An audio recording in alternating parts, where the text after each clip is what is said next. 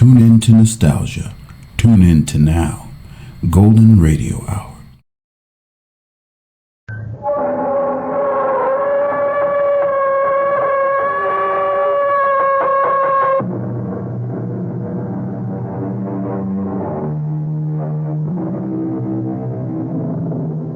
Come in. Welcome. This is E.G. Marshall, and you're welcome in my world where things are even stranger than they seem, and reality falls before truth. We've all heard that one picture is worth 1,000 words. But is this really true? A quick example. Would your sweetheart rather hear you say, "I love you," or look at your picture? But pictures have their place, as millions of camera fans all over the world will tell you. Listen as we hear about a strange and dangerous camera which brought tragedy to those who owned it. No, please don't hit me again. I told you I don't know it. Oh, don't. There's no sense in you hitting me and hitting me. I don't know the combination. Please. I don't care about the camera. I really don't. I would tell you if I could, but Johnny changed the combination on the safe because he knows how I felt about it.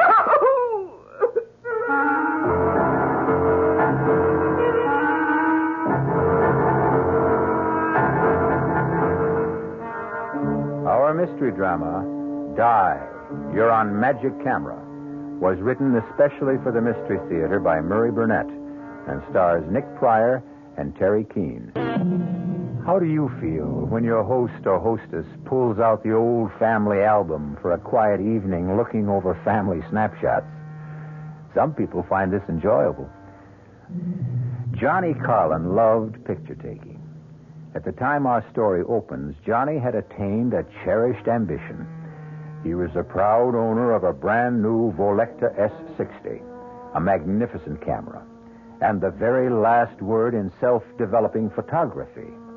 To add to his happiness, he was taking the very first picture on the Volecta of his beautiful and bubbly girl, Lisa Kane. Move to your left, Lisa. If you can sort of lean against the pillar of the bank there. Yeah, that's it. Hold it. Good. I can't wait to see it. Neither can I. What happens now? You just push this button and wait for the picture to develop. Seems like a miracle. It's a brilliant piece of scientific work. Someday I'll explain how it works. Now, we open this back, and here's your picture. But, well, how strange. Is that the picture you took? It sure isn't. Wait a minute. I can't figure out what happened. Look how clear the inside of the bank is. Is that a holdup going on? Well, yeah, it looks like it. But there hasn't been a holdup. Look, everything's normal. Yeah, I can see it is, but the camera doesn't lie. There are 3 guys with guns and people lying on the floor. This is crazy.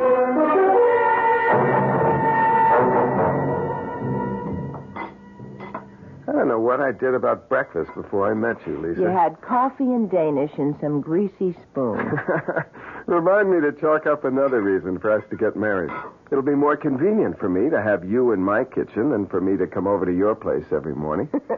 I'll remind you. Hey, Lisa, look at this. Intercoastal Trust held up by 3 bandits who escaped with $30,000 in cash and negotiable securities. Johnny, isn't that the... That's the bank where we stood when I took that picture. What does it mean? Hand me my camera. Here. It beats me that this is a perfectly ordinary Volecta. Well, could it have been just a freak thing? Some kind of a crazy mix-up? You tell me how this camera could take a picture of a holdup in a bank that hadn't happened yet. Can you explain that? No. Why don't we just forget about it? Because there's a reward for information leading to the capture of the robbers. You think the picture we have shows the actual robbers? Well, it's worth a try.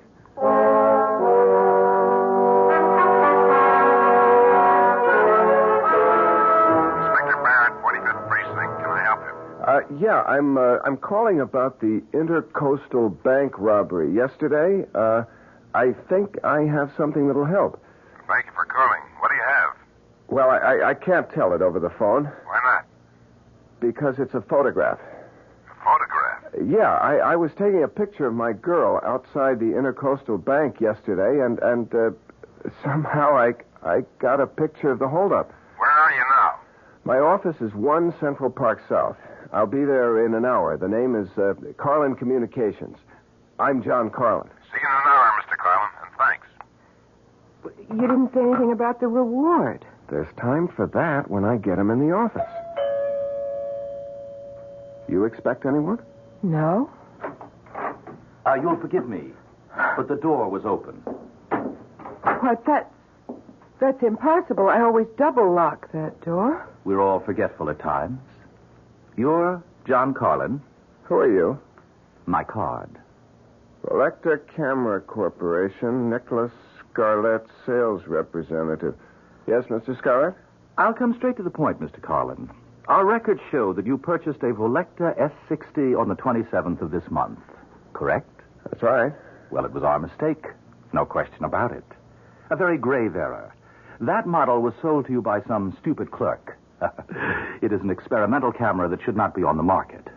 So, since it was our error, we are going to give you your choice of any 2 Volecta cameras you wish, including our motion picture line, when you return the experimental model. Fair? What kind of experiments were you doing with this model? Not my department, Johnny. I'm just here to get the camera back. Well, suppose I want to keep the camera. Why would you want to do that? Suppose I did. Bad move, Johnny. I wouldn't advise it. You mean there's a chance that the Volecta people might try to grab it sometime? Rip me off? Oh, never. You paid for the camera. It's yours unless you return it voluntarily. That's the rule of the company, and that's the way it works. Now, what do you say? Do we have a deal? I'd like to think it over. Oh, sure thing. But believe me, Johnny, this camera wasn't meant for you. And whatever you're thinking, it won't work out.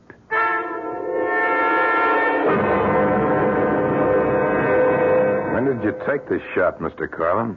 Well, I don't remember the exact time, Inspector, but it must have been during the robbery. When else could it have been?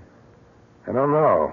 But maybe you can explain how it is that the faces of the holdup men are so sharp and clear. Well, the Volecta S60 is a marvelous camera. Yeah, it must be, since the bank camera shows that the men were wearing stocking masks.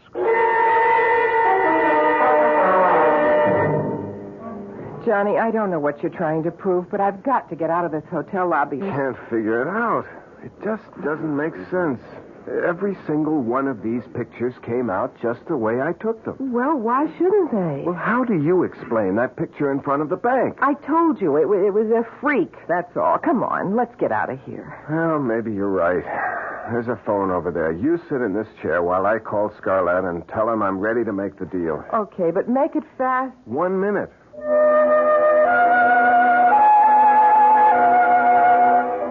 Selecta, good afternoon. Mr. Scarlett, please. Who? Mr. Nicholas Scarlett, sales representative. I'm sorry, we have no Mr. Scarlett here.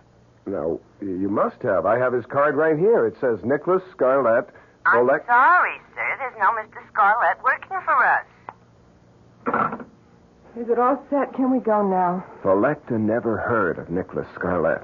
He doesn't work for them. What? Well, that's impossible. He offered you... He's a phony. He just wants the camera. I've got to figure this thing out from every angle. Johnny, I'm tired and I'm hungry. I just want to get out of this hotel. Okay. On our way out, I just want to take one more shot. Johnny, that's an empty passenger elevator. I can see that. Okay, there. Now let's go. We'll look at what comes out in the restaurant.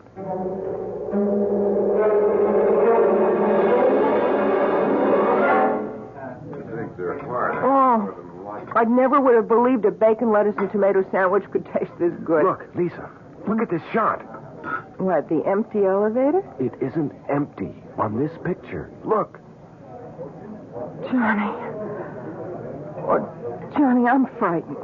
Lisa, you've got to help me find the girl in the picture. Johnny, I want you to throw that camera in the river. And just forget about what's going to happen to that girl in the picture with the knife at her throat? How do we know it hasn't happened already? Honey, I've been through that with you. The first picture showed a robbery that was going to happen, and it did. Now we have a girl and a man in a hotel elevator, and the guy has a knife at her throat. We might be able to stop that from happening. Oh, we don't even know who she is. She's probably a guest at the hotel. One of the desk clerks should recognize her picture if you show it to her. This picture? I can't show them that. No, of course not. But I can crop it so that the man with the knife Johnny, is out. it's no use. I don't want to go around asking about a girl I don't know. I don't want anything to do with that camera. I just want you to get rid of it. Lisa, do you want to throw away $1 million? Johnny, you sound like a stranger. I don't even know you. Why do you talk about $1 million? What's this picture got to do with... Don't you see the possibilities that exist with this camera? I can predict when a crime will occur. I can also show the face of the criminal. Now, will you think of what a private detective agency could do with something like that? But how would you explain it? I don't have to explain anything. I don't know. I just have a bad feeling about the whole thing. She's right, John. Listen to what she's saying. Mr. Scarlett, where did you come from? Well, I have here the 2 cameras that the Velecta Company promised you in return for the experimental model. You don't work for Velecta. I checked. They never heard of you. That's of no importance. No? Well, what is? That you return the camera to me. The way I figure it is, you just want that camera for yourself. I don't buy that story about the camera being an experimental model. Oh, really? No? Then what do you think it is? Well, yes? Well, what difference does it make? It's mine. Unfortunately. Look, I've had about enough of you, Mr. Scarlett. Now, we have work to do, and if you'll excuse me... You'll find what you're interested in this newspaper on page 3. Unknown assailant stabs girl in hotel elevator. Johnny, that's tomorrow's paper. Oh, just an early edition. It will be on the streets in 2 hours. At any rate, you're too late to help Miss Stearns. But to ease your conscience, she wasn't seriously injured and should be out of the hospital in a day or 2. What hospital? It doesn't say here. And how do you know so much? Oh, you know, it's always embarrassing when we're forced into this position, especially in this atomic computer age, but I see there's no help for it.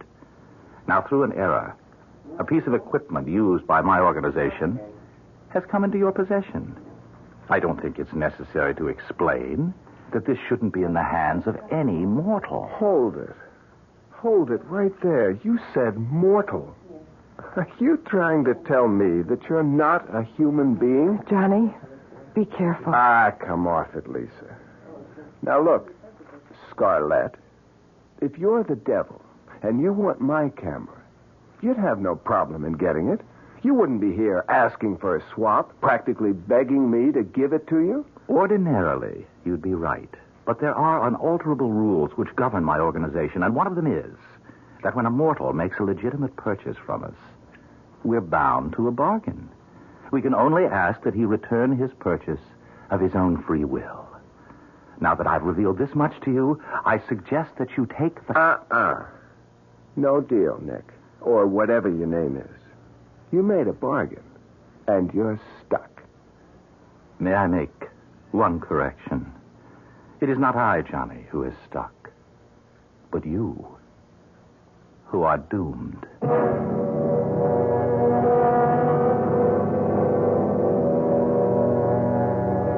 I don't suppose there's one of us who hasn't thought of what they'd say or ask if they really had a conversation with the devil. You know, I like to believe that most of us have at one time or another, but that we somehow either didn't recognize him or didn't believe him.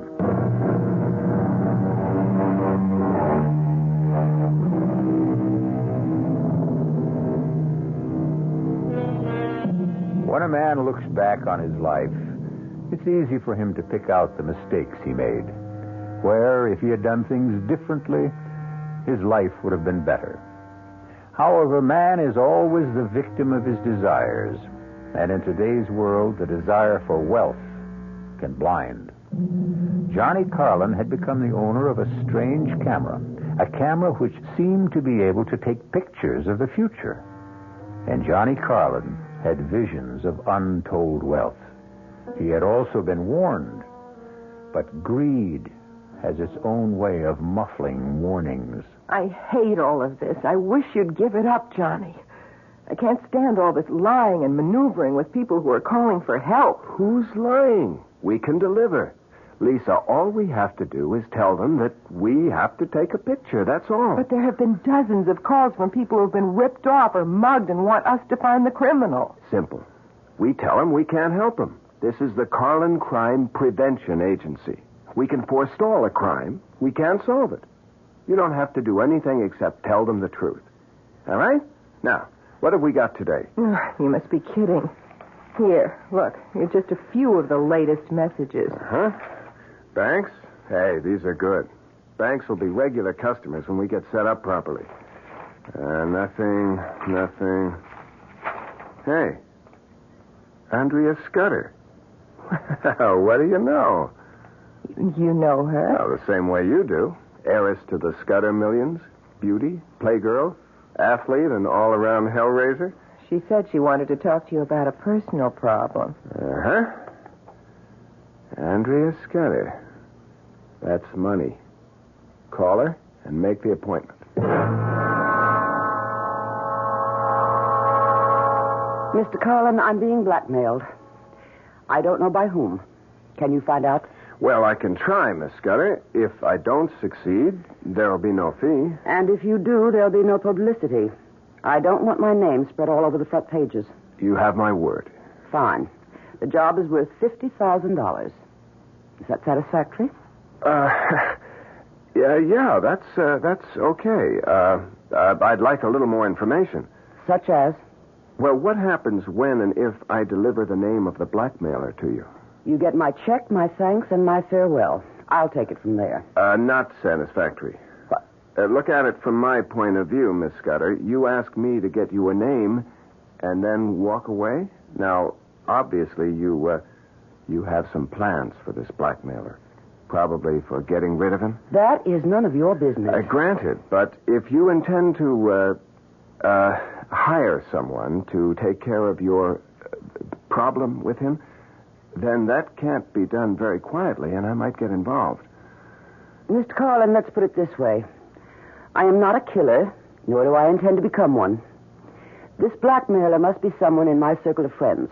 You'll have to take my word for that because the information that he holds over my head... Miss Scudder, excuse me. You keep saying he. Why? Because it's a man's voice disguised that talks to me over the telephone. But the blackmailer could conceivably be a woman. It's possible. But it would still be one of my group. Okay. Now, the only request that I make of you is that you allow me to take your picture. My picture? Just a snapshot. Well, I don't see what that is. Well, that's the way I work. I get strong impressions from a picture. Emanations. Call it whatever you want. It works. All right. How do you want me to pose? I don't have my camera with me. You see, I wasn't sure that I would take your case. Could you come to my office tomorrow at your convenience?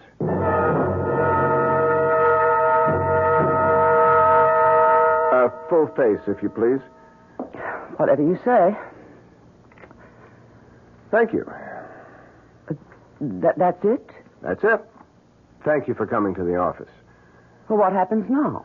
Well, I'll study the picture and hopefully get some vibrations which will enable me to name the blackmailer. How long do you think it will take? Not long. I may be in touch with you this afternoon.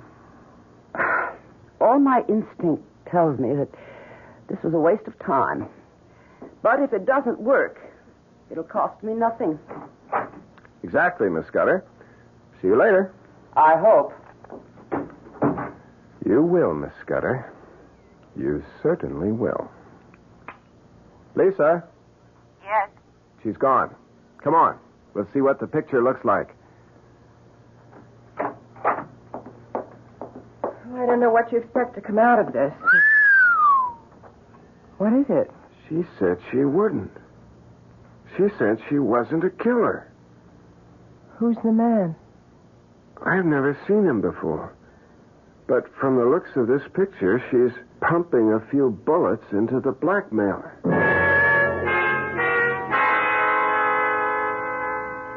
Are you sure you know what you're going to tell her? I'm not going to tell her anything. Hand me the scissors. Here. All right. There. Now, all we have is a picture of the blackmailer. I'll take this up to her and say, here's the man who's been blackmailing you. Give me a check for $50,000, please. Johnny, she looked a lot older in this picture. Well, he isn't too young either. I want you to promise me something. When and if you get the $1 million, you'll forget about the camera and throw it away. Lisa... Johnny, please. Promise. Okay. If that will make you happy, okay.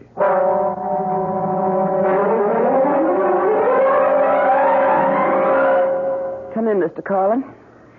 I must say you work fast. The picture did the trick. Yes? And you have the name? No. But I have his picture. His picture? Here it is. You can probably put a name to it.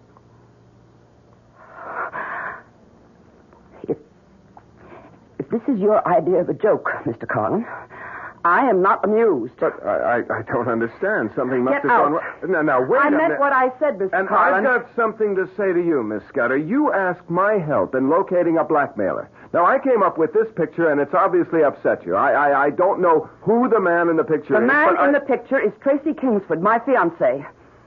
Your fiancé? Exactly. And I know he isn't the blackmailer because he could and will have half of everything I have when we marry next month. But... Now, I don't know what your purpose was in showing me this picture, or even how you got it, but this picture of Tracy, he isn't this old. Where did you get this? Well, maybe it isn't your fiancé. Don't be ridiculous. Where did you get it? Well, I'm afraid that's confidential. I want to know why you thought Tracy was the Miss blackmailer. Scudder, I told you, I made I a will mistake. pay for the information. What is your price? If I decide to tell you, it won't cost you a penny, but I'll have to think it over.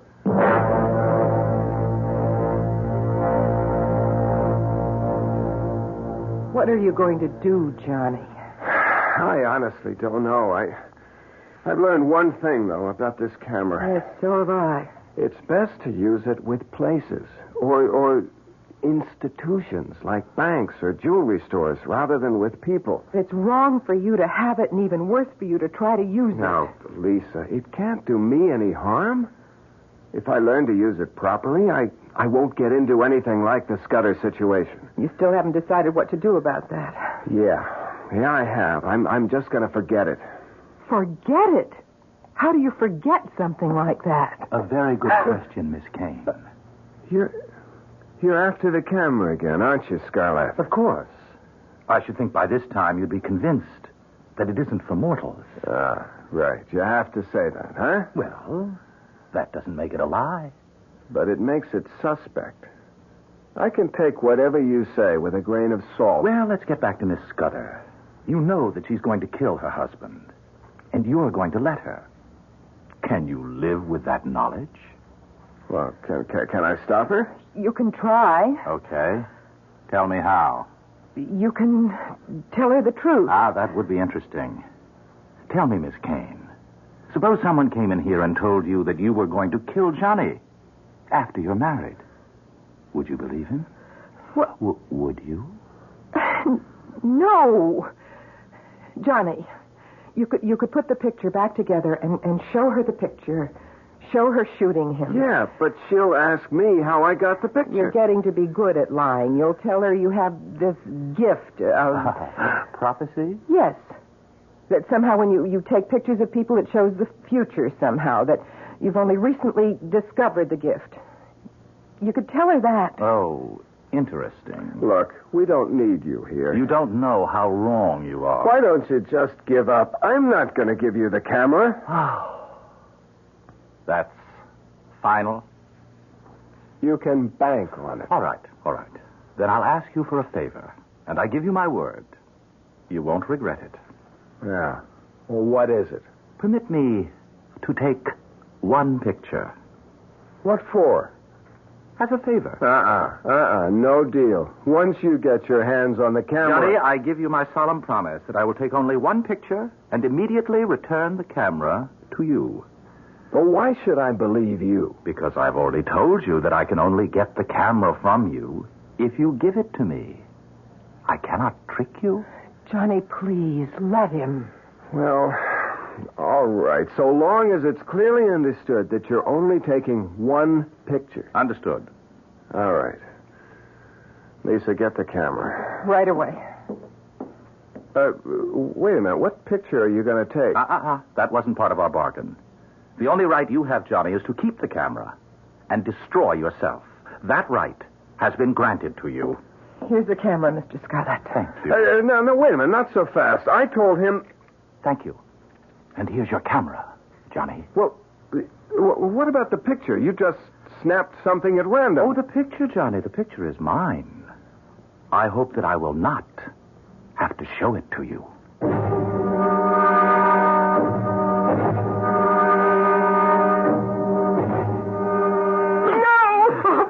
Please, I told you I don't know. Please, there's no sense in you hitting me. I don't know the combination. I don't care about the camera. I don't. I would tell you if I could, but he changed the combination to the safe because he knows how I feel.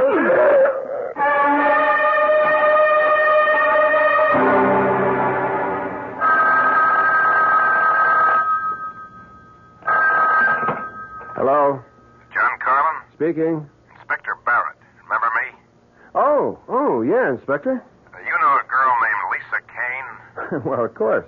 She's my fiancée, and she also works with me.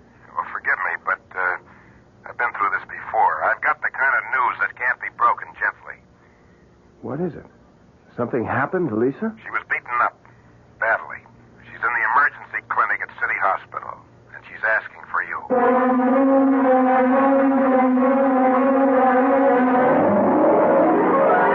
Since the days when Homer smote his blooming lyre and regaled Grecian nobles with the stories of Greek gods and men, which have become part of our Western heritage, man has sought to pierce the veil of the future.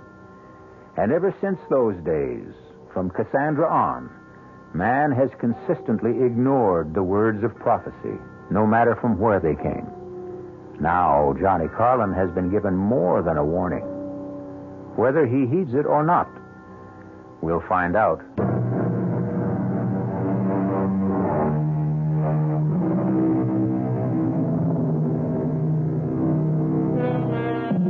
Black magic from a black box. A seemingly ordinary camera purchased by Johnny Carlin has turned out to be anything but ordinary. In fact, it has the capability of depicting future crimes which will be committed by or against the people photographed. The camera has brought Johnny a lot of money, a lot of notoriety, and a lot of trouble. Lisa Kane, his fiancée, is in the emergency clinic of City Hospital because she has been brutally beaten. You got here fast, Carlin. Where is she, Inspector? One of the rooms down the hall. She's been asking for you. All right, let's go. Any idea why she was picked on? No, wasn't it an ordinary mugging? Hardly. She was attacked in your office, and nothing was taken from her purse. Johnny, I want Johnny. I'm here, Lisa. I'm right here. Oh, Johnny, they wanted the camera. They knew it was in the safe. Now, don't try to talk now. Please, let me. I want to tell you. Did you see their faces, Miss Kane? Yes. You think you could recognize them if I showed you some pictures? Inspector, look, I don't think she's in any shape. Johnny, get rid of the camera. Get rid of Is this the same camera that took the pictures that nabbed the men who robbed the Intercoastal Bank? Inspector, look, you can tell she's in pain. Doctors say she's going to be all right. Now, what about the camera? Well, this isn't the time or the place. This is the time. You want to find another place? It's okay with me.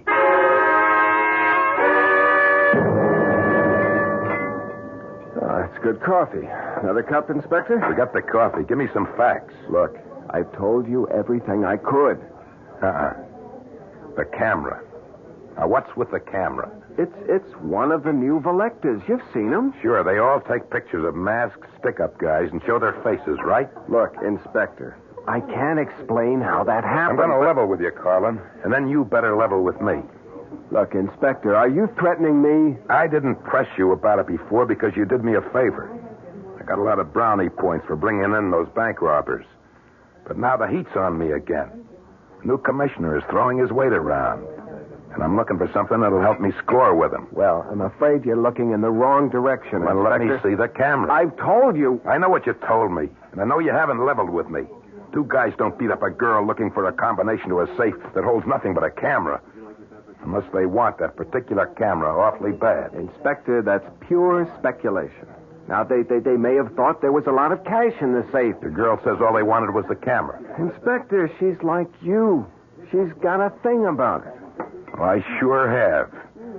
Take a guy named Johnny Carlin in the communications business. He buys a camera, and all of a sudden he's in the crime prevention business, and doing very well.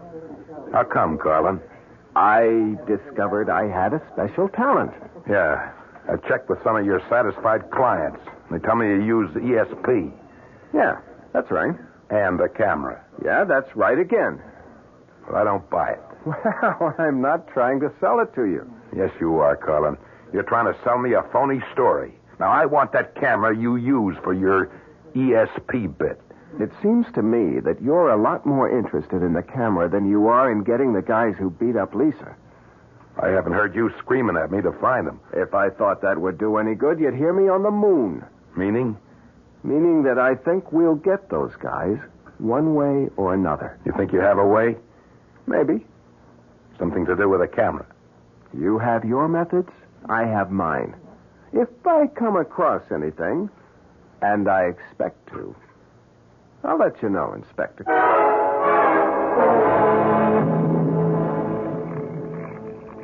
7 left, 3 right, And all the way past 0 to the right, to 4, and then 11 to the left. Scarlett, you stole it. Oh, Johnny, when are you going to start believing me? I told you, it's against the rules. What are you doing here? I came to help. Well, I don't want your help. You're not interested in finding the man who beat up Lisa? Well, I don't need you. Of course. You have the camera. May I remind you that it only works in the future, not in the past. The crime on Lisa has already been committed. And that's all you came here for? And to give you this snapshot. Remember the one I took in this office when you lent me the camera? Let me see it. Here it is. These are the guys. Here they are. It's a perfect picture. Excuse me. Where are you going? I'm going to show it to Inspector Barrett. He'll be able to pick up these hoods in no time. Of course. And what do you tell him when he asks you where you got this picture? He'll be more determined than ever to get his hands on the camera. Well, then, why did you snap it? Wait a minute. You knew it was going to happen. Why didn't you warn her? Which question do you want answered? Both of them. Neither of them. Look, I don't know. I just want to do something. Johnny, give me the camera. All right. Look, I'll make a deal with you. That's what I'm here for. Which 2 cameras of the Volecta line do you want? Yeah, you're pretty sharp, all right.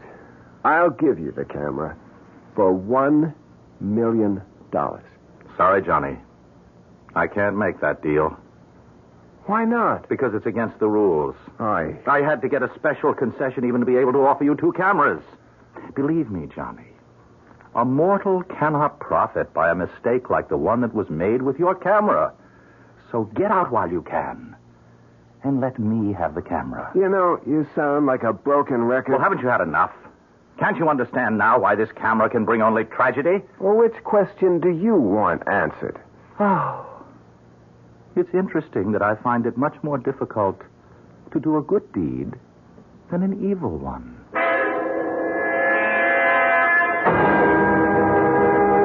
I'd like to know what makes you think you can pick out these mugs, Carlin. You've never even seen them. Yeah? Well, what have you got to lose, Inspector? Time. I could be showing these mugshots to your girl. She's the one who saw them. You looking for someone you know? I'm just looking for a couple of faces. I think... Wait a minute. Yep. Here you are. Here are your men. Joe Horn and Spence Vogel. Are you sure? I'm positive. How do you know? What happened since I saw you at the hospital? Will you stop asking questions and pick these guys up? What if you're wrong? I look like some kind of... I'm not wrong.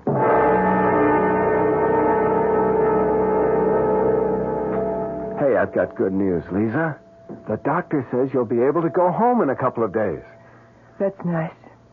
Well, honey, you don't seem very happy. Johnny, what have you done about the camera? Isn't it great? They've caught the two guys who hurt you. So you've still got the camera. Look, Lisa... Hello. It's for you, Inspector Barrett. Barrett? How did he know I was here? Thank you. Hello? Carlin, I want you to meet me in your office as soon as possible. Well, why? What's up? I'll tell you when you get there. Be there. What did he want? Well, he wants me to meet him in my office as soon as possible. Johnny, please don't go. Oh, Lisa, why not? You just got here. Look, if I go now, I can finish with Barrett and get back and spend an hour or so with you before I get thrown out. Inspector, I never really thanked you for getting those two guys. That's what I came about. What, to get thanked? In a way. I want that camera. Inspector, look, you must be losing your marbles. I told you... Now, listen to me, Carlin, and listen good. I put 16 years of my life into the police force, and they've just transferred me to Staten Island. Me, Inspector Barrett, sent to... Well, you get the idea. Now, I'm not sitting still for this transfer. I gotta have your little camera. Inspector, what good do you think the camera's gonna do you? Oh, come off it, Carlin. I'm a cop. I've done every kind of police work from pounding a beat to undercover surveillance. And never have I heard of a guy who could predict crimes and name the criminals. And you can't either, Carlin. Oh, well, wait a minute. I never said I could. You can't. But you got some kind of newfangled device on that trick camera of yours, and I want it. It's going to make a big difference to my career. Look, Inspector, I'm sorry about the transfer, but it's upset you. Now, you're dreaming. You don't believe for a minute that I've got a gadget on a camera that can look into the future? That's just what I believe. It's the only thing that makes sense. All right. Now, suppose I prove it to you. How? I'll show you the camera. Fine. You'll look at the camera, and if you know anything about cameras, you'll see that it's a perfectly ordinary Selecta S60 with no extra gadgets on it. That's why you keep it in a safe. Here, Inspector. Look for yourself. You see? A plain Selecta. No gimmicks. Nothing. What did you leave in the safe? Nothing. Take a look. I will. All right. Now you satisfied? No. I think I'll take a picture. Now, Inspector, you're being childish. What's your beef? I'll just... Now, give me the camera. Back off, Carlin. No, come on. I said give me the Go, camera. Carlin. I want you. I warned you, Carlin. Now get up. On your feet. Carlin. Carlin. Good Lord. He's dead.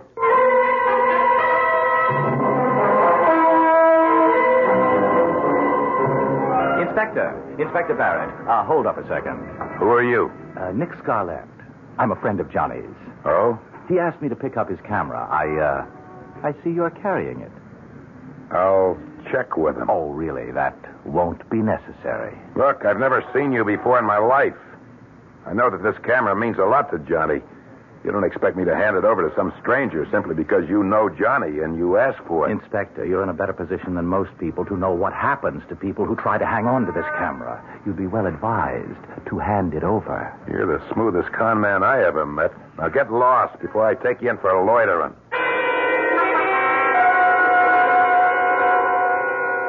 Now, come in. Sit down. Make it fast, Barrett. What do you got? Commissioner, this camera is the greatest crime prevention device that's ever been invented. What? Barrett. Please, Commissioner, listen. You must know that I came up with the guys who stuck up the Intercoastal Bank and those mugs who beat up that girl in the office of the Carlin Detective Agency. I know that. I did it with this camera. Look, I'll prove it to you, Commissioner. I'm going to pull a picture out right now. Here. I'm going to pull it out and lay it on your desk. That's not going to prove anything. Here, you just look at it. And then tell me what you think of this camera. Well, you convinced? Yeah. You've convinced me, Barrett. Francie, you and Sergeant White come on in here. I want to put Inspector Barrett under arrest. Arrest? What's the charge? Murder 1. According to this picture, you've killed this man in his office. What? Well, take a look. Picture's clear as a bell. That's you standing over what looks like a very dead man. I don't know how you got past my secretary. My card, Commissioner. Nick Scarlett. Interpol? Yes, that's right.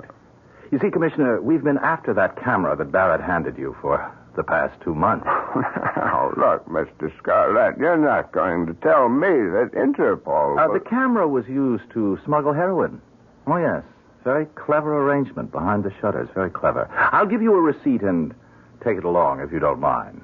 No, not at all. Just as long as you leave me the picture that Barrett took when he was killing Johnny Carlin. Oh, Commissioner, that will be my pleasure.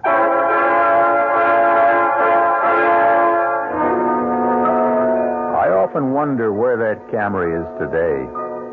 Sometimes I think that it may be used by St. Peter when an applicant stands at his gate demanding admission to heaven. Perhaps St. Peter pulls out a picture which would effectively silence a sinner who hadn't been caught by the law here on earth.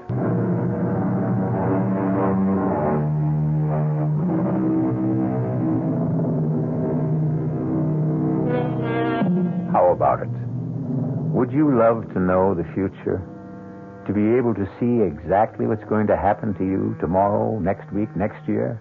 I hear a chorus of no's. It would be unbearable to know the exact date you're going to die or be mugged or be involved in a fatal accident. I agree. But I leave you with this. Why do so many people consult fortune tellers? Our cast included Nick Pryor, Terry Keane, Joan Lovejoy, Joseph Julian, and William Redfield. The entire production was under the direction of Hyman Brown. This is E.G. Marshall inviting you to return to our Mystery Theater for another adventure in the macabre. Until next time, pleasant dreams.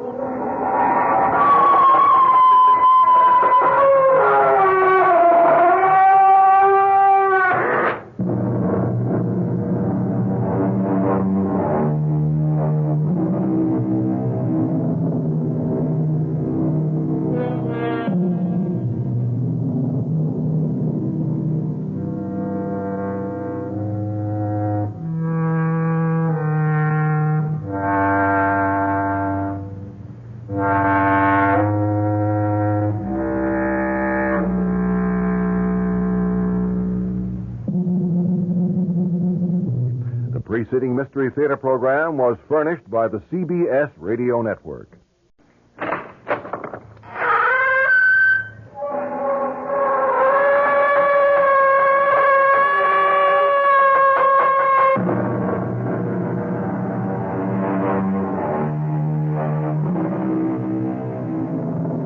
Come in. Welcome. I'm E.G. Marshall. I'm afraid the chairs aren't very comfortable, But that doesn't matter, because in just a moment, you'll be sitting on the edge of them. For we'll be bringing you the tale of the thing inside. A strange and potent force sealed up and held in check that cried to be released. And once it was freed, brought terror and death to a whole countryside. Sergeant, what's this all about? Has there been any trouble over at Ezra's place? I guess you could call it trouble, Mrs. Farrar.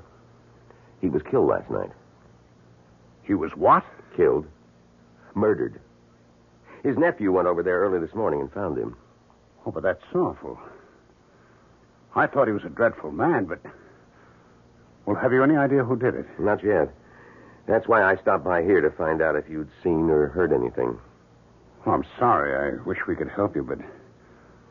Well, how was he killed? It was pretty bad. Whoever did it must have really hated him or else been out of his mind. Because it was done with an axe.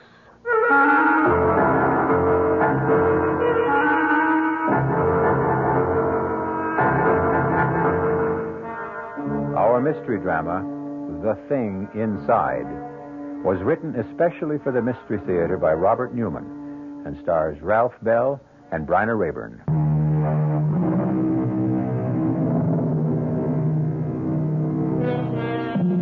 What is evil? Is it abstract or concrete? Does it seek us out or do we seek it? Either way, there is something in all of us that senses its presence. And when we do, most of us draw back from it in fear. But occasionally, for reasons we do not always understand, we are attracted to it and come under its spell, thus freeing it to work its destruction on an unsuspecting world. Our story begins as John and Sarah Farrar get out of their car and walk towards a rather shabby and run-down antique shop in a small New England village. It's not much of a place. No. Still, you never know. Paul's picked up some pretty nice things in places like this. That tavern sign, for instance. That's true. Good afternoon. Oh, good afternoon. Do you mind if we look around? Nope, not at all. You looking for anything in particular? Oh, no, not really. Possibly some dishes. Do you have any white ironstone? Nope, I'm afraid not. It doesn't matter. That's a rather nice painting there. A schooner? Yes, it is. Oh, well, do you know anything about it? Nope, except that it's American. Early 19th century. John, look at this. What? Oh, yes. Did you say early 19th century? Yeah. I don't think so. I'd say it wasn't more than 20 years old. A copy of something earlier. Why do you say that? Because of the condition of the canvas and the varnish. You a dealer? No, I'm a painter. Oh, well, you may be right. I'm sure I am. Oh, hello. Oh, have you found something? Yes.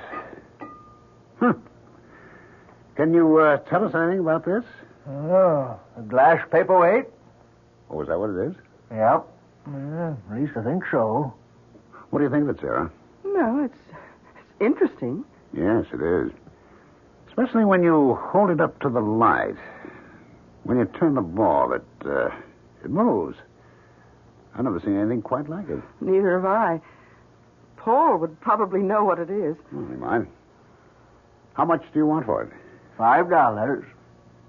What do you say, Sarah? Shall we buy it? Oh, I don't know, John. It just looks like a glass ball to me. Well, I like it. I like looking at it. Yes, but $5 for something that may be nothing at all. Well, why do you say it's nothing when I say I like it? Well, because $5 is a lot of money. For us, anyway. You don't have to rub it in. Oh, I'm sorry, darling. I just meant I know that what you meant. If you really want it, you can have it for $3. I do want it. I'll take it. John. I said I'll take it.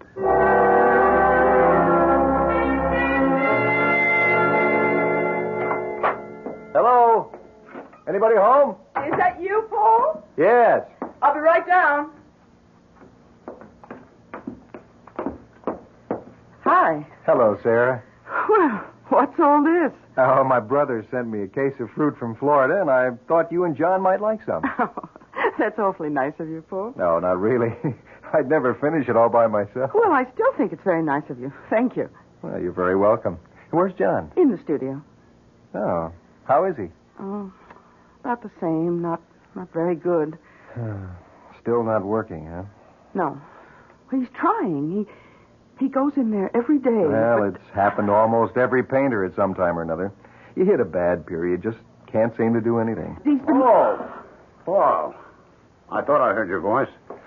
How are you? Fine, John. And you? Okay. Where'd all this fruit come from?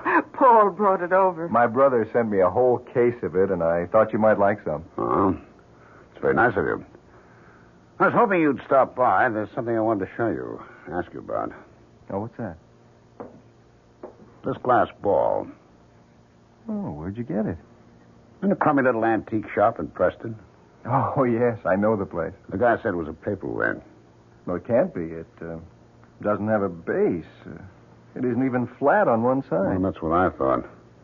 What do you think it is, then? Hey, I have no idea.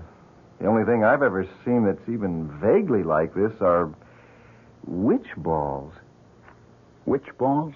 Yeah, you sometimes find them down in Pennsylvania. They're like hex signs, supposed to keep witches away. Oh, yes. It's a very interesting thing. Beautiful piece of glass blowing. Yes, isn't it? Take it over the light and look at it more closely. There's something inside it. Kind of shadow. Oh? I don't see anything. Well, hold it up. Turn it. Oh, you mean that kind of a swirl? Mm-hmm. I think that's just an air bubble or maybe an imperfection in the glass. I don't. I think there's something inside it that the glass was blown around it. Here, give it to me. Oh, John. It slipped out of my hands. Well, it didn't break. Did it crack? No. Look at that. Dropped on the fireplace, and there's not a mark or a scratch on it. Well, that's impossible. Well, look at it. Well, you're right. I've never seen anything like it. It can't be ordinary glass. I'll tell you what, John. I've got a friend who's an expert, collects paperweights. If you like, I'll take it and show it to you. No. It's not leaving this house. John. Well, I just thought that... I say it's not leaving this house. All right, John. I'm going back inside. I'll see you, Paul. Yes, John. Well, he really has a thing about it, hasn't he? Yes. When did he get it? Oh, just yesterday. I don't like it. Why not? I don't know. I just have a funny feeling about it. I have had from the first time I saw it.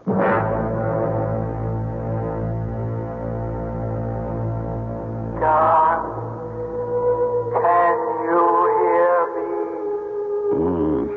What? You can hear me. I know you can. I knew it the first time you picked me up.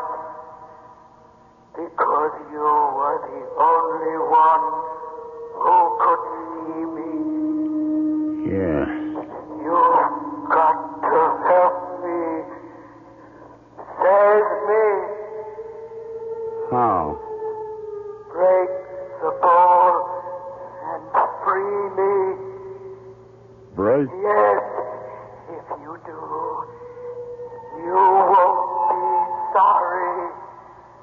I'll do things for you, wonderful things. But how can I break it? I dropped it, and it didn't even crack. Fire and water, John. Fire and water. I don't understand. You will. I know you will.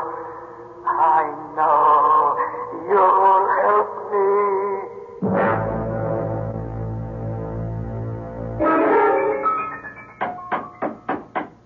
Just a second.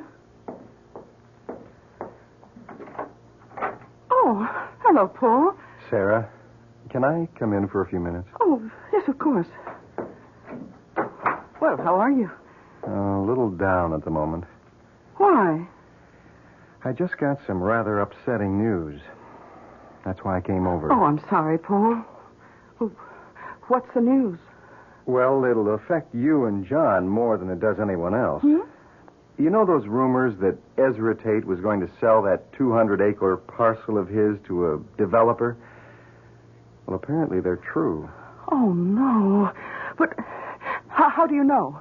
Well, I was just at the bank and Peterson told me. Well, that's certainly not good, that Ezra is going to sell. But that doesn't mean that they can go ahead and build there. Well, they'd have to get the approval of the zoning board. Have you forgotten that Harry Walker, the board chairman, is his nephew? Yeah, but he wouldn't dare. You mean you think it really may go through? I'm afraid so. Oh, but that's awful.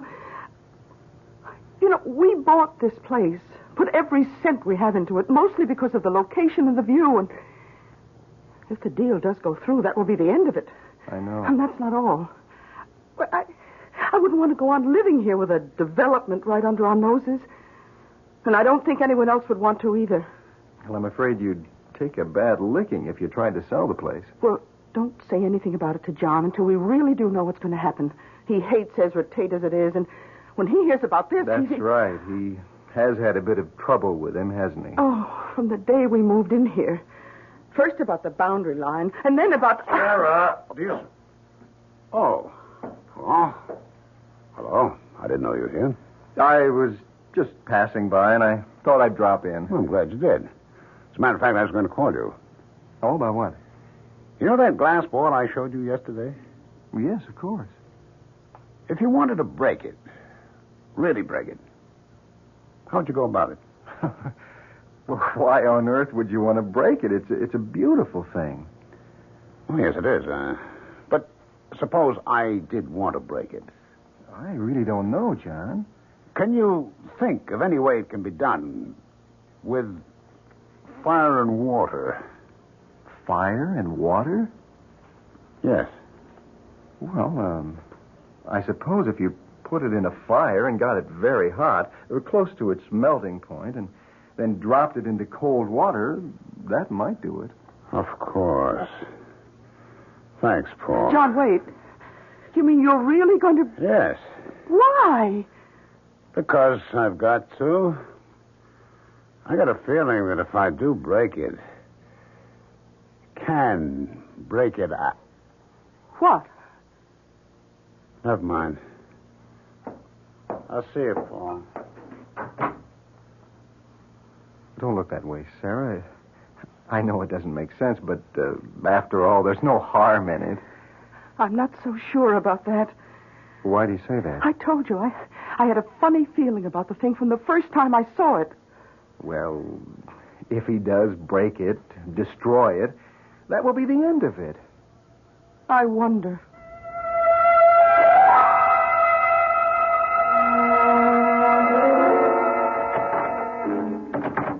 John? Yes. Why have you got the door locked? I didn't realize I had.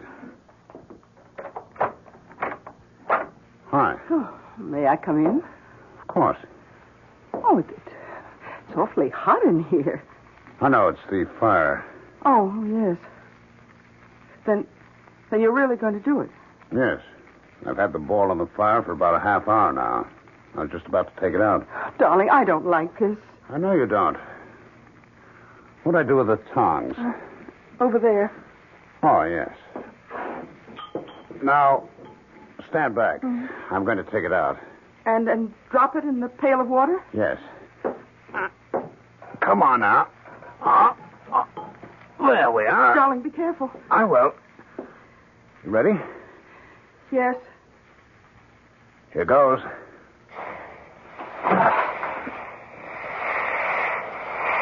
Wow. I really think I did it. What happened to the ball? Well, see for yourself. It practically exploded into 100 pieces. Oh, yes. Well, are you satisfied now? Yes. Now, wait a minute. Look at this. This is what was inside it. Its center. Another ball. A small black one. Yes, but it wasn't black before. Oh, the heat must have turned it black. Oh, what are you going to do with it? Keep it. Why? Just so. Now stop looking so upset, Sarah. Things are going to be different now. What do you mean? Well, you'll see. Everything's going to be fine. Better than they've ever been before.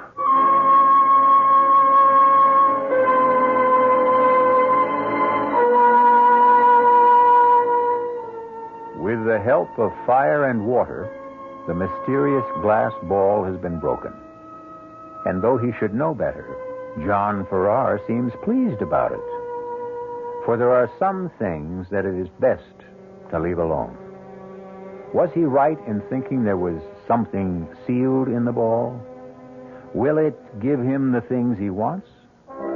And if so, at what cost?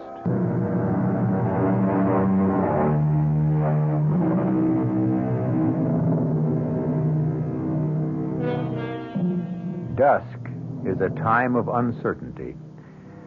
And though she could not have said why, Sarah Farrar was not just uncertain, but anxious as she stood beside her husband and saw the glass ball shatter. But now she's beginning to feel that perhaps she was mistaken. For when John woke this morning, he was in better spirits than he has been for months. He went into his studio early and has been in there all day. It's evening now, almost supper time, and he still has not come out. Yes. Darling, it's almost 6 o'clock, and I wondered if... It's what? Almost 6 o'clock. You're kidding. It can't be. But it is. Oh, good Lord. I had no idea.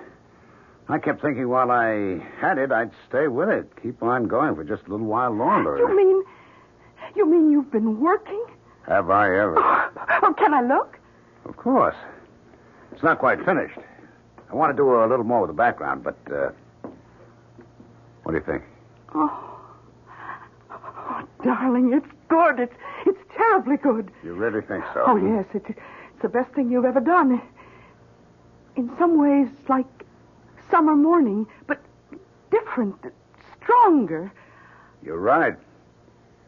It is something like summer morning, and it is different, but, well, it would have to be, because I'm suddenly seeing everything differently. Feeling differently. It's as if I'd been handcuffed for months and I was suddenly free. Oh, darling, I'm so glad. Oh, 6 o'clock. No wonder I'm starving. But didn't you have any lunch? I went out around noon. No, I forgot about it. What's for supper? Oh, beef stew. Oh, good. And wine? Well, there's that bottle we were saving for a special occasion. I think this is it, don't you? Oh, I certainly do. Oh, darling, why don't you wash up and... Oh, I'll get it. Hello? Hello, Sarah. Oh, Paul, hello. Well, you sound pretty good. Oh, I feel that way. John finally broke through, and he's working. Working beautifully. Oh, I'm glad to hear it. Oh, you don't sound so good. Is anything wrong? I'm afraid so. I just heard that the deal on Ezra Tate's land is definitely going through. The closing's tomorrow. Oh, no. And there's no way of stopping it? None that I know of. Oh, then I guess I'll have to tell John. Tell me what? Are you going to do it now? Yes. I'm sorry, Sarah. So am I, but it can't be helped. Goodbye, Paul. What was that all about? Oh, some rather bad news. Darling, you know that talk that Ezra Tate was going to sell the 200 acres across the road to a developer? Yes? Well, apparently it's true. What? It can't be. I'm afraid it is, John.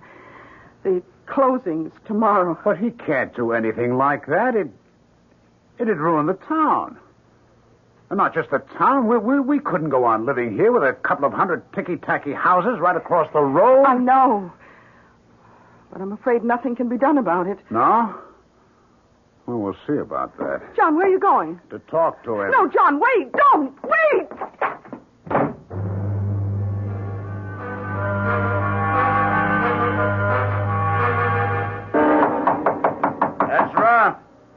Ezra Tate.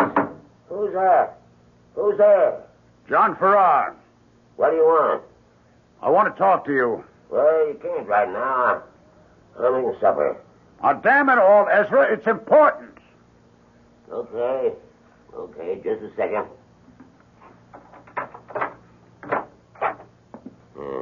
Now, what is all this? Is what I heard true? That you're selling the land across the road from us to a developer? It sure is. But you can't do that. Says who? It's my land. I can sell it to anyone I want. Haven't you any feeling at all for anyone else? Don't you realize what it'll do, not just to me, my place, but the whole town? It can't take another couple of hundred people. The deal's set, and that's that. But can't you see? Okay, how much are they offering you for it? Why do you want to know? Because I'll buy it from you. I'll give you a couple of thousand over their price. What? That's really funny. What's funny about it? Yeah, it just is. You haven't got a dime. You owe everyone in town money, and you want to buy... Never mind about that. I'll get it somewhere. Yeah? Where? From your friend Paul Chandler? What's the deal where I get it? Well, I'd like to know, that's all. Just because he's got a thing about your wife, comes around with fruit and groceries for you, I imagine... You keep away from me, Farrar! You think I'd let you in here without precautions? This gun's loaded. Come any closer and I'll let you have a load of birdshot. For 2 cents... 2 cents is just about what you can afford. Now, you get out of here. Okay. But this isn't the end of it, Ezra.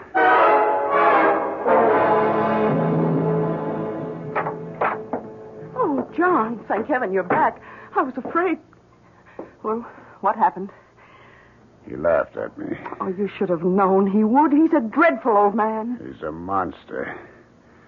He doesn't give a damn about anyone or anything. I'd like to see him drop dead. John! Well, I would. Though just dropping dead would be too good for him. I'd like to have something really terrible happen to him.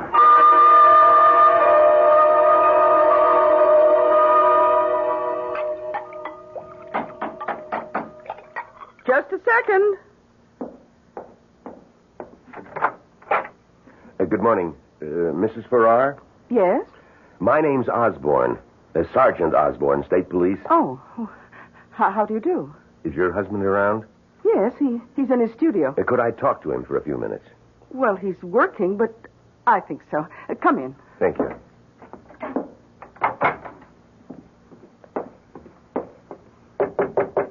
Yes? John, could you come out here for a minute? Okay. What's up? Oh, darling, this is Sergeant Osborne of the State Police. Oh. Good morning, Sergeant. Good morning, Mr. Farrar. I'm sorry to disturb you, but I wondered if you could help us. With what, Sergeant? Were you home last night? Yes, we were. We're here most nights. What time did you get to bed? Fairly early. About 10. Yes, that's right. And did you get up for any reason, or did you sleep right through the night? Well, we slept straight through. At least I did. Why?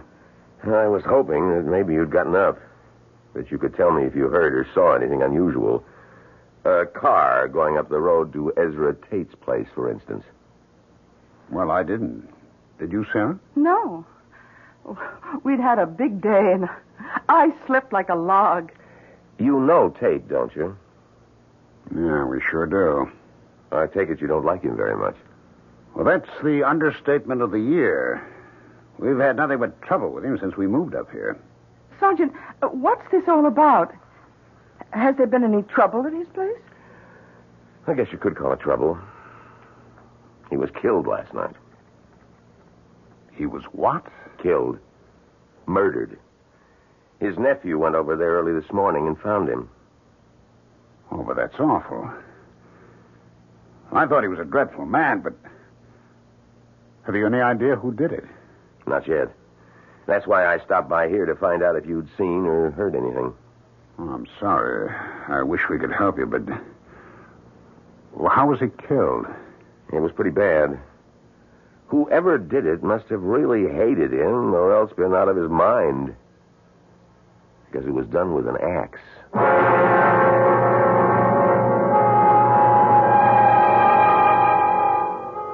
No, that's not a nice way to kill someone, not at all. And whoever or whatever did it didn't waste very much time. For it was only last night that John Farrar said, "I'd like to see something really terrible happen to him." And what did happen was horrible enough to shock even him. The question is, was it a coincidence, or is there more to it than that? Could it have something to do with the shattering of the glass ball?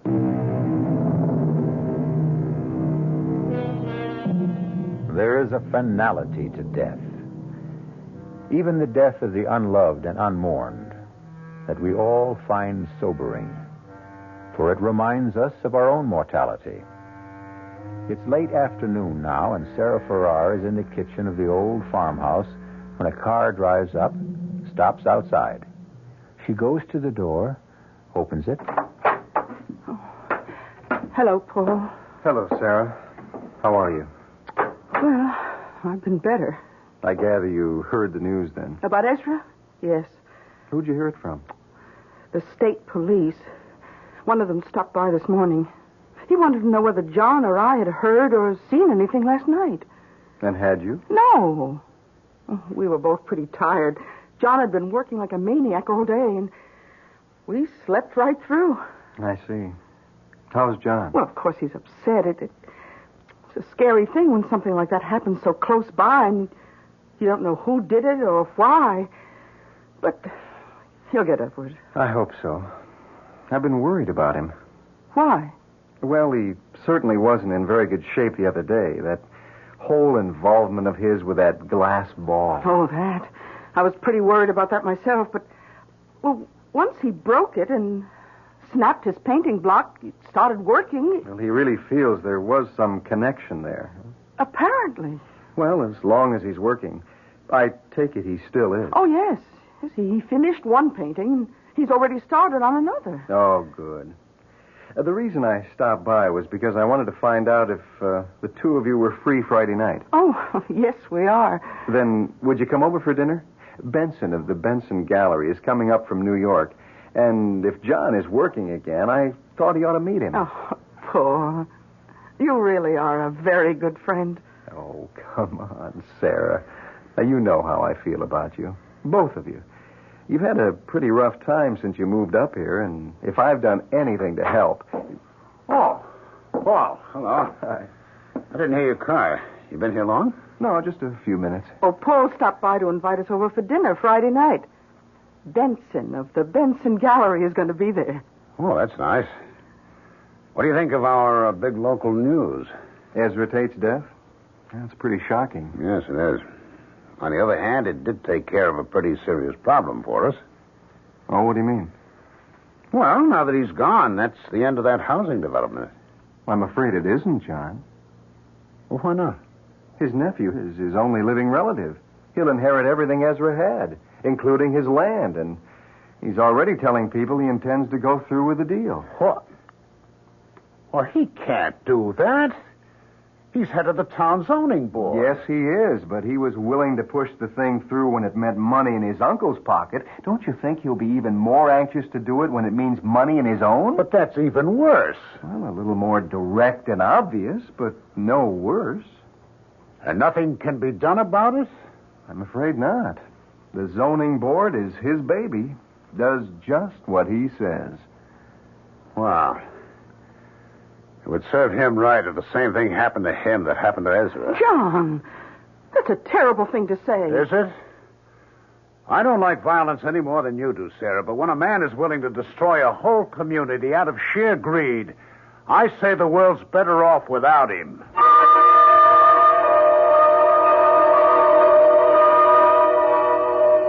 John?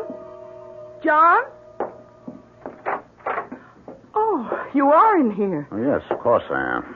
Why? Well, I couldn't imagine what had happened to you. You said you were going into work for just a half hour or That's so. right. What time is it? It's almost 11. It's not. Yes, it is. I must have fallen asleep again. I worked for a while and started feeling tired and sat down here. Well, you've really been at it these last few days. I guess I have. John, why are you keeping this thing here? What thing?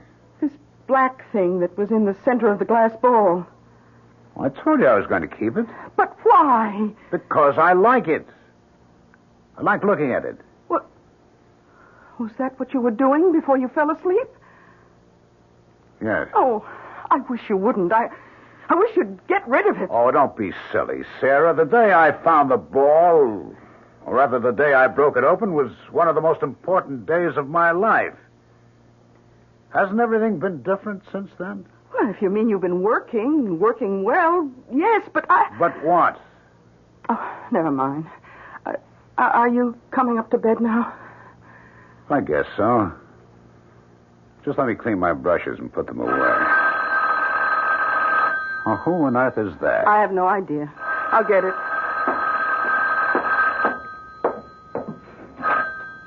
Hello? Hello, Sarah. Did I wake you? No, Paul. I was upstairs reading. I just came down to see what was keeping John. Is he there with you? Oh, he's in the studio. Why?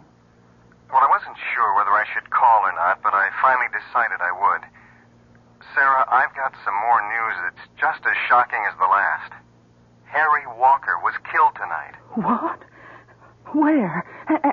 And how? In his home. His wife was out, came back, and found him dead in the kitchen. Oh, no. And they don't know who did it? Not any more than they do who killed Ezra.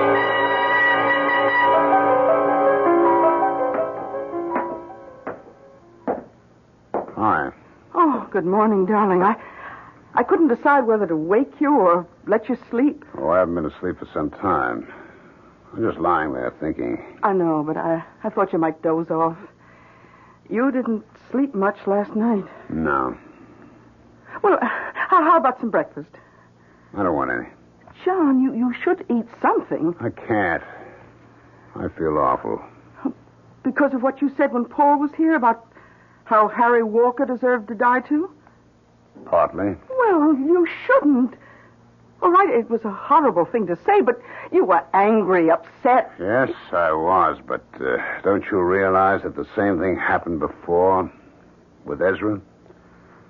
I said I hoped something terrible would happen to him, and it did. Yes, it did, but we often say things we don't really mean. But I did mean it. I meant it both times.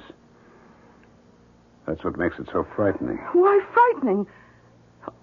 Look, you don't think that just saying it had anything to do with their deaths, do you? Yes, I do. John! Well, I do. Do you remember what I told you about the glass ball? That there was something in it? Yes. What if there was? And what if, when I released it, it began doing things for me in return? Oh, John, that's ridiculous. It was just a glass ball. Was it? I told you that I had to break it, that it was very important. And it was right after I did that I started working again. Yeah, but that could have happened anyway. Maybe. But then twice after that, when I said I hoped something would happen to someone, it did. That was just a coincidence. When the same thing happens twice in the same way, it's not a coincidence. But that's not the worst of it.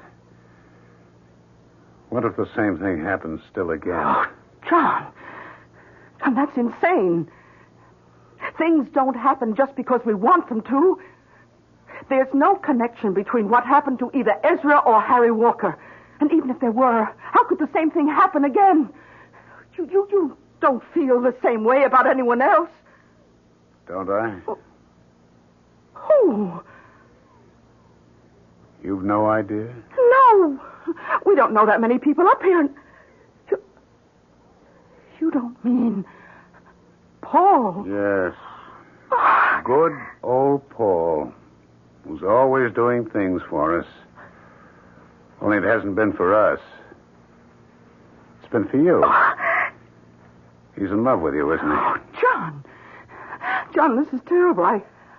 I've been concerned about you, worried about you for some time, but I never realized you really are sick. Are you saying it's not true? Of course it's not true. He's just a friend, a good friend. I wish I could believe you.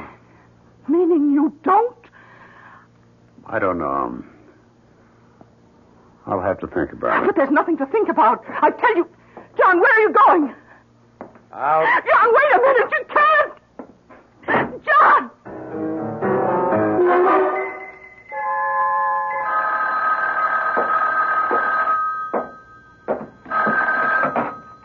Hello? Oh, Paul, it's me again. Any sign of him? No, Sarah. But it's been over 2 hours. Well, you said he didn't take the car. If he walked, it would take him some time to get over here. Not this long, Paul.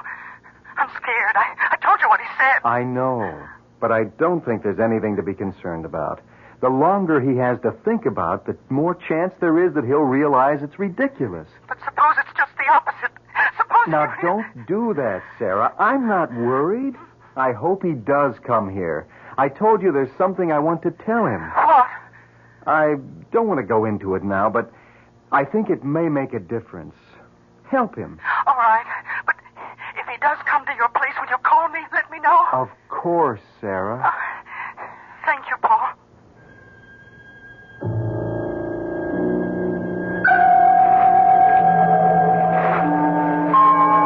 A friend, she said. Just a good friend. Can I believe her? He's been there all the time, whenever we needed him. No, not just when we needed him. Whenever he could do anything to help. Why? There's only one way to find out.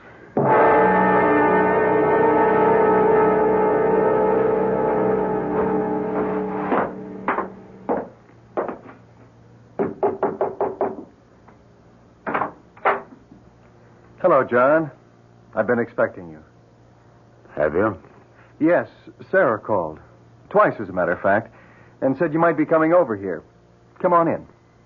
Thanks. Can I get you something? Some coffee or a drink? No. Well, sit down. There's something I want to tell you. About you and Sarah? What? What could I tell you about that? How you feel about her? I feel the same way about her that I do about you. I like you both very much. What I wanted to talk to you about was that glass ball. What about it? Well, I'm afraid I was the one who got you started on it, saying it was something like a Pennsylvania Dutch witch ball. Well, I was wrong. There was nothing strange or mysterious about it. It wasn't even old. It was made 7 or 8 years ago by the New England Glass Company. That's impossible. How do you know that? Because I called a friend of mine, the man I wanted to show it to, and he told me. The company was trying to develop a new kind of glass, practically unbreakable and impervious to heat. They did it by bonding 2 kinds of glass together, and the ball was one of their samples. That's not true. It's a lie. You don't just want to take Sarah away from me. You want to take that away, too.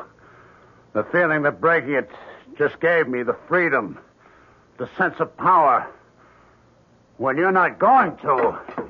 John, put down that poker. No. John, put it down. I'm not finished yet.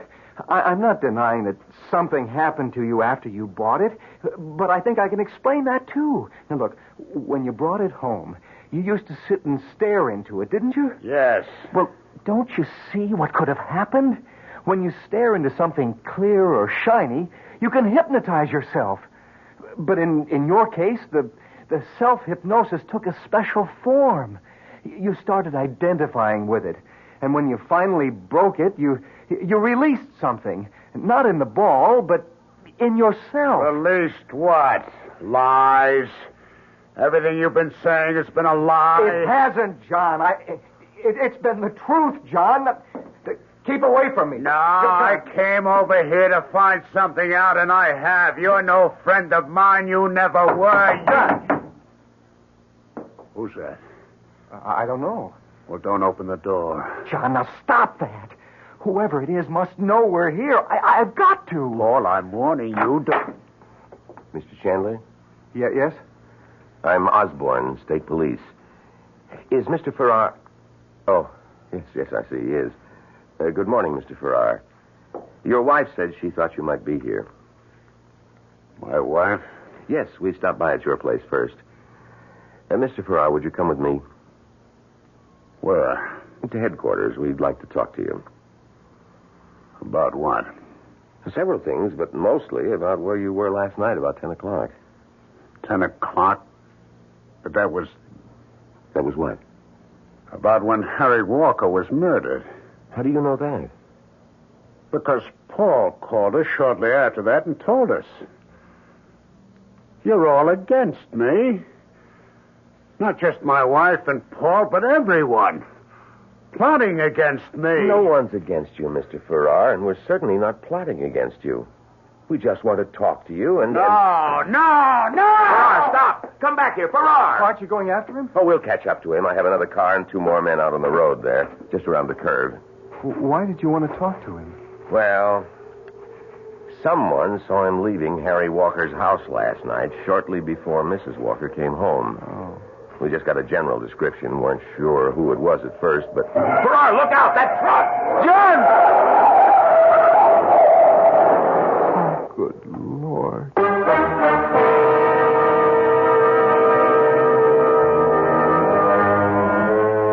Seek, and you shall find. John Farrar came to his friend's house seeking what? The truth, he tried to tell himself.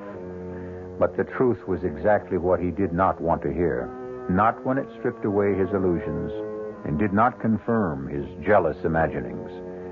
And so he found what we find so often when we reject the truth and everything else of value: death.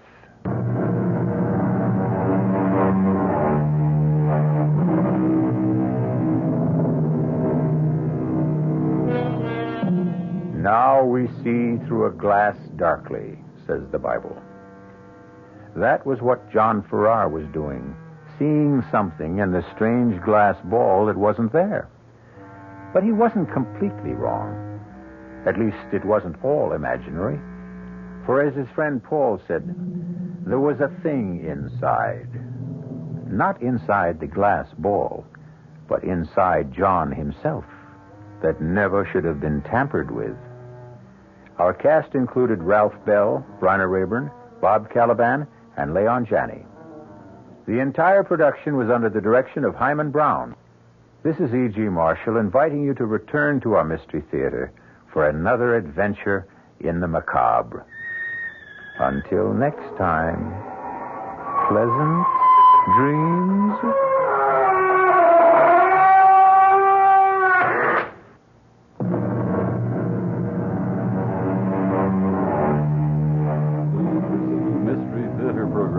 Furnished by the CBS Radio Network.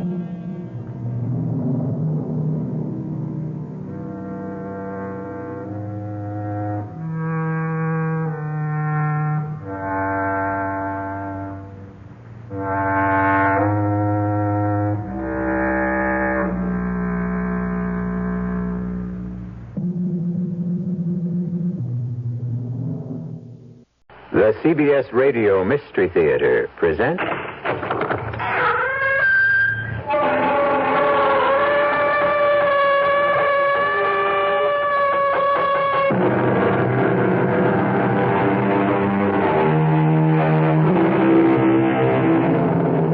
Come in.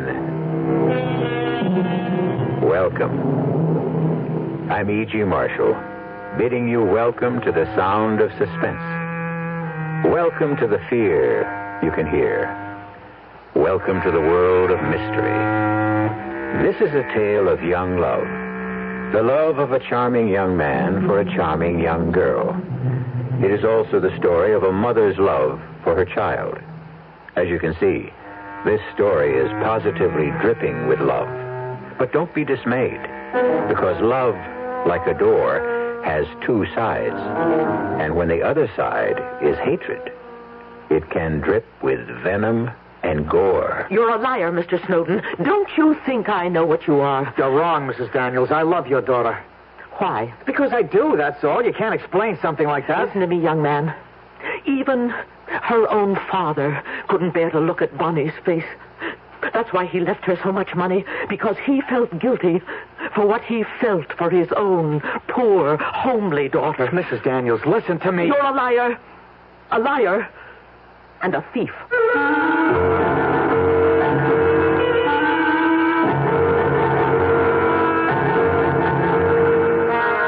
Our mystery drama, The Locked Room, was written especially for the Mystery Theater by Henry Slessor and stars Jack Grimes and Corinne Orr.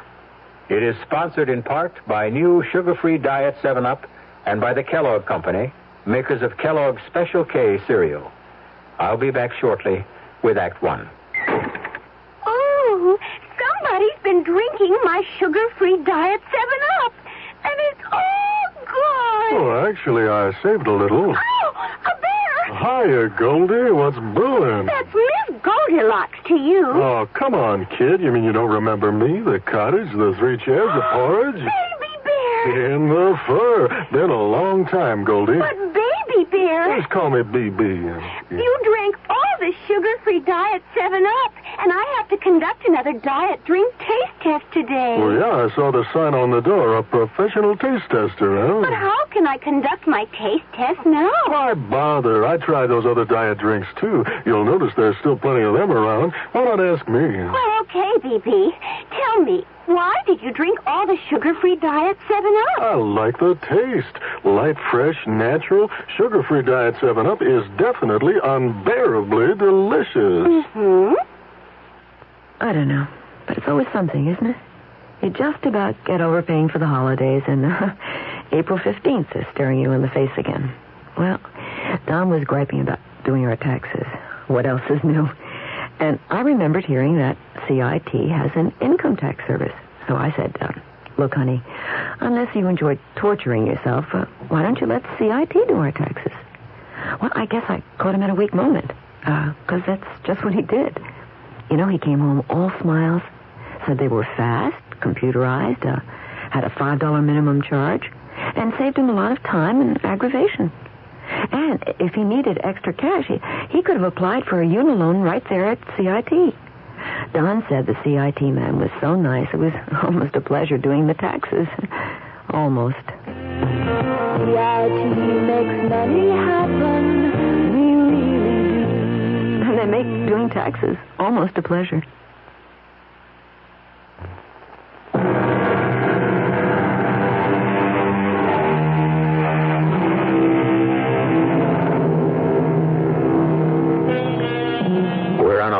Highway that winds its way into the hilly regions upstate. The hour is late, and the sleek white sports car whose hood ornament faces north is the only vehicle for miles around. Even the sound of its purring engine doesn't seem to disturb the quiet of the countryside. But inside the car, the sound level is something very different. Davy, please, turn that down before I go deaf. Oh, what's the matter? Don't you like music? Yeah, that's why I'm trying to save my hearing. Okay. Hey, is that any better? Much. Hey, how much longer is this going to take? You said it was only 30 miles or so to the house, and we must have driven 50. We have not. You're not watching the mileage. Listen, there are so many gadgets on this dashboard, I wouldn't even know where the speedometer is. But you do like the car, don't you? Like it? Hey, Bonnie, do you know what I've been used to driving all my life? Second-hand pickup trucks. That's about all our folks could afford. I hated this car at first when Mother gave it to me. I mean, she must have thought it was what every young girl wanted on her 17th birthday. But the truth is, I was scared stiff of it. Well, why should you be? I don't know.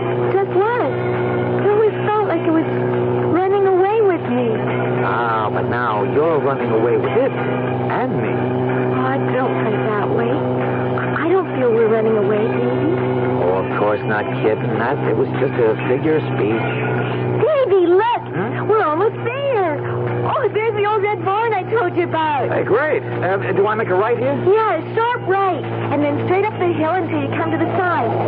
Is it still there? When was the last time you were here, anyway? About 10 years? No kidding. Yeah, that's right. I was only 8 when we left. Oh. Davy, there it is. You can see the chimneys.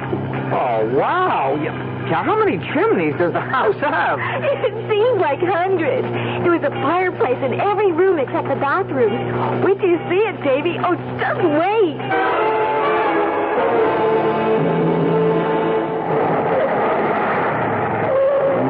Well, there it is.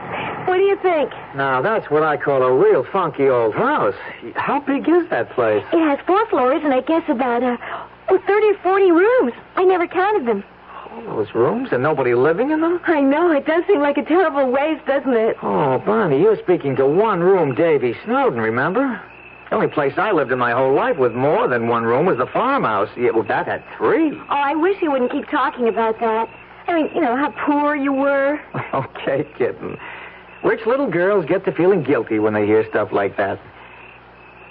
Look, let's not sit out in the car all night, huh? Let's go look at that old haunted house. It is not a haunted house. You sure you got the key now? Yeah, right here in my purse. And the lights are working? I told you, we rent the place every summer. We have to keep the electricity turned on. Well, let's go then.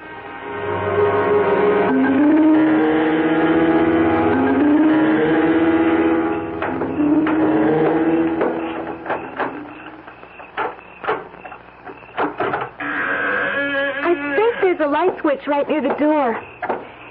Yeah, here it is. There.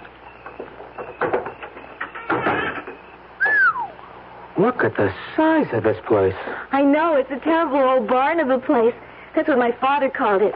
When he died, well, Mother just thought it was foolish, the 2 of us living here all by ourselves. Looks kind of run down.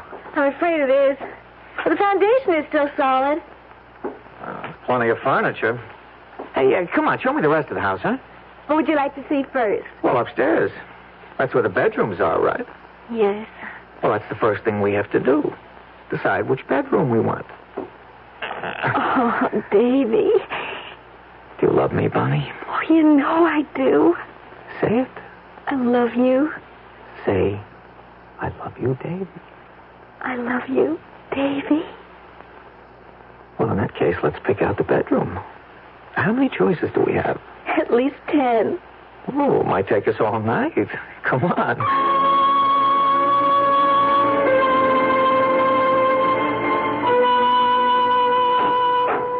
No, I don't like the look of that one. It's too gloomy. That was my mother's room. You mean your folks had their own room? That's right. Well, maybe that's how they do things when you're rich. But me, I'm just a country boy.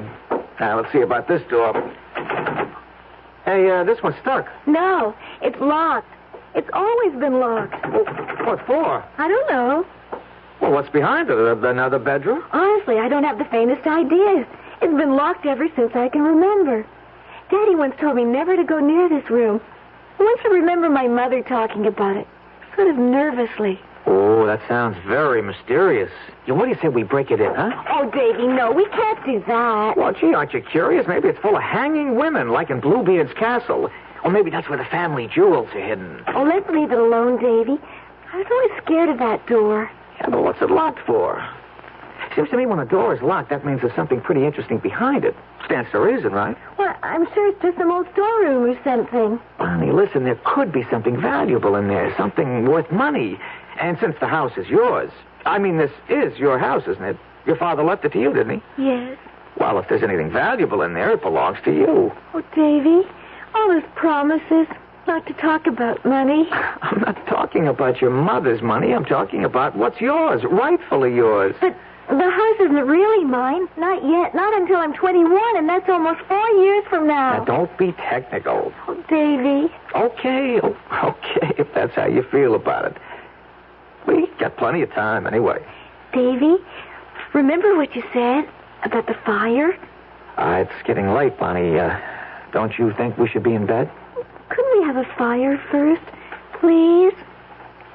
Sure. Anything you say. We want this night to be perfect, don't we?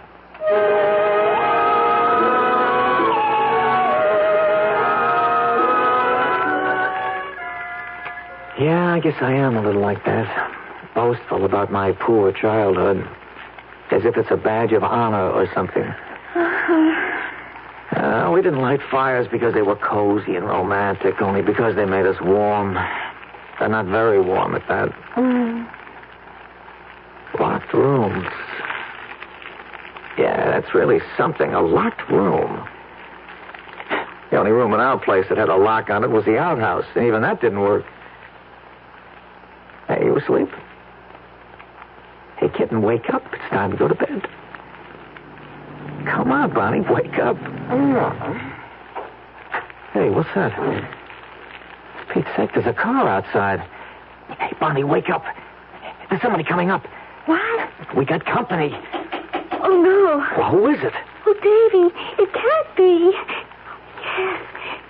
That's her car outside. You can see it through the window. You mean it's a neighbor or something? No, it's my mother. Oh, wow. Oh, I have to let her in. She knows I'm here. She saw my car outside. Well, I'm surprised you two aren't in bed already. That was the general idea, wasn't it? Mother, please, let me explain. I suppose you're David Snowden. Yes, I am, Mrs. Daniels. I see we have no trouble recognizing each other. Bonnie, fix your clothes. They're a mess. I was just lying on the rug in front of the fireplace. Yes, I've heard all about you, Mr. Snowden. Thank goodness I had the sense to think of this place when Bonnie didn't show up at home. You have it all wrong, Mother. Davy, tell her. Mrs. Daniels. Never mind. I understand everything. I was afraid something like this might happen as soon as Bonnie started mentioning you in her letters from school. Bonnie, get your things. We're going home. Mrs. Daniels, listen to me. Sorry to break up your party, young man. We're married, Mrs. Daniels. What did you say? Bonnie and I were married this afternoon. I've got the license right here. It's true, Mother. We were married in Elkton. That can't be. You're underage. Not in Elkton, Mother. 18 is old enough. Davy and I are married, so you can't tell us what to do. For the love of heaven. I think I have to sit down. Oh, well, here, Mrs. Daniels. I'll just get the sheet off this chair Mother, here. Please try to understand. I understand, Bonnie. I went through a dozen Davies when I was your age. Oh, Bonnie. Oh, my poor Bonnie. Well, now, you don't have to feel sorry for her, Mrs. Daniels. Don't I? No, because I love her. I suppose you have no money. Mother! Be quiet. No, Mrs. Daniels.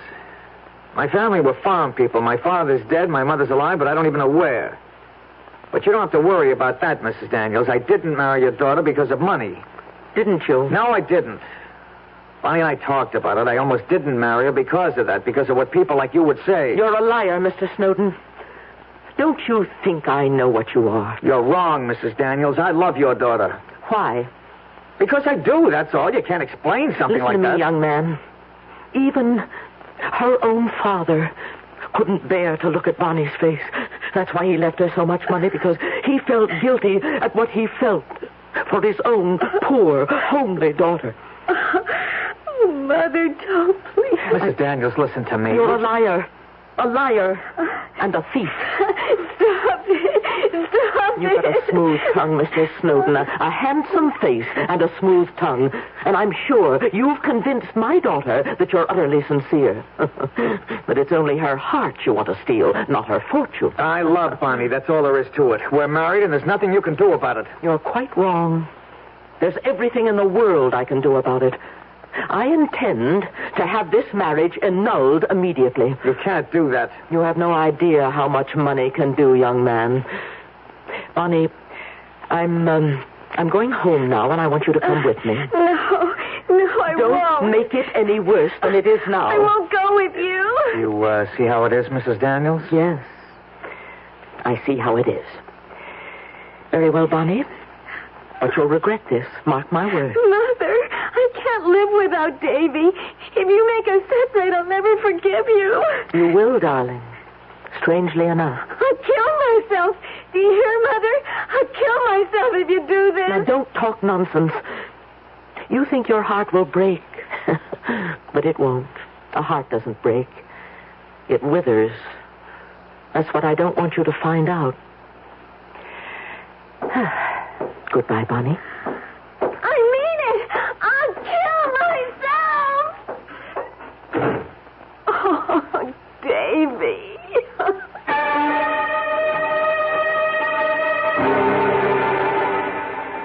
As Shakespeare informed us, the course of true love never did go smooth. And perhaps the same applies to the course of untrue love. But let's not judge the sincerity of young Davy Snowden just yet. Let's wait and see what happens next to the newlyweds when we return shortly with Act Two. And now, another story of the ball and chain, as Kellogg's Special K presents The Library. Welcome to the public library. May I help you, sir? Yes, I'd like to check out Famous Laundromats of the World by Audrey Schnorbart.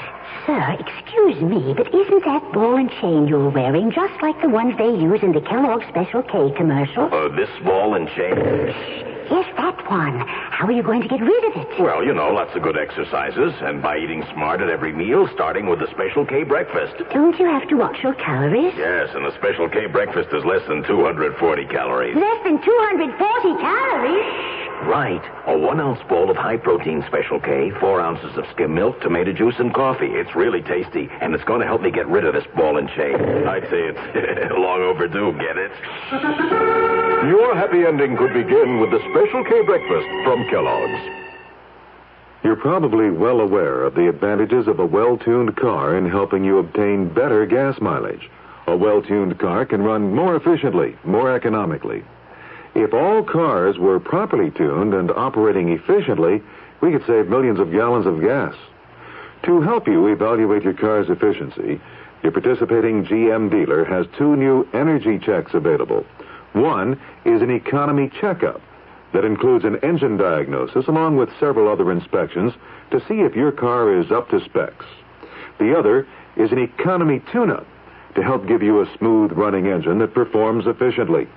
Making the most out of the gasoline around is one of our country's basic challenges. It's important to you and to us at General Motors. That's why we're inviting everyone to come in now for a GM energy check at a Chevrolet, Pontiac, Oldsmobile, Buick, or Cadillac dealer. Get together with him and get more of a run for your money.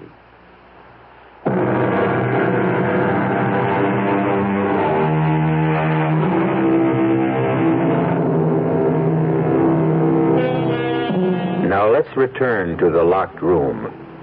The door we're looking at right now isn't the door to the old Daniels mansion upstate. This door is reached by walking up several long flights of stairs before you can read the faded numerals 4G. Are we there, Davy? Yeah, honey, here we are. Hey, you're wounded pretty bad. No, I'm all right. I warned you that I'm not very strong. And I warned you that a 4th-floor walk-up is no fun. We don't have anywhere else to go, Davy. Yeah, I know that, all right. Well, brace yourself. Here's the Snowden residence. I suppose I should carry you over the threshold. Well, come on in. Don't just stare at it. It's, not at all bad, Davy. Really. Oh, you don't have to say that. Don't say anything except I love you. That's always nice to hear. You know that I love you, Davy. Then close the door and show me. Oh, Davy. Davy, I'm so worried. Yeah, I knew that my room would affect you that way. I don't care about the room. Anywhere is all right if I'm with you. We'll get along. And then I'll have the money my father left me. Yeah, and 3 years, if you survive that long. I'm sure my mother won't change her mind about us. I'm sure of it. As soon as she gets to know you. Oh, Bonnie, couldn't you tell? It was hate at first sight. She took one look at me, and it was hate kill. Davy, do you think she can really do what she said? Get our marriage annulled? I don't know. It was a legal marriage. I mean, you didn't need parental consent in that state. But she's so smart about such things. She's run my father's company since he died. She has all these lawyers on her payroll. Stop worrying about it, Bonnie. But what if she could do it? I couldn't stand that, Davy. Stop worrying, I said. You got one thing going for you, kitten, and that makes all the difference in the world. Your mother loves you. She wouldn't hurt you for anything. Davy, tell me the truth. Do you think I'm homely? I think you're beautiful. Oh, I know that isn't true, but I'm not really repulsive, am I? Are you kidding? Come here. Oh, Davy. It's true about my father. I know that. He was so disappointed that I wasn't pretty. He must have needed glasses. Who's that? Nobody even knows I'm here. Hello? Is this Mr. David Snowden? Yeah, that's right. Who's this? My name is Hedinger, Mr. Snowden. I'm an attorney, Hedinger and Doles. We're on Vanderbilt Street. Yeah, so? One of my clients is Mrs. Harriet Daniels. I'm sure the name is familiar to you. Yes, I've heard of her. I was wondering if we couldn't get together to discuss a certain matter regarding her daughter, Bonnie. You mean my wife, Bonnie? Who is it, Davy? Yes, that's right. I wonder if it would be convenient for you to come to my office sometime this afternoon. Yeah, well, I'm sorry, Mr. Hedinger, but Mrs. Snowden and myself are a little busy at the moment. Well, what about tomorrow, then? Would that be possible? Is it my mother's lawyer? Yeah, one of them anyway. I beg your pardon? All right, Mr. Hedinger. I'll come to your office tomorrow. Say about 10 o'clock? That would be just fine. The address is 50 Vanderbilt. We're on the 21st floor. I'll be there. Well, it looks like the fun is starting. Oh, Davy.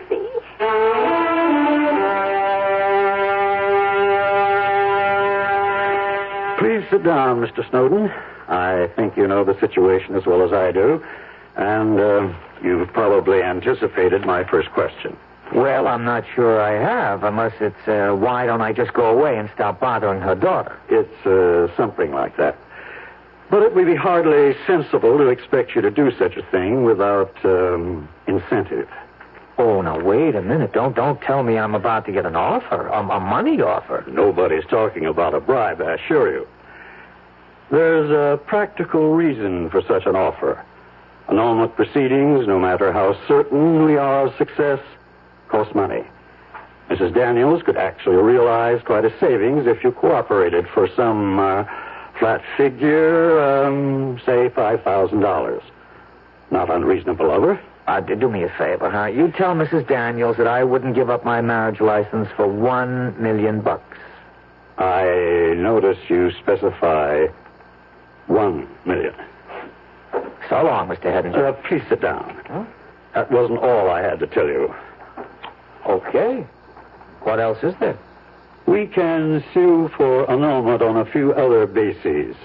Such as what? Falsification of your marriage certificate, for instance. Falsification? What the heck are you talking about? Your age, for instance. You're not 24, Mr. Snowden. You happen to be 30. Well, what's so important about that, for Pete's sake? You gave your age as 24. Well, so what? Everybody knocks a few years off their age at some time or other. It's just business. Let's see. Your business is freight forwarding, isn't it? You work in a three-man company at a salary of $145 a week. Surely you didn't think it was necessary to dye your hair or anything like that for the sake of executive advancement. Look, Mr. Hedinger, first of all, I'm 29, not 30. I'm a few days premature, I suppose. You'll be 30 next week, won't you? Happy birthday, in case I don't see you. I just didn't want Bonnie to think I was too old for her. Don't make everything so difficult, Mr. Snowden, because you know how it's going to end. Mrs. Daniels is the most determined woman you've ever met in your life. She scares the pants off me, I can tell you. Oh, well, that's your problem. If she has to spend $1 million to get Bonnie out of your clutches, she'll do it. I'll guarantee you $10,000 if you'll sign an agreement. I'm sorry, Mr. Hedinger. No can do. You're a stupid boy. Do you know that? Sorry, I take that back. A stupid man. So long, Mr. Hedinger. Give my best to Bonnie's mother. And tell her we're both very happy.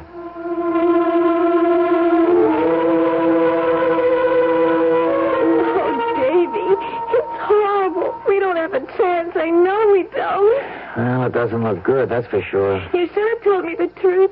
You should have told me you were really 27. But I don't know. I just didn't want you to think that I was still an undergraduate at that age. Oh, there's got to be some way out, Davy. There has to be. If you could just talk to her. She won't give me the chance. She's made up her mind that all I want is your lousy money. Well, what if there wasn't any money? What if I signed away the rights to the money my father left me? That would make her believe us, wouldn't it? Well, that's pretty drastic, kitten. I mean, that money is yours. When you come of age, you're entitled to it. But I don't care about money, Davy. Well, you don't now, maybe, but later, I couldn't have you making that kind of sacrifice for me, Bonnie. You probably hate me for it later. Oh, I could never hate you. I love you so much. I think I'll love you after I'm dead. Davy, what are you thinking? Nothing. Davy, you don't care about the money, do you? Please talk to me. Bonnie, I have an idea. I have a very crazy, very good idea. About what? Well, I wouldn't blame you for not going through with it. I'd understand. But what is it? You remember what you said, what you told what you told your mother up at the house about your killing yourself? Yeah, I remember. Well, she didn't believe you, of course. What if your mother really thought you were serious about killing yourself? Wouldn't that make her change her mind in a hurry? Well, yeah, I suppose it would, but we could never fool her about such a thing. No. If we were smart, we could. No, she's smarter than both of us put together. I know her, Davy. There's just no fooling her. Wait a minute. Wait. Don't throw it away so fast. Let's talk about it. Let's think for a minute. But it just wouldn't work. Yeah, but if you really did try, Bonnie, only you didn't try too hard, only enough to make it look good. Well, how can I do that? There's a couple of ways. Gas, for instance. We could fix up a phony gas suicide. Bonnie, don't look like that. I'm sorry. All right, forget it. Forget I ever said it. No, go on. It could be something like, sleeping pills. You've got sleeping pills, haven't you? Yeah, I have. What, you wouldn't have to take more than 2? I mean, maybe 3. Now, that won't hurt at all, and we'd make her think you took the whole bottle. Now, don't you see how easy that'd be? Yes, I suppose so. Oh, Davy, hold me, please. Oh, kitten, you could write your mother a letter. You could tell her what you were planning to do, but that I don't know about it, see? You could say you were going to swallow the whole bottle of pills. But you'll actually take just a few. Then when your mother shows up here... I'm so scared, Davy. I promise you nothing will happen except that your mother will know that you meant it, Bonnie. About loving me so much. You do love me, don't you? Yes, Davy. I do.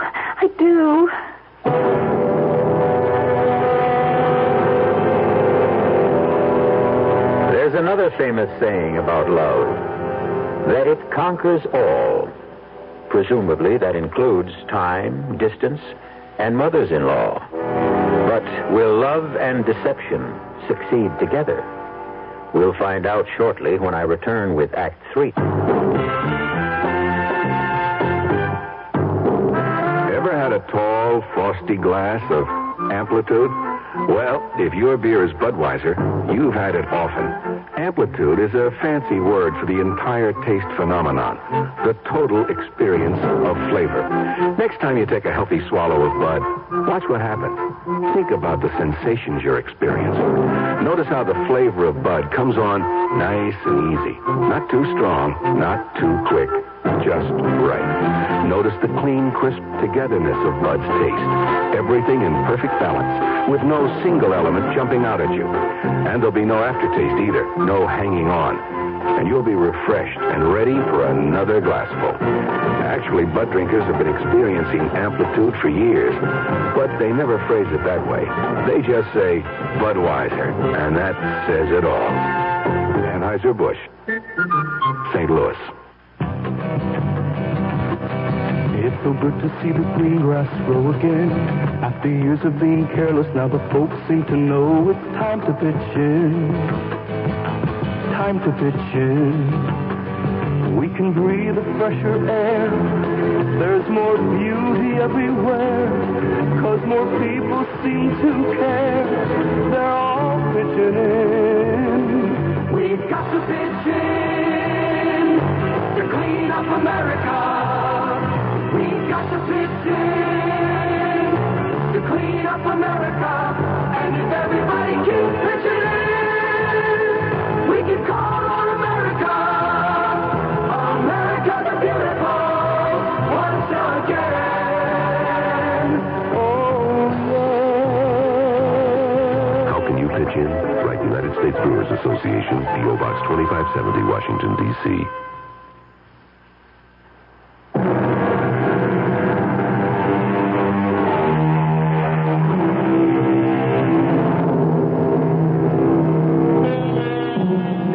Things seem very normal in apartment 4G, the one-room residence of the newlyweds, Bonnie and David Snowden. Music is playing on their transistor radio, a frozen dinner is thawing slowly, and Bonnie and David are hunched over the kitchen table, composing a letter.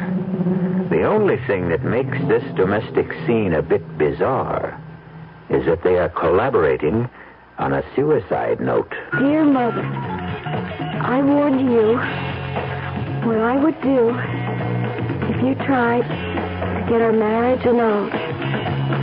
Tonight, I'm going to take a whole bottle. Davy, do we have to have that music? Okay. I didn't know it was bothering you. I'm nervous enough as it is. Okay, I said. Dear Mother, I warned you what I would do if you tried to get our marriage annulled. Tonight, I'm going to take a whole bottle of sleeping pills. Oh, Davy, it just doesn't sound right. It's not so bad, Bonnie. Look, maybe you better put in something about me not knowing about it. I think that's important, that your mother realizes that I had no idea you were going to try to take your life. Well, maybe you better write it, Davy. I'm just no good at this sort of thing. Yeah, I guess you don't have much experience writing suicide notes. Well, I just can't help feeling it's wrong. Wrong? What? How? Well, you know. No, I don't. The only thing that could be wrong about it is if it didn't work, but... Okay, if you've got cold feet, okay, we'll let your mother go through with it. We'll let that lawyer Hedinger get our marriage annulled. Is that what you want? Well, you know it isn't. And have you got a better idea than this? Have you? No. And tell me what you want to do, Bonnie. You name it. Well, just tell me what to write in the letter. Well, the first line is okay. Only after that, I think you should say, Davy doesn't know I'm doing this. I didn't want anyone to know so that nobody would stop me. Wait a minute, not so fast. Well, you don't have to put it down exactly the way I said it. Make it sound like yourself, you know. Yeah, I'll try. And, what else? Say something about, I'm doing this because I love Davy, because I can't live without him. Yes. That'll make her understand. You see, she'll realize that you might try to kill yourself again if she broke us up. If she loves you, she won't want that to happen, Bonnie. You see? Yes. Hey, come on. You're getting tears all over the letter. Oh, Davy. Go on, Bonnie. Now sign it. That's right. That's just perfect. Now, you got the envelope? Here. Okay, if I get it into the mail now, she'll have it tomorrow morning. Now, she's sure to phone here as soon as she receives it. Davy, she might even call the police. Oh, it doesn't matter who she calls. Police, a doctor, it'll be okay. I mean, you'll really be asleep, Bonnie. You'll take just enough pills to put you into a nice, deep sleep. Understand? Yes, I understand. Now, I'll be right back, sweetheart. I'll just run downstairs and mail this, huh? All right, Davy, but hurry back. I don't want to be alone.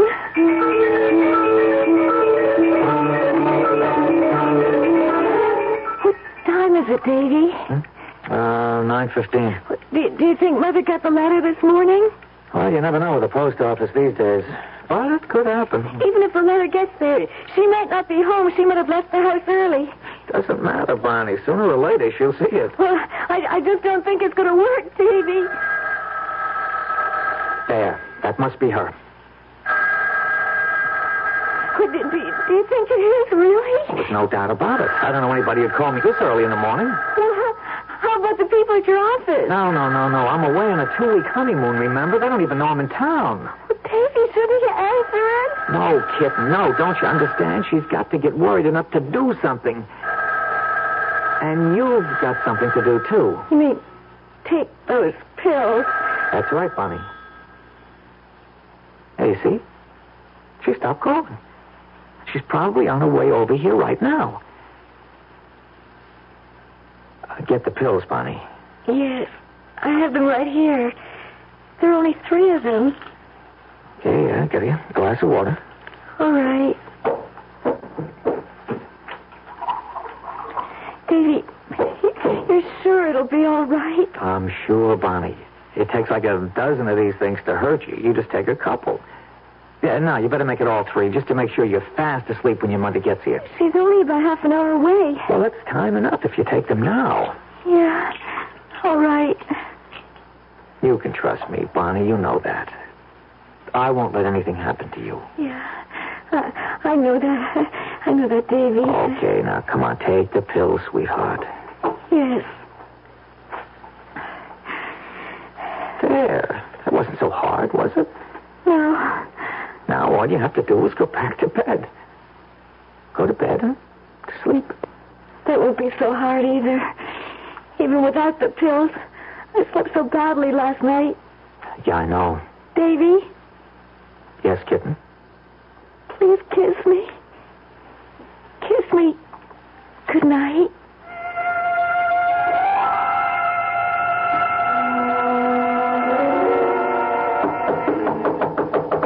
One second. Oh, Mrs. Daniels. Where is she? Where's Bonnie? Well, not to take it easy. She's sleeping. Is she all right? Well, what are you talking about? Of course she's all right. She's just asleep. She likes to sleep a little late in the morning, that's all. Bonnie? Bonnie? Hey, now, what do you think you're doing, Mrs. Daniels? Let her sleep, would you? She's had a bad night. Look at her color. Look at her. Can't you see this isn't normal? Well, she's always a little pale. So what? Bonnie, can you hear me? It's Mother. Oh, dear God. Hey, what's the matter with you? You idiot. Where were you? I phoned here about an hour ago. The phone just rang and rang. I was out. I went out to get the paper. I just got back a couple of minutes ago. Bonnie, darling, wake up. Wake up. Oh, why didn't I call somebody? Why didn't I call a doctor? A doctor? What for? Here. Read this. Well, what is it? Where's your telephone? Where is it? Good Lord, this letter is... We need a doctor, you idiot. Bonnie, maybe... Oh, no. Mrs. Daniels. She's dead. She's dead. Oh, she can't be. She's just sleeping, Mrs. Daniels. She took the pills. All those pills. There weren't that many in that bottle. Maybe she'll be okay. I'll get the doctor. It's too late. It's too late. Dad, I tell you. Bonnie, wake up, kitten. Wake up. It's all right. Everything is all right. Bonnie, for Pete's sake, it's all over now. You've got to wake up. Oh, she's so cold. Bonnie, wake up. Leave her alone. Can't you leave that poor girl alone, even now? Mrs. Daniels, I swear there weren't many pills in that bottle. It wouldn't have taken many. Not with Bonnie's heart. It wouldn't take us... Well, it wouldn't take many. What are you talking about? Bonnie had rheumatic fever when she was 12. Her heart's been weak ever since. Oh. No. Bonnie, please. Please. You've got to wake up.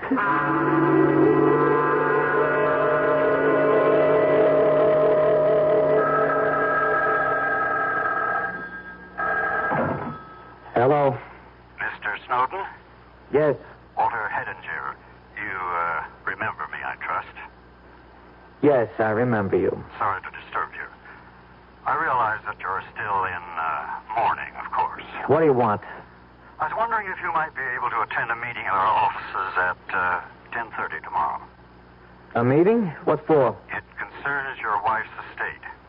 What are you talking about? I've got nothing to do with my wife's estate, and you know it. Bonnie wasn't dead 2 weeks, and I got a letter from you telling me so. Well, there is still something that Mrs. Daniels wishes to discuss with you. Something beyond the, shall I say, legality of the situation. Look, if Mrs. Daniels thinks she can make some kind of trouble for me... No. It's nothing of the kind. Don't try to kid me. She still blames me for Bonnie's death. She'd do anything she could to hurt me. I assure you, Mr. Snowden, it's to your advantage to attend the meeting tomorrow. My advantage? That's correct. Because I can promise you one thing. Mrs. Daniels wants to do the right thing.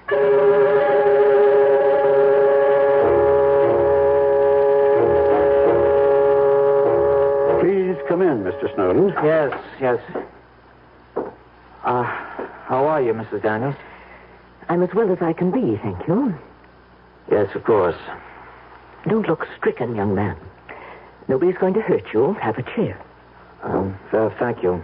Well, let's get started, shall we? Mrs. Daniels, as you know, we've already informed Mr. Snowden that he has no legal claims on your daughter's estate. Yeah, I know all about that. But did you explain why? You see, Bonnie's inheritance from my late husband wasn't due until she reached the age of 21. Since her death, it automatically reverts to me. I didn't expect anything, Mrs. Daniels. Very kind of you, I'm sure. However, Mr. Snowden, the fact that you did marry Bonnie imposes a certain kind of obligation on me. Some kind of gesture regarding your welfare. I don't understand. Mr. Snowden, you seemed most impressed by that old house we own upstate. You recall the one I mean? Yes, of course. It was once valued at a great deal of money. And it's yours. What was that? I'm deeding you the property. It would have been Bonnie's in a few more years. I have no further use for it. You may have complete possession of the land, the house, and everything in it. Everything? You really mean everything? Of course. Mr. Hedinger will see to the formalities. Now, if you'll excuse me, I have to go. Well, gee, Mrs. Daniels, Please don't thank me. I can stand anything from you now except gratitude. Good day. Well, let's take care of the details. Mr. Hedinger, could I ask just one question? Yes? When Mrs. Daniels said I could have everything in that house, well, there are certain places, locked rooms and things like that. Am I entitled to all of the contents? You're entitled to every stick in the place, Mr. Snowden. In fact, Mrs. Daniels left you this full set of keys.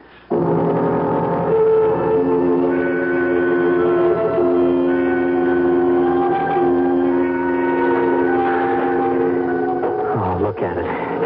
Look at it. It's all mine. The whole house, mine.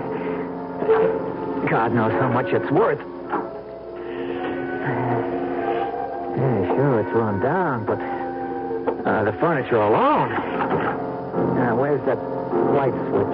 Yeah, here it is. Yeah, what did Bonnie call it? A terrible old barn. Yeah, but it's all mine, sweetheart. It's Davy's barn now. Maybe it's not $1 million, but it's something. Where are the rest of those keys? A dozen keys, but one of them must open that door. Yeah, one of them will do it, so let's just get going, Davy boy. That was really something, her giving me this house. Noblesse oblige, I guess. I gotta give the lady credit. She's got class. Let's see, it wasn't this floor. No, it was the next. There's gotta be a very good reason for locking up a room. There's gotta be something very valuable inside. Yeah, that's the door. That's the one. Okay, now to find the key. No, not that one. This is, it's obviously too small. How about this one? No. That didn't do it. This one's too big. No, not yet. I hope it's here. The lawyer said they were all here. I'll try this one. Well, it slipped in all right, but will it turn? Wait a minute. It's stuck, but I think it's going to do it. I think it's going to work. That did it. That did it. The lock's open. All I got to do is open the door.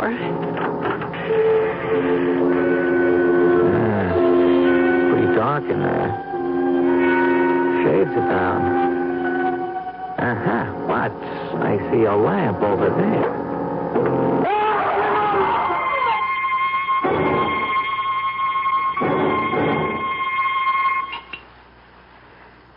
Some more sherry, Walter? No, thank you, Mrs. Daniels. Stop looking so grim, Walter.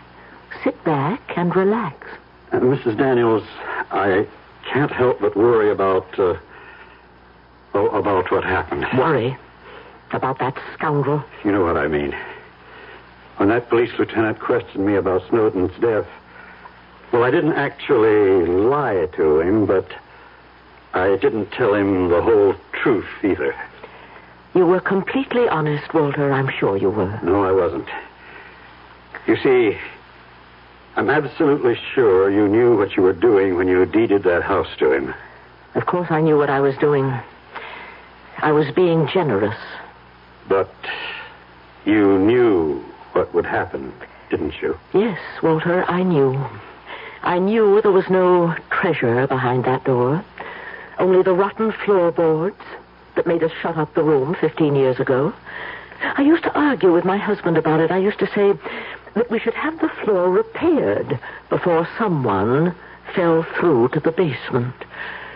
But he was a strangely miserly man sometimes. Not nearly as generous as I am. Now drink your sherry, Walter.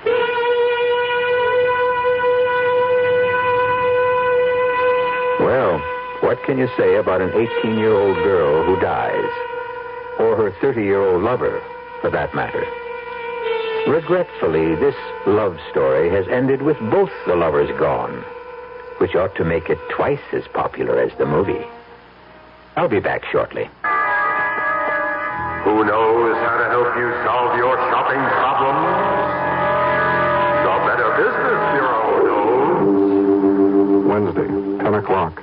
I'm back at the office working on the case when my secretary brings me the mail. Thanks, kid. The usual stuff. Then I see it. It's addressed to me, resident. Inside, a fake rabbit's foot. The pitch, a $2 donation or send back the rabbit's foot. My problem, what to do about it. I'll help you with good advice from the Better Business Bureau. Oh, yeah? Spill it. If you receive unordered merchandise in the mail, you are under no obligation to return it or pay for it. Thanks, pal. You're okay. Just another consumer tip from your Better Business Bureau.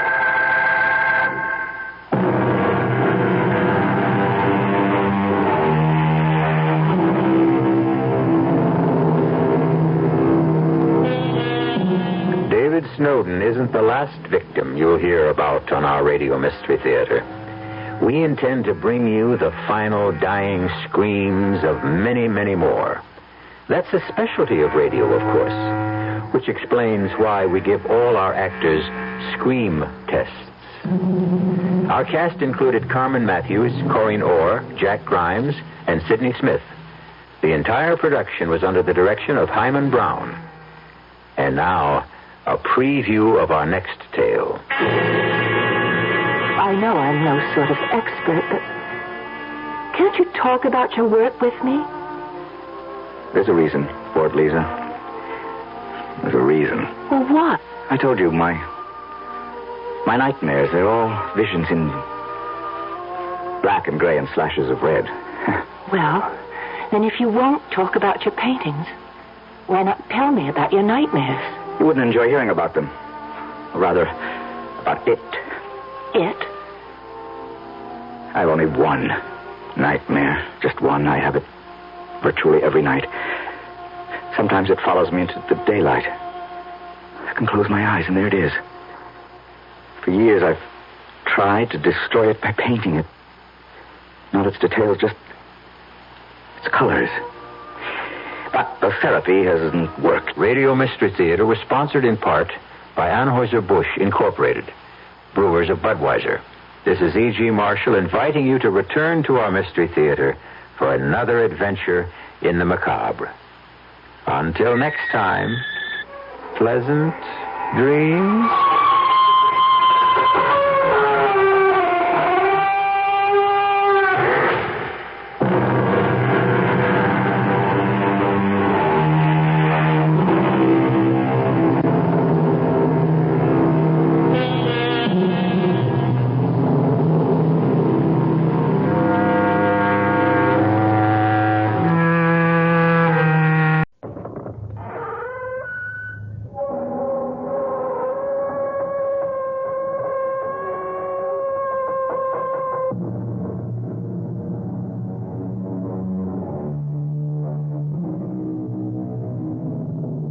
Come in.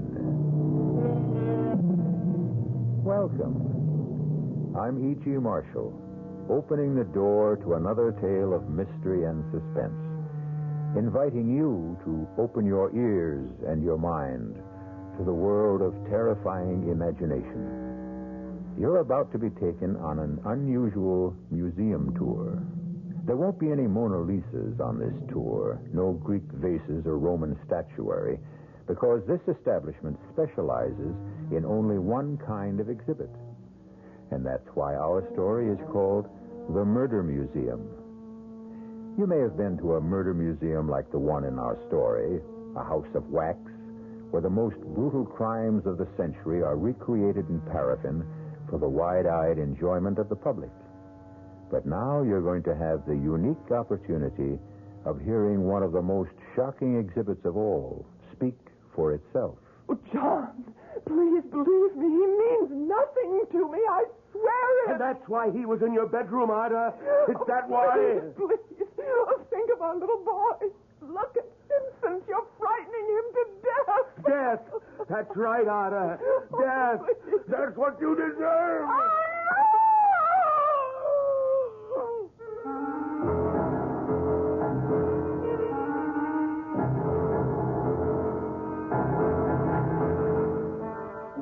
Our mystery drama, The Murder Museum, was written especially for the Mystery Theater by Henry Slessor and stars Michael Wager.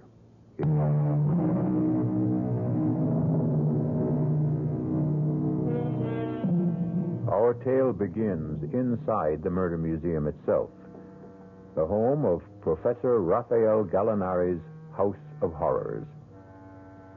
There's a fair-sized crowd in the museum today.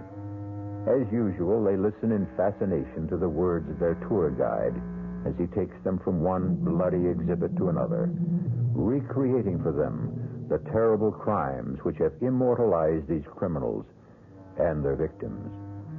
But there is one person in the crowd who seems reluctant to listen to his words, who hangs back and shields her pretty eyes from the sight of the wax images. Her name is Lisa Brandon. To this day, no man knows the true identity of the madman known as Jack the Ripper. But the theory persists that he may well have been a physician or at least a medical student, judging from the skill with which he wielded the instrument you see clutched in this hand as he attacked the terrified young woman. And that, ladies and gentlemen, concludes the tour of Professor Gallinari's Murder Museum. Thank you for your patronage, and please tell your friends about us. Sir, excuse me. Yes, miss? Could I ask you a question? Well, yes, of course. I was curious about the Raymond exhibit, but I see that you haven't opened it to the public. No, miss. The Raymond exhibit is still closed for repairs. Well, the truth is, it's the only reason I came to the Murder Museum. I wanted to see the Raymond. Oh, well, I'm sorry. The exhibit won't be open for another week at least. Now, if you'll excuse me, I'm going out for some coffee. But even if it isn't completely ready, I wonder if you'd mind showing it to me. Oh, I'm sorry, miss. I can't do that. Well, I came a long way to see it, all the way from San Francisco. It would be a terrible disappointment. Look, I'm willing to pay you. Now, please, put that money away, miss. Why is it so important for you to see the Raymond? You, any connection with the family? Well, yes, in a way. I knew Vincent Raymond.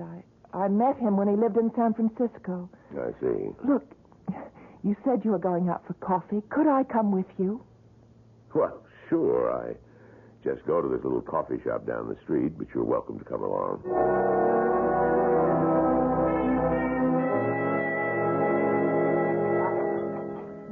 So you knew Vincent Raymond. You an artist, too? No, not really. But my brother owned a small art gallery on Green Street. And sold Raymond's paintings? Well, actually, no. He didn't really care for Vincent's work. It was so dark and gloomy. Frightening, really. But he felt sorry for him, and he loaned him some money, and sometimes he let him help out in the gallery. And that's how you met him? Yes, that's right. I came home from college, and I met Vincent. I didn't know anything about him. Meaning, about his parents?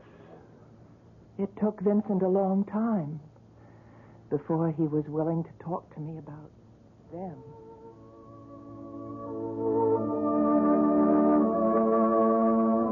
Vincent? Yeah? Isn't that music a little loud? Sorry, I'll turn it down. Are you angry with me or something? No, why? Why should I be? I don't know. You've hardly said 2 words to me tonight. All through dinner, I was trying to digest that rotten food. Whoever told me that restaurant was worth trying must have had a secret death wish. I didn't mind it. Had only one thing to recommend it. It was cheap. That's the only criterion I have, you know? I didn't complain, did I? No, you never complain. You just suffer in silence. You think I'm some kind of gifted, starving artist who has to be tolerated for his poverty. Oh, you're so hard on yourself, Vincent. Well, let me tell you something, Lisa.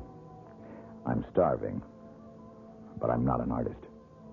Well, let's not talk about it tonight. Let's just relax. You know I can't paint. Your brother knows it.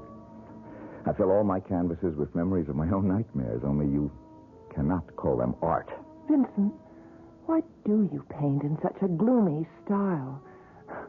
I've never seen you paint with anything that had any color or lightness. All those blacks and grays and slashes of red. Oh, I know I'm no sort of expert, but can't you talk about your work with me?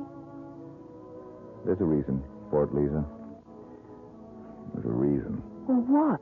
I told you, my nightmares, they're all visions in black and gray and slashes of red. Well, then if you won't talk about your paintings, why not tell me about your nightmares? You wouldn't enjoy hearing about them. Or rather, about it. It? I have only one nightmare. Just one. I have it virtually every night. Sometimes it follows me into the daylight. I can close my eyes, and there it is. For years, I've tried to destroy it by painting it. Not its detail, just its colors. But the therapy hasn't worked. Please tell me about it. I've never told anyone before. But why not? I suppose I never met the person I wanted to confide it. Maybe now I have. But if I'm going to do that, this music has to stop. My mother's maiden name might mean nothing to you, but at one time, many years ago, it was famous among people who loved the theater. She was an actress. Her name was Ada Krim. Ada Krim? I think I do know that name, Vincent. She was born and raised in England. She was known as the beautiful Ada. She didn't have a very long acting career because she capped her success on the stage with an even more successful marriage. She became the bride of John Lloyd Raymond. Your father? Yes. My father. He was a wealthy man. My grandfather had left him heir to one of the largest glass manufacturing companies in the West. Mirrored glass was his specialty. It seemed very appropriate to have our house full of mirrors. Maybe that's how it all started, that problem. What problem? Well, you know the way mirrors are, Lisa. After a few years go by, they stop being kind. And when that happened to my mother, she had to do something about it. Something to prove that she was still the beautiful Ada. No matter what the mirrors were beginning to say. And what did she do, Vincent? She took lovers. Lovers are the best kind of mirrors for a bored rich woman. Were you the only child? Yeah. I was her only child. At first, I was a pampered little boy, one of her favorite playthings. Then she became bored with me, too. She stopped noticing that I was around. Maybe that's why she never made any attempts to hide her actions from me. She simply didn't know I was there. Vincent, you saw these men? I think I've said enough.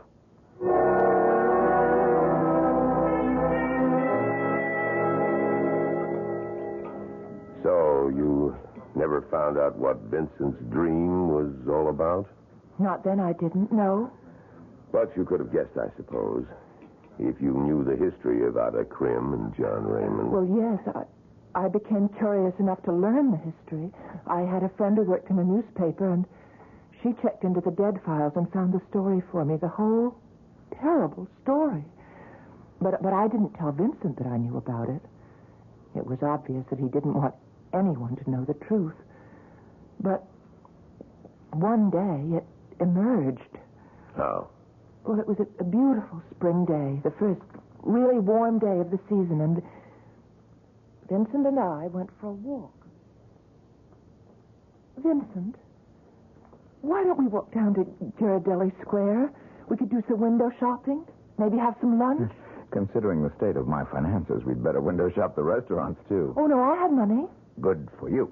Are you going to be stubborn again? I'm going to teach you a lesson. I'll tell you what, Vincent. I'll buy myself some lunch if you want to split a hamburger. Wait a minute, then Lisa. you Fool around with me. Look at those two. Hands up, You need a lesson. Hey, you get away from her. It's about time somebody... Get away from her. Help me, Hey, you take your hands off her. Please, Vincent, my wife. I don't give a... Stop it, Vincent, for God's sake! Vincent! Vincent!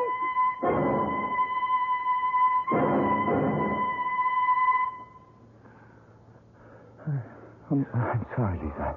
I'm sorry. I shouldn't have done that. I just went crazy. Why? What made you do it, Vincent? You could have killed that man. I couldn't stop myself when I saw what he was doing and what he was But going they to were do. man and wife. Yeah. Man and wife. So were my parents. Was that the reason? Was it because you saw your mother and father quarrel? Quarrel? You think that's all they did? Don't you know the truth yet? Yes, Vincent, I do know. I didn't want to tell you before, but I know that your father murdered your mother. And you know how he murdered her. My father came home early one night. A full day earlier than he was expected. He walked into my mother's bedroom, and that man was there. Might have killed him, too, but he was fast on his feet. We lived in a very old-fashioned house, Lisa. A quaint, old-fashioned Victorian manner. The kind that still had gas lamps on the wall. And fire axes. I used to hear my father joking to his friends about the fire axe on the wall. Vincent, don't talk about When he saw my mother, he ripped the axe off the wall, and he used it. Please. You read about it, Lisa, but I saw it.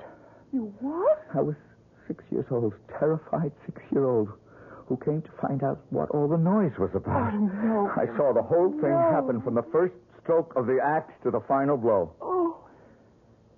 Now you know what my nightmare is all about, all the blacks and grays and slashes of red. Oh, you poor man. All right. Now, I've told you the whole story, so maybe now you know why I can't see you again. What? Don't come near me again, do you hear me? Vincent! Don't come near me. Ever!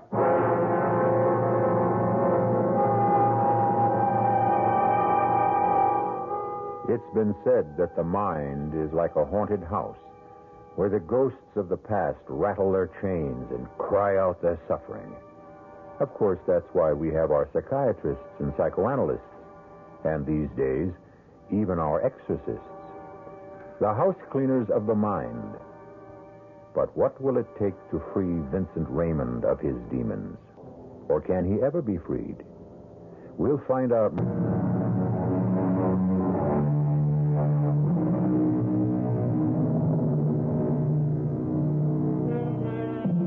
And now, Act 2 of the Murder Museum. Lisa Brandon has come all the way from San Francisco to see the Raymond exhibit. But she seems to be having a hard time talking the museum guide into allowing her a private showing. However, she hasn't given up. Yes.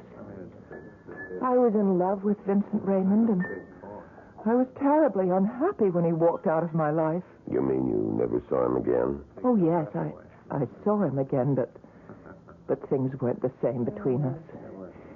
He was tormented by the memory of what he had seen, and it changed his life. The dreams began in the orphanage. They began there and they never stopped. I woke up screaming in horror every time the dream came to me. I became an outcast, without friends, without sympathy. Oh, Vincent, I'm so sorry. That's when I realized that my only hope for any sort of life was keeping my secret. But you're not a child now. No, I'm older, Lisa, but nothing's changed for me. Oh, yeah. There's one thing that's changed. Well, what's that? I'm giving up my so-called art. I'm going to look for a job. Well, I'm sorry, Vincent. Because I did think you had talent. I've got to get some money to live on. My talent won't provide that. Well, I thought you had some savings. They're all gone after that lawsuit. What lawsuit? That man I beat up on the street. He sued me for damages. He won, of course. His wife stood up in court and verified that I'd beaten him up with no provocation at all. Nothing like a wife's loyalty, is there? But, Vincent, why didn't you let me know? I would have been a witness for you. Oh, it wouldn't have mattered. Well, how are you living now? Well, on the welfare rolls, of course. But don't worry about me. Look, if I can lend you any money, it won't... No. I have borrowed enough from you and your brother. I don't want any more money or sympathy. Just leave me alone, Lisa. Can't you get that through your head? Leave me alone. He did find a job eventually, waiting on tables down at Fisherman's Wharf. He seemed to sink lower and lower every day. My brother and I tried to help him all we could, but he refused to take any more charity. I tried to sell his paintings by putting them in the window of our little gallery. But there was only one person who seemed interested in Vincent's gloomy efforts. Hello? May I help you? Yes. I have been looking at the paintings in your window, trying to make out the artist's name. Oh, his name is Raymond. Raymond? Would that be Vincent Raymond, by any chance? Oh, yes, it is. Did you like the work? It's interesting. I'm an artist myself. But that sort of thing, all those dark colors, it doesn't really appeal to me. Oh, I see. However, I am interested in the artist. I wonder if you could tell me how to reach him. Is he a local resident? Yes, he lives in San Francisco. Oh, would you mind telling me your name? Oh, yes, of course. Here is my card. Raphael Gallinari. You might say that I am a portrait artist. Oh, and is that why you want to meet Vincent? To paint his portrait? Something like that. Now, will you help me? All right. I'll tell you where you can reach him.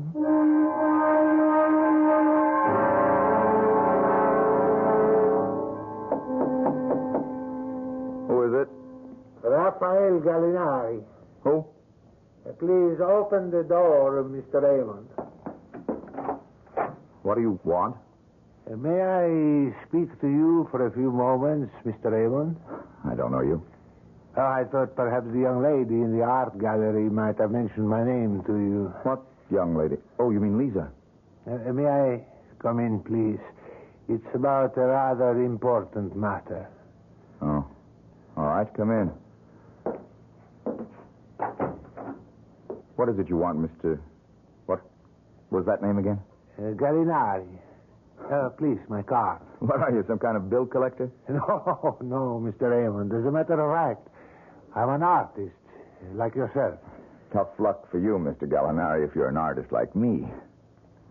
Take a look around. You see any canvases in this place?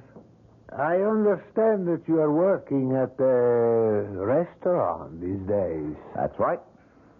Listen, if it's my work you're interested in, they're all at the gallery. Let me be honest with you, Mr. Raymond. It isn't your work I care about. It's mine. Yours? That is correct. You see, I am a portrait artist, a sculptor, actually. So what? This is how we differ in our talents. Yours is dependent on the quality of imagination, while mine is devoted to verisimilitude. If you would permit me, perhaps I can buy us both some dinner and we can talk about our art. If you hadn't mentioned dinner, Mr. Gallinari, I would have said no.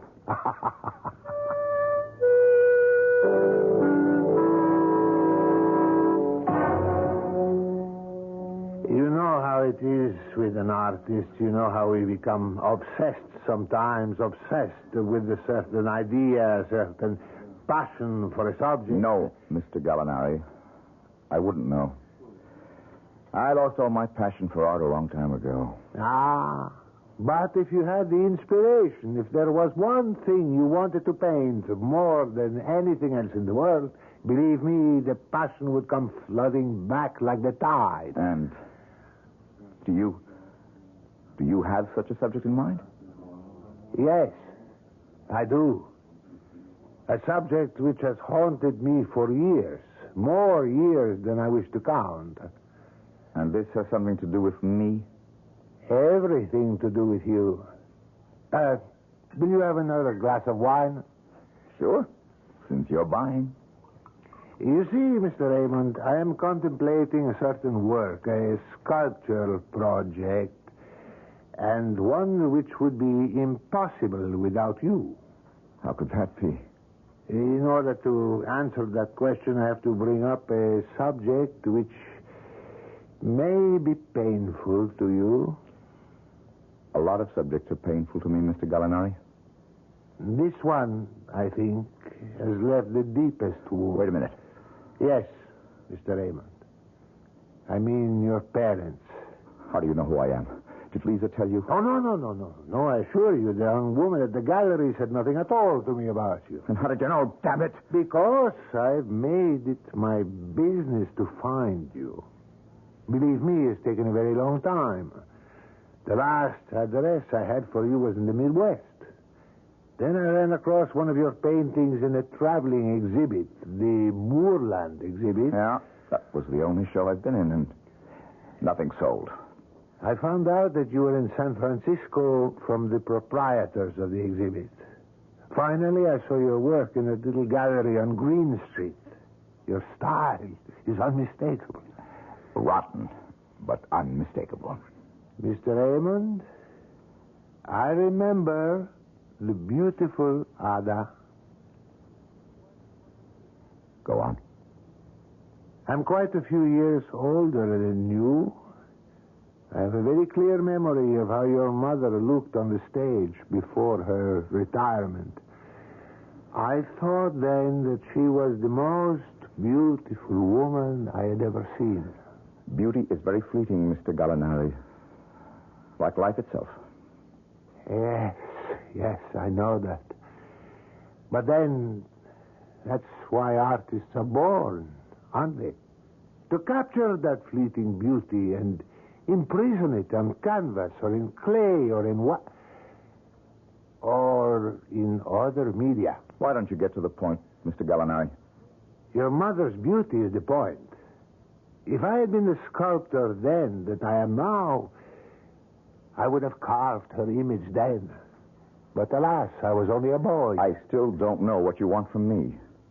I want to sculpt your mother's image, Mr. Raymond. But there is only one drawback. I have no model to work from. There's nothing I can do about that. My mother's been dead for 25 years. I know there are some faded old newspaper photographs of her, but they're not really helpful, not to someone who insists on verisimilitude. I don't see why it's so important. Who cares what Ada Krim looked like? But I care. Very much. You see, I've already started the project. You have? Yes.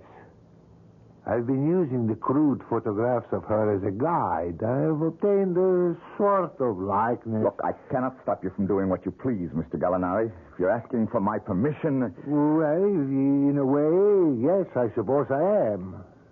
It does seem like a slight invasion of privacy. Yeah. All right. If your conscience bothers you, I'll tell you what you can do. You can order another bottle of wine. Mr. Raymond, I would gladly order you a case if you would give me one more permission. What's that? To sculpt your father, too. My father? As I said, this is a form of obsession with me. But from the moment I began work on the statue of Ada Krim, I felt that I couldn't stop until I had also done the head of John Lloyd Raymond. He's dead, Mr. Gallinari. I have no way to prevent you from sculpting him or painting him or anything else. But I'll tell you one thing. You won't get me to talk about him. Oh, no. I would not dream of it. But you see, I have a peculiar problem. While there are some likenesses of Ada Krim available, in the case of your father, well, I cannot find a single photograph. I have searched and come to a dead end. And what I was wondering, I know this is an imposition, if there is something in your possession... You think I have a picture of him? It was only a hope. I know his memory is painful, but you were his son, and sometimes, well, there are souvenirs one hates to discard. Well, Mr. Raymond? I have pictures of him. You do? I won't give them to you. Please, don't be so hasty. I won't give them to you. But I'll sell them to you. Oh, yes, of course. I'm perfectly willing to pay. I owe Lisa Brandon and her brother exactly $127. That's the price. Done, Mr. Raymond. $127. And I'll still throw in that case of wine.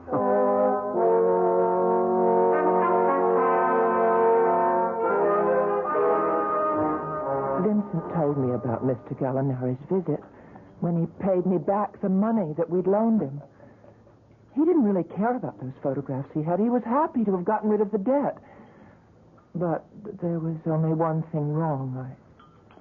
I think you must know what I mean. Yes, I think I do. Raphael Gallinari didn't tell Vincent Raymond the whole truth. No, he didn't tell him the truth. He didn't tell him what kind of a sculptor he was, or what use he would make of his work after it was completed. Yeah. And obviously he didn't tell him the medium he would use to carve the statues. No. He didn't tell him that the medium would be wax. And that the subject would be murder.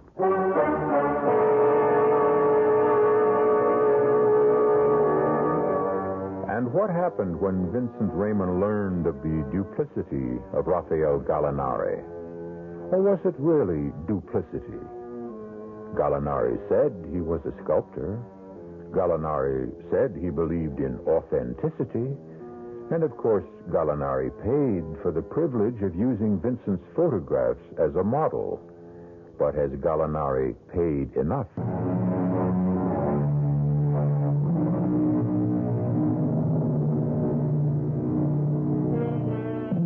And now, here's Act 3 of The Murder Museum. For Vincent Raymond, all nights are the same. A dark passage into yesterday. A grim return trip to the past. But men must sleep, and sleepers must dream. So there's no escape for him.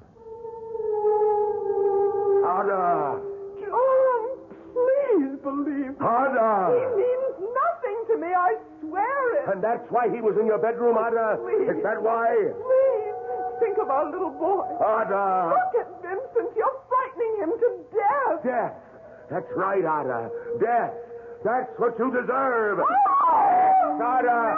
That's what you deserve.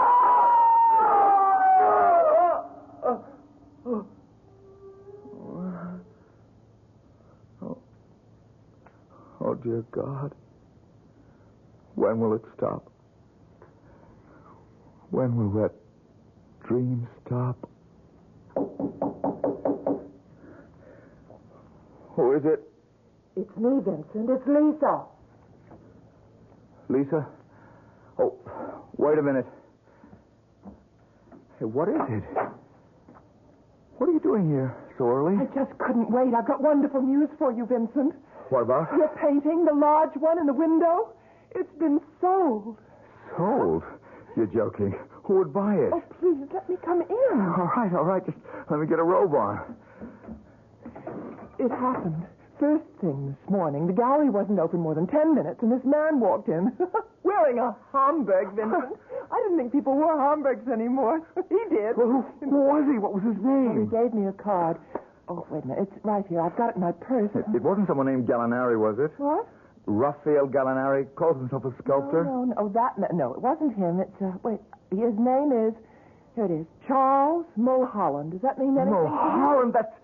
That's Mulholland Gallery in Chicago. High priced. Oh, no, I doubt if there's any connection. Well, anyway, he bought it, Vincent, without any quibble about the price, and in fact, he was surprised that it was so low. Miracles never cease, do they? Oh, Vincent, if he really is somebody, then maybe your work will start to be recognized. Oh, forget it, Lisa. There isn't any more work for me. Just waiting on tables. That's my art. And I'm getting better at it all the time. Well, anyway, here's your money. It's all in $50 bills. Wait now. That's the full $300. What about the gallery's commission? Oh, don't be technical, Vincent. You need the money more than we need the commission. No, sirree. You've got to accept 1/3 of it. All right. It wouldn't be fair otherwise. I knew you'd feel that way. I can't believe it. It's the first painting I've sold, Lisa. Do you realize that? I told you you had talent. That'll teach you to listen to me. You're right. I should always listen to you, Lisa. Oh, Listen, I've got an idea. Have you had breakfast yet? Well, I had coffee. Tell you what. I'm going to get dressed, and we'll go celebrate with champagne and eggs Benedict. And then we're going out tonight. I'm going to buy you the fanciest dinner in San Francisco. Well, Vincent, you can't spend all the money in one day. Why not? It's probably the first and last money I'll ever make for my paintings. Let's put it to good use.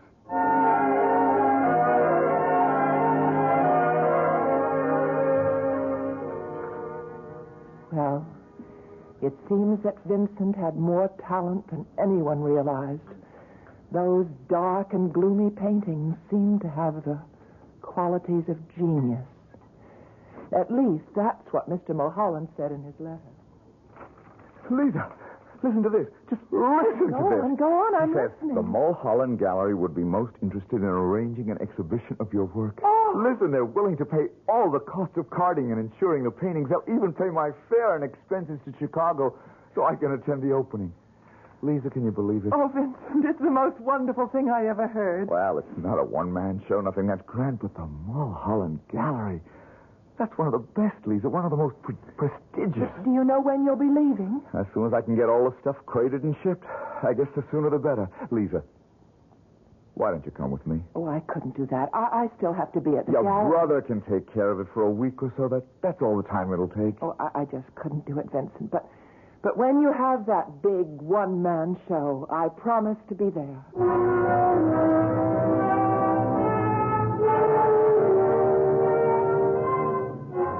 And that was when Vincent Raymond went to Chicago. Yes, that was his reason for going there.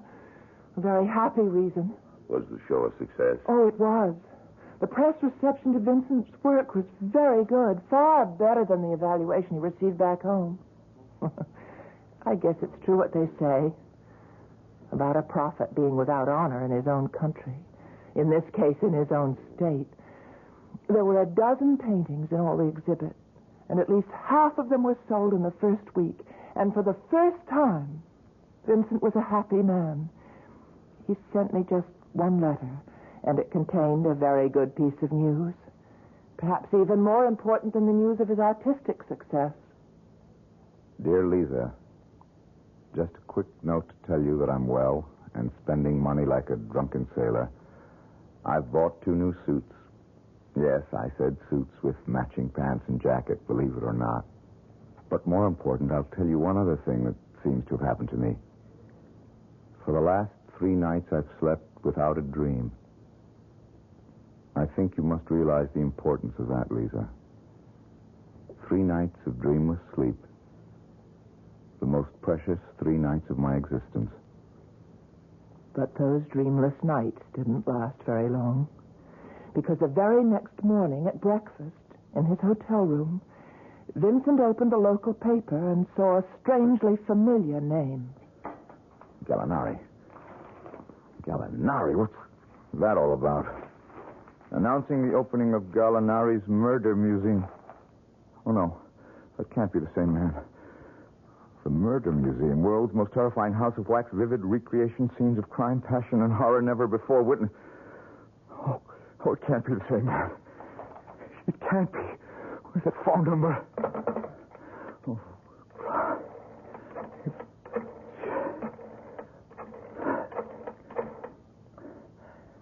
Hello. Is this the Murder Museum? Yes, I know you're not open yet. Listen, I want to ask you a question. This man, Gallinari, I want to know his first name. Raphael. And he is. Listen, what time are you open? No earlier than that? Then tell me where I can find Mr. Gallinari. Yes, it's important. No, my name does not matter. All right. First show, 2 o'clock. Oh, dear God, don't let it be true.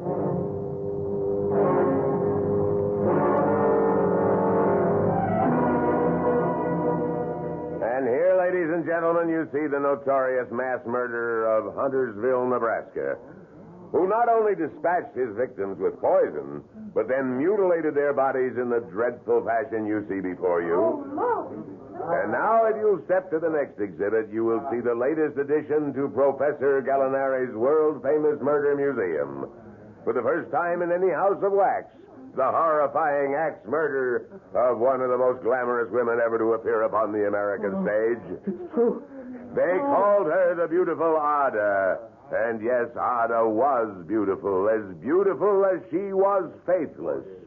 And one day, her wealthy manufacturer husband, John Lloyd Raymond, returned home from a business I've got to ask you something. Excuse me, sir, but I'm still not Gallinari. through with this. Where is he? Does he have an office at this museum? Well, now, please, Look, sir, I've got to see him. Make him remove this abomination. Well, no, his office is in the rear. I don't know if he's there. Out of my way! Now, just here. Come back here.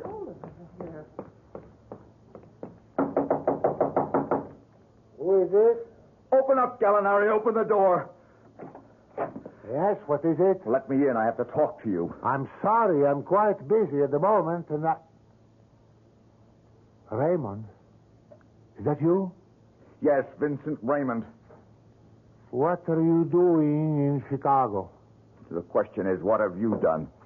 Now, be calm, young man. There is nothing to get so excited about. That's your art out there, Gallinari, out there. That's the verisimilitude you were talking about. Yes, that's right. I try to be faithful to the original. I'm not ashamed of that. You liar, you thief! Now, come. I've stolen nothing. I've imitated life, but stolen nothing. Now, please, sit down. Calm yourself. Let me offer you a drink. You lied to me. You pretended to be something you weren't. You never told me you were going to create that horror out there. I told you only the truth. That I wish to do a sculpture of your mother and father. I only neglected to tell you the medium. Some artists work with clay and marble. I chose wax. Is that so wrong? You know it's wrong. You made a public spectacle out of it. And now you're going to do something about it. You're going to get rid of that thing out there. I am afraid that's impossible. The exhibit took months to create. They all do. The investment in time and money. I'll sue you. I will make you destroy it. Ah, Mr. Raymond, don't make unnecessary problems for yourself. Murder is in the public domain. There has to be some way to make you tear it down, and I will. I swear it. I won't let that thing stand.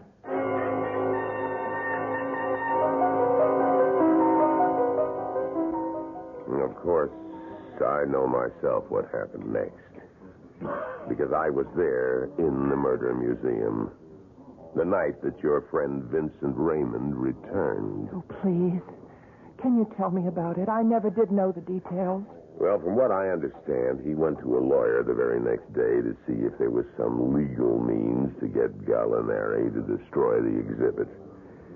He must have gotten some idea how difficult it would be to get an injunction against the museum, because that's when he decided that the only recourse was to destroy the sculpture itself. Yes, that would be like Vincent. And what he did was very simple. He came back to the museum for the last show of the day. But during the tour, he slipped away from the crowd and hid behind one of the curtains until everyone had gone. And then he walked up to the exhibit and stopped in front of it. Of course, the instrument he needed to destroy the exhibit was already there. The fire axe was real, like the clothes of the wax figures and the furnishings of the room. All he had to do was take the axe out of the hands of his father's statue, and that's what he did. Destroy. Destroy. Be destroyed. I saw him standing there as still as the wax figures themselves. And I froze in the doorway, too, afraid to move. Because I saw his eyes.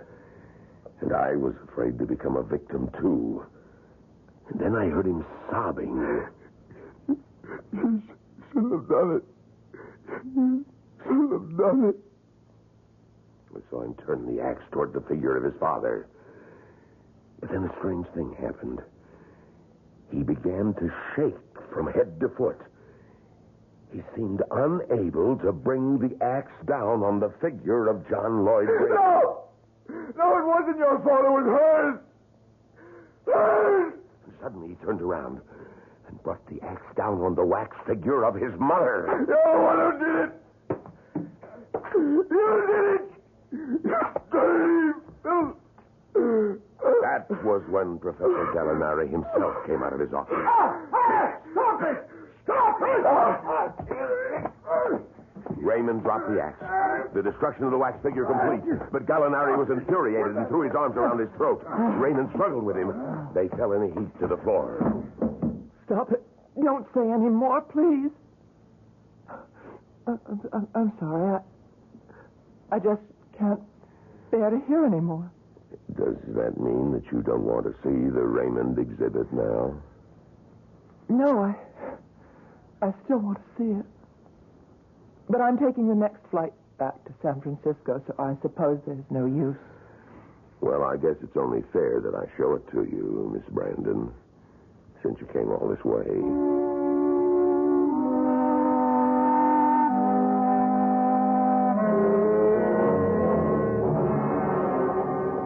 We keep the curtain closed whenever we're fixing up an exhibit or preparing to show something new.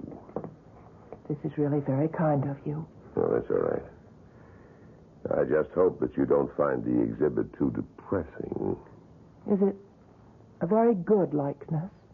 Yes, I think it's very good. But judge for yourself. As you can see, the figures are all ready, but the furnishings need some work still. Well, what do you think? It's horrible. Horrible. Oh, I'm sorry. I know I shouldn't say that. I did ask you to show it to me. Yes, I was afraid you'd feel that way, miss.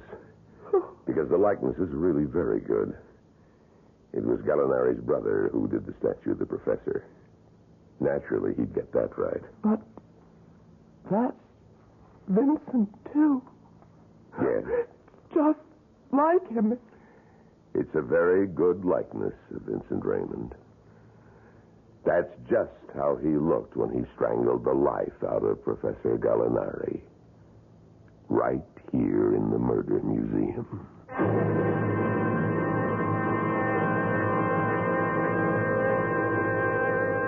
If you are contemplating a visit to a wax museum, we pass on this advice to you. 1, don't go during a heat wave. 2, make sure that you can stand the sight of wax. And 3, be certain you don't have any murderous ancestors who just might show up in one of the exhibits.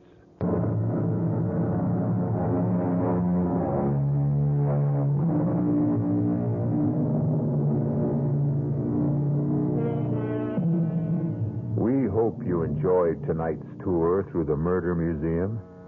We hope that you'll always come back through the creaking door of the Radio Mystery Theater, because it's the one place you can enter where your imagination provides the real thrills. Tonight, we tried to aid that imagination with the voices of Michael Wager, Marion Seldes, Robert Dryden, and Leon Janney. The entire production was under the direction of Hyman Brown. This is E.G. Marshall inviting you to return to our Mystery Theater for another adventure in the macabre. Until next time, pleasant dreams.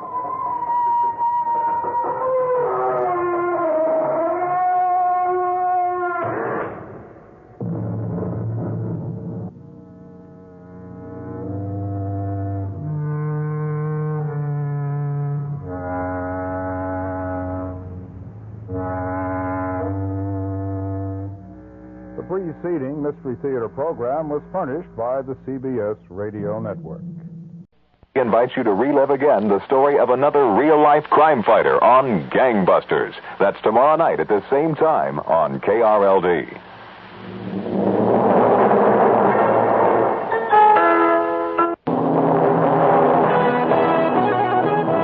The News Authority, KRLD, Dallas.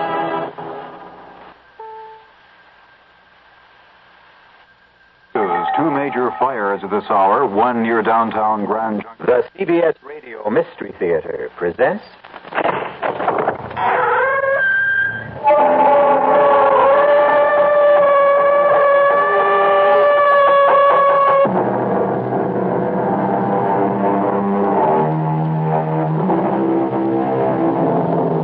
Come in. Welcome. I'm E.G. Marshall. Welcome to the fear you can hear. Welcome to the world of your own terrifying imagination. All of us daydream. It seems a harmless enough way of passing the time. But what might we do if some of the things that pass through our minds come true?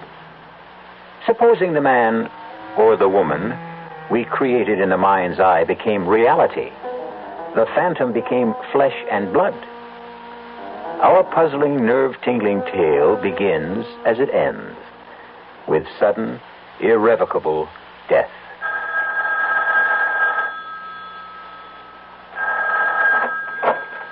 Hello? Isabel, it's Sky. Sky, I've been worried sick. Where have you been? Where are you? At the apartment. I've been calling and calling. The phone must be out of order. I took it off the hook. Are you with her again? There isn't any her anymore. Deirdre's dead. Whoever she was. Whatever she was. What do you mean? She was a witch, Isabel. There was no other way. I had to kill her. You what? Oh, Scar. Honey, there's a letter on the desk. I've tried to explain. And there are letters for the kids. Forgive me. Goodbye. Sky! No, Sky! Sky, don't hang up! Sky! Oh, good Lord!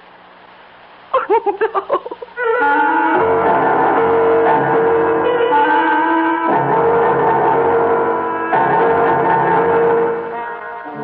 mystery drama Out of Focus was written especially for the Mystery Theater by Ian Martin and stars William Redfield. It is sponsored in part by new sugar-free Diet 7-Up and by the Kellogg Company, makers of Kellogg's Special K cereal. I'll be back shortly with Act One. Hi, I'm Goldilocks, Ms. Goldilocks, if you please, and I'm a professional taste tester. Here at my Taste Test Laboratory, that's TTL for short, I taste test everything from porridge to diet drinks. Actually, there's not that much taste testing in porridge these days. There used to be. Once upon a time. I mean, that's how this Ms. got into the biz. But lately it's been diet drinks. I mean, with so many diet drinks going sugar-free, I've been really busy conducting taste tests. A rather unbearable assignment, to be sure. But then I discovered sugar-free Diet 7-Up. Fresh, natural, delicious. My only problem is that sugar-free Diet 7-Up tastes so good that it broke my Goldilocks diet drink taste-o-meter. Well, sugar-free Diet 7-Up certainly has my seal of approval. This one's just right. When you're in Los Angeles, stay at the dazzling new Los Angeles Marriott Hotel. Because no matter where you travel, a Marriott Hotel always means a marvelous time. And the exciting new Los Angeles Marriott is exactly what we're talking about. With 7 superb restaurants and lounges, a sensational swim-up bar in our big, beautiful pool, and the new Los Angeles Marriott is only minutes away from L.A. International Airport, a great location, the center of everything in Southern California. Here's life as it should be. Live like living said to be. And come to a Marriott and live. For reservations, ask the toll-free information operator for Marriott's nationwide 800 number.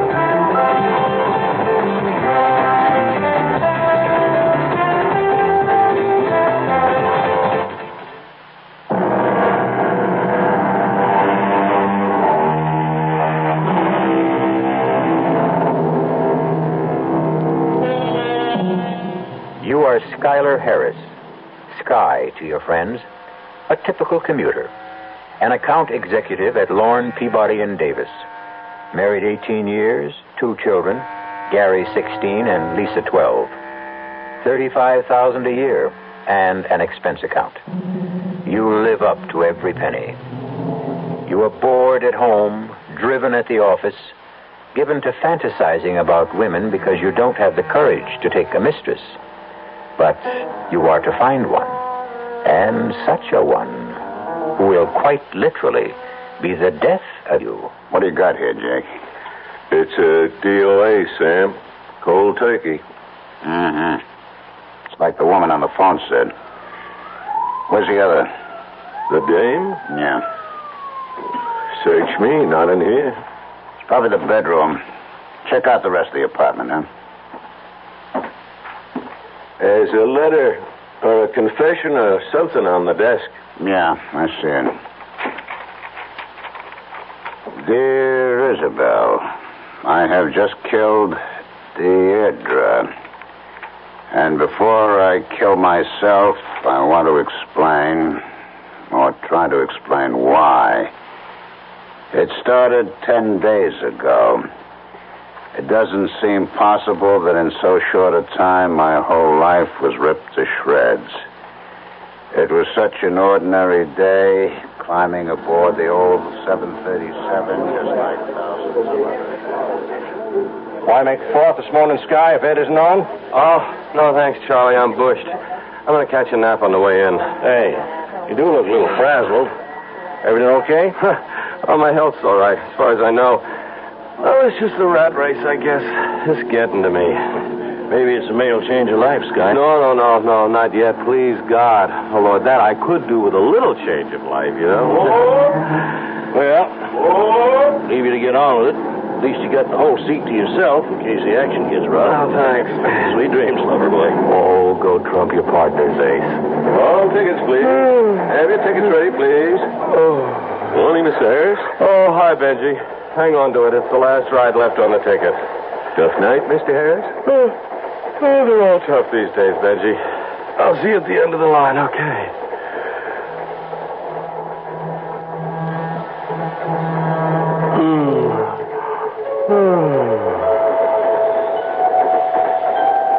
You don't mind my joining me? What? Oh, I beg your pardon. I'm sorry. I thought I was alone in the seat. You don't mind, do you? Mind? What man in his right mind would? I'm glad you find me pleasing. What? Don't look so surprised. I'm just what you've been waiting for. Am I not? Mr. Harris? Wake up, Mr. Harris. We're in the terminal. Huh? What is... Benji, what is it? Everyone out, sir. End of the line. But I was just... Wait a minute. I fell asleep? What happened to the girl that was sitting beside me?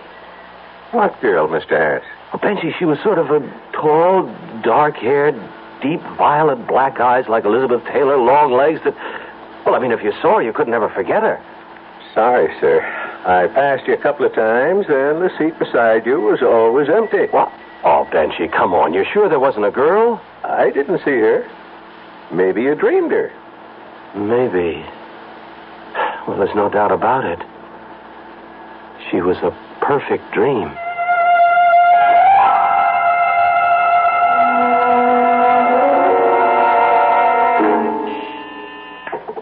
Yes, Doris? Harry? Oh, sure. Send him right in. Sky, have I got news for you? Hold on to your hat. What? I just came from a session with the Kingpin. Oh, so what does boss man Peabody have up his sleeve this morning? The brass ring for you, Sky, and I go along for the ride. The Bianchi account. Bianchi? It's all yours, baby. All you have to do is come up with a campaign. That's $10 million in billing. Biggest new account in the shop. The plum. Yeah. Now, if you pull it off, it's the VP rating we're all bucking for. Yeah, and if I blow it, I'll be on the unemployment line. No, not you, Sky. That's why the Kingpin picked you. Now, you better go right on up. He wants to see you to kick a couple of ideas around. You know something, Harry? What? You either cured my headache or arranged I'll never have one again. What does that mean? The Bianchi account. If I don't cut it, I won't have to worry about headaches anymore. Old Kingpin Peabody will hand me my head in a basket.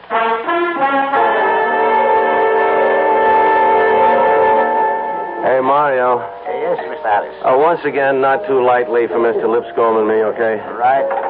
You don't want to miss your train, Sky. Oh, you don't know how often I want to, but not tonight. What's the big deal tonight? You and Isabel socializing? No. For once, it's the train I'm interested in. Oh, well, that's a switch. Yeah. Oh, thanks, Mario. Well, what's so special about tonight's commute? I won't know until I prowl all the trains. I'll be looking for something. Do me a favor, Sky. Now, I'm only a poor working photo stiff, and you're the idea man. Look for an idea for Bianchi. But I already have it. Genius. What? Could you picture a girl like this?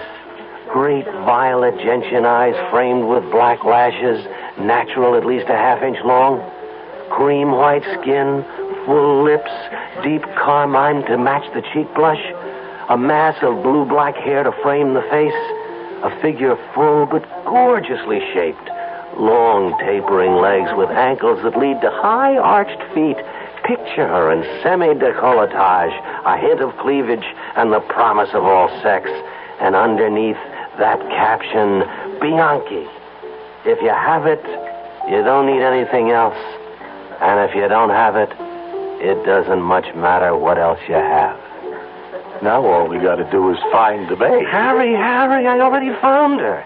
The trick is just how I find her again. Oh, holy cow. I got to make the first train. Put this tab on the national debt, Mario. Harry, you can pop for the tip, will you? I got a date with an angel. I hope.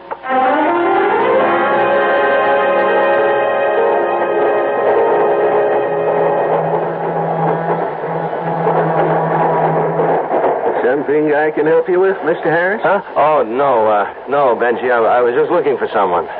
Yeah, I figured. You've been from one end of the train to the other. Anyone I know? No, just a girl. The one you asked me about on the way in this morning. Yes, I've got to find her. Well, if she's anything like you described, I wouldn't blame you. You know, Benji, you better find me a seat now. I'm still a little stoned. Well, take my spot, Mr. Harris. I'll put my work case up on the rack. Oh, thanks. Stretch out. Make yourself comfortable. I'll wake you before you get to your stuff. Oh, you're a scholar, a gentleman, and a fine conductor, Benji.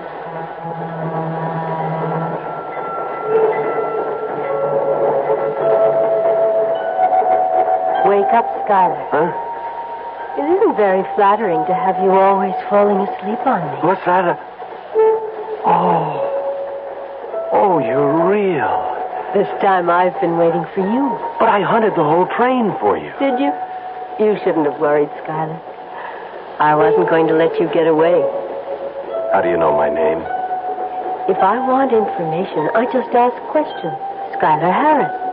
Well, how do I do with the same question? The name is Deirdre. Lovely, provoking, sensuous, a little incomplete, perhaps. No surname? Do you really care? Well, it would be necessary eventually just to satisfy the accountants, you know. Social Security and Uncle Sam. Dear me, does everyone have to know all about us? Well, maybe I didn't make it clear. See, I have a proposition to make to you. Oh, yes. I thought perhaps you might. No. Don't misunderstand me. See, I'm an advertising executive. Yes, I know all about you, Skylar. No, I mean, there's this account. Bianchi Cosmetics. Oh, yes. Deirdre, I guess I may call you that? I want you to. Oh, I have no idea who you are or what you are, but would you be interested in this? Skylar. No, look, honestly, I mean, this is strictly a business arrangement. I have a campaign in mind using you as the central figure. I don't know what you want to call it, Skylar, but as far as we're concerned, there needn't be any embarrassment or cover-ups. Don't we both know what we really want? Now, come on, Deirdre. Don't put me on. I'm not. You're the one who turned me on, Skylar. Now, look, Deirdre, and whatever your other name is, I am honest to God leveling about this big ad campaign and how perfect you are for it and how much money you could make if it all goes the way I think it could. If you insist, Skylar. Anything. But if we have to talk about something other than ourselves, would you mind getting me a drink? Oh, sure. I could use one myself. What'll it be? It doesn't matter. You pick it. Just hurry back. Oh, don't worry. Just don't vanish.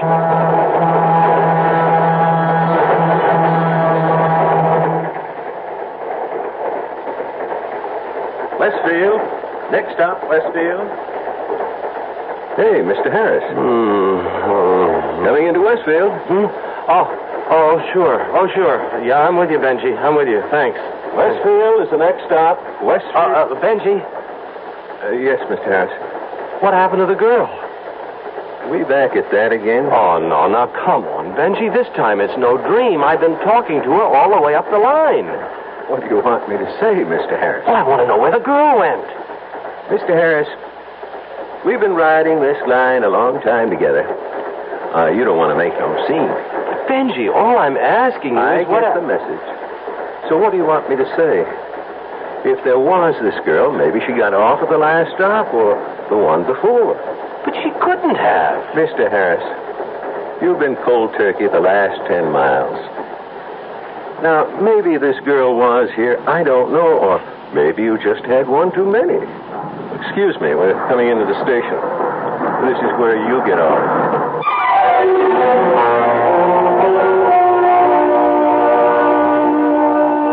A man who doesn't realize how near the end of his emotional rope he is. A girl named Deirdre who promises desire as sensually as a centerfold in today's magazines. A suburban family who awaits the return of the husband and father as routine. And the disaster we know is to happen. We'll start to fit the pieces of the jigsaw together when I return shortly with Act 2. Ever see a beer drinker pour his beer real easy down the side of the glass? Maybe you do it yourself. If so, the Budweiser Brewmaster thinks you're missing something. especially if you're a Budweiser drinker. You see, Bud is brewed, so it will kick up a healthy head of foam. Exclusive beechwood aging and natural carbonation make it a lively brew.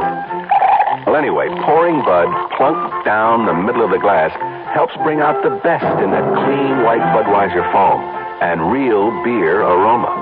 It also helps you get the full benefit of a taste, smoothness, and drinkability you'll find in no other beer at any price. Remember, brewing beer right does make a difference. Next time, pour that Budweiser right down the middle and see for yourself. Anheuser-Busch, St. Louis.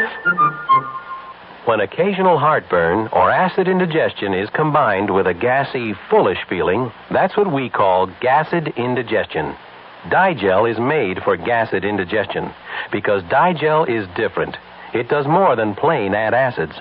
Digel reduces excess acid while its patented simethicone gets rid of trapped gas fast. Use only as directed. Digel for gassed indigestion. No plain add acid can do what Digel can. Of all the leading laxatives, only one, Phenamint, is a gentle chewing gum laxative. And for a very good reason.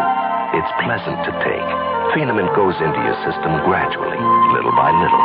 And after Phenamint has entered your system, it begins to work gently, predictably, to relieve occasional irregularity. Phenamint, the gentle chewing gum laxative. Like all medicines, take only as directed.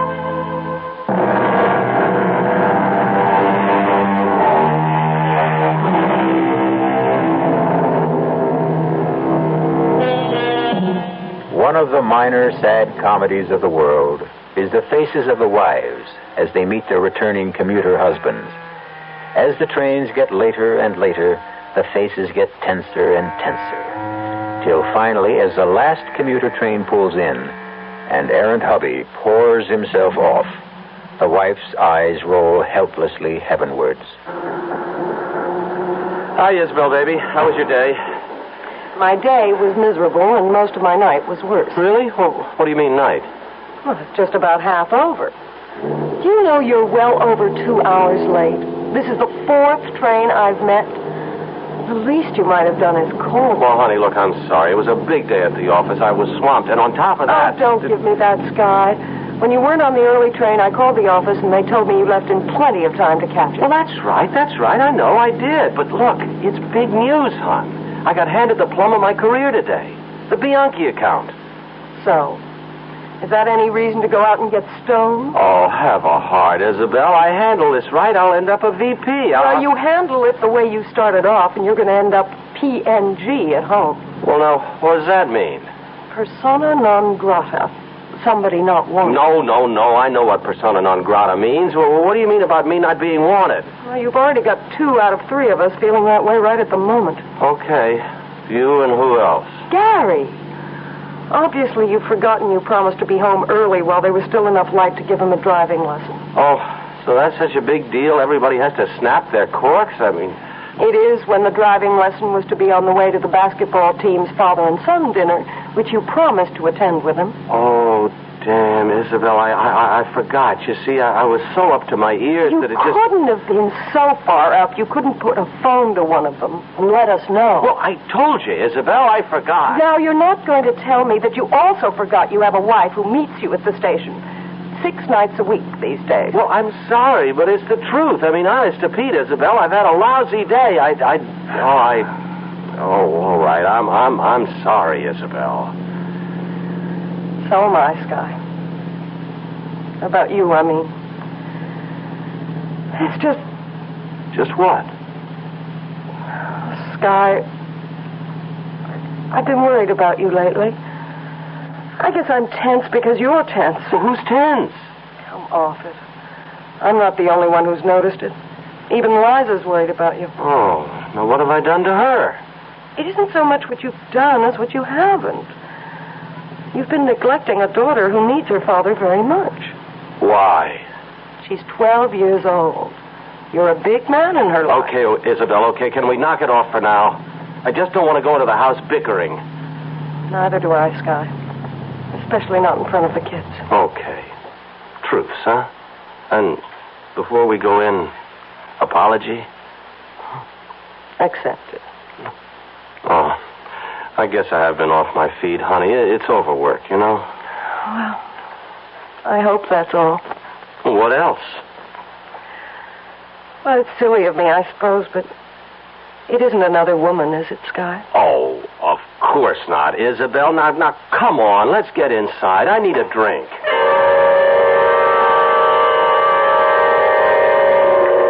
Chrysler Model Agency? Yeah, this is Skylar Harris here. Put me through to Irene. Yeah, that's all right. I'll hold. Doris, while I'm on one, call IFW and hold them on two. I want to talk to Ed Rashby, okay? Hello, Irene. It's Sky. Yeah, fine. Well, I'm looking for a girl. First name Deirdre. I don't know the second. She is a natural for the Bianchi account, and I've just got to find her.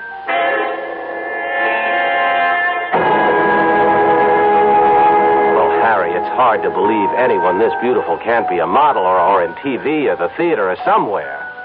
No. I'm the only one that's seen her. Yeah, I've checked out all the talent books, and I have every agency in the business pulling pictures of their clients. Well, you're last on the line, Harry, only because I couldn't get through to you sooner.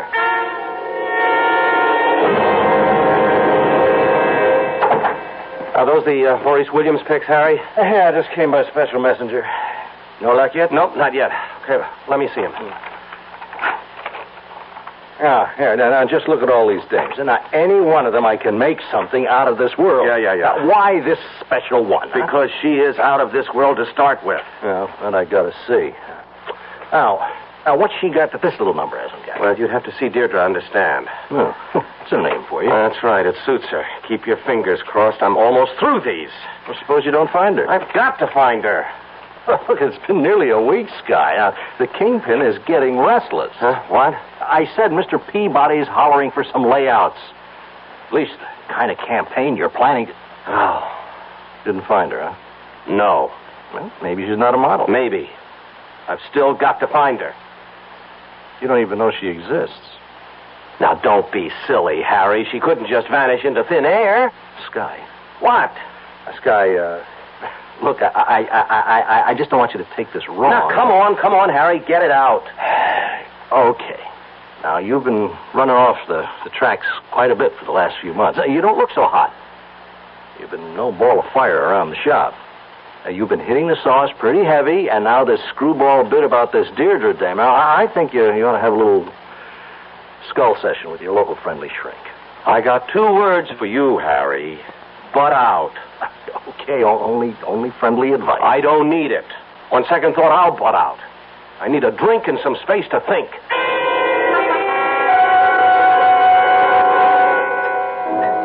Hey, Mario. Yes, Mr. Harris. Build me another Manhattan, huh? Coming right up. Good. Boy, shoot deer in here today. It's a breather. The late lunches blew finally, and the early drinkers don't come in for the next hour or so. Oh, I see. All right.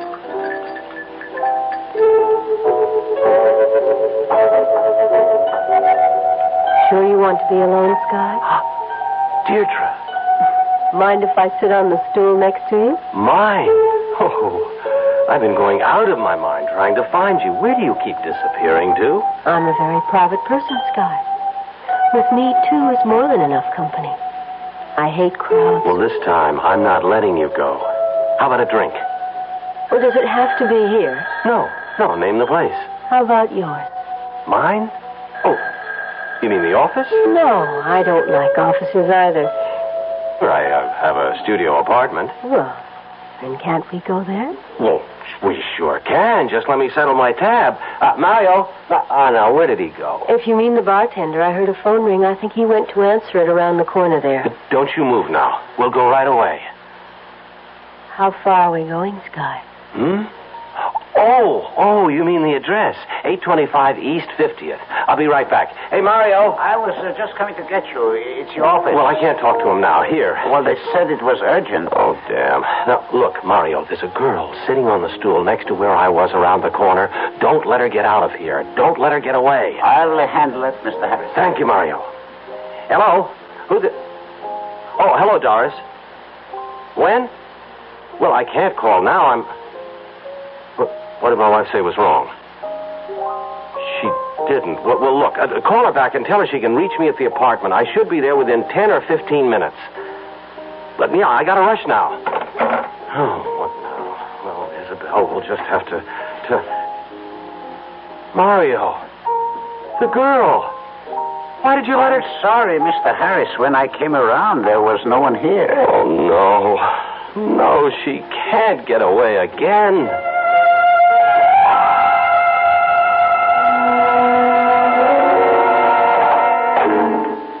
Oh, Deirdre, can't tell you what a lift I got when I found you waiting at the door. I'm glad, Skylar. Well, what did you run out of the bar for? I told you.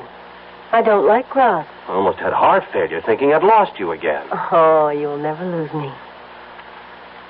Take my coat. Oh, sure. Get me a drink. What's your poison? Oh, heck. You get that. I'll mix my own poison. Hello? Oh, Sky, why didn't you call me right back? Isabel, I was busy. At a bar? Now, honey, you know how much of our business is... well, never mind that. What is it? Well, at the time, I wanted you to talk to Gary. All of a sudden, just before I called, he threw a kind of fit. I don't know how to describe it. He just yelled at me like he was another person. Yelled something about being tired of being a kid and ran out of the house. Look, Isabel, please, I'm very busy now, and this... The worst, Sky. While I was trying to get you, he took the car and drove off. Oh, well, unless you gassed it up, he can't get very far, and he's a pretty good driver anyway. And he doesn't have a license. Well, what do you want to do, call the police?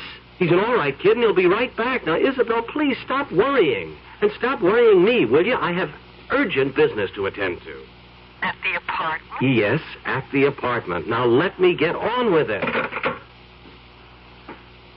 Apron strings? Oh, no, my wife's just a little upset over one of the kids. I hope she's not going to keep calling back and interrupting our business. Well, there's one sure way of taking care of that. Just leave it off the hook. Let's get away from that ugly noise. Okay. What's in here? The bedroom. Oh. This is nice.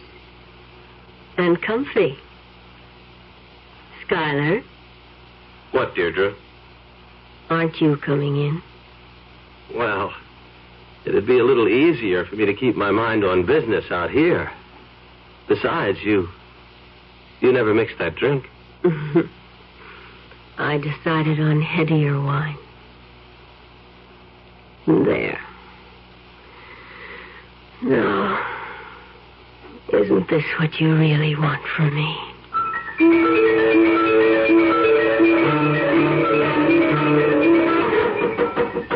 Huh? Oh, no. What the devil is... You'd better go see before he wakes up the whole building. Oh, I was sound asleep. All right, I won't be a second. Who is it? What is it? Open the door, Sky. It's Harry. Well, take the chain off and let me in. Harry, what do you want? Oh, that way, huh? Well, I should have figured. Well, you better ditch her fast and get on home. Isabella's frantic. She's been trying to reach you all evening, and she finally got in touch with me. What is it? Your boy, Gary. He's had an accident with the car. It's concussion. I don't know how bad. Now, I've got a cab waiting. If he only gets... No, Harry, look, I've got to get dressed. Thanks. For nothing. Now, you make sure you get rid of that chick and get home where you belong. Okay, Harry. Oh, Deirdre, I didn't know you were standing there. You heard? I know. Home. What about you? We haven't even talked about... Deirdre, I can't lose you again. I promised you wouldn't. I'll be waiting. It doesn't matter about tonight. Not anymore now. Because you know there's always tomorrow. And tomorrow. And tomorrow.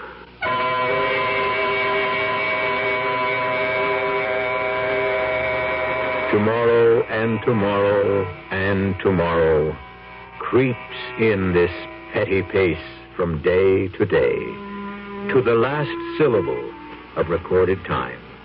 And all our yesterdays have lighted fools the way to dusty death. So mourned Shakespeare's Macbeth for the death of his lady. How much will Our Lady called Deirdre mourn the death of her lover?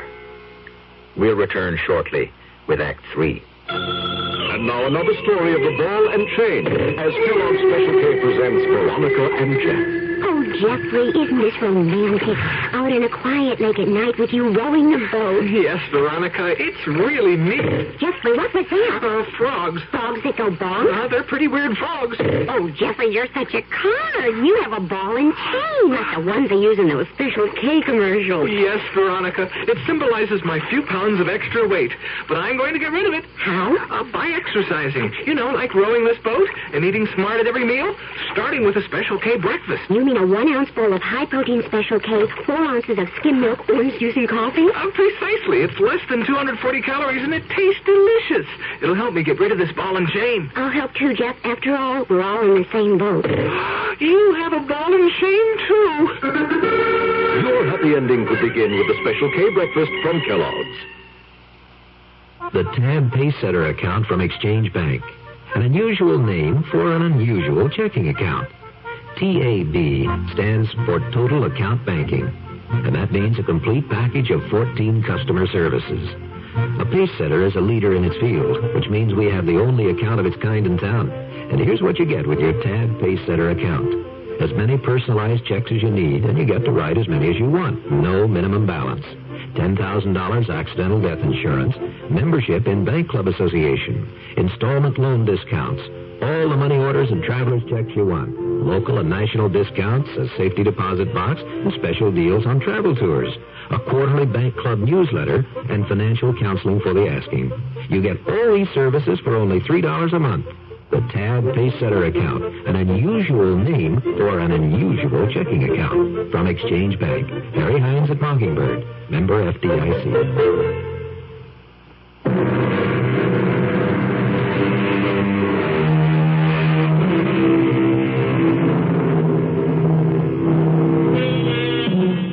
No better introduction for what's to come, but the rest of Macbeth's lament.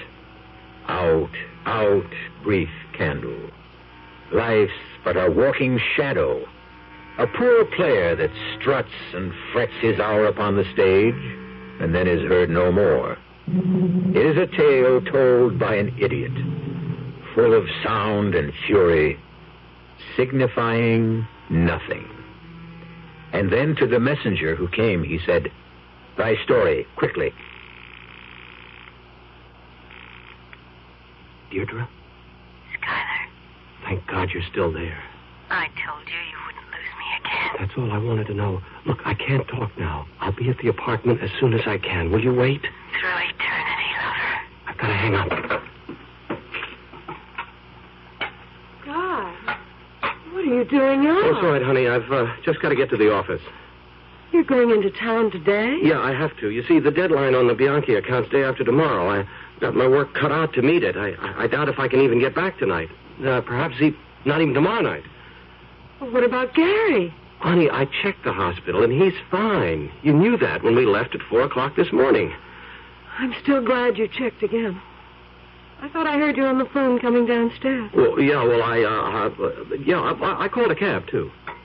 I can run you to the station in my car. No, it's all right. It's better this way. Hey, you want some coffee? No. My stomach's too upset. Oh, Sky, we could have lost Gary. Well, we didn't, honey, so let's not agonize over it. I don't know. Everything seems so confused. Like there was a sort of curse on us. And you worry me most of all. Me?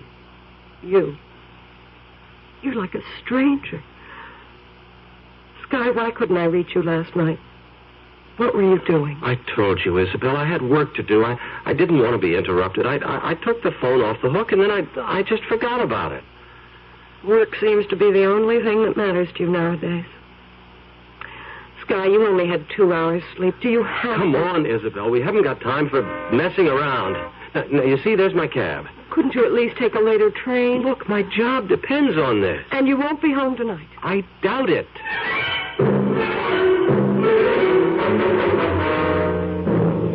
brother, I kid you not. You are in big trouble, Sky.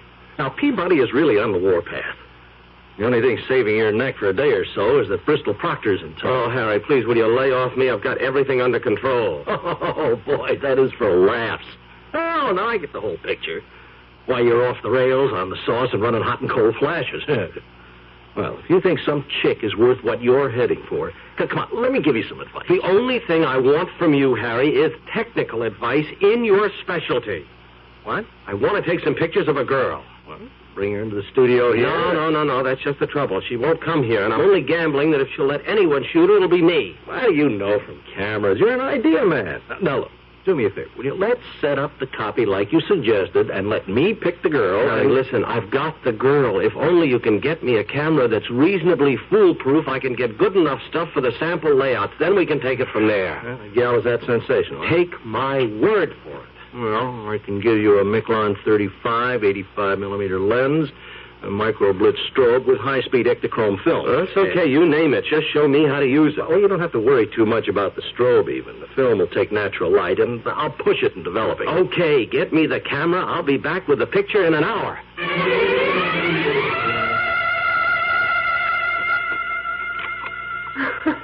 Are you having fun, Skylar? Oh, Deirdre, this isn't a game. This could mean our whole future. It could indeed. Yeah, just like that. I'm glad you let me talk you into taking the pictures. You won't be sorry. I'm just very much afraid you will be, Skylar. Oh, damn. Sky, dear, I forgot to ask you. Cutting out your wife? Well, I've got to finish these pictures.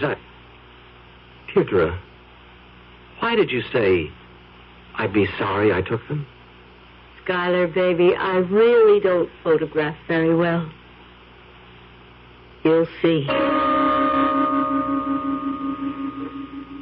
You got the prints, Harry. That's great. Well, I don't know how great you're going to think it is. Huh? Come on, what do you mean? I don't know what I mean. Look, I just don't see how you could have gotten everything so gummed up. All right, just let me see. Help yourself. Everything's so out of focus, you can't tell a lamp from a couch. And as for the girl, well, you find her. I can't. Well, I don't... She was right. Well, if that's the couch, she should be... Now, wait a minute. Let me see in this one. No, this one is... Oh, Harry. How could I have faked out so badly? You got me.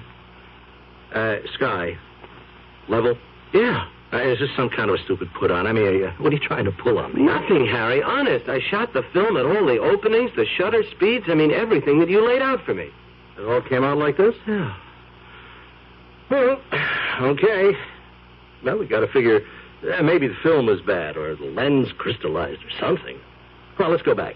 I bring other equipment, and this time we bring home the bacon. No, Harry. She wouldn't let you shoot her. I can't explain, but... All right, so forget her. I can't, Harry. I've got to take one more crack at it. Just one more. Oh, man, you're crazy. Would you help me? You won't let me. Some kind of camera that I just can't fail with. Well, okay. Look, I'll give you an instant. 20 seconds, you'll know if you goof. You just keep adjusting it till it's right. I'll go get the camera. Oh, you're an okay buddy. Thanks. Hello. Oh, thank God it's you, Sky. Isabel, what is it now? I'm just at the end of my rope. I could swear somebody's got a hex on him. What are you talking about? You've got to come home. Gary's back in coma. What? When did that happen? About 10 this morning. I tried to reach you. Isabel, listen. You've got to cope a little longer. Everything's falling apart for me here, too. I can't get home till at the earliest later tonight. What's the matter? She won't let you go? Ooh. Oh, don't try to kid me. There has to be another woman. You couldn't be like this if there weren't. Okay, Sky. If this is the way you want it, you can just let us all go to hell. Isabel. The only thing I wish you is a one-way ticket there yourself. Isabel. Oh. Okay, Sky. Here's your instant camera. Now, maybe this will get us all a clearer picture of where we're going.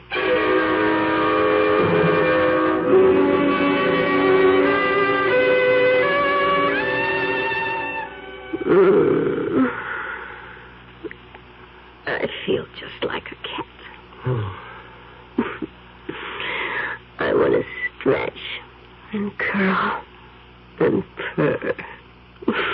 Then let me take my pictures now. Remember when I said I would take care of tomorrow? And tomorrow and tomorrow. Yes. That was a lot more than a promise. I don't know what you mean. Take your picture. And you'll know. What is it, Deirdre? I've got this weird feeling that's taking me over. I'm scared. The wages of sin. Take your picture. Shoot, Sky. All right. All right, now just like that. Just hold it. Now, while we wait for it to develop, let me tell you what you'll see.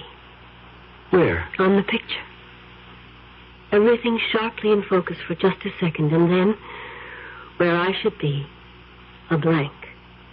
An empty hole in space. Look. All right. Oh. Oh, Lord, no! As I really look. You've never seen a witch before, have you? No. You think I'd be a successful model for your Bianchi account? Who are you? Look at your picture again. Just what you said. You, whatever it was, it's gone. But I'm still here. This is me. You won't let me go, will you, Skylar? Why me, Deirdre? A personal whim. And you were so ripe for the tempting. You'd destroy me eventually. Of course. But I could put it off for a while. You don't have me that much in your spell. Are you so confident? What makes you so? This. What are you doing with a gun? Well, you see, it happens to be a hobby of mine. I can put 5 out of 6 in a 3/4-inch bullseye at 30 feet. It won't save you anymore. Oh, I know that, I know. But it can the rest of my family. You wouldn't dare. I never thought you had a gun. Die, witch. Die.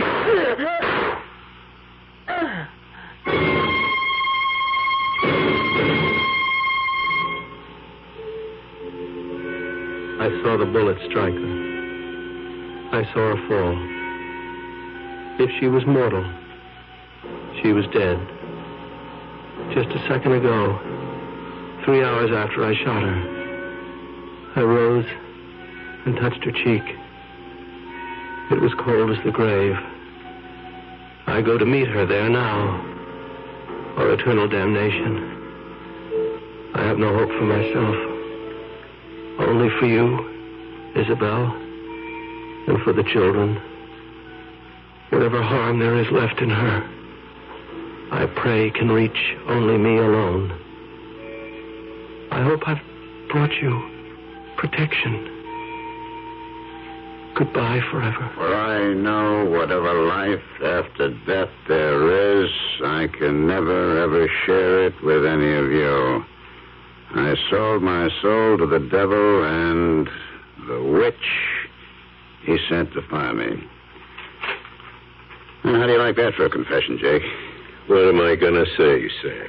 Them guys working in advertising, they're halfway round the bend. I guess you got to be a little bit screwy to get into that kind of business in the first place. Figures. Now, hold it. Yeah? Oh, hi, Lieutenant. This is Detective Sam Danks. Yeah. It's pretty much like the story the wife called in from Connecticut. Guy left a confession you got to read. Won't help much. I mean, it's far out. Huh? Oh, the subject. Yeah, there's not much doubt from pictures around the apartment. This is Skylar Harris, all right. Sure, DOA.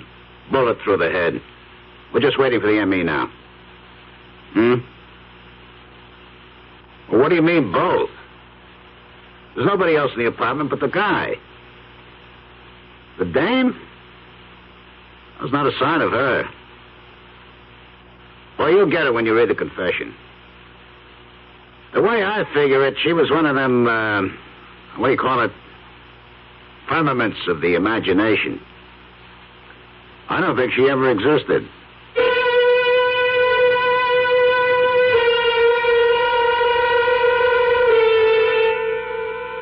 Did the detective mean to say figments of the imagination? Or was his choice of firmament perhaps nearer the truth? Was Deirdre more finite than he believed? Was she somebody of incarnate evil, clothed in beauty, who still stalks the day and the night, looking for other prey? I'll be back shortly. John Jones, statistic, born with cleft feet and cleft palate. Shirley Smith, statistic, born blind. Tom Kelly, statistic, born with an open spine. Statistic, children born with birth defects. 250,000 of them every year. 1 out of every 14 babies. Small statistics with a whole life ahead of them. Small statistics who cry and think and feel and want to write. Why should life deny them good health at birth? The March of Dimes leads the fight for this right. Good health at birth. Good health at birth. Good health at birth. Through medical service programs, public education, and scientific research. So that one day the ultimate goal will be reached. The prevention of all birth defects. But birth defects are forever unless you help. Please, will you give to the March of Dimes?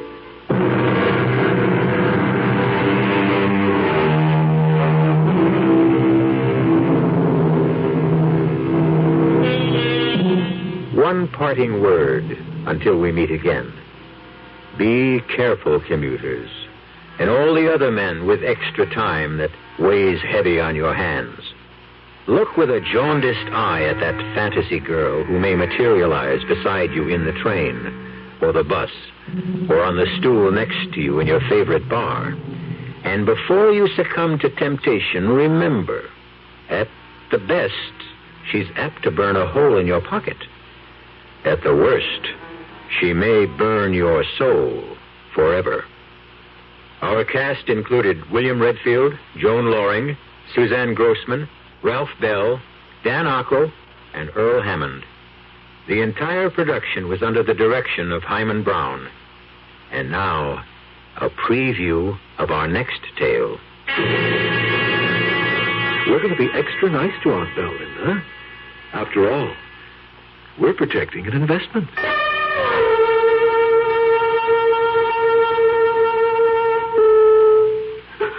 You're back? I can't believe it. I've had just about enough of this. You people simply have to stop coming into my apartment. I'm going to tell Charles he has to do something about this. Oh.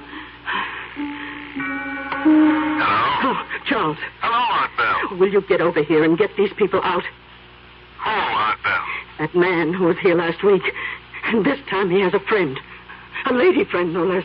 Aunt Belle, you mean that guy is back? He certainly is, and with a strange woman. I'll be right over. Oh, please do. They're upsetting Julia terribly. I think she's afraid of them. Julia? Aunt Belle, Julia is dead. She can't be there. Radio Mystery Theater was sponsored in part by Anheuser-Busch Incorporated, brewers of Budweiser. This is E.G. Marshall inviting you to return to our Mystery Theater for another adventure in the macabre. Until next time, pleasant dreams.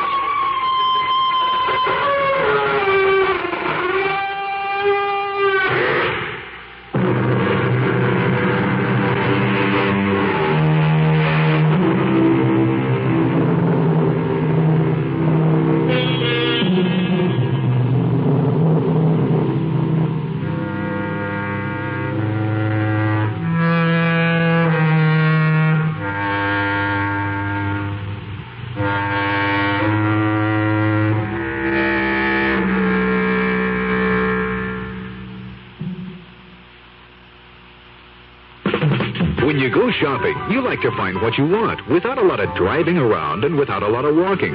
That's why you'll like Plymouth Park. It's the anything and everything place. Quality merchandise, services, dining, entertainment, you name it. It's all at Plymouth Park. We call it total shopping. You'll call it great.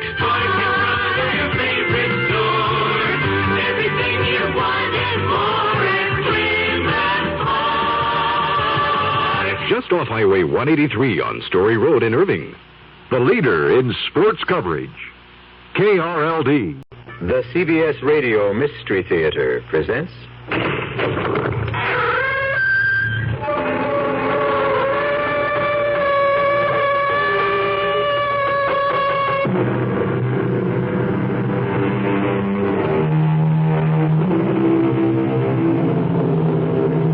Come in.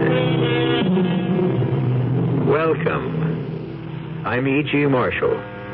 Welcome to our world of mystery and the macabre, of unbearable suspense. Sit back and lend us your imagination for a while. We'll do some remarkable things with it. Imagine, for instance, an elderly woman, Belle Richwood, alone and forgotten, except for her nephew Charles, her only living relative, and the only human being she ever sees. Until one lonely night. You're back. I can't believe it. Look, I've had just about enough of this. You people simply have to stop coming into my apartment. This just isn't right. I'm entitled to my privacy. Will you answer me when I speak to you? Now, get out of here and leave me alone. We won't have it. I'm going to tell Charles. He has to do something about this. Oh. Hello? Oh, Charles. Hello, Aunt Belle. Look, will you get over here and get these people out? Who, Aunt Belle? That man who was here last week. And this time he has a friend. A lady friend, no less. I'm frightened, Charles. You mean that guy is back? He certainly is. With this strange woman. Oh, hurry, Charles, please.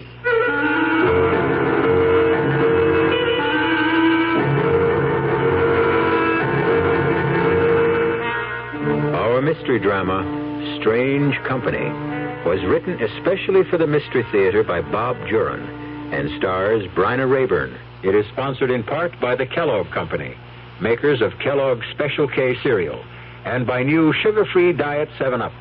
I'll be back shortly with Act One. Breakfast in the morning, Kellogg's has that wholesome taste to get you up and grinning. This is Jerry Coffer for Kellogg's Special K. We've been having some fun in our television and radio commercials by using a ball and chain to symbolize the slight overweight problem common to so many of us. We point out that being a few pounds overweight is just a little more difficult for you. Climbing stairs, just walking around, even sitting down can feel, well, like you're wearing a ball and chain. In case you missed the message, it's this. If you really want to get rid of that extra weight, you really have to work at it by exercising and with sensible meals like the Special K breakfast. A 1-ounce bowl of Special K, America's favorite high-protein cereal, 4 ounces of skim milk, tomato juice, and coffee. Less than 240 calories. Nutritious and, by the way, delicious. So why not begin each day with a Special K breakfast and then keep up the good work? Special K can't help you lose weight all by itself, but it really is a good start. Inflation is something that we're really living with today, and State Farm has what we term inflation coverage. And Agent Gabe Franco, Fort Collins, Colorado, explains the low-cost inflation coverage State Farm offers homeowners in most areas. What it really amounts to is, as the value of your home increases, the amount of coverage that you have on that home automatically increases. You don't have to call your agent every year and say, look, I think my home's increased in value. Would you raise my insurance? You don't have to do that. It's done automatically. The idea that their home is going to always be protected at all times for the full cost of replacing it is important to a person. In most areas, State Farm Fire and Casualty offers a homeowner's policy that can increase your coverage automatically as the cost of replacing your home increases. A good reason to see your State Farm agent now. And like a good neighbor, State Farm is there.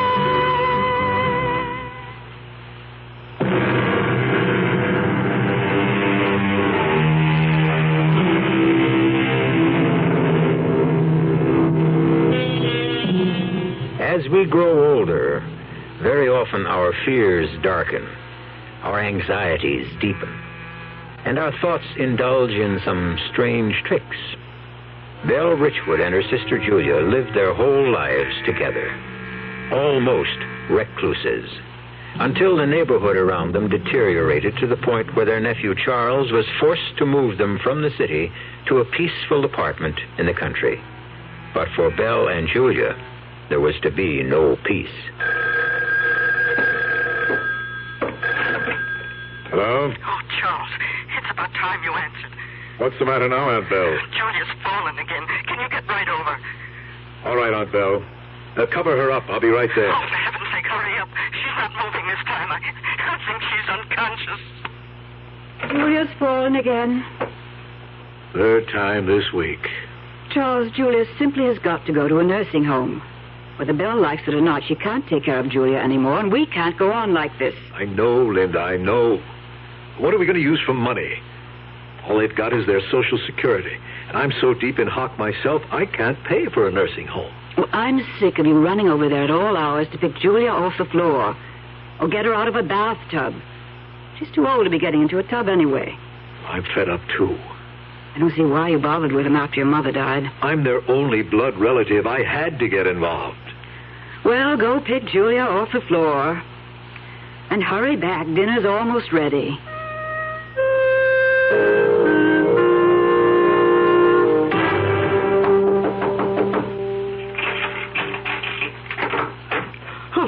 Oh, you took your time. Where is she? In the bedroom. Hurry. Okay. Can you get her up? No, Aunt Belle. Julia's dead. Oh, no, Charles. She's just unconscious. No, Aunt Belle, she's gone. No, I can't believe it. The fall was just too much for her. Not my Julie. She can't be. No, Julia, dear. Wake up. Wake up. Aunt Belle.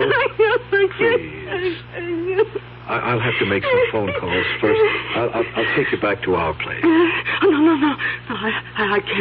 I can't leave Julia. But they'll be taking her away in a little while. You'll be better off at home with Linda. It was all because we moved to this apartment. We should have stayed in the city. Aunt Belle, we've been through all this. I moved you out of the city because you were mugged twice in your own elevator. This place isn't any better. Julia always hated this apartment. I think it hates us. It's evil. Julia's gone. What am I going to do? Oh, now, you've got to think about yourself. Myself? I haven't thought about myself for 60 years. It's always been Julia. But you won't have to worry about her anymore. What do you mean, Charles? I'm more worried about her. More than ever.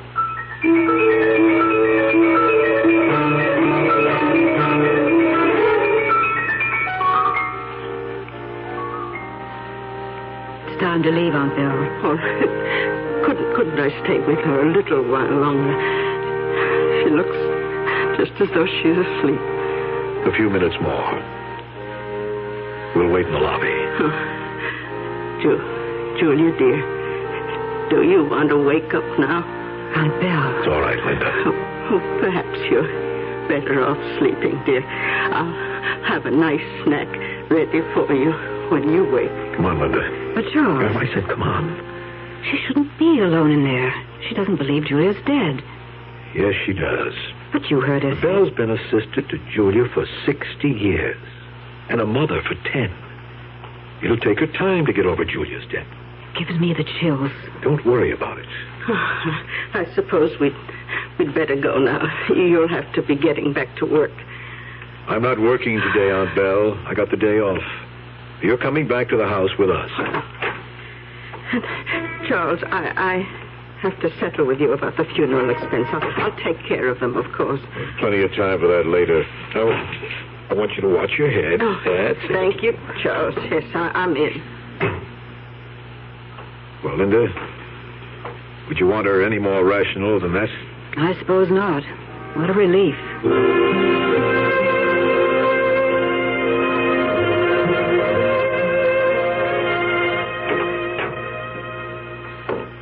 You didn't have to see me in, Charles. I'll be all right. Don't be silly, Aunt Belle. And thanks for having me to dinner. You were right. I wouldn't have wanted to be alone today. I hate leaving you now, but... Oh, I'll be all right. I have to get used to it. I'll stop in tomorrow night after work. Yes, do. And I'll give you the money for the expenses. Do you know how much they are? Well, that can wait, Aunt Belle. In fact, I didn't think you'd be able to cover it. I was planning to take out a loan. Oh, nonsense. I have it, and I'll pay it. Well, it's $1,500. All right. I'll have it counted out for you tomorrow. You mean you have that much in cash here? I don't think that's a wise thing to do. No, nonsense. I've always had cash on hand. Well, that's up to you. You'll be all right tonight? Don't worry about me. Come by tomorrow. I'll lock the door behind me. I always do. Good night, Aunt Belle. Good night, Charles.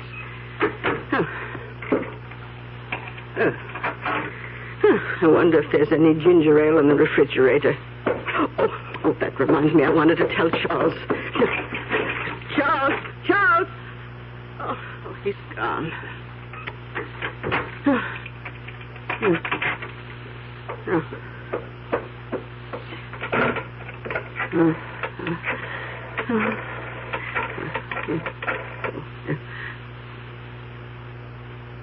Hello, Linda. Yes, I'm all right. Oh, Linda, Charles just left, and I wanted to tell him something. Would you please have him call when he gets in? Yes. Thank you. I may as well start. Oh, you. How did you get in here? Answer me. What do you want? I order you to leave my apartment. Why don't you say something? Stop sitting there smiling. How dare you just come in and sit on my furniture? Tell me what you want if you don't. I'll get you out of here. I'm calling my nephew. Oh, dear, I remember he isn't home. Please, what do you want? Why won't you answer me? I'll give you whatever you want if you please leave. Please. Oh, thank God, Charles. I just got in and Linda said you wanted to see me. Oh, Charles, there's a strange man in my apartment. What? He's sitting on the sofa. He won't say anything and he won't leave. Did he threaten you? No, he isn't doing anything, but he won't go. I'll be right there. Now, don't do anything to antagonize him.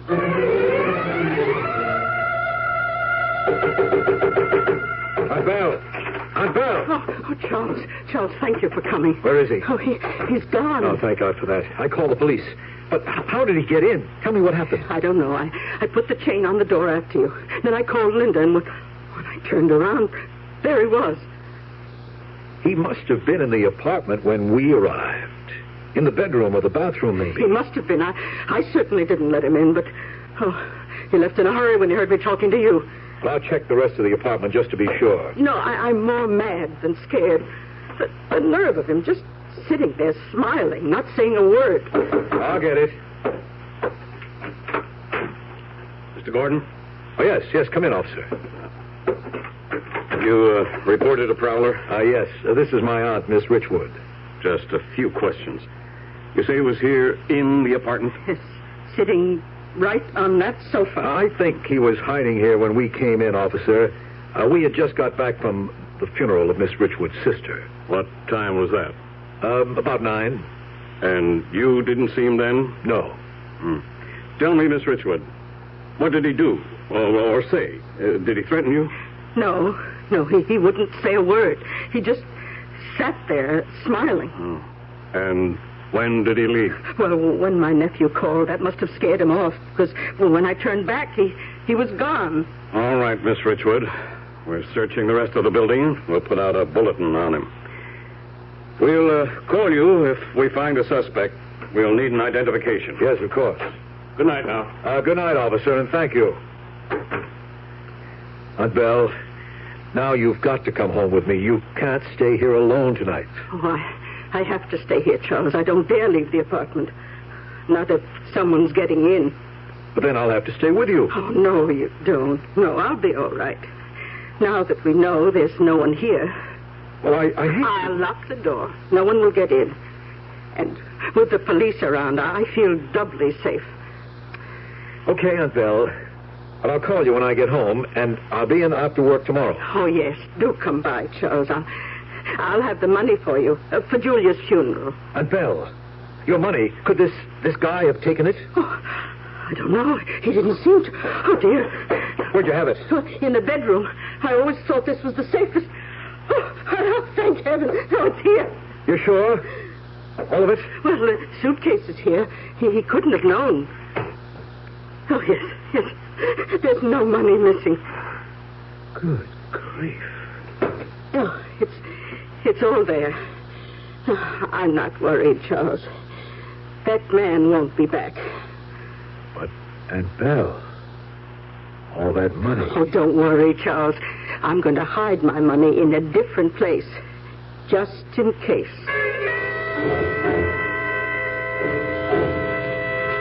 Charles, it's time Belle went into a nursing home, or at least a home for the aging. That man last week could have killed her. She shouldn't be living alone. She's doing all right. She's doing all right. And what about us? I'm sick of sharing you with them. Oh, her now. For 2 years, you've been nursemaid to Belle and Julia. Linda, it had to be that way. I'm sick of it. I'm sick of everything. And if you won't put her in a nursing home, I'll leave you, Charlie. No, you won't. You just see. Belle's not going to a nursing home, Linda. Those homes cost money. The state takes care of old people who don't have money. But Belle has money, Linda. Lots of it. What do you mean, lots of it? A suitcase so full of hundreds she can hardly close it. I saw it that night the man got in. She opened it in front of my eyes and counted out the $1,500 for the undertaker. So great, she's got some money. She can afford a nursing home. Oh, no, Linda, I'm not going to see that money go into a nursing home. That money is going to be ours. You mean we're in her will? She hasn't got a will, but she's got a suitcase full of money. And I'm her only next of kin. So? What good is it to you? I'm the only one who knows it's there.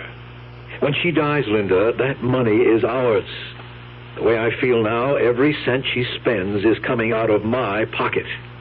But she might live for years. She might. And that's why I want to keep her in her nice little cheap apartment. She doesn't spend more than $15 a week for food. We're going to be extra nice to Aunt Belle, Linda. After all, we're protecting an investment.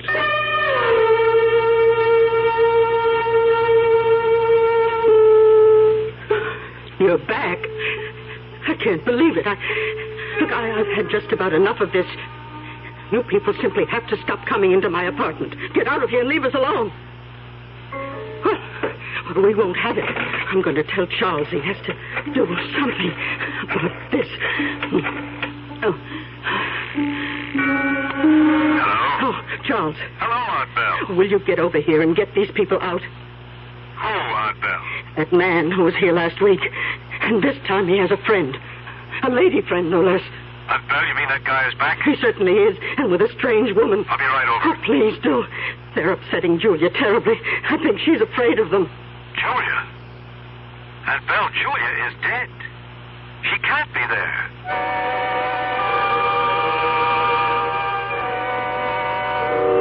Strange company indeed. That suspicious man is back, and with a lady friend. An accomplice, no doubt. It's not easy being alone and old and rich. But Julia, that sort of thing doesn't happen. Belle must be imagining things. I'll be back shortly with Act 2. Oh, somebody's been drinking my sugar-free diet 7-Up, and it's all gone. Oh, actually, I saved a little. Oh, a bear! Hiya, Goldie. What's brewing? That's Miss Goldilocks to you. Oh, come on, kid. You mean you don't remember me? The cottage, the 3 chairs, the porridge? Baby bear! In the fur. Been a long time, Goldie. But baby bear... Just call me BB. You drank all the sugar-free diet 7-Up, and I have to conduct another diet drink taste test today. Well, yeah, I saw the sign on the door, a professional taste tester, huh? But how can I conduct my taste test now? Why bother? I tried those other diet drinks, too. You'll notice there's still plenty of them around. Why not ask me? Well, okay, BB. Tell me, why did you drink all the sugar-free diet 7-Up? I like the taste. Light, fresh, natural, sugar-free diet 7-Up is definitely unbearably delicious. Mm-hmm. Aren't you glad? Glad is what happens when you use Dial soap. Aren't you glad? It starts right out with a clean, fresh scent that's like nothing else. Aren't you glad? To get you going, clean and fresh. Aren't you glad? Aren't you glad? Aren't you glad? Aren't you glad? Aren't you glad? Aren't you glad? Aren't you glad? Just to be. Aren't you glad? Dial washes away the cause of odor on your skin. Aren't you glad? You just can't buy a better deodorant soap than Dial. Aren't you glad? And that's saying something. Aren't you glad? Aren't you glad? Do you dial? Aren't you glad? Do you dial? Aren't you glad? Aren't you glad? Do you dial? Aren't you glad?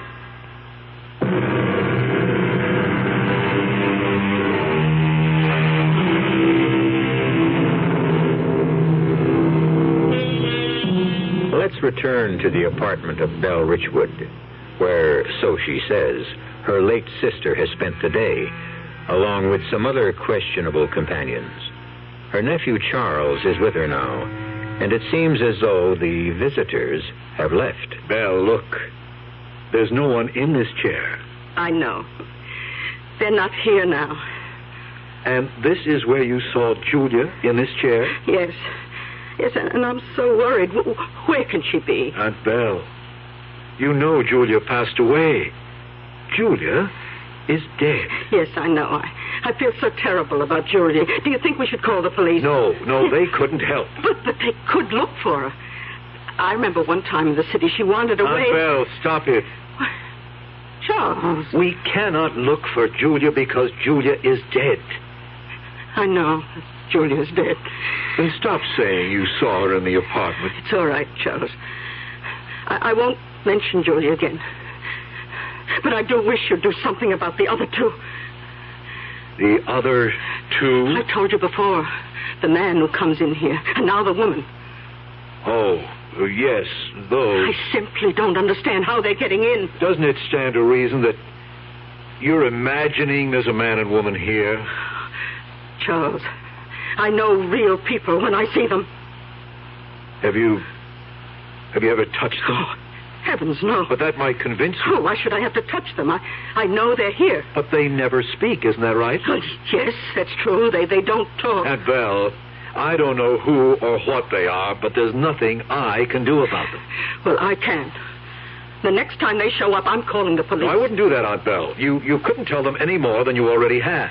Well, they can certainly put a stop to strange people in my apartment. And another thing, I'm going to find another place to hide my money. Well, that is a good idea. Charles, come closer. They might be listening. Now, I want you to know where my money is, just in case. I'm going to hide that suitcase. You know, the one you saw it. Yes. I'm going to hide that behind the refrigerator. Good idea. But where should I hide the other one?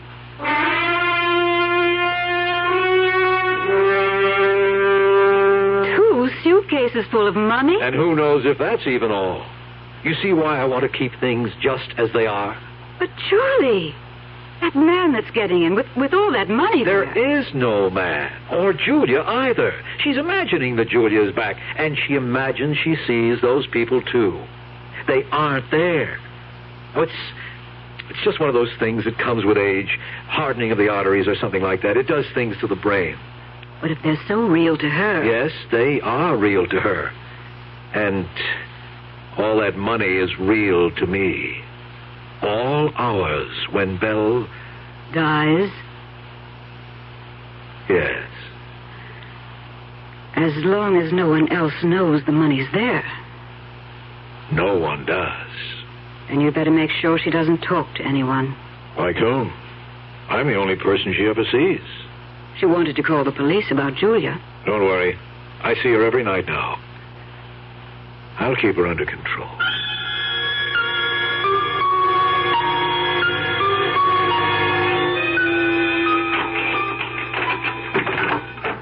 Hi, Aunt Belle? Oh, Charles, I'm so glad you came by tonight. I know how those people are getting in. You do? Yes, through here. They're coming right through this door. Aunt Belle, that's a closet. It's the clothes closet. Oh, that explains where they live, then. They always come through this door. In fact, that woman came in today, and nice as you please, she picked up my coat and put it on. I could have smacked her face. Maybe you should have, Aunt Belle. Well, I couldn't bring myself to do that. But you would have found out that woman doesn't exist. She's just in your imagination. Oh, yes? Well, I'm not imagining. Missing $100. What? I had the rent money all counted out. It was in an envelope on the kitchen table, and now it's gone. I reported it to the police. Aunt Belle, you didn't. Well, of course. Why shouldn't I? Because you probably misplaced the money and think it's gone.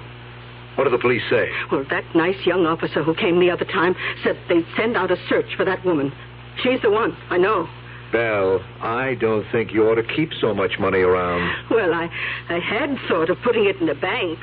I was thinking maybe you ought to let me take care of it for you. I mean, with one case behind the refrigerator. Shh. They'll hear you.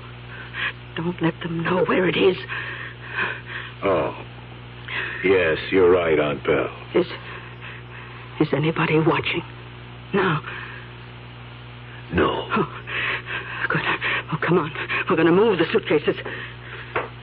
Now, you get the one behind the refrigerator, and I'll get the one under the sink. How did you ever get it back here? I can hardly... There it is. I'm simply going to put them in the bathroom and keep an eye on them. They say if you really want to hide something, keep it out in the open where no one would think of looking for it. Yes, I've heard of that. Well, come on. Bring that case in here to the bathroom. Right away, Aunt Belle. Oh, yeah. Yeah, she won't miss it. Charles, bring the case in here. Okay, Aunt Belle, I'm coming. There you are. Oh, put it there in the tub next to the other one. No one's going to look for my money there. Now, how about a nice glass of wine?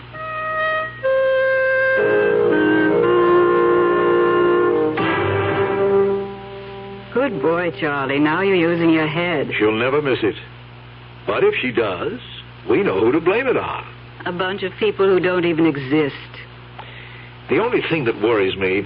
What? They exist for her. They're real to her. Well, so what? She count her money every day? She probably will now.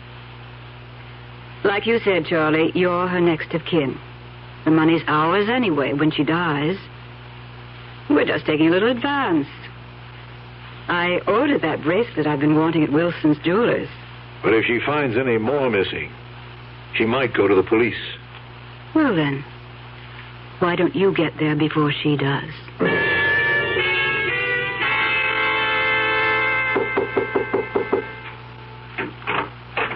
Oh, hello, Miss Richwood. Oh, Mr. Geller, I'm sorry to bother you. That's what superintendents are for, Miss Richwood. And you don't bother me a tenth as much as some of the other people in this building.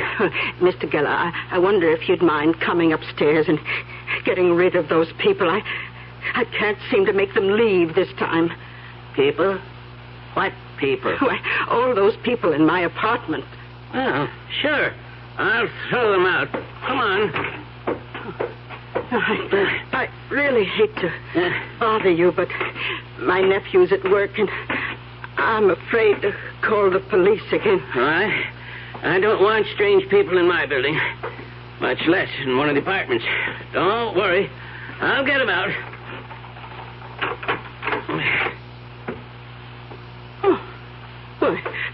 Where did they all go? Sure there were people here, Miss Richwood? Oh, yes. Yes, I'm not crazy yet. There was that man and woman who always come in, and two little girls. Well, we didn't pass them on the stairs, and there's no floor above this. How can they get out? Oh, but now my sister's gone, too. Oh, do you think they took her with them? Oh, this is terrible. How am I going to find Julia?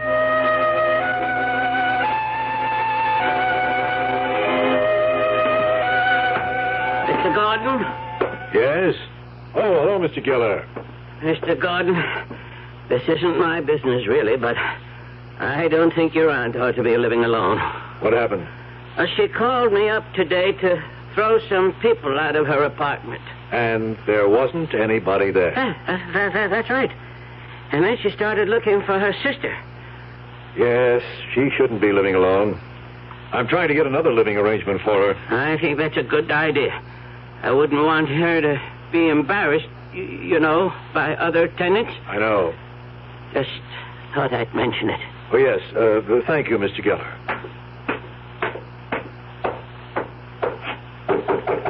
Aunt Belle, it's me.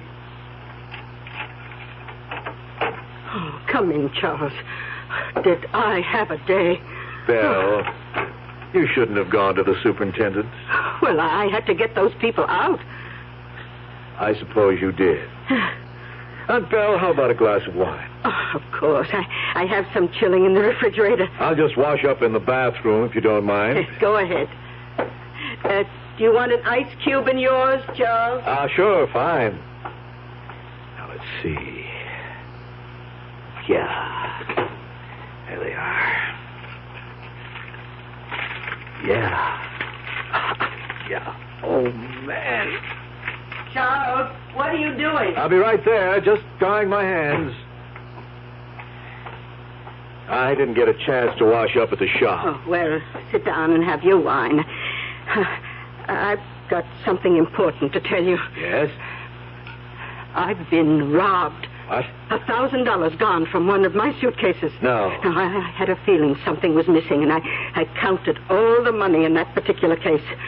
$1,000 gone. Are you sure? Maybe you didn't count it right. No, I counted it twice. In fact, I'm going to count it again with you here to make sure. We'll count it together, and you'll see.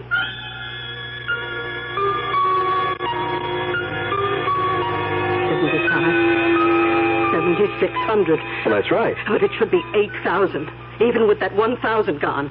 You mean there's more missing? Yes, 400 more. I just don't know what to do. I'm running out of hiding places. Those awful people. Aunt Belle, why don't you let me take care of it for you? You? Yes, I'll keep the suitcases. They'll be safe with me.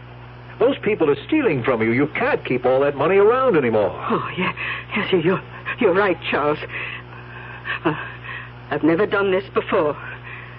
But on Friday, I'm putting it all in the bank. Oh, don't let her, Charlie. Keep things just as they are. I need another $2,000 for Wilson's Jewelers by Saturday. I'll stall her, don't worry. Even if I have to kill the goose that lays the golden eggs.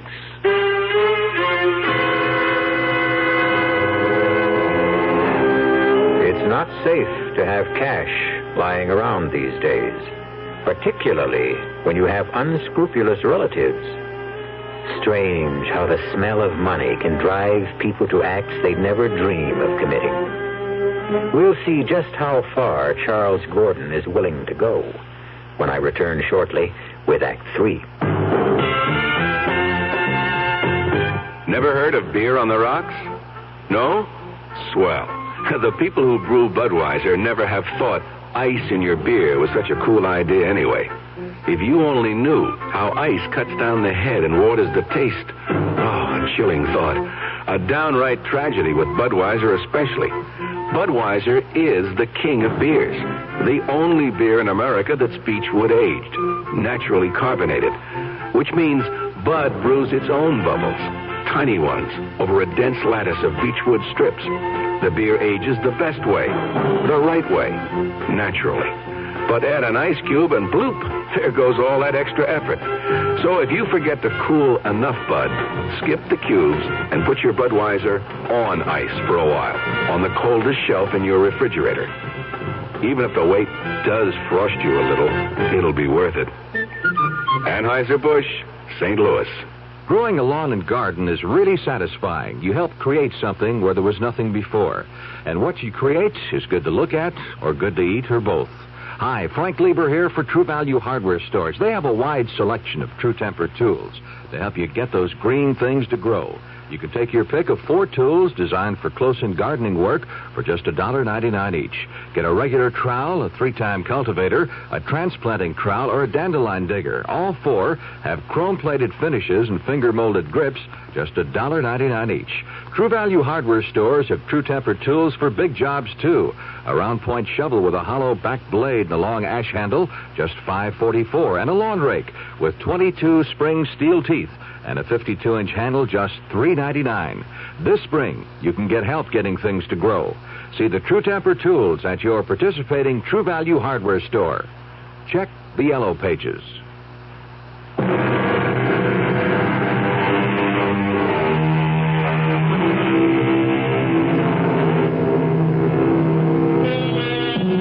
Charles Gordon seems to have a good thing going for him. An almost unlimited supply of cash, thanks to his aunt and a few suspicious visitors. But now Belle threatens to spoil all that by putting her money in the bank. And Charles did say he was going to protect his investment. Charlie, you wouldn't kill her. I'll find some way to stop her from putting that money in the bank. That's not what you said. You said kill. So I said kill. I didn't mean it. Now get off my back. Look, Charlie, I want that money as much as you do. Just let me handle it, will you? And shut up. What are you doing? Protecting our investment.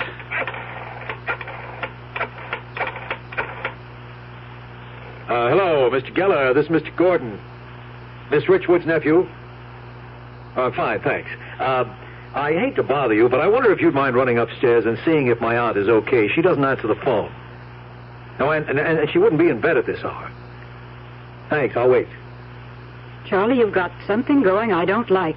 That was an outright lie. A white lie. I want him on my side. What do you mean, your side? I've been thinking about this a long time. Now, just leave it to me. Yes. Oh, yes, thanks, Mr. Geller. Was her door bolted with a chain? Good. Well, thanks again. I wanted to be sure she was okay. She wasn't feeling too well when I left her tonight. Thanks again. Goodbye. Okay, Charlie. I won't ask any more. Stop worrying, Linda. Tomorrow I'm going to see Aunt Belle and persuade her not to put her money in the bank. It's as simple as that.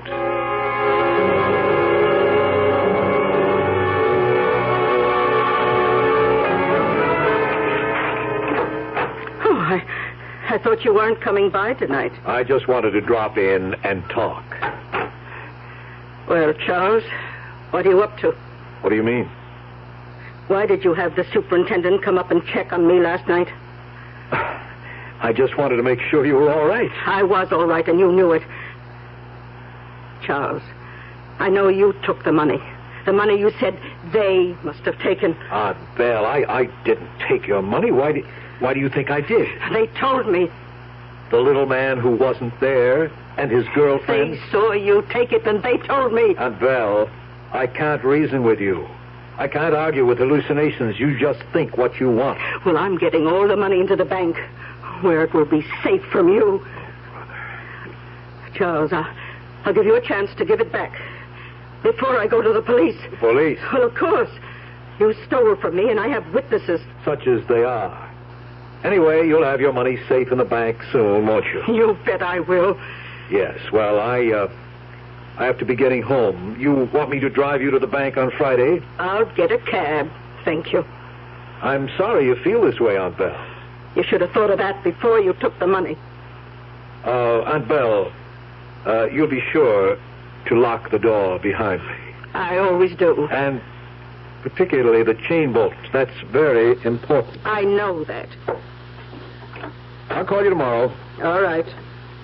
I'll be waiting for you to return the money. I'll be sure and put the chain bolt on. I will. Good night, Charles.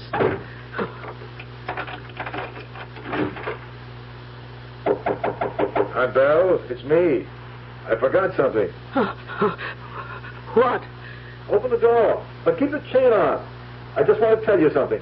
Don't take the chain off. What do you want?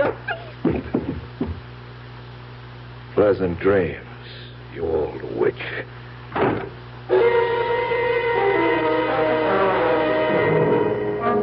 Well, did you persuade her? She won't be putting her money in the bank. She changed her mind. How come?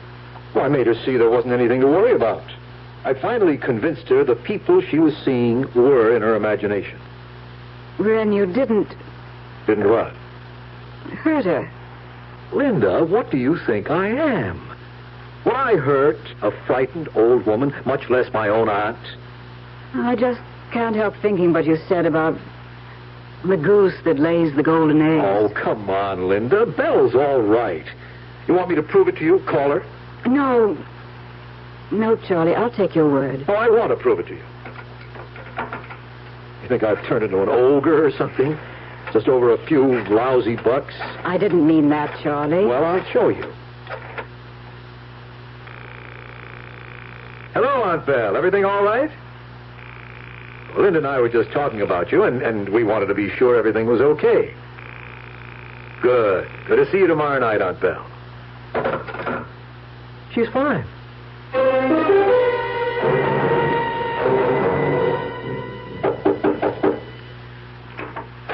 Oh, hello, Mr. Gordon. Oh, anything wrong? I don't know. My aunt doesn't answer the door. Could you come up and open it with your key? I'm worried. Oh, sure, Mr. Gordon. Now, she might be asleep, but she hasn't been feeling too well lately, and I'm a little concerned. Well, like I said before, a lady like your aunt shouldn't be living alone. Yes, I know. I've got to do something about her. She's got the chain on. Aunt Belle? But, Mr. Gordon, look. She's on the floor, right by the door. We'll have to break it in. Let's go. Aunt Belle. I think she's dead, Mr. Gordon. She is. Look at her head. She must have hit this table. I never should have left her alone last night. She was feeling weak. I'd better call the police. Yes, please. I'll go downstairs and call them. I'm sure sorry, Mr. Gordon. Yes, hurry, please. Well, dear Aunt Belle, I'm sorry, too. Sorry I didn't do this sooner. It's all you deserve for the trouble you've given me for months. Now, I'm going to get what I deserve. I'll try out of the bed first. Yeah, not there. Empty. You clever old bird. I bet you would think of that. Back under the sink. And the other must be behind the refrigerator. Where I'd never think of looking for them, eh? Aunt Belle? Mr. Gordon, the police are on the way. Thanks. They said not to touch anything. No, we mustn't touch anything. That hit on the head must have done it. Poor Olga. Yes, I wish I'd moved her out sooner to a retirement home. Oh, looks like she was planning to go somewhere with those suitcases ready. Oh, those. Oh, she always had her memoirs out to look at. They're full of old photos, school programs. She's shown them to me 100 times. That's all they've got at this age, memories. Yes. Well, I'm going to take these along with me. They're really all that's left of Aunt Belle. And I'll give the furniture to some charity. Well, say, my brother just got married, and he sure could use it. Police! Oh, come in, officer. You're Mr. Charles Gordon. Yes. Any idea how it happened? She must have fallen. She was alone. She was just like this when we found her. Well, it happens a lot with older people. Oh, bad bruise on the head. We think she hit that table when she fell. Huh? That looks like the answer. I'll call in. They'll send an ambulance. There'll have to be an autopsy. Oh, and I'll need a statement from both of you. The door was chained from the inside. It had to be an accident. I didn't say it wasn't. I only said I'd have to get a statement.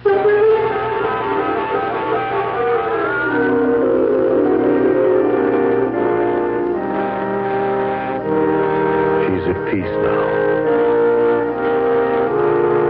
Charlie, I feel nervous about all that money back at the house. Why? No one knows it's there. No one knew she had anything. Little by little, I'm going to bank it, invest it, slowly, so nobody gets suspicious. I'm still nervous about $90,000 in the fireplace chimney. Oh, come on, Linda, I'll take you home. I'm going to Belle's apartment and pack up her personal things. Okay. But don't be all afternoon. I don't like being alone with all that money.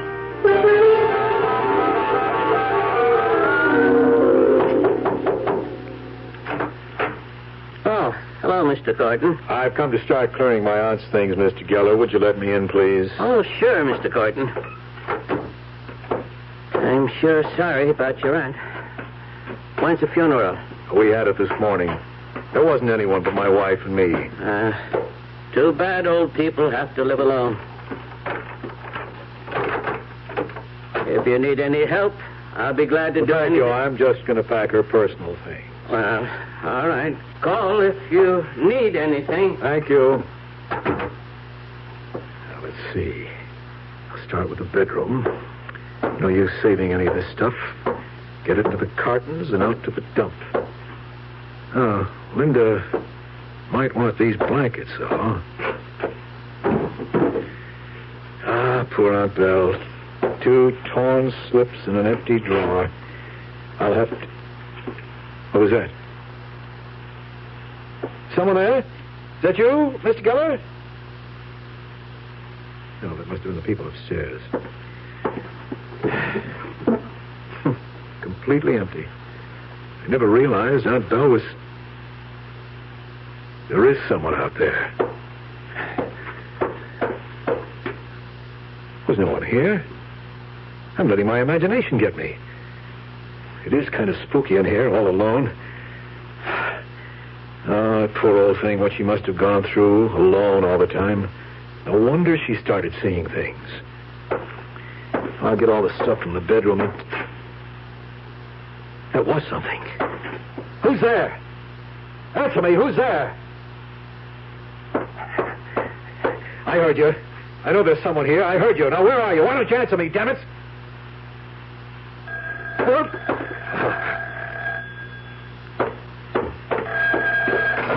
Hello? Oh, Charles, thank God you answered. Linda. Charles, come home quickly right now. Linda, what's the matter? It's this man in the living room. What man? I don't know who he is. He just sits there on the couch, smiling at me. He won't leave and he won't answer me. He won't say a word. Good Lord. Oh, Charles, I'm scared. Come home now, please. Charles!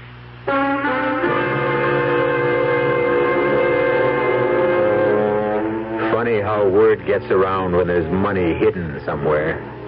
It looks as though Charles is in for some strange company of his own. But then, that sort of thing doesn't happen. Linda must be imagining things. I'll be back shortly. People can reach, people can touch, people can help, people so much. This is Paul Newman speaking. I want to tell you about one of the most courageous actors I know, Bill Gargan. At the height of his very successful career, Bill lost his voice to cancer of the larynx. Naturally, everyone thought Bill was through as a performer. But thanks to his fighting spirit, his determination, and also the American Cancer Society's laryngectomy rehabilitation program, Bill learned to speak again. Now he's giving the finest performances of his career, inspiring others like him to find new voices and renewed confidence there's a full life ahead. When your American Cancer Society volunteer calls, think of Bill Gargan and give generously. Join the people who care about people. We want to wipe out cancer in your lifetime.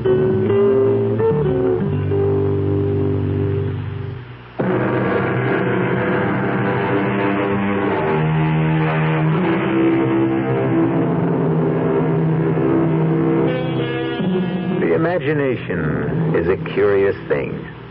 It can haunt us, help us, even hurt those who cross the line between imagination and reality. Imagination, the stuff of which dreams and radio mystery theater plays are made.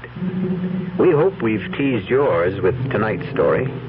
and hope you'll be back for more. Our cast included Bryna Rayburn, Laurie March, George Petrie, and Gilbert Mack. The entire production was under the direction of Hyman Brown. And now, a preview of our next tale. There are no such things as ghosts. I'm just imagining things. But I see you. I see you. Now, don't hurt me. Whatever you are, please, stay away from me. You want me to leave the house? I will. If that's what you want, I'll go right down the stairs, walk out of the house, and never come back. Is that what you want? Please. No! Don't touch me! Let me out!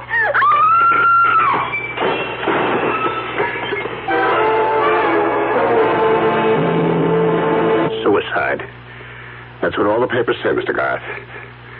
But we know better. It's ghosts. That house is haunted. Radio Mystery Theater was sponsored in part by Anheuser-Busch Incorporated, brewers of Budweiser. This is E.G. Marshall inviting you to return to our Mystery Theater for another adventure in the macabre. Until next time, pleasant dreams.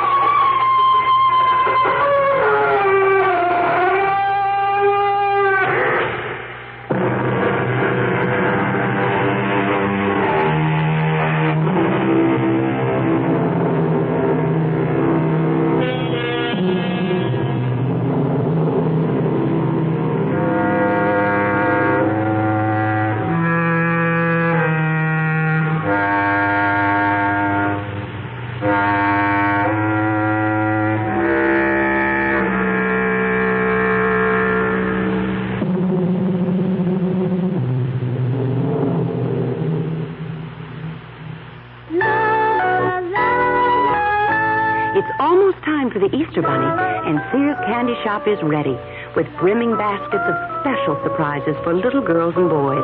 Baskets laden with sweets and super surprises, all filled in the candy shop so they're always fresh. From $2.99 to $29.95. There's a bevy of the bunny's friends, too. Plush Easter toys from $2.49 to $8.99 in the candy shop at Sears.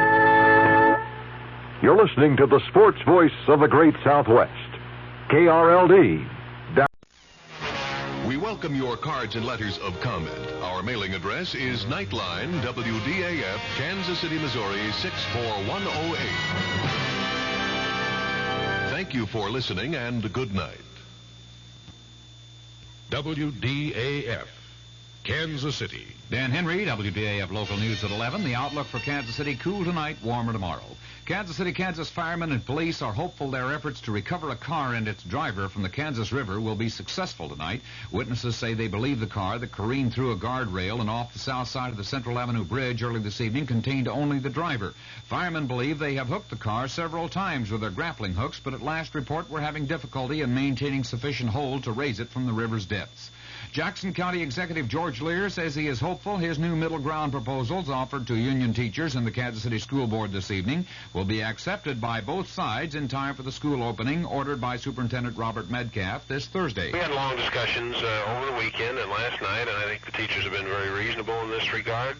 There were some things in there that they wanted that are not included in this proposal. There's some things in this proposal that the school district felt were too much at times, but... News of the hour on the hour from American Information Radio. This is Merrill Muller in Los Angeles, and at this hour, publishing heiress Patricia Hearst is wanted by the FBI for questioning about the robbery of a Hibernia bank branch in San Francisco. An affidavit filed by the U.S. Attorney charged 3 other women members of the Symbionese Liberation Army with the actual robbery.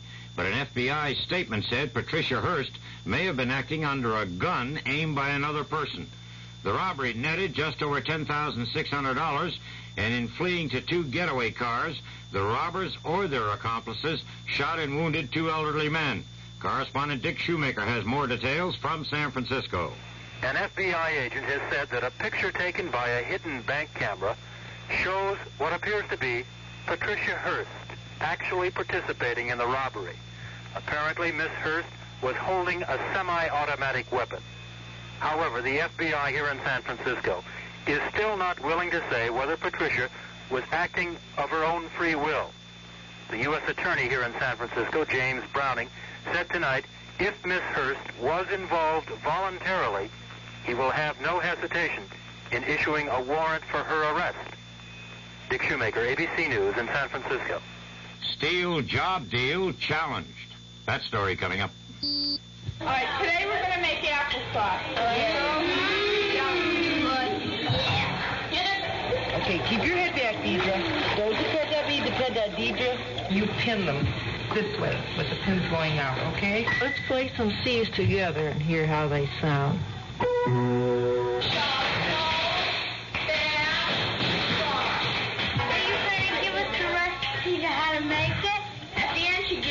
There's a book that says I can't keep the space and stuff straight. Yes, you can. Lisa, you've got 12 feet of water. Are you all right? No. People working with girls' clubs can make a difference.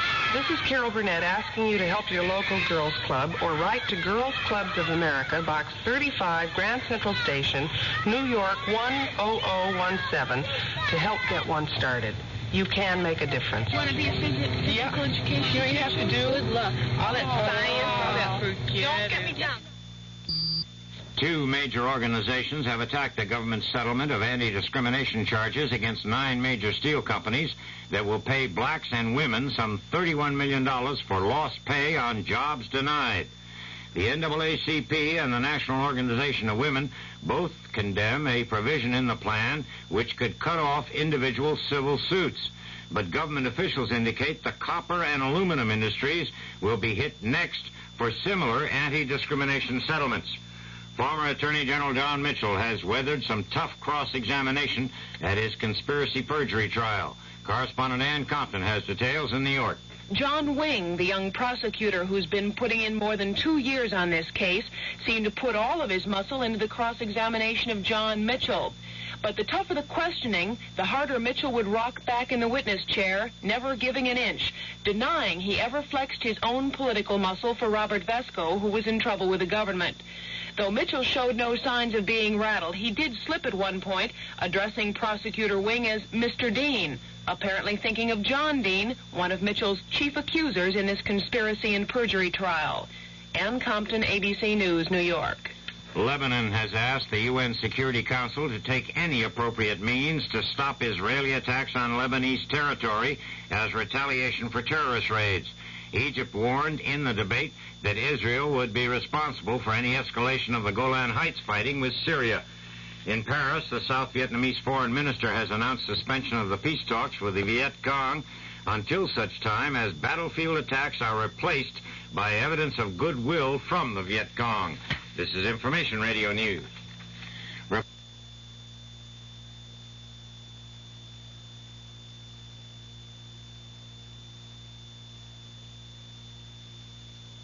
From the Kurt Murr Sports Desk, rain has washed out the opening round matches in the River Oaks tennis tournament in Houston, so all of those, plus tomorrow's, have been gathered into one bunch. All 16 of the opening round matches have been scheduled for tomorrow.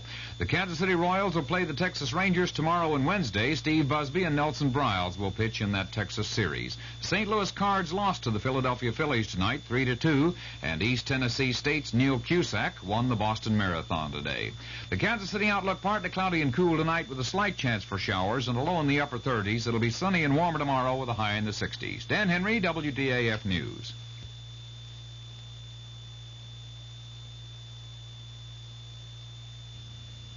The CBS Radio Mystery Theater presents...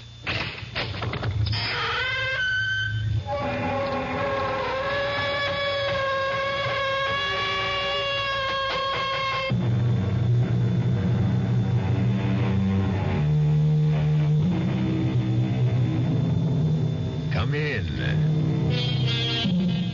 Welcome. I'm E.G. Marshall. Welcome to the sounds of suspense. Justice, the noblest creation and the highest ideal of man. The foundation of all religion and the cornerstone of every law. Justice. The birthright of every human being on the face of the earth. Justice, we're brought up to believe in it, to expect it. But what about those people who suddenly discover that for them, there isn't any justice? You just don't go around killing people, Eddie.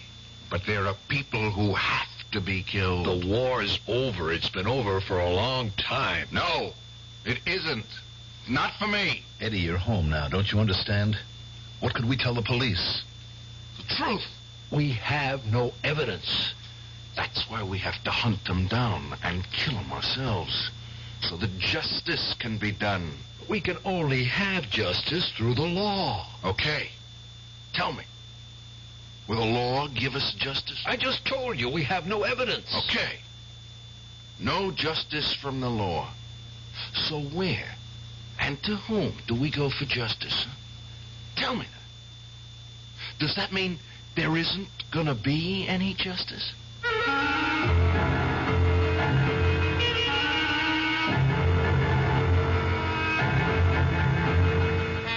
Our mystery drama, Only the Dead, remember, was written especially for the Mystery Theater by Sam Dan and stars Tony Roberts and Mandel Kramer.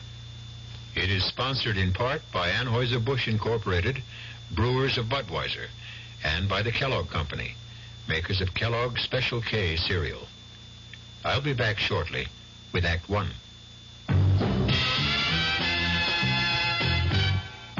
There's nothing wrong with drinking Budweiser sip by sip, is there? Well, the brewers of Budweiser think there's a better way. Sipping's fine if you're drinking wine. But Bud is the king of beers, a hearty drink. Look, rinse a 10 or 12-ounce glass with cold water. Then open a can or bottle of Bud and pour it right down the middle so it kicks up a good head of foam. Now, take a big drink and then swallow big. No sips. That's how it should be done. More taste, more beer drinking enjoyment. Thanks to exclusive Beechwood aging, Budweiser has a smoothness that lets it go down especially easy. Sure, it's an expensive way to brew beer, but brewing beer right does make a difference. That's why when you say Budweiser, you've said it all. Anheuser-Busch, St. Louis. I've found the work to be really challenging, and I enjoy it a lot. If I didn't enjoy it, I wouldn't be in it. People. My orientation all my life has been, to help.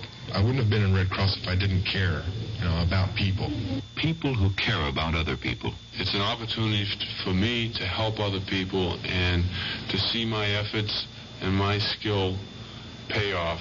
It's just a very rewarding feeling to think that some little thing you've done is going to help somebody else. It's the joy you feel when you help someone. People who help other people. It's like anybody involved with Red Cross programs. They want to volunteer and they want to help. They are just that type of person who will go out of their way to do anything for anybody at any time, and it carries over to the work they do for the Red Cross. It's like they're there when you need them. The people who are the good neighbor. The American Red Cross. I think that anything you know in this world, if you don't use it when it's needed, what good is it?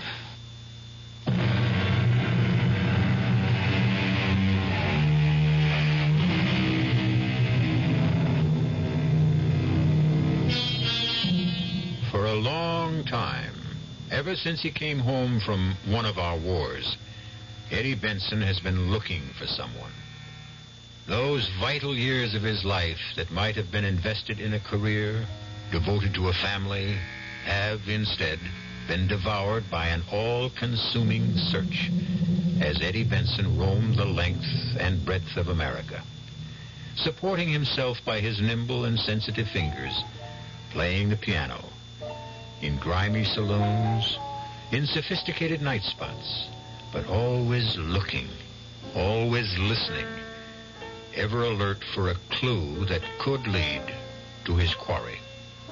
Well, now, tonight, suddenly the manhunt will come to an end in a cocktail lounge in a northwestern city just a few minutes before midnight. Odd how a search so intense could be climaxed by a discovery so casual? How so serious and deadly a crusade can be capped with a laugh?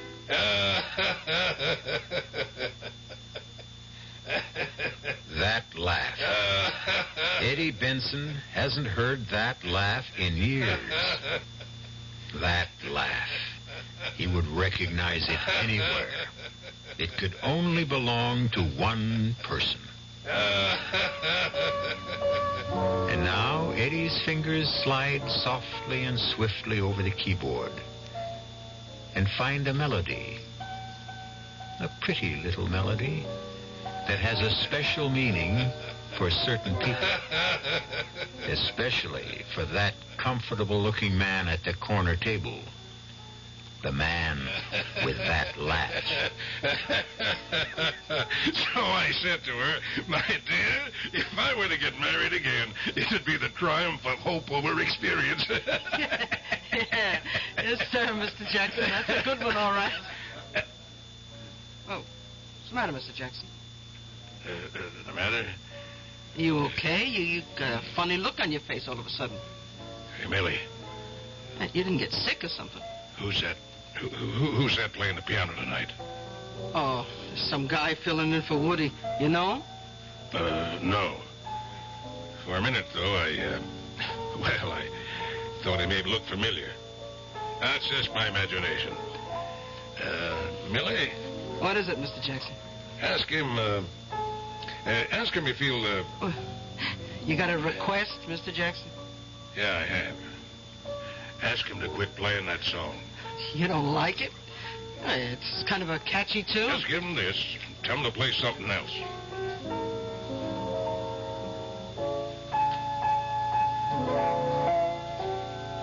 Eddie. You got a request. Yeah, request in reverse. Customer says to take this $10 and quit playing what you're playing now. What's this character's name? Jackson. R.J. Jackson. I see. R.J. Jackson. Does he, live around here? Oh, up on the hill. All kinds of money. Figures. Huh? It's funny, Millie. How it ends. Where it ends. There were times I thought it would never end. All these years.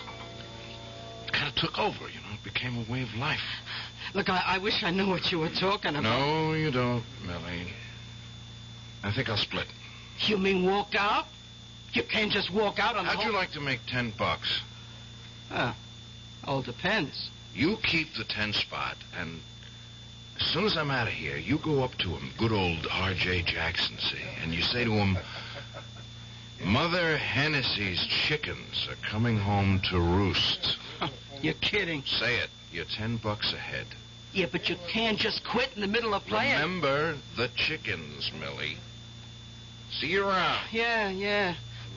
Oh, boy. The more I get to know musicians. Huh. Now, how'd that go? Mother Hennessy's chickens. Yeah. Mr. Jackson. Mr. Jackson, the piano player, he wanted me to tell you something. Yeah? I bet it's thanks. That's the easiest $10 he ever made. Well, what he wanted to tell you was... Yep.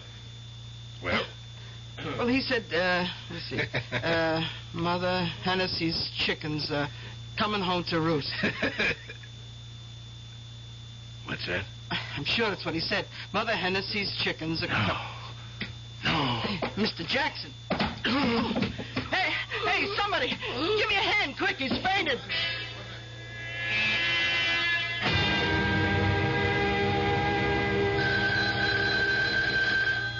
Oh. What? Oh, go away. All right. I'm up. Yeah. Hello? Tom Wilson? Yeah, that's Tom Wilson. You know what time it is? It happens... I got a message for you, Tom. Mother Hennessy's chickens are coming home to roost. What? What did you say? Who is this? Hello?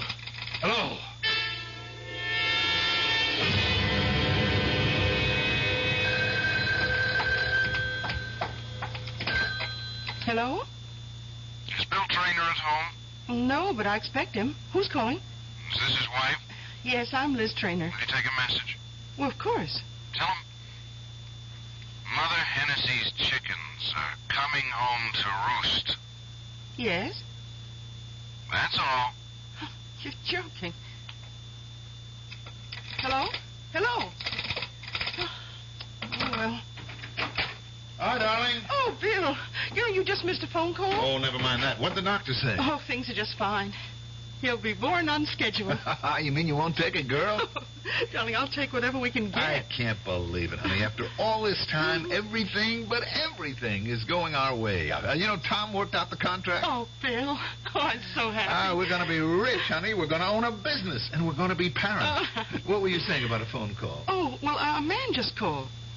Very mysterious. Hmm? He said to tell you that, let me see, Mother Hennessy's chickens are coming home to roost. He said what? Well, that's what he said. He hung up. Can it mean anything? Oh, no, nothing at all. Just forget it. What about dinner? Bill, dinner? Did the man say anything else? Bill, you're so pale. Honey, believe me, this is really nothing that should concern you. The key is the name Hennessy. Where should we go to dinner? Darling, you're trying to distract me. Hennessy, we don't know any Hennessy. Look, honey, I've just been going at a very fast pace, and Hennessy's chickens. That combination is familiar. Darling, I'm really very hungry. I've got it.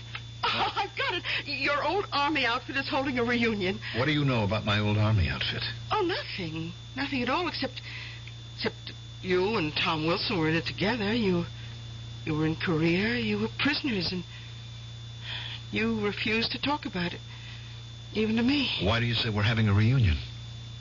Hennessy. What? Last year when we moved into this house, I was putting a lot of your old stuff away. There was an army picture of you and Tom Wilson. Well, you must have been all of 18, and 2 other young soldiers. In the middle, an older man, a sergeant. And underneath it, you had written, Mother Hennessy's chickens. It just clicked in my mind. That sergeant, that older man. He was all of 26. Well, his name was Hennessy, wasn't it? Yes. And he looked after all of you like a mother hen. Yes. And now you're having a reunion. Oh, Bill, what a wonderful person that Sergeant Hennessy. I want to meet him. No, you can't. Why? He's dead. Oh. Was he killed in the war? In the prison camp. Bill, that music, that piano. Don't you hear it? It's coming from the living room.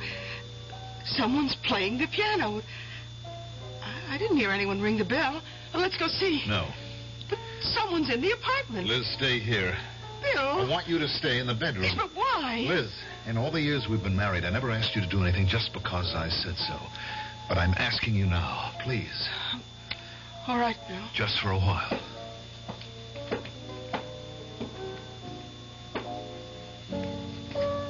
Hello, Eddie.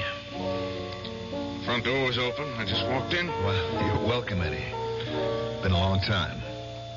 A lifetime. Nice layout. Yeah. I've done well. I'm sure you deserve it. I went to school on the GI Bill, became an engineer. I always said you had the stuff, Billy. I'm going to own a good-sized electronics company. That's nice. Our old buddy Tom Wilson, remember him? Who could ever forget Tom? Well, he's drawing up the contract. He became a lawyer. What about yourself, Eddie? Me? Yeah, a fellow with your talent, the way you could write songs like this one for Hennessy. We all figured we'd hear you doing Broadway musicals, coming up with top hits.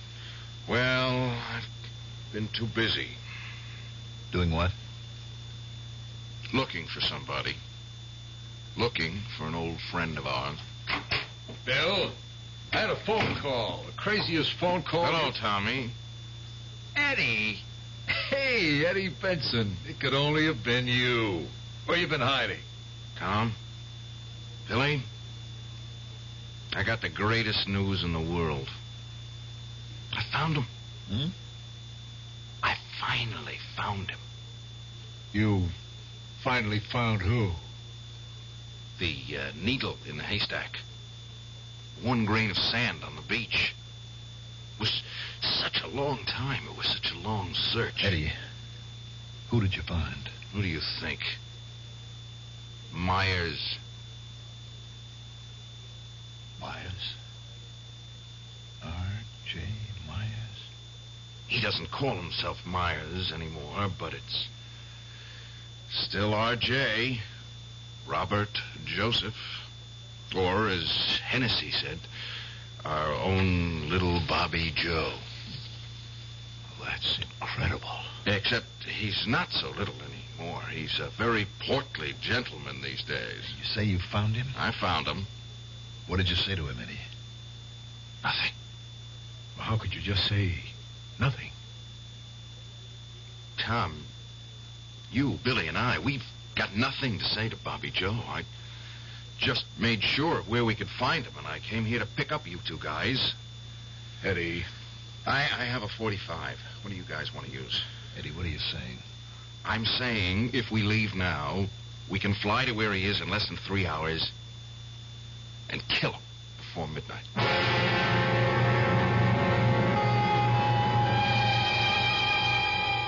Kill. Into the pleasant, well-ordered, comfortable world of Bill Traynor and Tom Wilson, there suddenly intrudes a strange, terrifying, and ugly word. It's not a word of this world. It's a word that belongs to another world, a world of pain and horror, a world that they thought was dead and gone. We'll continue in that world when I return shortly with Act Two. Breakfast in the morning, Kellogg's has that wholesome taste to get you up and grinning. This is Jerry Coffer for Kellogg's Special K. We've been having some fun in our television and radio commercials by using a ball and chain to symbolize the slight overweight problem common to so many of us. We point out that being a few pounds overweight is just a little more difficult for you. Climbing stairs, just walking around, even sitting down can feel, well, like you're wearing a ball and chain. In case you missed the message, it's this. If you really want to get rid of that extra weight, you really have to work at it by exercising and with sensible meals like the Special K breakfast. A 1-ounce bowl of Special K, America's favorite high-protein cereal, 4 ounces of skim milk, tomato juice, and coffee. Less than 240 calories. Nutritious and, by the way, delicious. So why not begin each day with a Special K breakfast and then keep up the good work? Special K can't help you lose weight all by itself, but it really is a good start. Who knows how to help you solve your shopping problems? Your Better Business Bureau knows. Sheriff, they're gone. Lock, stock, and barrel. Those low-down polecats told me this new roof was guaranteed. She's leaking like a sieve. I'll help you with some good advice from the Better Business Bureau. Beware of the salesman who offers such a guarantee. Roof waterproofing requires skill and judgment. It may take several treatments to completely waterproof your roof. Remember, no known process is 100% guaranteed. Thanks, partner. Now we're riding out. Looking for them ornery polecats, Sheriff? No, looking for some buckets before we drown in here. Just another consumer tip from your Better Business Bureau.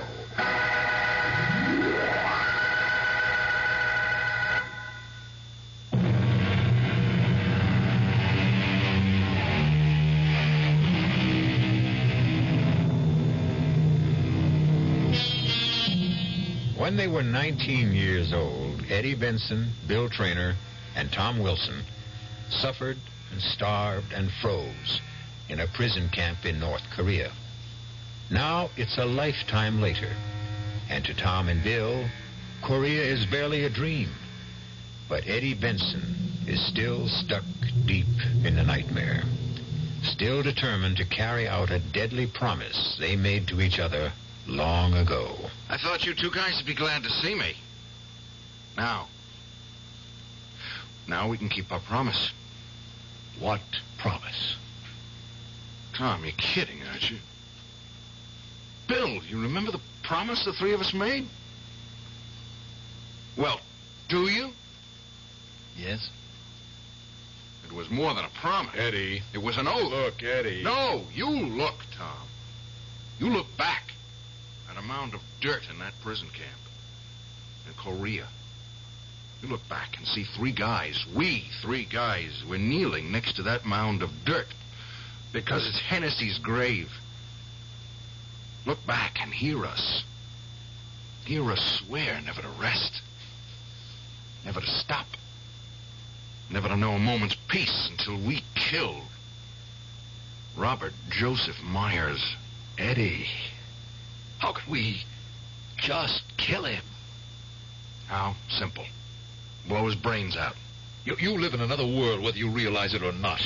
Now, you just don't go around killing people. But there are people who have to be killed, Tom. You're not in combat. The war's over. Not yet. Eddie, you're home. There's the law. Now, what will you tell the police? The truth. What's the truth? You know the truth as well as I do, Tom. Myers turned rat in Korea. He gave away our escape plan, and he got Hennessy killed for it. But can you be sure it was Myers? We know it was Myers. We knew, didn't we? Bill. I guess we did. All right, tell me this. If we were so sure, why didn't we denounce him 6 months later after we were freed? Why? You know why, Tom. You were the law student. You said don't denounce him. I said? You said. We had no hard evidence. A smart defense lawyer could get him acquitted at a court-martial. That's what you said. All I said was I wished we had more evidence. You said we would have to get Myers by ourselves. That's what you said. We would find him, kill him, and announce it to the whole world. And that's what we swore we would do. Do you remember, Bill? I remember. Tom? All right, Eddie, all right. But that was a long time ago. That doesn't mean it didn't happen. No, but it means it happened in another time, in another place, under different rules. In other words, you're not willing to do it. I can't do it. I'm an attorney, a member of the bar. I simply cannot be an accessory to a felony. Okay. Bill, what's your excuse? I'm not aware that I need an excuse. I spent my life looking for Bobby Joe so that justice could be done. Eddie, we can only have justice through the law. Okay. Tell me then. Will the law give us justice? We have no evidence. Okay. No justice from the law, then. Tell me. In that case, where and to whom can we go for justice? Well, does your silence mean there isn't going to be any justice? Eddie. Eddie what? Hennessy saved the lives of each of us more times than we can count. If it weren't for him, none of us would be around today. He was betrayed. He was murdered because of Robert Joseph Myers. Now, is that going to be the end of it? Eddie, there are certain realities. I know what you think, Tom. Bill, I want to hear you say something. I wish I knew what to say. You've got nothing to lose, Eddie. Yeah. Yeah, that's what it comes down to, doesn't it? I'm just Crazy Eddie, the piano player. You guys, pillars of the community. Rich, respectable, gutless. Well, I'll do it alone. Eddie, there must be another way out of this. Tell me about it. Look, I don't want him to go unpunished either. But Eddie, what's wrong? Eddie? I don't know. Hey, Eddie. Get me a drink of water. Tom, hold on, or he's going to pass out.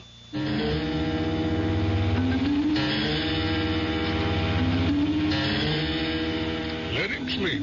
What's the matter with him, Doctor? Well, I'd say this man's been living on his nerves for a long, long time. Well, what can we do for him? Let him sleep. For a week, if you can. And whatever you do, see that nothing excites him. I'm afraid that's going to be difficult. Why? Oh, it's a long story. He needs rest. Needs calm. Call me tomorrow. Yes, Doctor.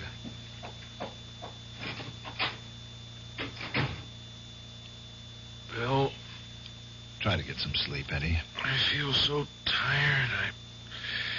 I'll just rest a while, okay? Sure. I never felt so tired, except when we were in Korea. Remember? Yeah. Remember how Hennessy would keep us awake while we were on guard? Sure. You were his favorite. Oh, he didn't play favorites. He liked you more than the rest of us because you were the best soldier. Eddie, try to get some sleep. I don't care about Tom, but you, especially you have to help me kill Myers. Eddie, you need your sleep. Yeah. I'll sleep a little, and then when I feel stronger, we'll go get him. You have to help me, Bill. After all, if it weren't for you, if it weren't for you... If it weren't for me, what, Eddie? Eddie?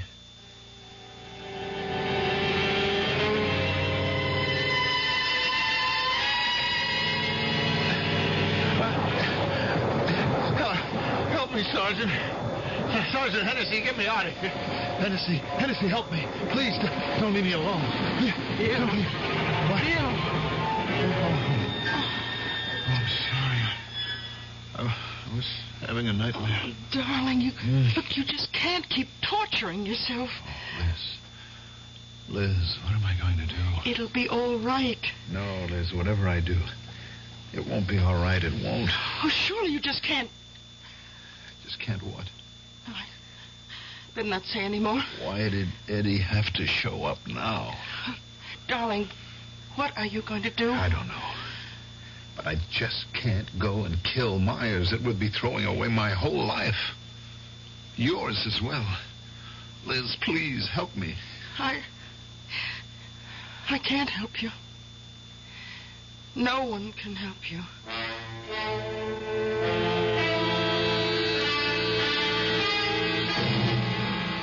It's all set.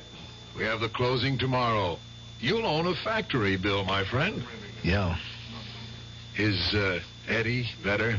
Yeah. He's sitting up now. He's getting an appetite. In a couple of days, the doctor says he can be out of bed. You know what we have to do, don't you? We have to get word to Myers somehow. I don't like this any more than you do, but we have to warn him to keep out of sight for a while. I suppose. Has he told you where Myers is living? No. He won't even tell me what name Myers is using. Why? I don't think he trusts Tom. He thinks we betrayed him and Hennessy. Bill. Look, Tom, what's the use? In a sense, we have betrayed Hennessy.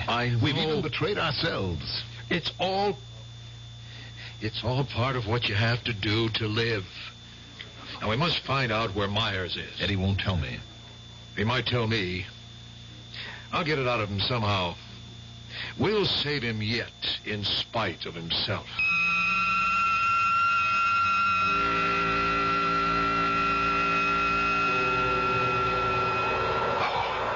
Oh, I'm freezing. It's so cold. So cold. Bill, darling, you're having a bad dream. What? Wake up. Can we Wake build up. a fire? Why won't they let us build a fire? Bill. A fire? Bill, please. Why can't they let us have a fire? Bill. Eddie? Yes. Eddie?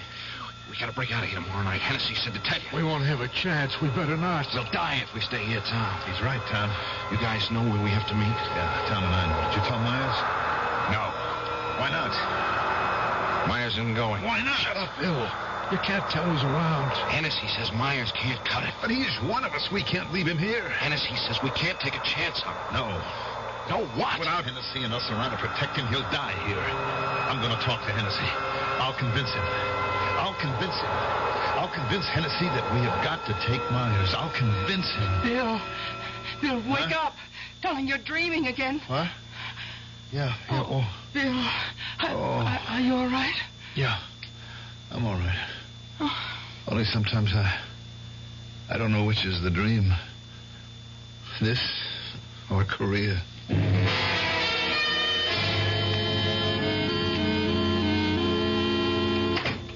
Hi, darling. Oh, hello, Bill. Tom's here. Oh? Yeah, he's inside talking to Eddie. Yeah, I've got something to say to Eddie, too. Look, I almost forgot you saw the doctor today. Is there anything? Oh, everything's just fine. Oh, Liz, this should be the happiest part of my life. I know, Bill. I'll be right out. Well, how is everybody? I want to thank you for everything, Bill. Oh, it's nothing. I'm leaving tonight. Leaving? Where to? There's a promise I have to keep. See if you can talk him out of it, Bill. He won't listen to me. He won't tell me anything either. I won't try to talk you out of anything, Eddie. I want to go with you. Bill. What for? To help me or to stop me? I don't know. I just feel that I have to face Myers with you. And then... Well, right now, I don't know. Fellas, if this is the way the conversation is going, I have to leave. I can't be part of what happens. Well, Eddie, where are we going? I'll tell you when we get there. What's the matter? Don't you trust me? Are you going to try to save him? I don't know what I'm going to do. We're in this because you tried to save him the last time, you remember? Yes, I remember. When are we leaving? Tonight. All right, I'll go pack. You don't need much. Just a toothbrush, a razor, and a revolver.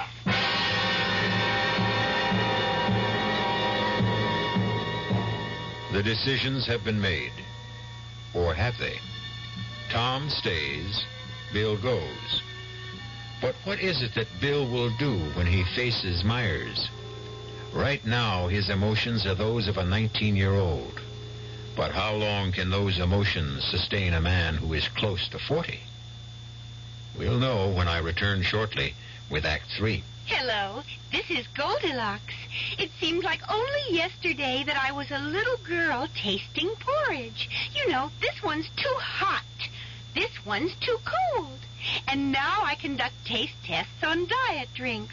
And there's one I must tell you about. Sugar-free Diet 7-Up. It has a fresh, natural, delicious taste. It drives my taste-o-meter crazy. Sugar-free Diet 7-Up. This one's just right. Hi, I'm Nanette Fabre.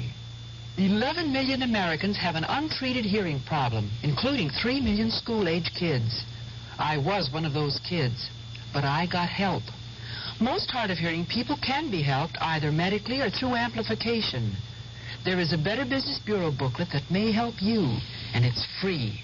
Write Better Hearing Institute, Box 1840. That's 1840, Washington, D.C. You want to hear what you're missing.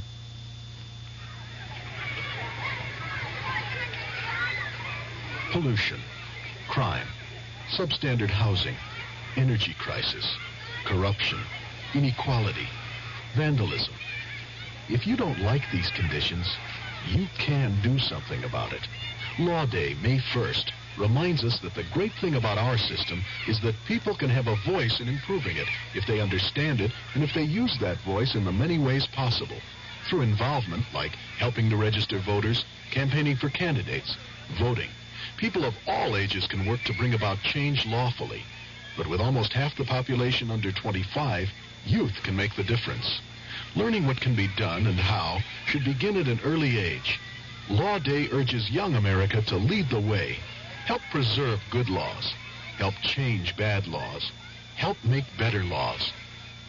A public service message of the American Bar Association and your state and local bar associations.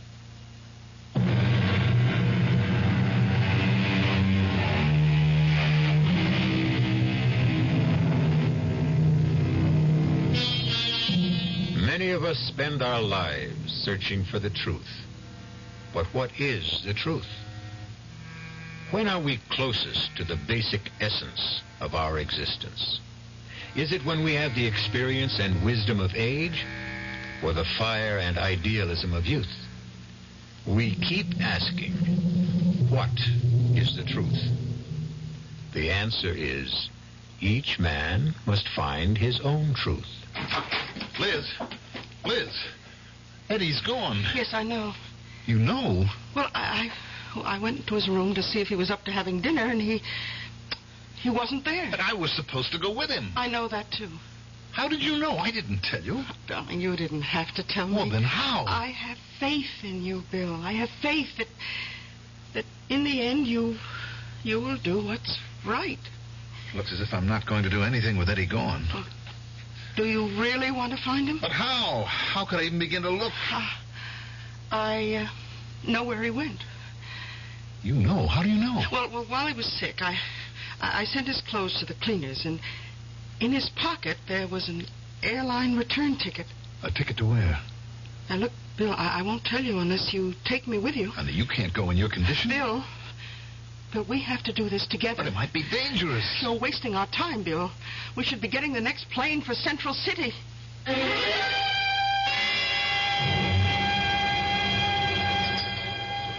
Oh, boy, I didn't realize how hungry I was.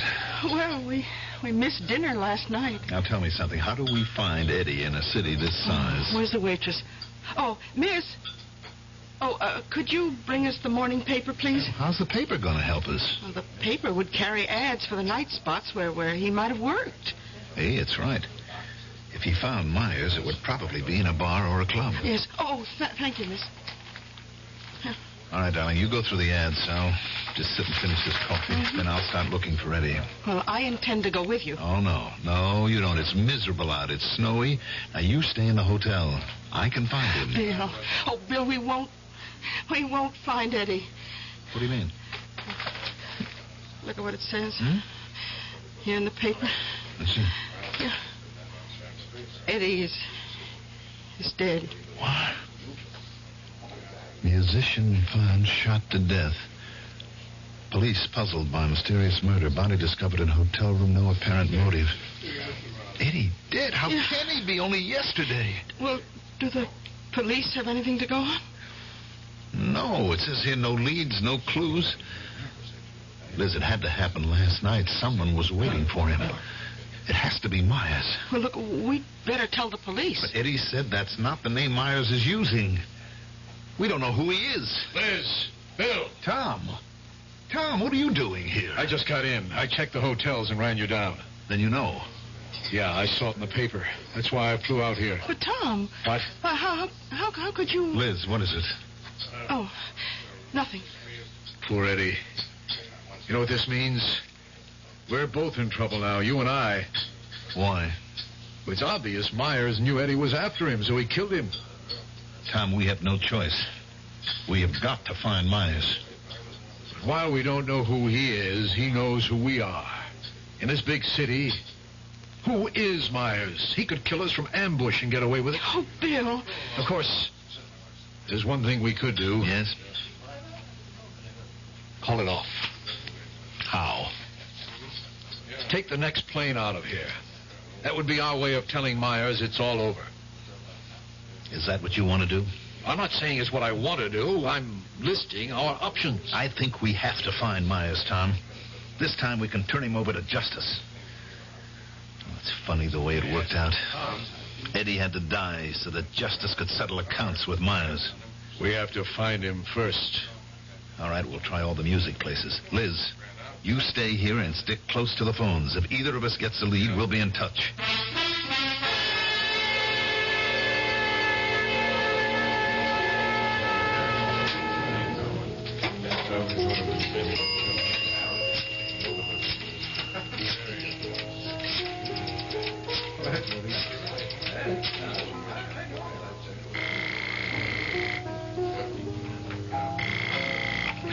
Hello? Darling? Oh, any luck? No. Has Tom phoned in? Not yet. Well, let's hope we get lucky. Bill, something bothers me. It must be my imagination again. Why? What is it? I don't know, but it has something to do with Tom. What? I can't put my finger on it. Just something that doesn't sound right. Well, what, honey? What could be wrong about Tom? Bill, now I know. Wait a minute, darling. I'll call you later. Miss? Oh, yes, sir. Care to order? That tune. Would you ask the piano player where he learned it? He learned it from me. I hum it all the time. You know, he says to me, "Hey, Millie, I like that." Now he plays it all the time. I knew the man who wrote it. Eddie Benson.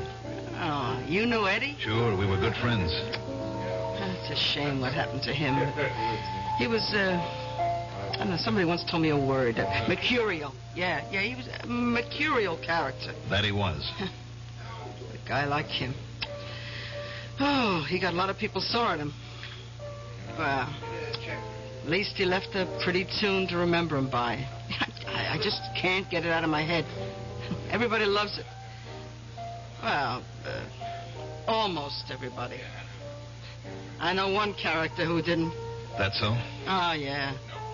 Yeah, you know, it was Eddie's last night on the job. He was playing the tune. And then this guy, who he comes in here all the time, this guy wanted to give him $10 just to quit playing it. You're kidding. No, it's a fact. Do you know the guy? Oh, sure. He's a regular. Oh, he hasn't been in lately. Yeah. One thing I got to say about old R.J. Jackson, he's got a tin ear. R.J. Jackson. Tell me more about him.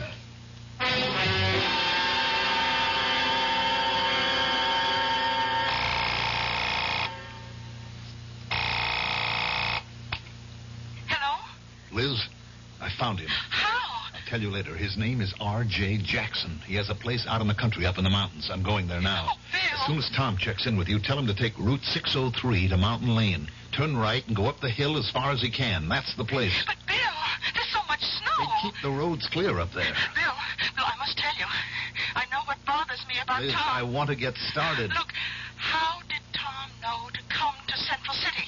We didn't tell him where we were going. He said he read about Eddie in the morning paper. Yes, but Tom was already in Central City early this morning. How did he get Darling, here? you're talking about Tom. No, I'm sure he... Look, honey, I have got to be on my way.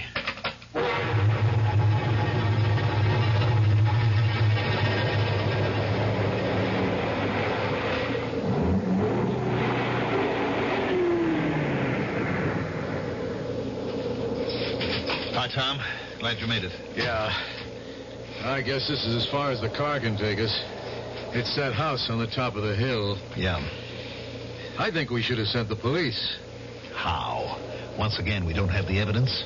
And what are we going up there for? To kill him ourselves? No. I think we can get a confession out of him. Oh, sure. Now, look, he's human. He's got a guilty conscience. He'll break down. He has to. Now, come on. Boy, looks like Korea, doesn't it? Yeah. Miles and miles of nothing. You could just sink into the snow. It could just be the end of everything. That's far enough. What? Stay where you are. Look in the doorway. It's Myers. Got a rifle.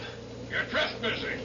Now get out of here, or I'll shoot. You wouldn't shoot us, Myers.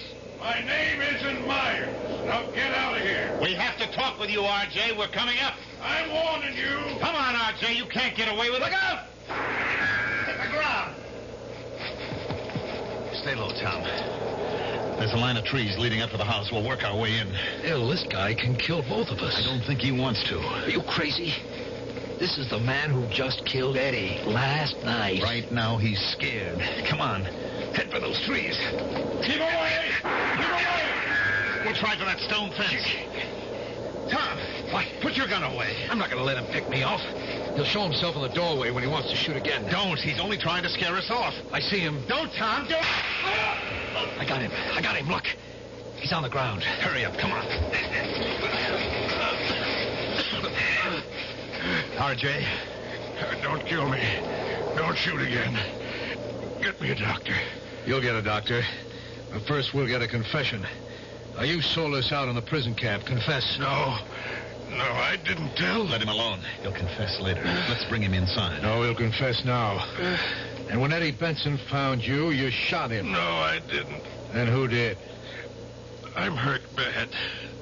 Get me to a doctor. Bill, you were always a good guy. Help me. R.J., it was a long time ago. The world's forgotten. I don't even think you could be brought to trial for it. It's just among the three of us. Now, I want you to confess. I didn't do it. Honest, I didn't do it. You did, because you didn't show up. You stayed behind. You told the guard. No. What did they give you? Did you have to kill Eddie, too? I didn't kill anybody. Yes, you did. We can get the waitress to testify. She'll tell how you saw Eddie in the lounge, how you passed out. Well, sure, I was scared. Because you guys always thought it was me. But it could have been anybody. You, Tom. What? Or you, Bill.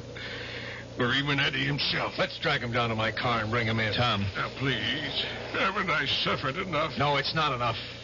Tom, how did you know about the waitress? Huh? How did you know about the waitress? What?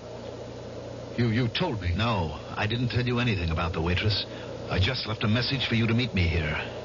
Well, Well, you must have said something about it to Liz. But I didn't. Well, then, how would I know? How? Because Eddie told you. Eddie? Why would Eddie tell me? You said you could get it out of him. Did you tell him that I would never help him, but that you would? Is that how you got him to trust you? Oh, come on. Why would I want to kill Eddie? Because of that talk we had in my house. Maybe unconsciously, both Eddie and I started to think.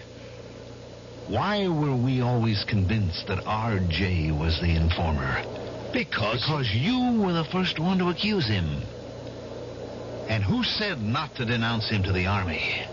You did, Tom. And who said let's hunt him down ourselves? You did. Why? Because you knew it would be impossible. You knew we would settle down in a civilian life and forget it.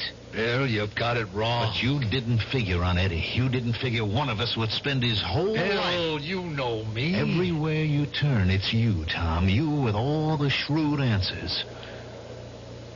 Why did you have to kill Eddie?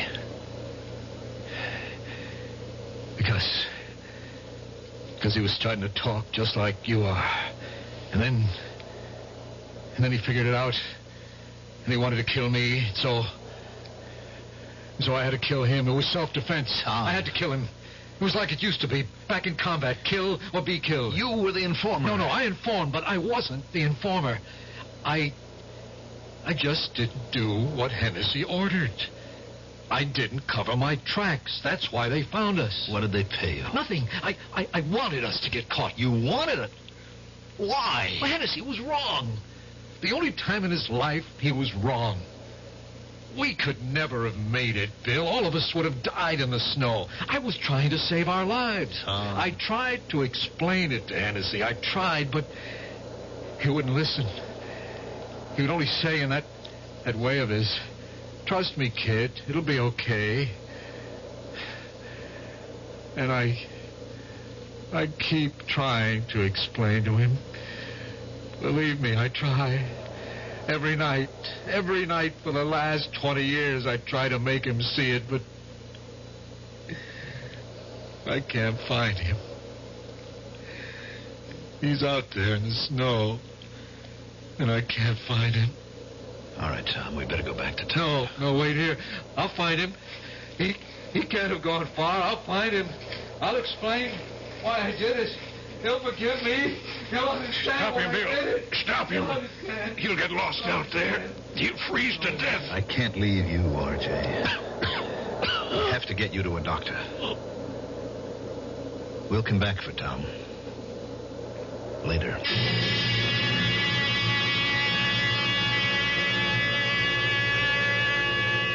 They found Tom Wilson later.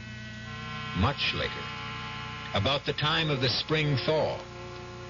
The snow, the ice, had preserved the final expression on his face. It was one of peace and calm. As if he had actually found Hennessy, and Hennessy had forgiven him. Well, Hennessy would.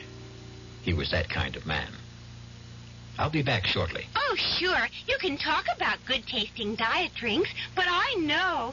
I'm Goldilocks, and here at my taste-testing laboratory, I taste-test them all. And nobody's been drinking my diet drinks until I tested sugar-free Diet 7-Up. And then, kabloomy! Every bear wanted some. Diet 7-Up is fresh, natural, delicious. Sugar-free Diet 7-Up. This one's just right. You finally made your gift list.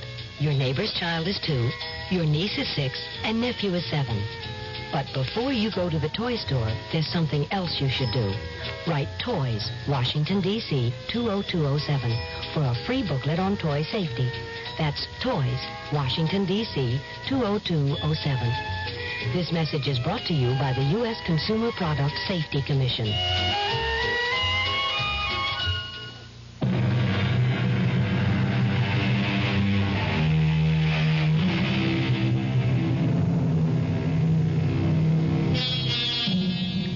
boy dreams. The man does. It's what we call the generation gap. And this is not the distance between parents and children. It is the unbridgeable abyss between what a man is today and what he wanted to be yesterday. But that's because you can only be young once. Something you can do more than once is listen. You can listen again and again to our Mystery Theater tales. Our cast included Tony Roberts, Mandel Kramer, George Petrie, Bryna Rayburn, and Lon Clark. The entire production was under the direction of Hyman Brown. And now, a preview of our next tale. Now, what made you do a thing like that? I couldn't help it. It just came out. We were talking, and I told him about what happened to you that night. Nothing happened to me that night. It was just a mistake. You fainted. There wasn't any mistake about that. Fainted? What kind of a word is that? Old ladies faint. Me, I just conked out for a couple of minutes. Yes, but the reason... Never mind the reason. You still trying to tell me I'm nuts? I didn't see that guy in the elevator. No, I'm not saying that. Because I did see him. Understand? He was some kind of freak, that's all. And maybe somebody who had a bad accident. But a man without a mouth... It's so incredible. I mean, how can anyone live without a mouth? This guy was alive. I seen him. Yes, and he scared you so much. Did you cut that out? Radio Mystery Theater was sponsored in part by new sugar-free diet 7-Up. This is E.G. Marshall inviting you to return to our Mystery Theater for another adventure in the macabre. Until next time, pleasant dreams.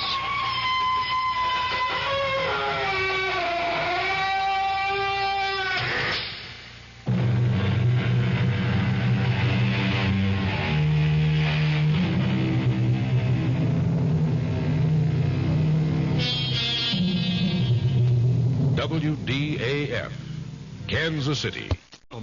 And that when numerous phone calls with both sides in the issue failed to produce results, he decided to fly back to Kansas City from Jefferson City tonight to meet with the board. Jackson County Executive George Lear issued a statement tonight indicating the Kansas City teacher strike situation had worsened and that he was very concerned that there are still misunderstandings concerning the proposed settlement, and that when numerous phone calls with both sides in the issue failed to produce results, he decided to fly back to Kansas City from Jefferson City tonight to meet with the board at this hour. Sources say Teacher Union President Norman Hudson will then be contacted by phone in an effort to iron out the hang-ups in the strike that is now in its 5th week. The case involving the killing of a Raytown service station attendant has been turned over to the Metro Squad. About 2:30 this afternoon, 72-year-old Earl F. Stang of 8802 East 73rd in Raytown was shot to death during an apparent robbery attempt.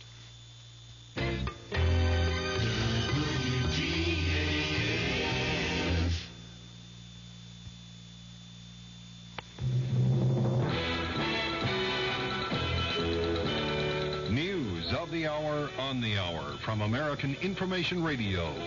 This is Richard Wall from Los Angeles, and at this hour, it's 4 out of 5 for the Democrats in special congressional elections this year, and the victory tonight for Democrat Bob Traxler in Michigan's 8th District is a particular setback for President Nixon, who campaigned for Traxler's opponent last week.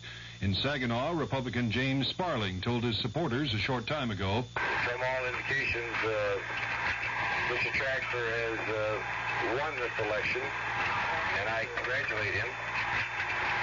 But before going any further, I want to say to literally thousands of people who made a commitment to me, who worked for me and helped me, I want to say thank you very, very much." James Sparling was the first Republican to lose in Michigan's 8th congressional district in 40 years. Traxler had called the election a referendum on President Nixon's policies and moral leadership and called the president the only real issue.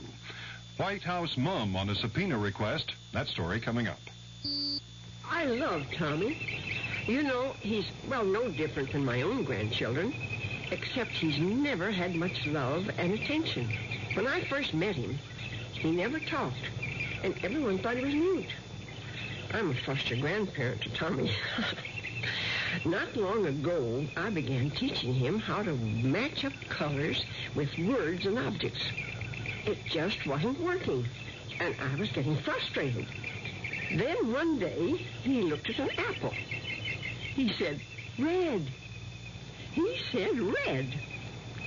I lit up inside, and I cried, and I kissed him for loving me. The Foster Grandparent Program has many volunteers over 60 years of age devoting themselves part-time, giving personal care and attention to children in institutions. The Foster Grandparent Program is one part of action. Action is doing something. There is something you can do. Get into action.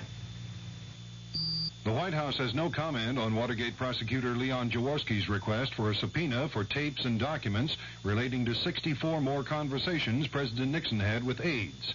Jaworski says the materials needed for the Watergate cover-up trial. One of the defendants in the Mitchell-Stans perjury conspiracy trial has completed his time on the witness stand. Correspondent Ann Compton reports from New York. John Mitchell finished up after 3 rough days on the stand, never budging from his story of innocence in the Robert Vesco affair. Following Mitchell to the stand was the man who followed him into the Attorney General's office, Richard Kleindienst. He contradicted former White House counsel John Dean's claim that when grand jury questioning about Vesco got hot, Mitchell called Dean asking that the message be passed on to Kleindienst. In a firm voice, Kleindienst said he has no recollection of that call from Dean. Kleindienst added Mitchell needed no messenger boy anyway. Tomorrow it's co-defendant Maurice Stans in the witness box. Ann Compton, ABC News at the federal courthouse in New York. Lieutenant William Calley will be eligible for parole in a few months after Army Secretary Howard Callaway cut Calley's sentence for the My Lai murders from 20 to 10 years. Randolph Hearst says he has no idea whether his daughter Patricia was coerced into joining in the bank robbery yesterday in San Francisco, but Miss Hearst's fiancé, Stephen Weed, says he feels she was coerced by her kidnappers.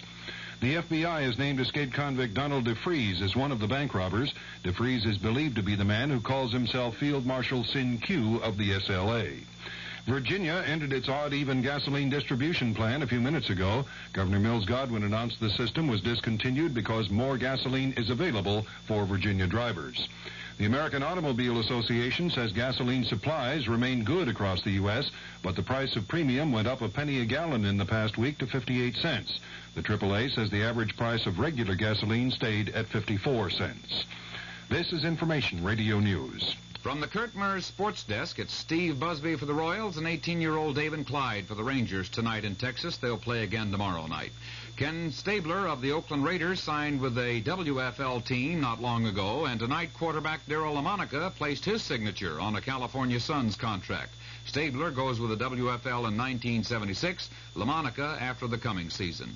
Kansas City Chiefs veterans are said to be planning to boycott off-season workouts because of a lack of contracts between the Players Association and NFL team owners. And the Kansas Relays open tomorrow in Lawrence. They run through Saturday. The Kansas City outlook fair and cool tonight with a low in the upper 30s. It'll be sunny and warmer tomorrow with a high around 70. Dan Henry, WDAF News.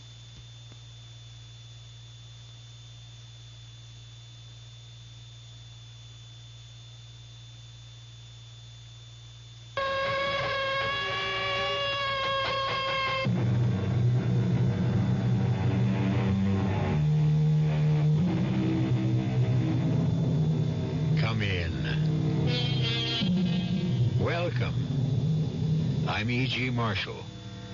Welcome to another fearful earful. And speaking of ears, the story we are about to direct to yours concerns a different part of the facial anatomy, the mouth. Only in this case, the mouth isn't there. Now, if that sounds incredible, listen carefully to the tale of Joe Gannett, who has the great misfortune of meeting up with men without mouths. If you think you're baffled by the mystery of how men can exist without mouths to breathe with, eat with, and speak with, then imagine the plight of poor Mr. Gannett himself. Kitty, I saw another one today. I swear I did. A man without a mouth. Oh, Uncle Joe, you didn't. I'm telling you, I swear it on my mother's grave. He walked into this bar, see? He sat down at the end. He looked straight at me, Kitty, so help me. And he didn't have a mouth.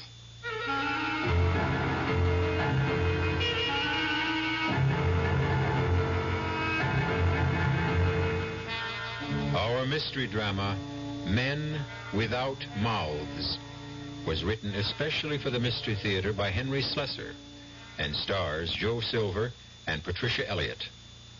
It is sponsored in part by new sugar-free Diet 7-Up and by the Kellogg Company, makers of Kellogg's Special K cereal. It has a fresh, natural... Hello, this is Goldilocks. It seemed like only yesterday that I was a little girl tasting porridge. You know, this one's too hot. This one's too cold. And now I conduct taste tests on diet drinks. And there's one I must tell you about. Sugar-free Diet 7-Up. It has a fresh, natural, delicious taste. It drives my taste-o-meter crazy. Sugar-free Diet 7-Up. This one's just right. Answer on. I'm building a kite out of tissue paper, and it's beginning to rain. What do I need? Umbrella or plastic kite. Answer on. How many children are born with birth defects? 250,000 a year in the United States. What's being done? The March of Dimes supports research, medical service, and public education programs. How can I help? Answer on. Like me, the March of Dimes needs money for answers. Give to the March of Dimes.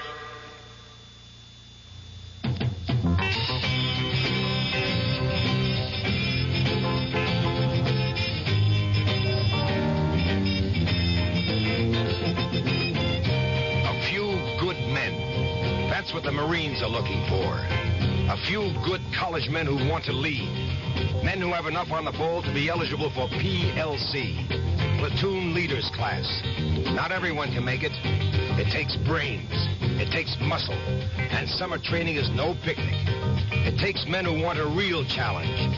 The challenge of leading Marine ground troops, flying sophisticated Marine aircraft, or serving as Marine lawyers.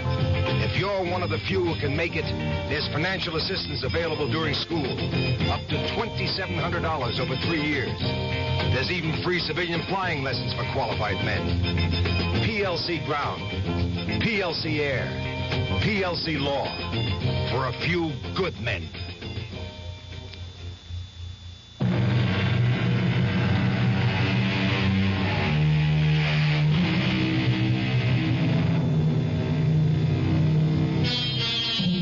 Our story begins in the heart of New York City. A heart which, as usual, beats with the rhythm of rushing traffic, the clang of construction, the clamor of commerce, and the never-ending flow of people on their way to meetings, parties, rendezvous, and other human encounters. But we're interested in only one person today. There he is, just hailing a taxi on the corner of East 63rd Street. He's a dapper figure in his blue serge suit, his white shirt, and conservative gray tie.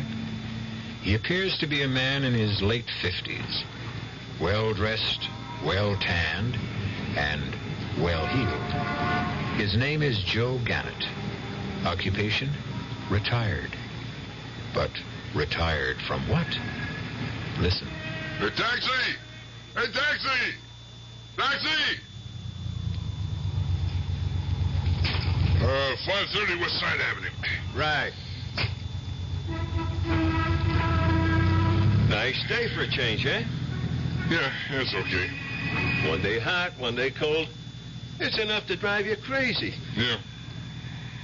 Hey, you know something? You look familiar. Yeah. I'm a movie star, Mac.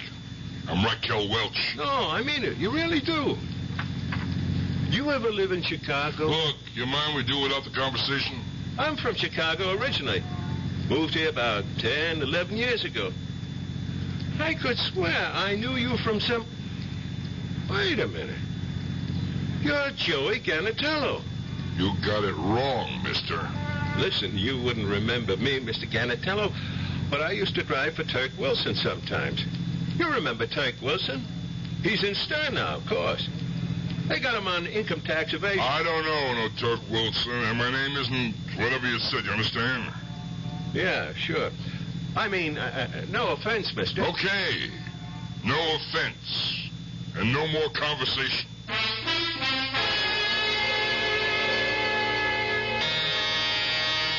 Just a minute. Uncle Joe! Kitty, well, here I am for the housewarming. Oh, you angel. Hey, come on, take it easy. You're choking me. Couldn't believe my eyes when those things started to arrive this morning. You like it, huh? First the dishes, then the silver. Uncle Joe, that silver. It must have cost a fortune. Hey, do I have to stand out here in the hall, huh? You got a new apartment. Let me in and take a look at it, huh? Of course. Come in. Hey. Only don't look too hard, please. Hey. Everything's still in such a mess. Hey, it looks pretty good to me. Well, I still got to paint the bedroom, and the drapes aren't up yet, and I'm going to cover the whole wall over there with bookshelves. Yeah. Ira's going to build them for me. Oh? And don't you think it was a good idea to break through to the dining room? Makes the living room look twice as big. We'll put up some kind of divider between the two. Hey, who's this we? You got a roommate or something? No, of course not. Who's this Ira? A carpenter. No, a boyfriend. Oh, you got yourself a steady, huh? Why do you think he's steady? Hey, listen, the guy is going to build you bookshelves and dividers and all that stuff. Never mind you know. about that.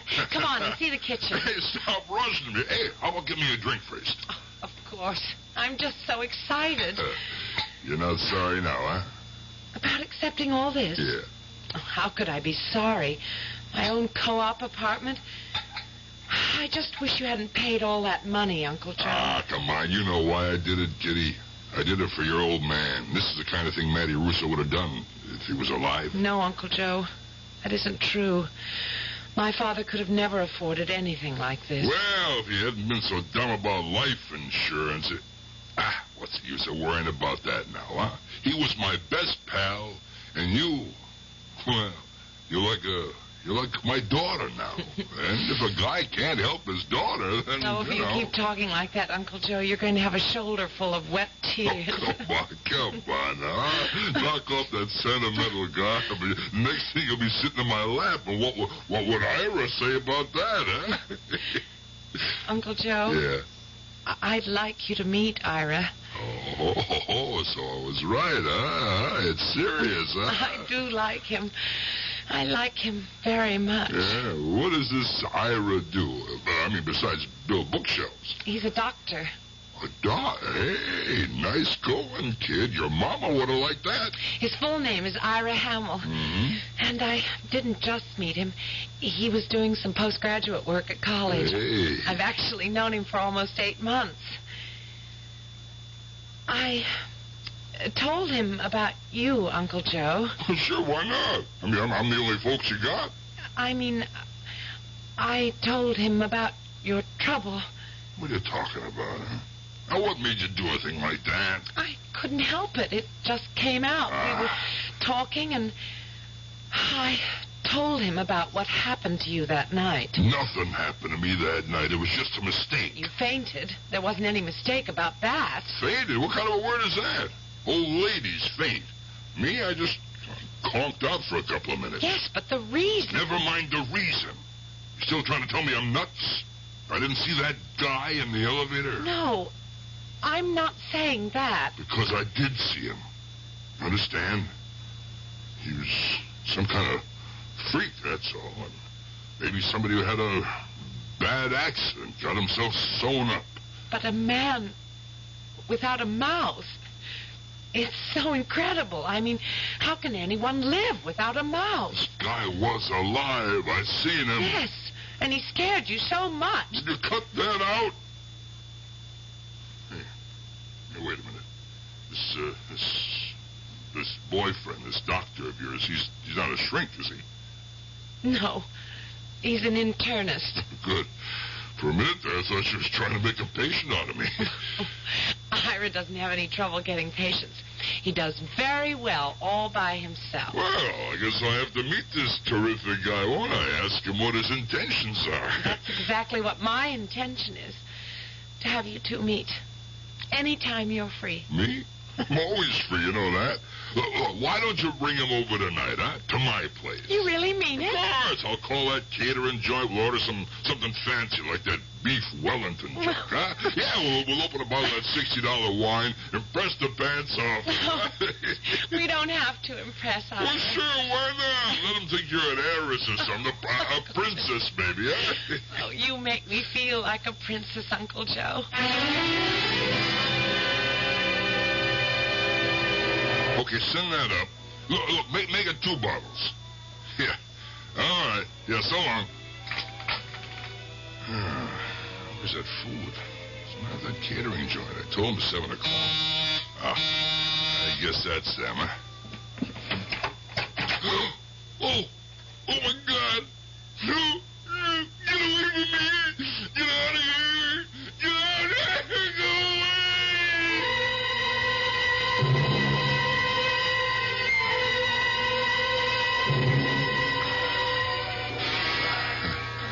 Ira, are you sure he's all right? Are you sure it's not his heart? No, his heart's okay. His pulse is a little fast. It's just shock, Kitty. He'll be okay. He looks so terribly pale. He's coming out of it now. Hey. Hello.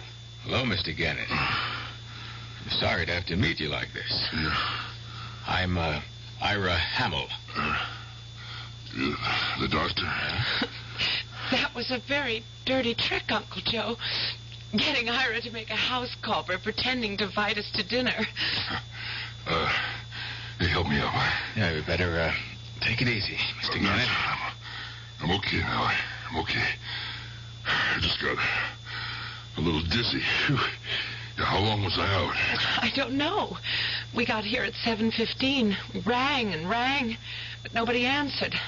I got word and called the super. Hey, listen, did the food get here? It's here. Oh, but never mind about that. What about the wine? I ordered some of that chateau stuff. What happened exactly? Nothing. Uncle Joe, please. The last time you had a blackout. Well, was it anything like the last time? You want the truth? It was exactly like the last time. A man without a mouth. And she told you that, too? Well, it was interesting. I even looked up a book I have, Anomalies and Curiosities of Medicine. There is a condition called atresia of the mouth. I'm afraid I don't know of any modern case. So what you're saying is there is no such thing? No, I didn't say that. For one thing, I don't really know the whole story. Just what Kitty told me about you seeing this man in the elevator. That's right. He was in the corner of the elevator reading the newspaper. He didn't even look up when I got in the car. But then I turned around and I seen him staring at me. So he had eyes, but no mouth. None that I could see. Just skin covering everything from his nose to his chin. It was only an optical illusion. I'm sure of it. Mr. Gannett, did you see that man again tonight? No. You mean it was something else this time? It was another one.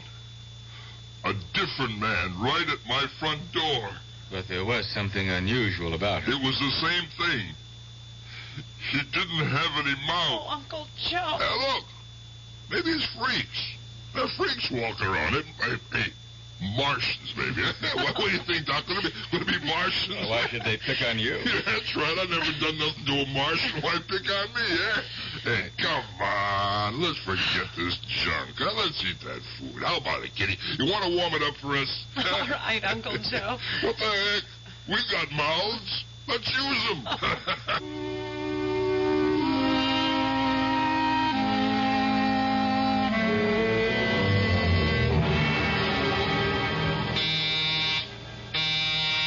I'm coming. Oh. What are you doing here, Doc? Is it all right to come in, Mr. Gannett? Is Kitty with you? No. In fact, Kitty doesn't even know I'm here. Yeah? And why are you? I just thought you and I could have a private conversation, if that's all right. Let's make it some other time. I was taking a little nap. I'm I'm not feeling so hot. Well, maybe I can help. I am a doctor. It's nothing serious. I think maybe I just bumped my head when I took that fall the other night. Want me to have a look at it? I said no. If I wanted a doctor, I'd call one. Well, I'm not here as a doctor. I'm here as Kitty's fiancé. Fiancé? Hey. You mean you two are engaged? That's right. Well, okay. Swell. I'm glad for you, for both of you. I know Kitty means a lot to you, Mr. Gannett. Sure, she means a lot. Her old man was my best friend. She's a kind of a legacy. She thinks a great deal of you, too. She considers you her entire family. Look, you want my blessing. You got it. You just treat my girl right. That's all I ask. I didn't come for your blessing. I came to ask you a question. Yeah? About what? About you and the syndicate. What was that? I know something about you that even Kitty doesn't know, Mr. Gannett. I know what you used to do for a living.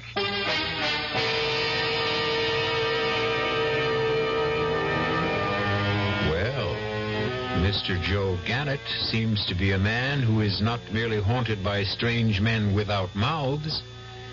He also seems to be haunted by his past. Is it possible that the cab driver was correct? That Joe Gannett and Joey Gannatello are one and the same person? And is there any connection between his past and his terrifying present? We'll find out when we return shortly to Act 2.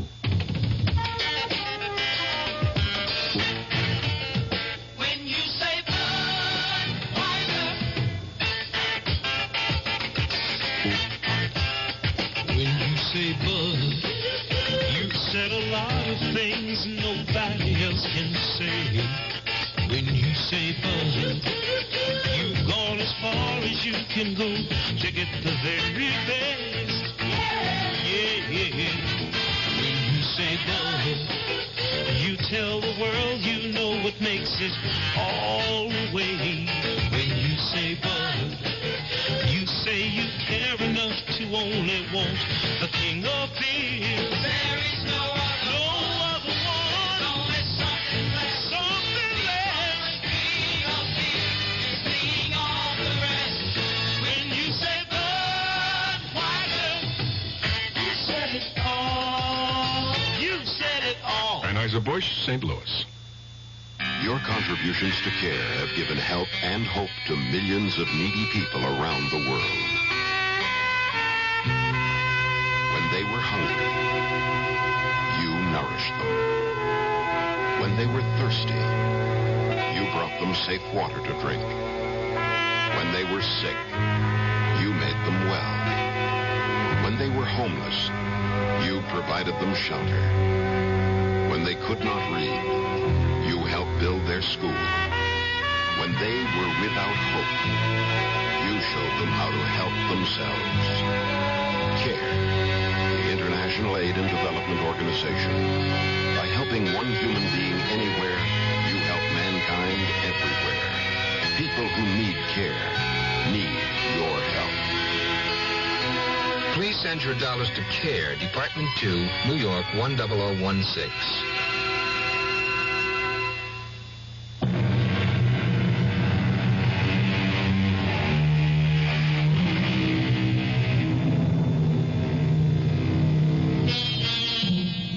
Dr. Ira Hamill may be the most important man in the life of Kitty Russo. And Kitty Russo is the most important person in Joe Gannett's life. But right now, Uncle Joe has every reason for wanting Dr. Hamill to go away and leave him alone. But Ira is a persistent young man, as persistent as the memories which Joe Gannett has been determined to forget. Okay. What do you know about me, Doc? I know you were called before the Illinois Crime Commission back in the 50s. You weren't old enough to blow your nose in the 50s. That's right. I don't remember anything about it. But I've read magazines. And I've seen television documentaries. But this man I saw yesterday, this psychiatrist friend of mine, he was just getting his medical degree during the hearings. He remembered you, too. Did you say psychiatrist? I thought it wouldn't hurt to have his opinion. About whether I was nuts, huh? Oh, he didn't give me any diagnosis. He said he wouldn't even try, not on the basis of such slim evidence. But when I mentioned your name, well, he wondered if Joe Gannett might have once been Joe Gannatello. Was a pretty good guess, wasn't it? Why don't you go home and practice medicine, Doc? You say one word of this baloney to Kitty, and I'll really act like her papa and tell her her boyfriend stinks. Believe it or not, Mr. Gannett, I'm trying to help you. But here's how you can help me. Here, go through this. This psychiatrist friend of mine, he did have an idea about these apparitions you've been seeing. The men without mouths sounded valid to me. He did, huh? If you want me to tell you what he said, shut the door. Okay. Tell me. He said there was no doubt that they were hallucinations. But the pattern was fairly clear, given your background. What's that got to do with it? What does it bring to your mind? The idea of a man without a mouth. You tell me. All right. Someone who can't talk. Isn't that obvious? Man without a mouth is silenced. Mouthless men tell no tales, just like dead men. What are you trying to say, Buster? You calling me a murderer? I'm just reporting my conversation, Mr. Gannett. The psychiatrist said, well, your past associations may have left you with strong guilt feelings related to, well, informers or would-be informers. That's not an accusation, just an analysis. You all through? Well, the only reason I'm telling you this is because it might help. The only reason I want to help you is because of Kitty. I'd jump off the George Washington Bridge if Kitty said jump, Ira. Okay, you jump off bridges if you wanna. You do anything you please, Doc, except for one thing. You don't say one word about this to Kitty. She really doesn't know, does she? One word, and I'll wrap your diploma around your neck, you hear me? I wasn't going to tell her, Mr. Gannett. I don't want to see Kitty hurt. I love her. Just as you do. Now you can open that door again.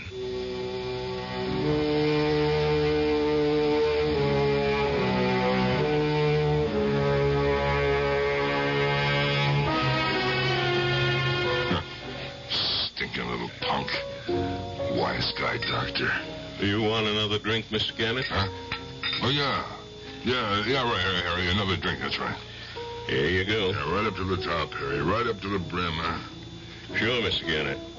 You know, we always take good care of you. Nobody has to take care of me. I take care of myself, Harry. I always have. Sure, that's the way. Look out for number one, right? Hey, Harry, you know something? You know, you got a good, strong mouth. Thanks, Mr. Gannett. A guy can see your mouth, plain as day. And I was thinking of growing a mustache. You figure that wouldn't be a good idea? Hey, Harry, people have to have mouths, don't they? Yeah, they sure do. Listen, some of the people come in here, they got real big mouths, never stop talking for a minute. You never saw anybody without a mouth, Harry, did you? No, Mr. Gannett, I can't say that I did. Oh, excuse me, I got a new customer. What can I do for you, sir? Oh, God. Oh, no. No. It's another one. It's another one. Hey, what's the matter? I gotta get out of here. I gotta get out. Hey, Mr. Gannett. Let me what's out. the matter? Let me out.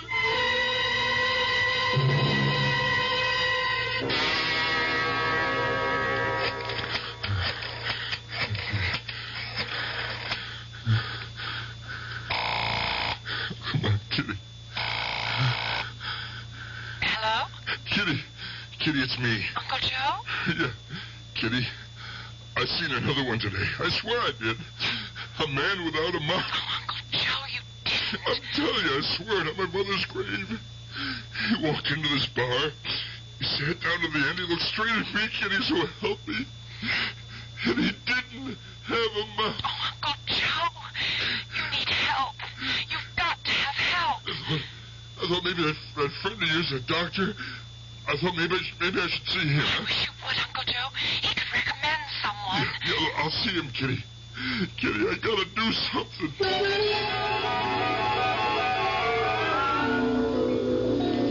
Please. Sit down, Mr. Gannon. Thanks. You've, seen another one, haven't you? Now, listen to me, Doc. I know you think I'm nuts. I ought to be seen as a psychiatrist, not a guy like you. I'll be happy to give you the name of someone. No, wait, now listen to me. I couldn't take that. I mean, going to a shrink. I'm just not the type. But you got a good head on your shoulders. I can tell. I'm not a psychiatrist. But you can help me. I know you can. I got ghosts haunt me, just like you said. I never believed in ghosts before, but maybe I've got to believe now. I'm not a spiritualist either. Look, I figured two ways. I could go to a doctor, or I could go to church and talk to a priest. Both might help. That's one thing psychiatrists and the church have in common. They know that confession is good for the soul.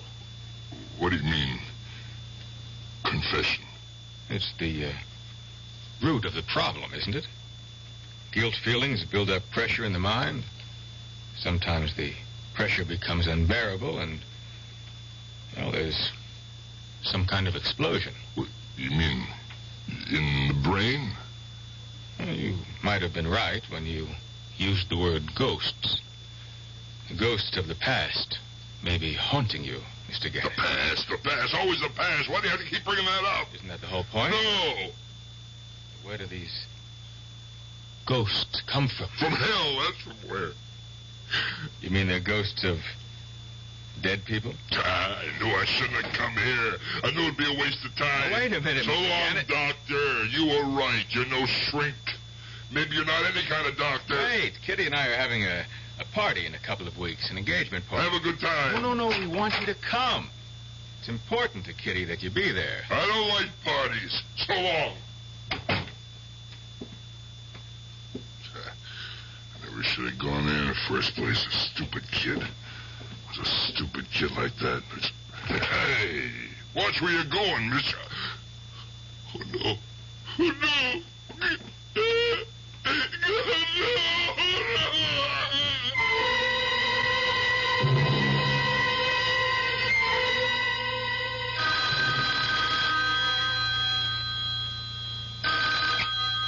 Hello?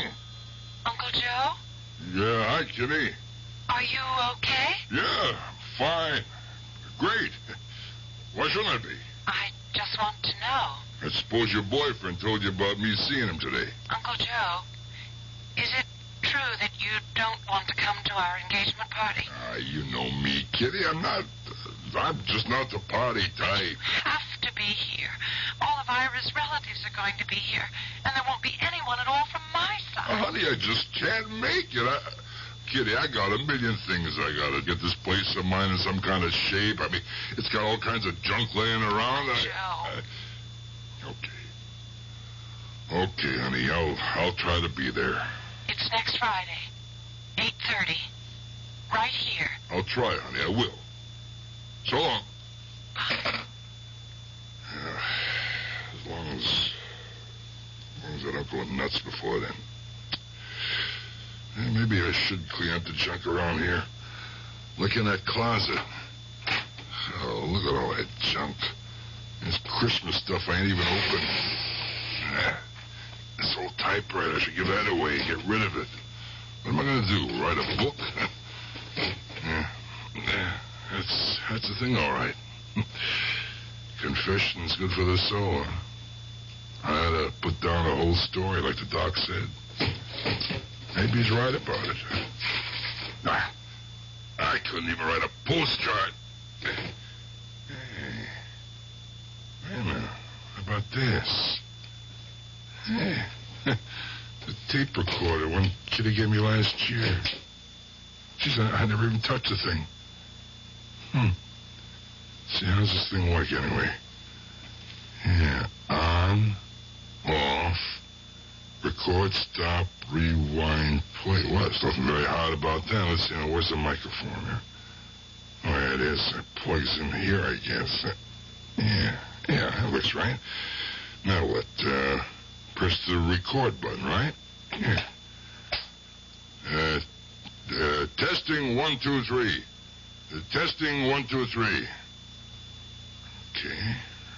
Let's see how that sounds. Okay, press the rewind button now. Then press play. Testing 1, 2, 3. Testing 1, 2, 3. That's easy enough. Only, how easy is it going to be to confess? Well, only one way to find out. Try. My name is Joe Gannett. No, that's not starting off with the truth, is it? My name is Joey Gannatello. In 1945, 46, I shot and killed a man named Ricky Natans. What the heck am I doing? Am I crazy? I can't put that on tape. That's crazy. I can't. Wait. Maybe that's the way. If they're really ghosts, then maybe that's what they want. A confession. Sure, why not? Nobody will hear it. I'll tell everything, but I'll take the tape and stick it in an envelope. I'll leave it at my desk and write to be opened only after my death. Maybe that'll make them leave me alone. My name is Joe Gannett. I used to be called Joey Gannatello. I was born and raised in Chicago. I worked for a man named Turk Wilson. In 1946, I shot and killed a man named Ricky Natans. Turk Wilson paid me $200 to kill him on account of Natans talking to the feds about a black market operation. 6 months after that, I shot and killed a man named Wally Sanchez. I don't know why Turk Wilson wanted him dead.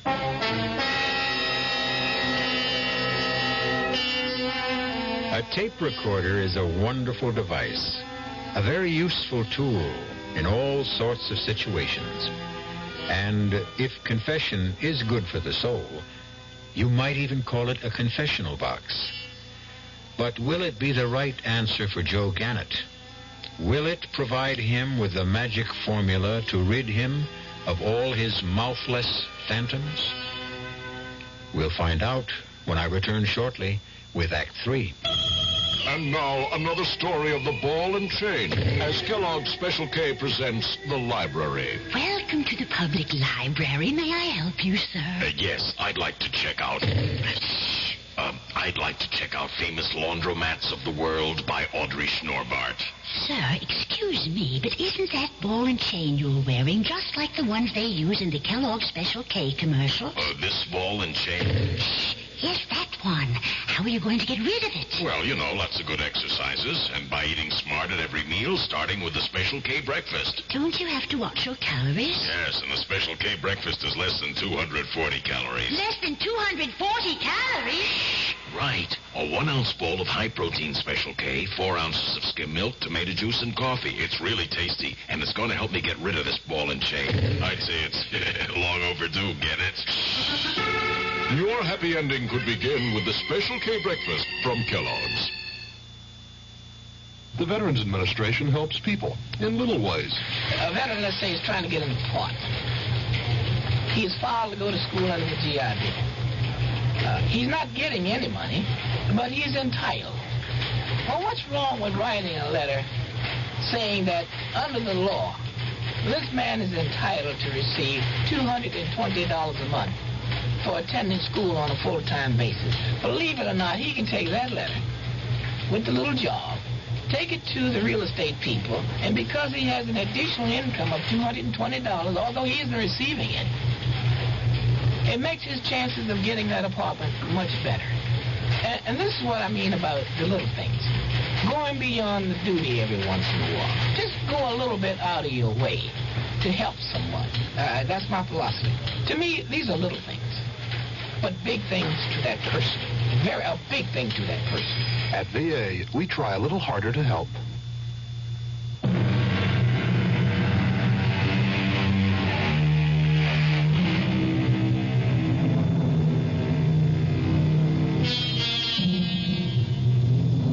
It is now 2 weeks later.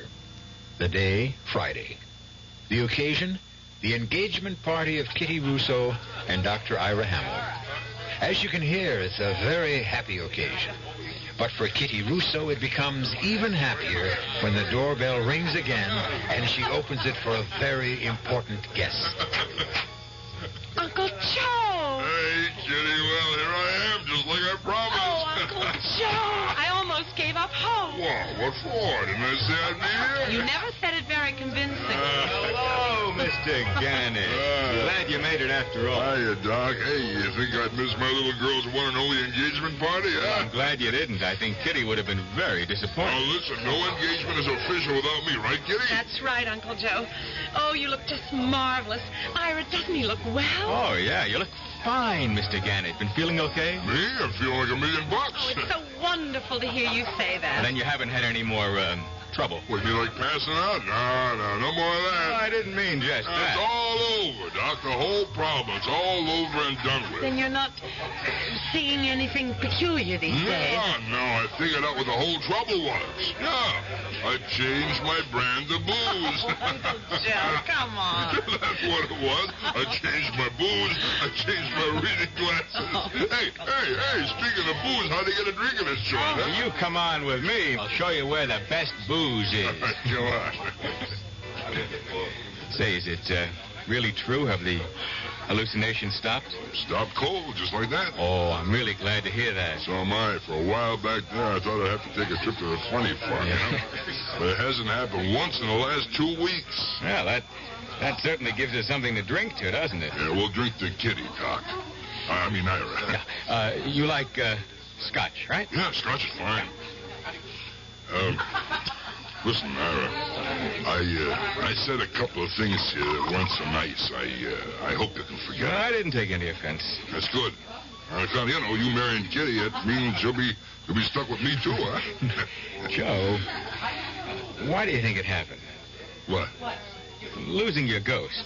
Oh, I don't know. I guess he just got tired of haunting me, huh? Oh, hey, now, listen, I got a little present for you and Kitty. No, nothing fancy, just something small and green, huh? Here. Thanks, Joe. Okay, go on, open it up, take a look. Well, all right.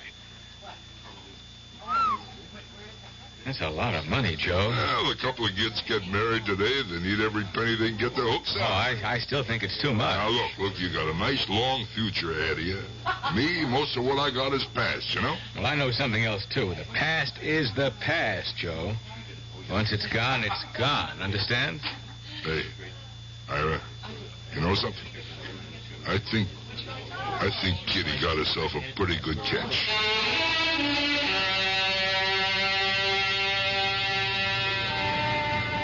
Oh, come on now, honey. You don't have to do this. I can get my own taxi. It's all right, Uncle Joe.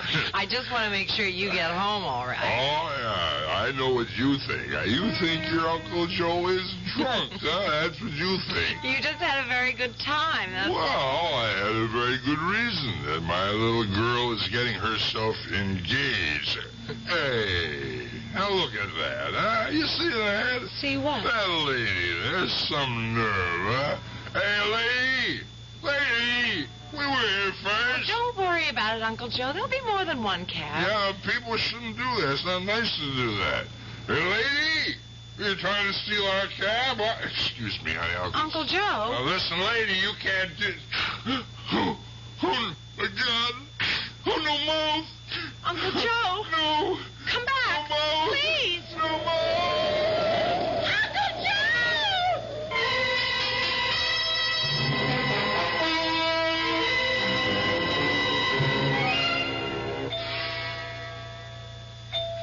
Well, you're a lucky man, Joe. You must have good, strong bones because you didn't break one of them.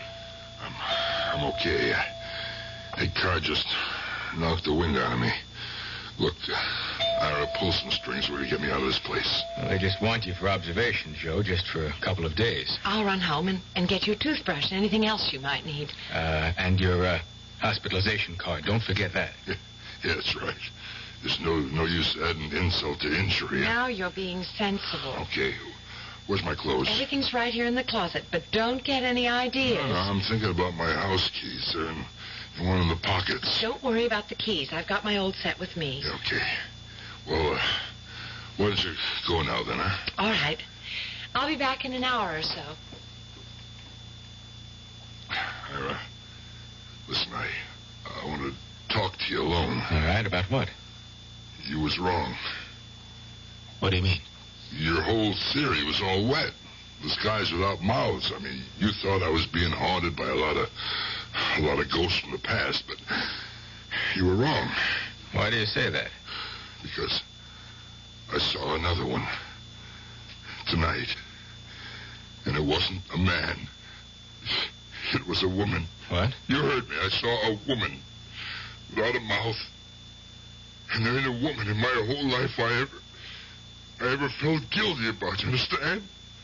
That sent your whole idea up the flue.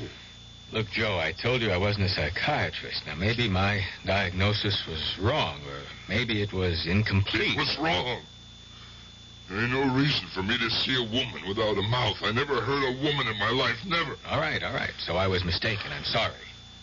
And I did it all for nothing. I put the whole thing on tape. Well, what were you going to say? The tape in my library. What are you talking about, Joe? My hospitalization card, all that stuff. I keep it in the library. In the top drawer of my desk. Well, don't worry. I'm sure Kitty will know where to look. Yeah, she'll know all right. She'll know exactly. Hey, listen, Ira. Do me a favor, will you? I'm kind of sleepy. Maybe if I took a little nap. Well, sure, Joe. I'll let you sleep. Thanks. I'll see you later. Yeah, fine. I gotta get out of here. I gotta get home.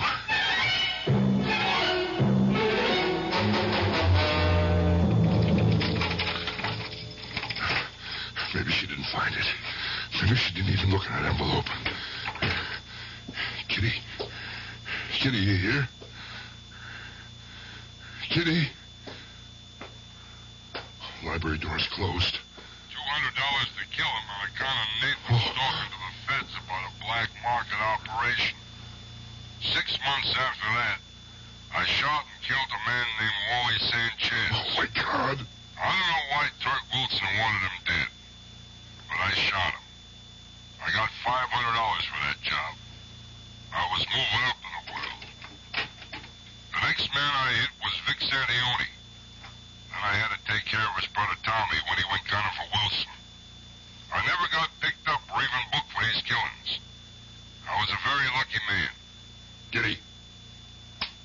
Kitty, what do you think you're doing? Can't you see what I'm doing, Uncle Joe? I'm playing your tape. The one you had in the envelope. Who told you to do that? Didn't you see what it said? Yes. I saw what it said. It said, not to be opened until your death. Did you think I could resist something like that? You know me, Uncle Joe. Kitty, give me that tape. You know that's why Pop called me Kitty in the first place. Not because my name was Catherine. My name's Mary. But he always said I was as nosy as a kitten, as curious as a cat. Honey, please. Please, you shouldn't have listened to that stuff. It's got nothing to do with you. Nothing to do with me anymore either now. That was the second time, Uncle Joe. What did you say? It's the second time I've played the tape.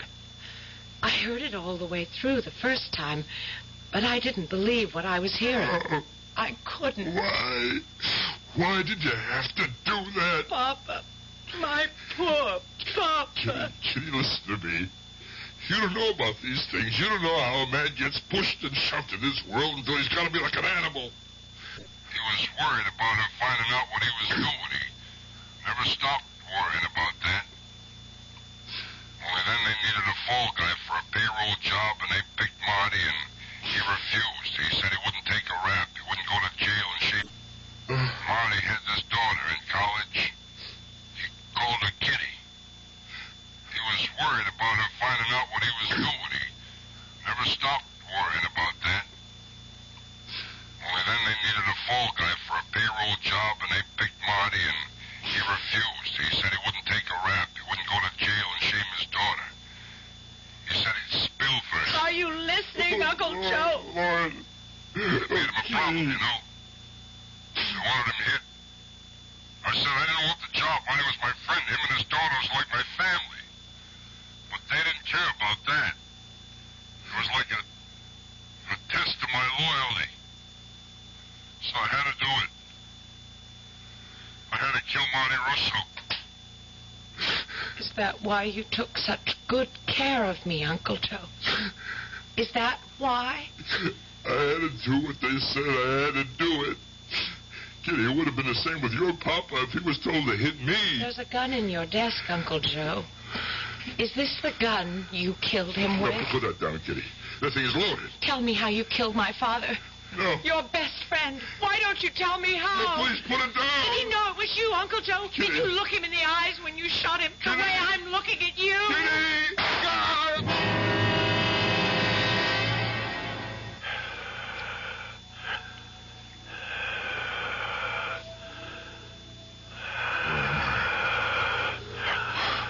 What kind of place is this? It sounds like the whole room is breathing. I can hear it breathing. Is that me? Do I hear myself? Light. I never saw a light that big. But it's not the sun. I can't open my eyes. It's too bright. But I gotta open them. I gotta see where I am. No! Oh, they're here! Oh, the men without mouths.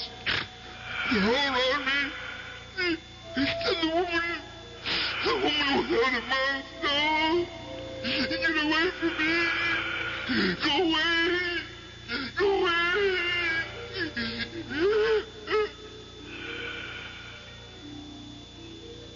His eyelids are moving. Anesthesia must be wearing off. His pulse is still dropping fast, Doctor. Keep that respirator going. It's no use. We're losing him. Past tense, nurse. We've lost him. I'm sorry. Yeah, so am I.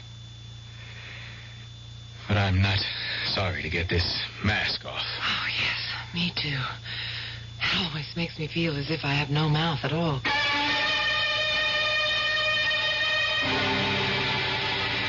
Well, it seems that Joe Gannett was seeing ghosts, all right. But in this case, they weren't the ghosts of the past. They were the ghosts of the future.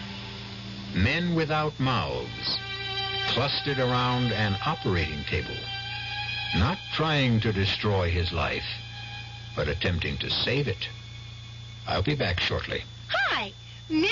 Goldilocks here. Professionally taste-testing diet drinks can be very difficult, but I've just had to bear with it. Then I found sugar-free Diet 7-Up.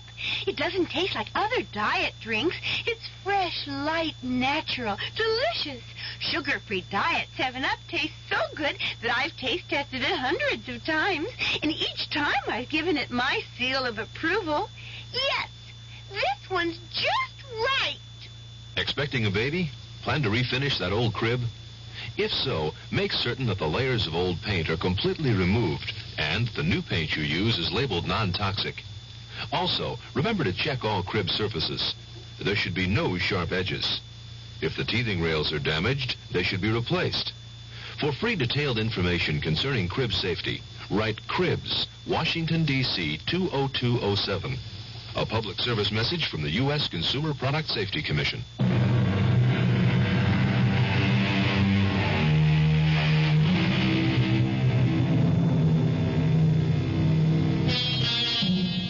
Of course, we're really not worried about men and women without mouths at the Radio Mystery Theater, as long as they have ears.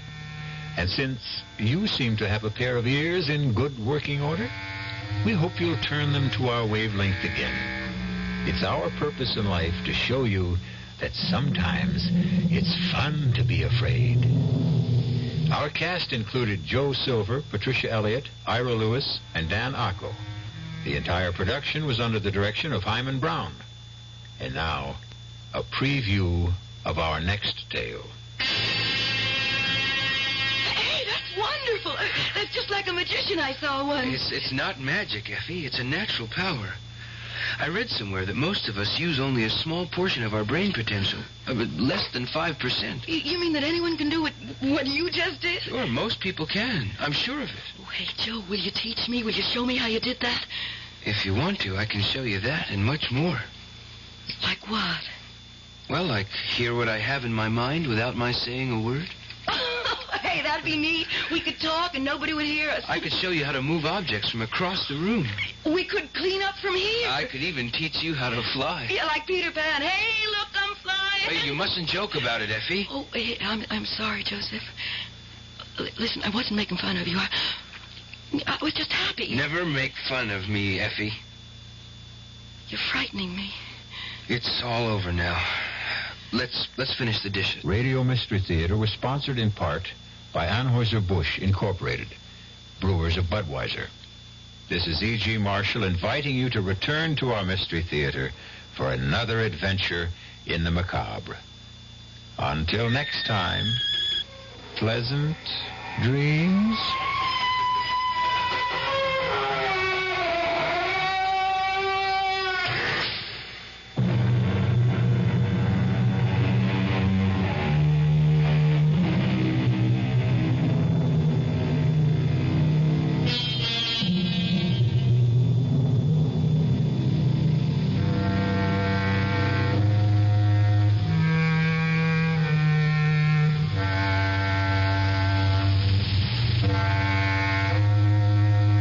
WDAF, Kansas City.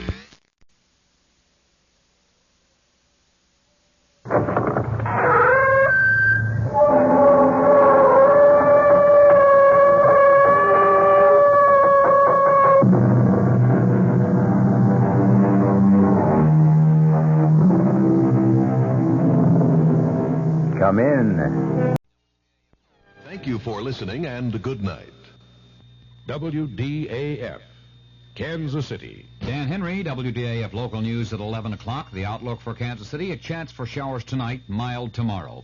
A residence fire, believed to have started when children played with matches, has taken the life of an elderly woman babysitter and one of the infants in her care in Kansas City, Kansas. Dead is 85-year-old Mrs. Jenny Earhart of 1735 Waverly and 14-month-old Charles Elkins. The fire occurred in the Elkins home at 2313 North 77th.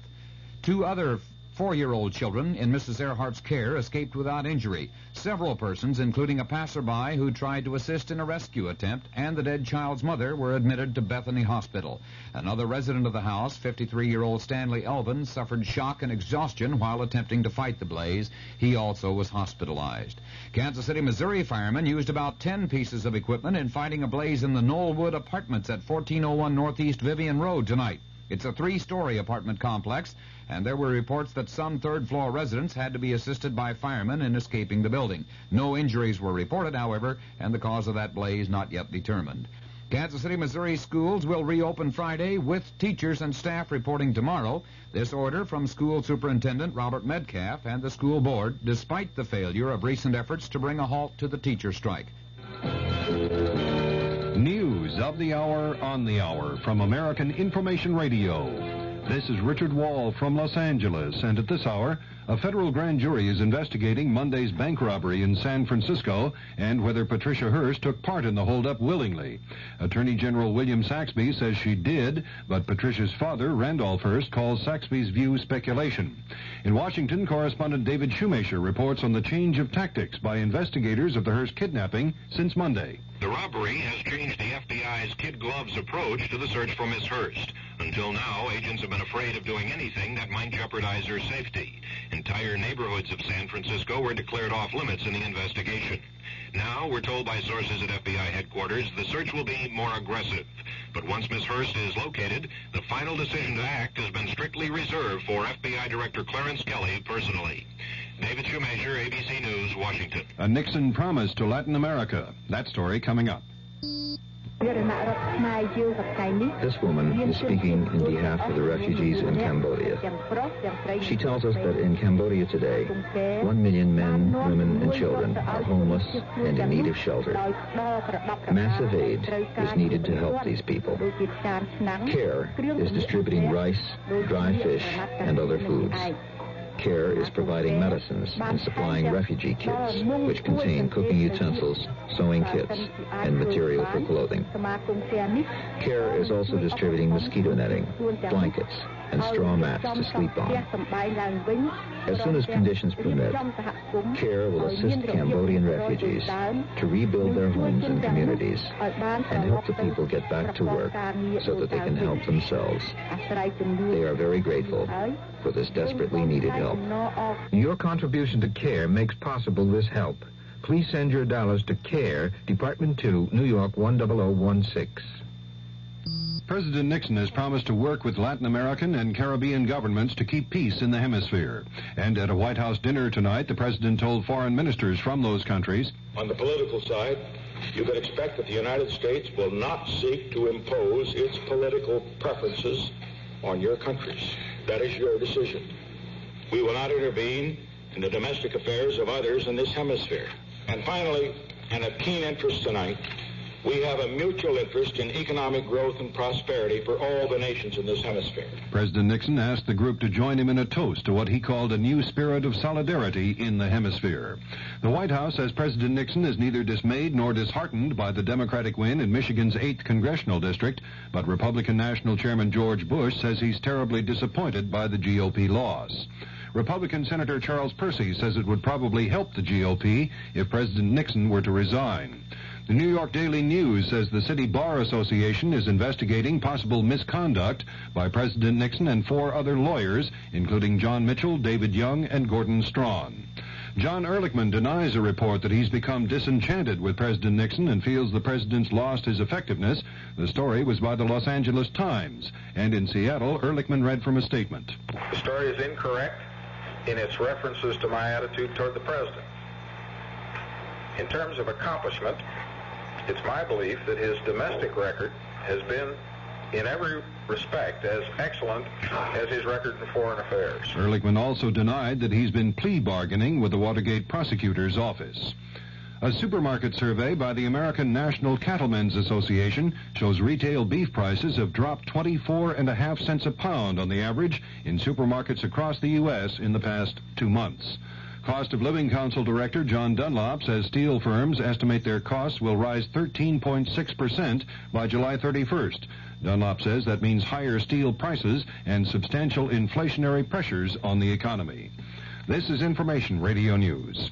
From the Kurt Murray Sports Desk, after last night's loss to the Texas Rangers, the Kansas City Royals are trying to even that 2-game series tonight. There was a surprise in the multi-phase draft of players by the ABA today. A high school player, 6'11" Moses Malone from Virginia, was drafted by the Utah Stars. The Stars say they won't pressure him into signing. The Kansas relays begin today. They run through Saturday with more than 1,800 athletes competing.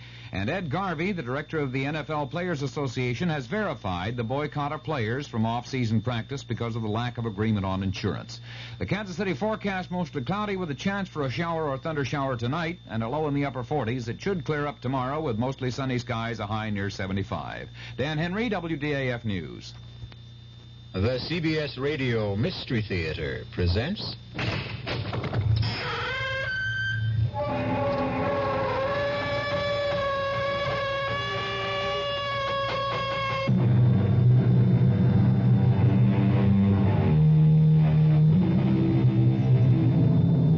Come in. Welcome. I'm E.G. Marshall. Welcome to the terrifying world of your own imagination. There are many fearful places that surround us. ancient houses where ancient whispers never die out, evil lands where the light of reason vanishes. But the most horrifying of all lies deep inside of us. Few of us dare look into our minds and hearts and souls. And when we do, we find it more than we can bear.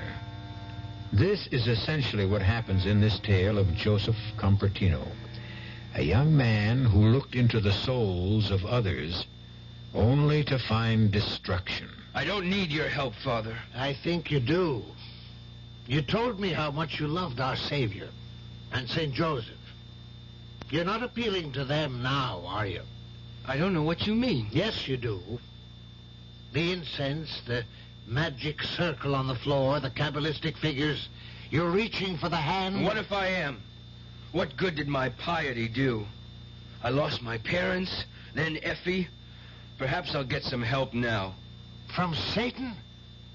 You don't want his help. He doesn't share. He possesses. I want revenge, Father. I want to see the man who killed Effie suffer as I am. I want to see him in the same kind of torture. He is, Joe. Believe me, he is in torture.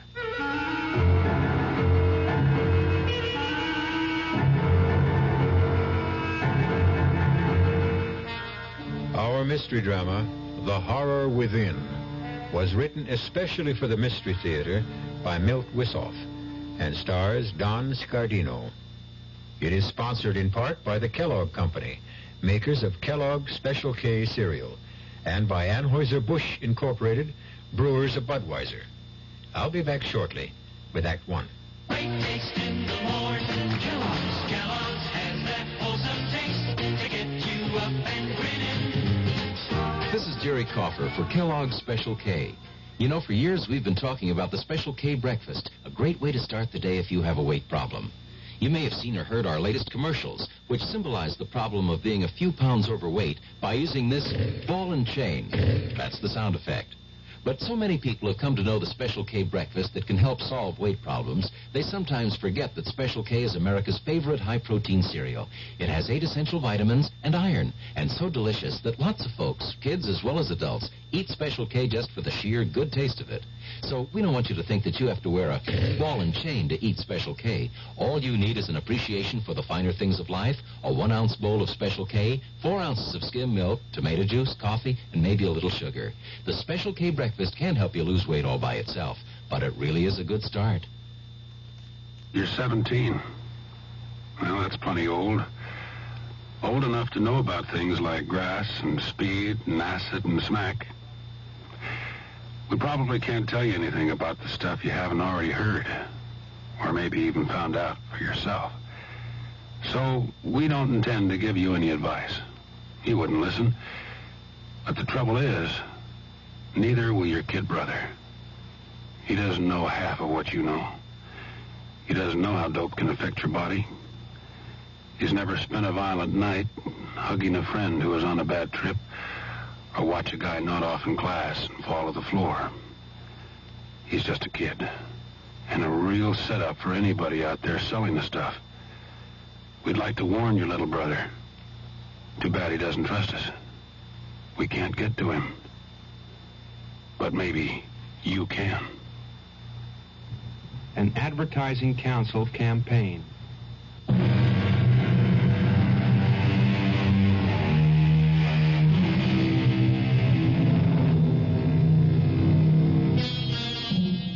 It has been said that a journey of 1,000 miles starts with a single step.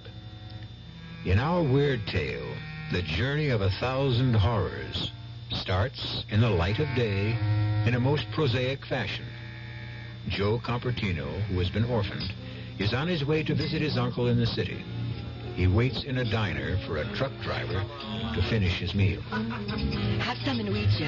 I'm not hungry. Well, how about a sandwich or some soup? Hey, it's chowder. It's nice and thick. No, Effie, I don't want any. I've got to save the little money I have. It's a long trip. Oh, I wish I were going too. Any place is better than this. Oh, it's not a bad town, Joe. The people don't mean any harm. Oh, sure, they don't mean any harm. Calling me a nut all the time, making fun of Now me. relax, Joe. You're getting excited again. Yeah, I guess you're right. They're not worth it. I wish you were coming along. Yeah, what would your uncle say? I don't know. I only saw Uncle Pietro once, when I was a kid. He came to visit. Oh, hey, look, Joe, that truck driver's getting ready to leave. Oh, okay, I guess I better... Yeah, sure. Sure, you better go. All right, Effie. Yeah. And thanks for getting me the ride. You ready, kid? Let's go.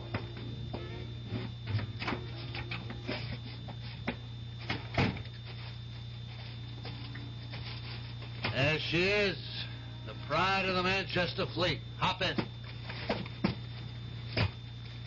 How far'd you say you were going? Elk City. Why? My uncle lives there. Well, what about your folks? Well, they're both dead. Oh, hey, I'm sorry. You gonna stay with your uncle? I don't know. Sure you will. Blood's thicker than water, right? And God makes brothers of us all. Well, I don't know if I go that far. Oh, but it's true. God is everything. He creates life. And takes it away. Don't say that. All right, come off it, kid. I was just kidding. I believe in God. Do you really believe in him? Do you have so much faith that you can feel him close to you? Oh, well, I do. When I concentrate, I can almost feel as if I'm one with him. He makes me see things. Look, kid, maybe you better get some shut-eye, huh? We got a ways to go yet. I see things happen halfway across the world. Wars, plane crashes, floods. They all come true. Hey, yeah, sure. You want some coffee? That thermos... No, thanks. This is a fast day for me.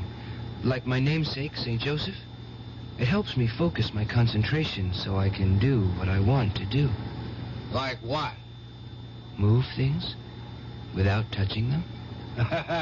Hey, you'd be great in my business.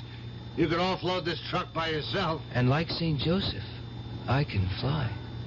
Fly? Yes. The Lord gives me these powers. Look, dummy. I gave you a ride against company regulations because I felt sorry for you. Jenny told me you were a nut, but I said, what the heck? But I ain't going to stand for that kind of talk. I'm a church-going Christian, and I don't stand for no blasphemy. Get your butt out of here. You'll regret this. Sure. Just beat it. Take my advice. See you shrink.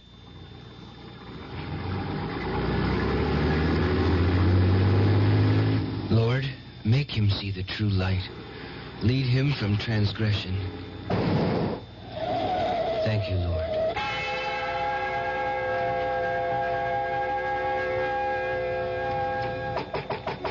The door's open. Who are you?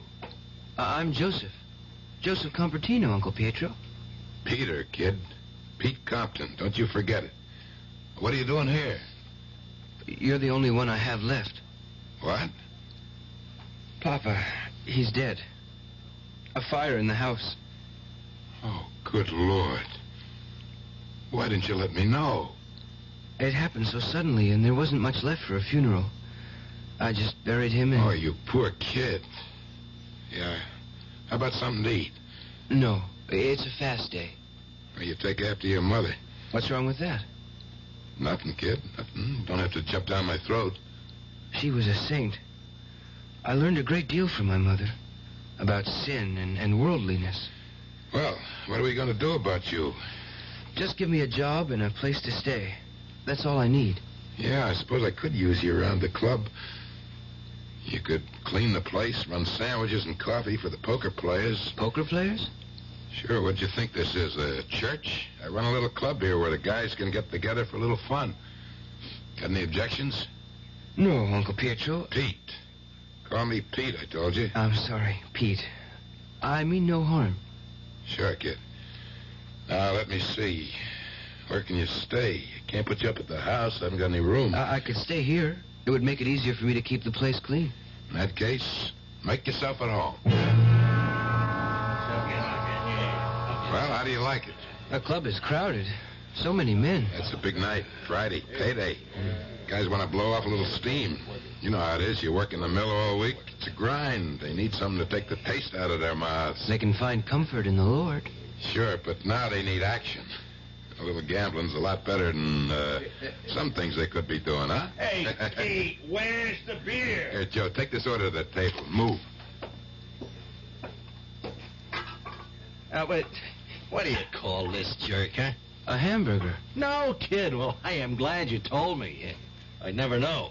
Hey, what do you know, fellas? It's a hamburger. Hey, something wrong, Ollie? Nah, nothing much. Just that I ordered a cold cuts hero when I get a hamburger. No, he said a hamburger. Who asked you? Look, Ollie, the kid's new. I'll get you a hero. On the house. Nah. Forget about it. Hamburger's okay. Hey, just watch him, will you? I think he ain't got all his marbles. Yeah, watch yourself, Joe. Just be a little more careful in the future. He's the one that should be more careful, not me. Hey, Pete, get a load of this, will you? Hey, look at my whole card. That's not bad, huh? Well, suckers, it's going to cost you plenty to see what Pete saw. Now, raise the pot that's on the table, eh? Oh, the only one with guts. Okay. Here they are, Brennan. 5 little hearts, 4 through 8. Straight, flush, pal. They're not all hearts, Ollie. Your whole card is a diamond. Ah, you crazy. It's 4 hearts, I tell. Hey, who switched cards? Oh, it's you little punk, you bird brain. You must have done it when you were setting the sandwiches. Come on, Ollie. The kid never touched the card. I'm going to take you apart, Squirt Boy. You're going to be sorry. Hey, come on. Come on, stop it. Ollie. What's wrong with you? It's him. Get rid of him, Pete. Take it easy, Ollie. You're going to be all right. Hey, get a doctor. Somebody get an ambulance. It's too late, Pete. He's dead.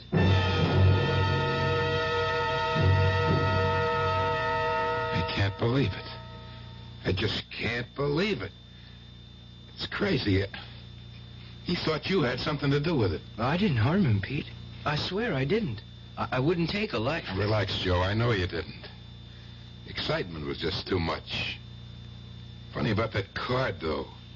Wasn't like Ollie to plunk everything down on a 4 flush. I had nothing to do with his death. Yeah, I know. What's eating you, kid? Come on, spill it. I'm the only family you got. Nothing. Just nothing. Okay, don't tell me. I don't give a damn. Oh, don't be angry, Uncle Pietro. Pete, I wonder sometimes. What? Why nobody likes me. Lots of people do. Who? I like you, that's who. I want people to say nice things to me. And you gotta learn to give and take. Besides, you keep saying wild things all the time about your powers. Oh, they're not my powers. They're the Lord's. You see what I mean? But it's true. I'm his vessel. We all are. He pours his powers into all of us, but only a few like me can retain them. But how do you do it? With faith and deep concentration. You really believe that? Well, of course I do. And so should you. Never lose faith. If you do, you will never have any hope. Swell. Let's wrap it up and go home. You've used that brush on the floor long enough. Save some of it for tomorrow. You really think that you can... I know it. Let me show you. Oh, hold on. Before you deal the cards, let me cut the deck. It makes no difference. Okay, if it makes no difference, let me cut. All right, I'm going to deal 5 cards face down. We'll both call them. And if you don't call as many as I do, then you promise to lay off? I promise. Well, go ahead, cut. That one. It's the Queen of Spades. No, Peter. It's the 10 of Hearts. Turn it over. You made a lucky hit. Try it again. 4 clubs. Nope. 8 of diamonds. That's 2 in a row. Still believe it's luck? Let me see that deck. I know every kind of marked deck. You're just wasting your time. You open the deck. You know it's legitimate. Why am I bothering with... Let's knock it off for tonight. Tomorrow's... Here, watch this. 9 of spades, Jack of hearts, and 3 of diamonds. It's a 2 of diamonds. All right, 4 out of 5 isn't bad, is it, Pete? It's not bad at all. Yeah. I don't know what the trick is. But we could sure clean up with it. No, I don't use my powers for profit. Who's asking you to? You can do an act. Amuse the customers when they get tired of playing. You sit in as a dealer for the house, and when things get dull, you do your stuff. Yeah, they'll get a kick out of it. I don't like to use my powers lightly. Do you want to keep on eating? Okay, forget it. Well, just this once, Pete. But don't ask me again.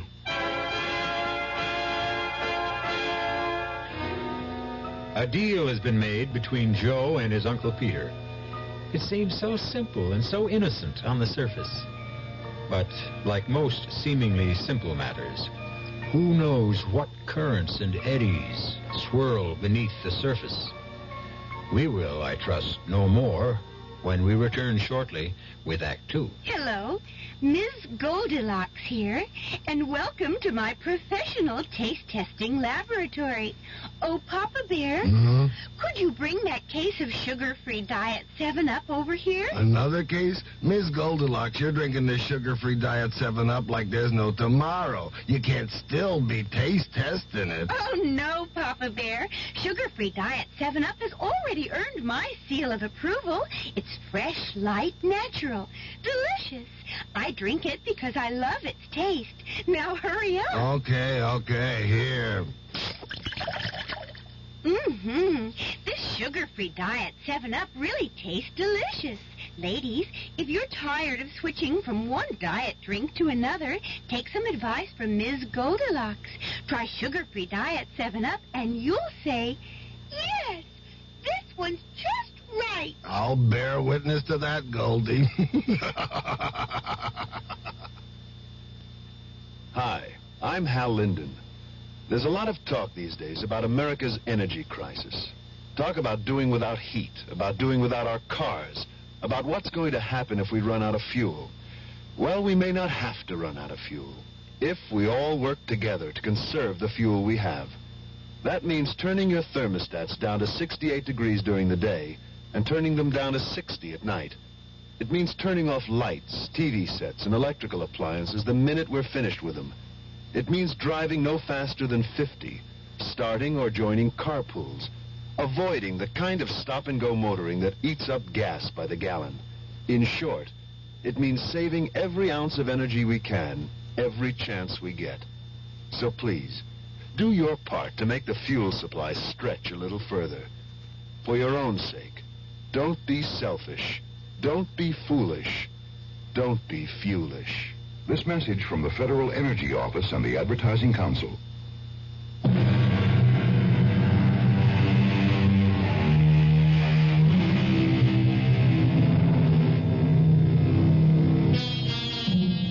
We all know that small compromises can lead to large disasters. The pretty lady verging on plumpness who diets with might and main to keep her poundage down knows full well that one excursion into the land of calories can mean a plunge into the worlds of pounds. Shall we then wonder that Joseph's consent to turn his powers to profits for his uncle will inevitably result in the loss of all he holds dear? We shall see as we return now to Act 2 of The Horror Within. That was great, kid. The suckers loved it. Yeah. I thought Handelman would have a fit when you called his whole card. He thought I was cheating, using a marked deck. He wouldn't believe me even when I told him to pick any deck. Well, don't worry about it. That's just his way. Come on, let's go back to the kitchen. You got a surprise for me? That's right. I don't mind doing the dishes. I hope you can't read everything I'm thinking. I don't try. Good. Joseph. Effie. How about that, kid? You didn't get the whole message. Oh, what are you doing here, Effie? Well, your uncle, he said I could work here. Sure, why not? Business is good. We need another hand. I figured since you and Effie used to get along so well back home. Thank you, Uncle. Pete. Forget it. Just make sure you get the dishes done before we close. Huh? I've been looking for the cleanser. Oh, don't worry about it. I'll do him. You just sit right there. Oh, no. I'll wash. You dry. You sure? Well, of course. There's no one to earn my way. Boy, your uncle's a fine man. No, he is. Even though he blows his top sometimes. Yeah, I suppose you don't. Joe? You still do tricks? Oh, they're not tricks, Effie. I followed the example of my patron saint, St. Joseph. And I concentrate my powers like he did. Watch. This knife. Yeah. Hold it in your hands. Yeah? Okay, now keep still. Very, very still. Joseph, it's getting warm. Mm-hmm. It's bending. There. Oh, hey, that's wonderful. That's just like a magician I saw once. It's not magic, Effie. It's a natural power. I read somewhere that most of us use only a small portion of our brain potential. Less than 5%. You mean that anyone can do what you just did? Sure, most people can. I'm sure of it. Oh, hey, Joe, will you teach me? Will you show me how you did that? If you want to, I can show you that and much more. Like what? Well, like hear what I have in my mind without my saying a word. Hey, that'd be neat. We could talk and nobody would hear us. I could show you how to move objects from across the room. We could clean up from here. I could even teach you how to fly. Yeah, like Peter Pan. Hey, look, I'm flying. Hey, you mustn't joke about it, Effie. Oh, hey, I'm sorry, Joseph. Listen, I wasn't making fun of you. I was just happy. Never make fun of me, Effie. You're frightening me. It's all over now. Let's finish the dishes. I promise, Joseph. I'll never do it again. Well, how do you like it? Oh, it looks beautiful, Pete. Just beautiful. I mean, I can't believe it's the same club. Nothing to it, Effie. Fake brick. Tile ceilings and a few yards of drapes. Boy. Didn't cost much to change from poker to a supper club. But do you think it's wise? Look at the mob. The joint's packed. People are dressed so nice, too. Hey, maybe we ought to pitch in and help, huh? No, nothing doing. You and Joe are my star attraction. Well... Now, you do the act like I seen it, and we can't miss. But that was just for Effie and me, Pete. I don't want to perform. Well, not in front of all these people. Are you scared, kid? Well, that's natural. Everybody gets stage fright. No, it's not that. I told you before, my powers are between me and St. Joseph. I can't do it for money.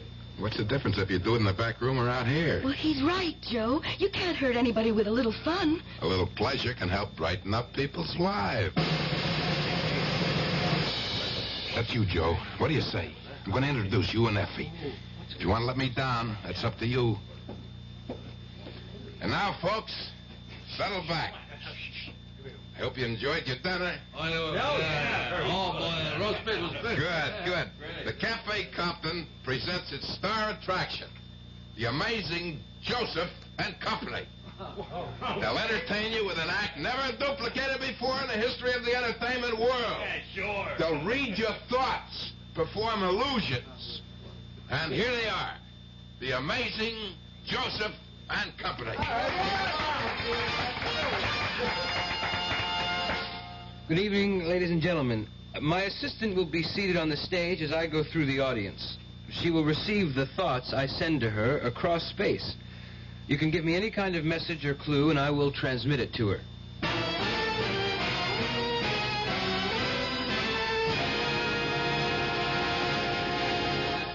I'm in touch with a lady who has a question. Is her name Cindy? What? That is correct. She wants to know if you can tell her what color dress she is wearing. She is wearing a blue gown with sequins. It is a size 8, I believe. Just the color was enough. All right, you, sir. May I have your note? Thank you. This gentleman wants to know if his partner is cheating on him.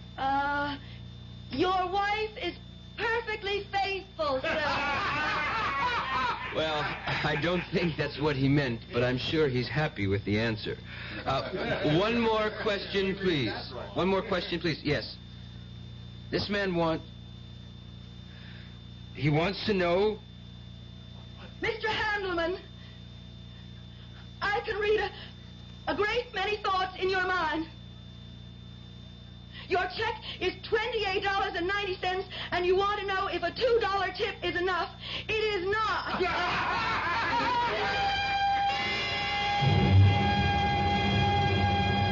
Joe, you were great tonight. Just great. Everybody loved your act. Hey, I better get out front now and help close the place down. We'll have a bite to eat later, okay? Sure, Pete. That Handelman. I hate him. I know, Joey. Listen, you frightened me. And that's why I made a joke out of it. Joe, you wouldn't... No, of course not.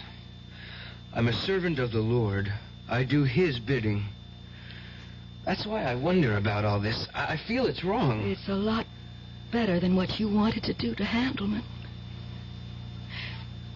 Joe, you think you could really do what you... If God wills it. Oh, well, then you never will, because He preached love. It's hard for me to feel love for someone who... How about me? I love you, Effie. With all my heart, I love you. Well, then let's get married, Joe. Yeah, let's get married tonight. Tonight? But how can we? We'll go to Rapid Falls. There's the Justice of the Peace there. No, Effie, no. We'll wait and get married properly. In a church. By a priest. Well, if that's the way you want it, Joe, but let's do it soon. I'm happy that you want to marry me in such haste. Yes, Joe, please, let's get married as soon as possible. Well, that sounds more like desperation than romance. I can't explain it, Joe, but I don't know, I feel... Well, like something terrible is going to happen. I want to be your wife, Joe. I want us to be together for the rest of our life. No matter how much time we have left.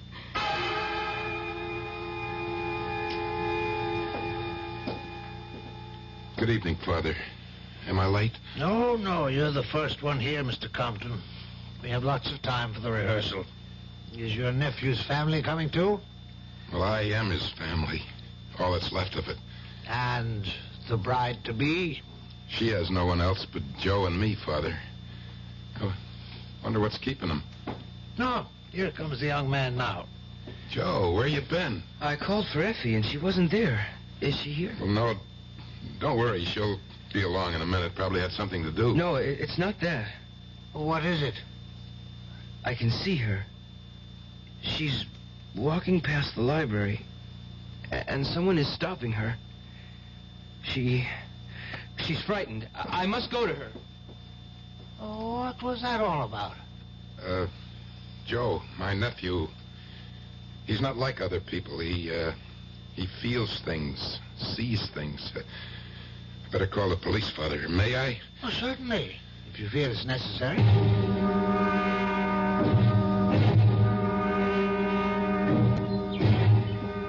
She's gone, Pete. Effie's gone. They'll find her, Joe. Just take it easy. You don't understand. Sure I do. You're upset. Come on inside the house. We'll have a cup of tea. He's right, Joe. There's nothing you can do now. The police are searching the town. I can't help. I feel so useless. I've got no contact with her. I can't reach her. She must need me. Don't even think about it, Joe. Just come inside and rest. We'll wait with you. You may have been wrong, Joe. I mean, about what you think you saw. I didn't think I saw, Pete. I know I did. She was in trouble, I tell you. And now, nothing. There was no sign of struggle at the library. No one witnessed anything. You don't believe in me? Should I? Yes, I have the powers given me by the Lord. You are His servant, too. Are you sure your powers are from the Lord, Joe? As sure as I am that my name is Joseph. I have devoted my life to him and the ideals of St. Joseph. And I have been heard. Explain it to me, my son. Why? So you can laugh at me? No. I want to help you. Help me? Yes. Father, help me. Then go on.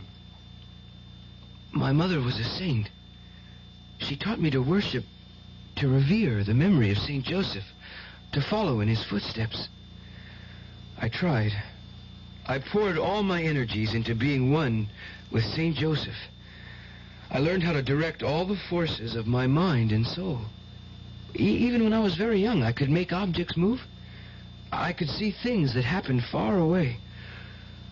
Then one day she was gone and I was bitter. That's understandable. Well, for a while, I used my powers for wicked things. People turned against me and I became an outcast. Even my father drew away from me. Then my father was taken from me. I saw the light. I heard the blessed voice of St. Joseph, and he told me to return. And you're sure the voice you heard was St. Joseph's? Well, of course. Well, who else could it have been? Who else, Joseph? No, Father, no. The voice did not come from within me. Joseph, there are forces of good and evil in the world. And sometimes it's difficult to tell one from the other. Perhaps it was not the voice of heaven you heard.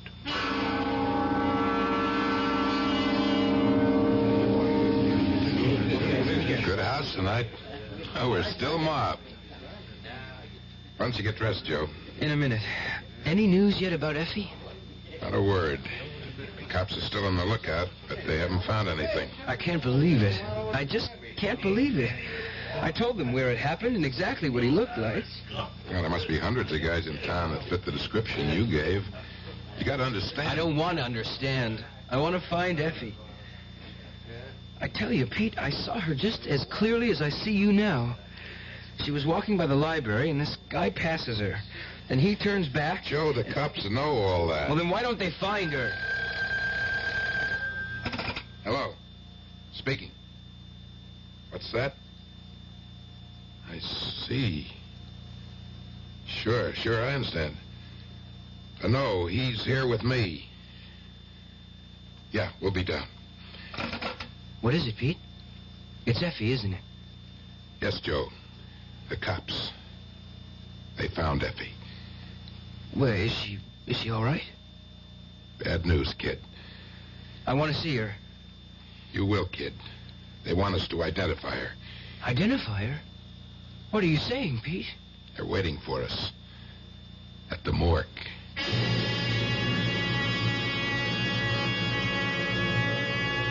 All that we feared when Joe agreed to do his act at Peter Compton's club has come to pass. Effie is dead at the hands of a madman, and Joseph Compertino says he was a witness to what happened. It hardly seems possible. But then again, I'm sure you will agree, the impossible is becoming the usual with greater frequency these days. We'll know more when we return shortly with Act 3. When you feel like having a cold Budweiser, do you automatically reach for a glass? Well, sure, Bud's a great beer any way you drink it. But without a glass, you're really missing something. Now, take that wonderful Budweiser head of foam, for instance.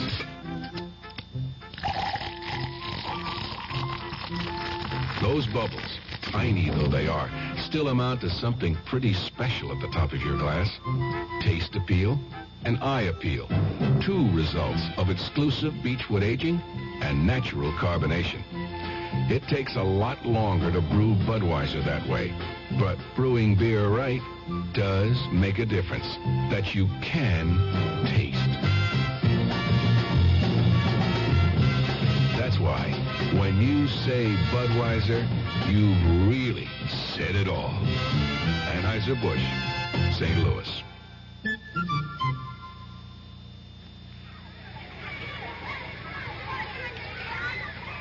Pollution, crime, substandard housing, energy crisis, corruption, inequality, vandalism.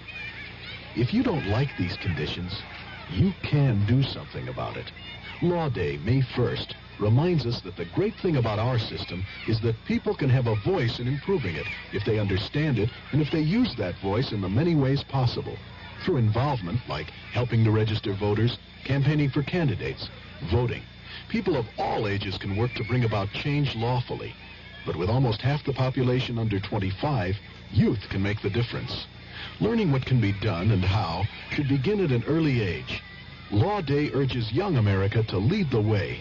Help preserve good laws. Help change bad laws. Help make better laws.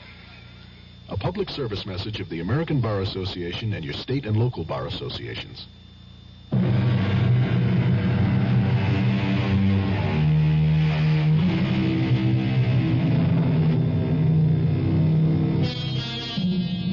To find out who killed Effie, Joe must make the journey we all fear. He must look deep inside himself and trace the murderer in his mind's eye. The problem is, what more will he uncover? For if you look into any man's heart and mind, you will always find at least one black spot which he has tried to keep concealed. Why are we sitting here, Pete? Because the lieutenant asked us to wait. He'll be back in a minute. She looks so different, Pete. Like a poor imitation. Don't think about it, Joe. I can't think of anything else. I've got to find the man who did it. I'll never rest until I find him. I'm sorry I kept you waiting. I had to check a few things out. It's all right, Lieutenant. Now, Joe, you don't mind if I call you that? No. Good. When did you see this taking place? Well, Pete and I were at the church waiting for Effie when it flooded my mind. What time was that? It was about 6:30, 7. I see. And was that the time you felt it was actually happening? I guess so. I hadn't thought about it. Well, think about it. Were the streetlights on? Do you remember anything that might give us a handle? Well, it seems... Well, the library was closed, but the streetlights weren't turned on. And that would put it at about 5:30. But you saw it happen in your mind about an hour or so later, huh? Can you explain that? No, I can't. Well, did you actually see them go off together? Did they get into a car? No. Well, I mean, I don't remember. All I know is I can see them together, and I knew something bad was going to happen. What's this all about, Lieutenant? Well, I'm just trying to get things straight. You know, there are some loose ends here. Like what? Well, for one thing, we found the body off Highway 50. That means she was in a car when she died. No, it means she was in a car when she was thrown off on the side of the road. She died hours before then. You mean to say she was thrown out in the middle of the day and no one saw it? Oh, it wasn't in the middle of the day. Doc Hatfield estimates she died about 6 o'clock in the morning. Well, with this new daylight savings time, it must have been pitch black when he... That's right. That means, Joe, your mind's clock was off about 12 hours. You couldn't have seen her walk past the library when you said she did. I can't believe it. Joe, didn't you talk to Effie today? No. But she said she was going to the city to do some shopping. She said she'd be away all day and meet us at the church for the rehearsal. But you called her? Just before I left to meet Pete. I wanted to see if she got back earlier. And she wasn't there, obviously. Now, who answered the phone? Nobody. Where were you early this morning? In bed. Asleep. Say, what's going on? Well, why all these questions? Every little bit of information helps. I don't like it. Can I go now? Yeah, of course, of course. Just stay around where we can reach you, Joe. We may have some more information later, and maybe some more questions.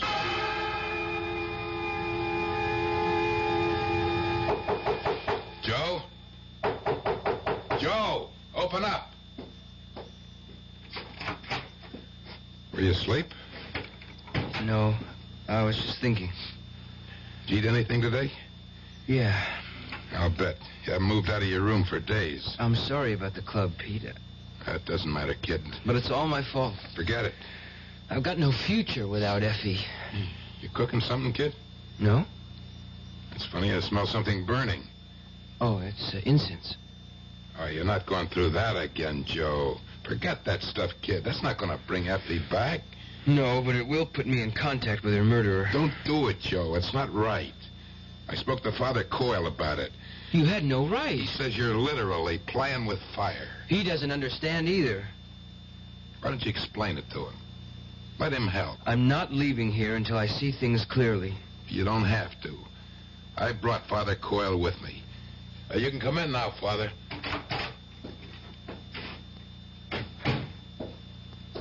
How are you, Joe?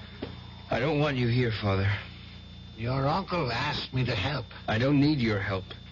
I think you do. You told me how much you loved our Savior and St. Joseph. You're not appealing to them now, are you? I don't know what you mean. Oh, yes, you do, Joe. The incense, the magic circle on the floor, the Kabbalistic figures. You're reaching for the hand... All right, what if I am? What good did piety do? I lost my parents, then Effie. Perhaps I'll get some help now. From Satan? You don't want his help? He doesn't share. He possesses. I don't give a damn if he swallows me whole. I want my revenge, Father. I want to see the man who killed Effie suffer as I am.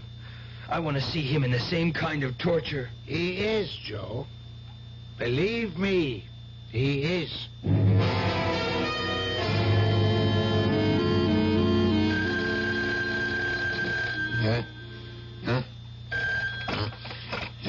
Hello? Pete, wake up. It's me, Joe. Yeah, I'm awake. You know what time it is? Yeah, I know. It's 6 o'clock in the morning. Sunday morning. Don't you ever sleep? I will, after tonight. Pete, I've got him. You don't feel up to riddles, Joe. Who you got? That slimy monster who killed Effie. I've got him dead to rights. Now, look. Don't do anything stupid, kid. Let me call Lieutenant Tawney. He can have No, him. Pete. I don't mean I have him in my room. I've got him in the mind. It worked, Pete. I've been put in touch with him. I want to go on tonight. Joe, without Effie, you haven't got an act. Oh, yes, I have. The biggest show I've ever done. Well, I don't know. Please, Pete. Don't stand in my way. You're asking me to walk in the dark, Joe. Square with me. I can't, Pete. You've got to trust me. Then why can't you trust me? You wouldn't understand. Try me. All I can tell you is I'm zeroed in on him. I've got him in my sights, and you can help me nail him. How? Well, billboard my return to the club tonight. Play it up big. Hit the murder angle. Promise the suckers a startling revelation. I guarantee he'll be there. He won't be able to resist the bait.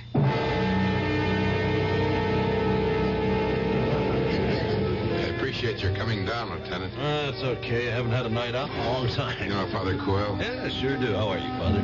As well as my age and my infirmities permit. How do you like the view, Lieutenant? Isn't it grand?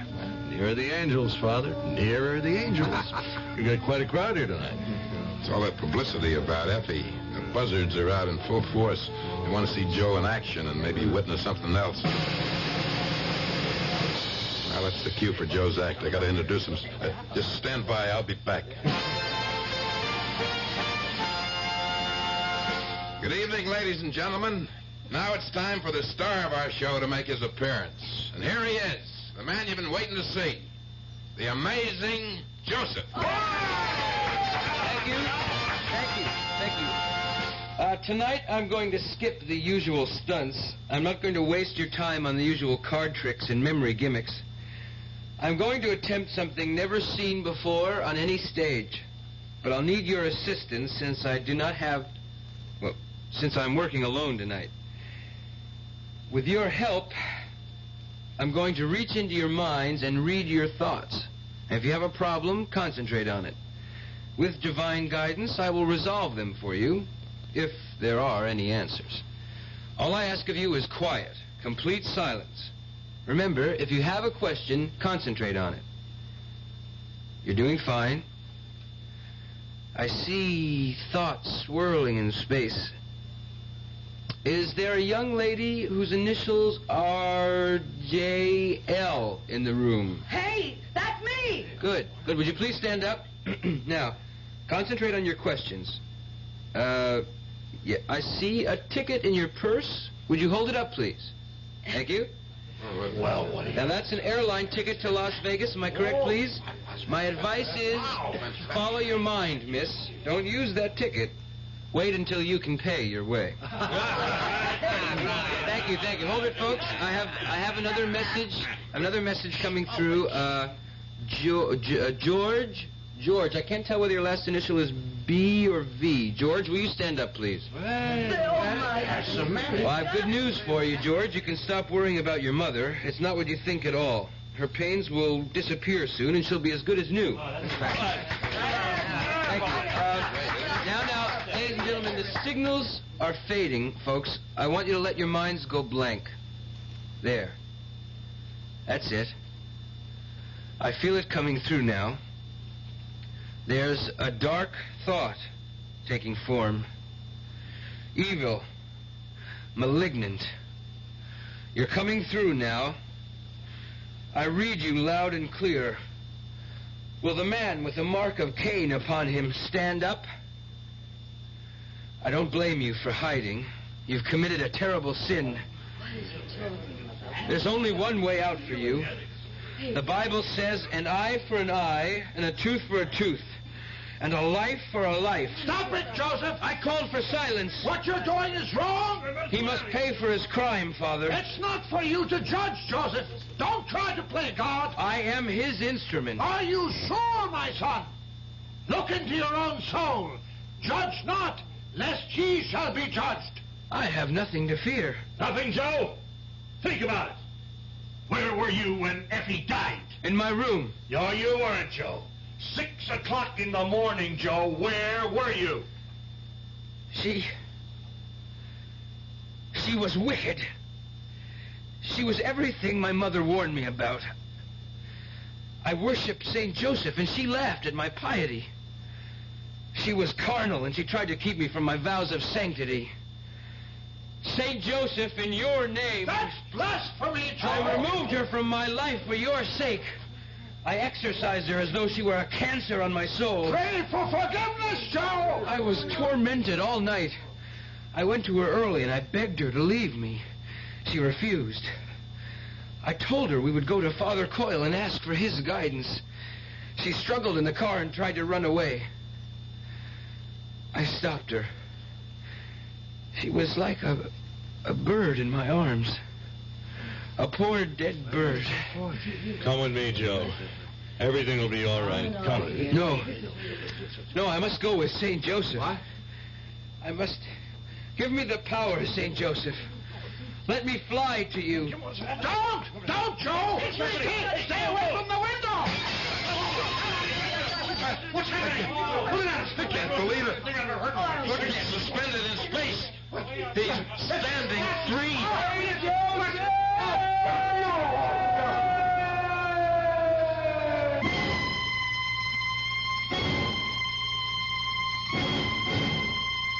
Poor Joe. Poor Joe.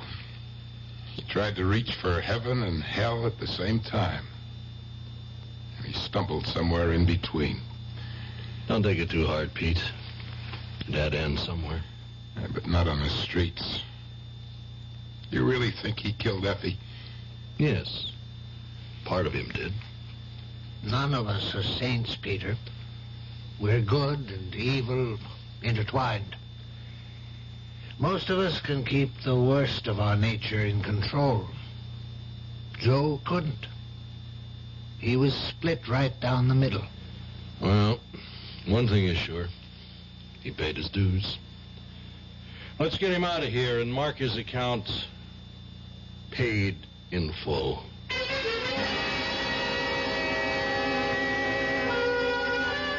The worst we feared has happened. Joe took the fearful chance of looking deep inside himself for truth and found that the truth was more than he could bear. I'll be back shortly. Banks have their boardrooms, hotels have their ballrooms, but one of the best-known rooms in the country is Project Hope's Room A. Here is where Americans as groups and as individuals send their contributions to support the work of Project Hope. It may be a check for $5,100 from a college group who held a hike for hope. It may be $2.95 from a 10-year-old who saved it up from summer jobs. It may be a check for $10 from a retired school teacher. It may be $400 raised by a teenager in Massachusetts whose Carnivals for Hope have become an annual event in his neighborhood. Every contribution, large and small, helps Hope continue its programs of treating the sick. and training medical personnel to improve health care in many countries. Health is what hope's all about. Help Project Hope reach out. Help Hope reach out. Write to one of the best-known addresses in the country. Project Hope, Room A, Washington, D.C.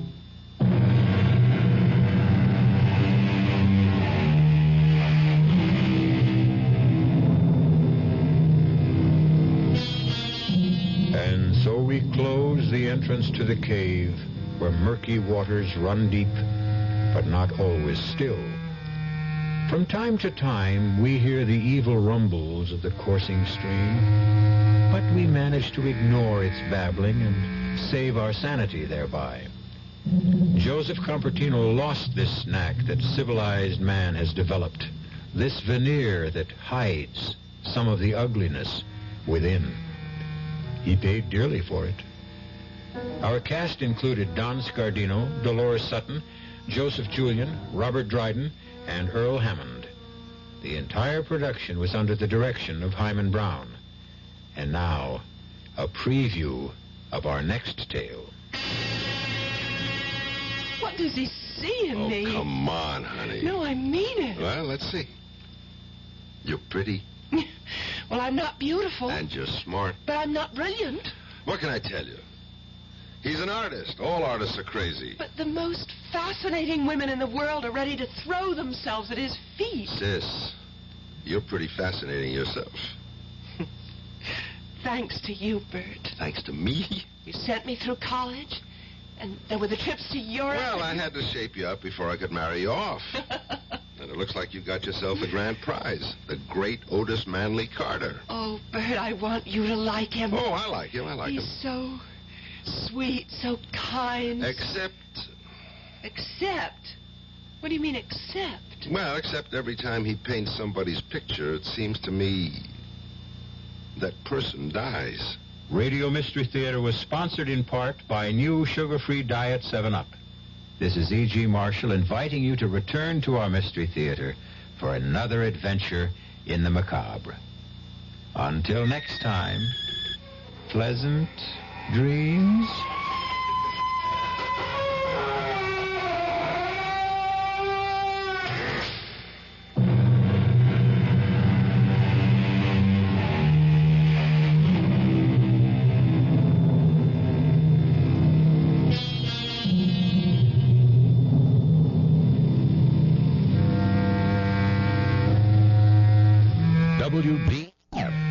Kansas City.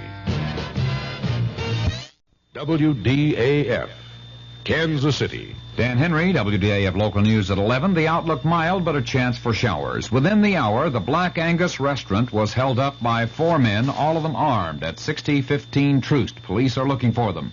Operation Barrier was placed in effect in an attempt to apprehend 3 or 4 young men who held up the McDonald's restaurant at 28th and Prospect earlier. St. Joseph's Hospital reports 1 person in critical condition tonight, the victim of a street shooting earlier at 3005 East 31st. Police have a pickup order for a known suspect in that case. It's been a day of violence in Kansas City.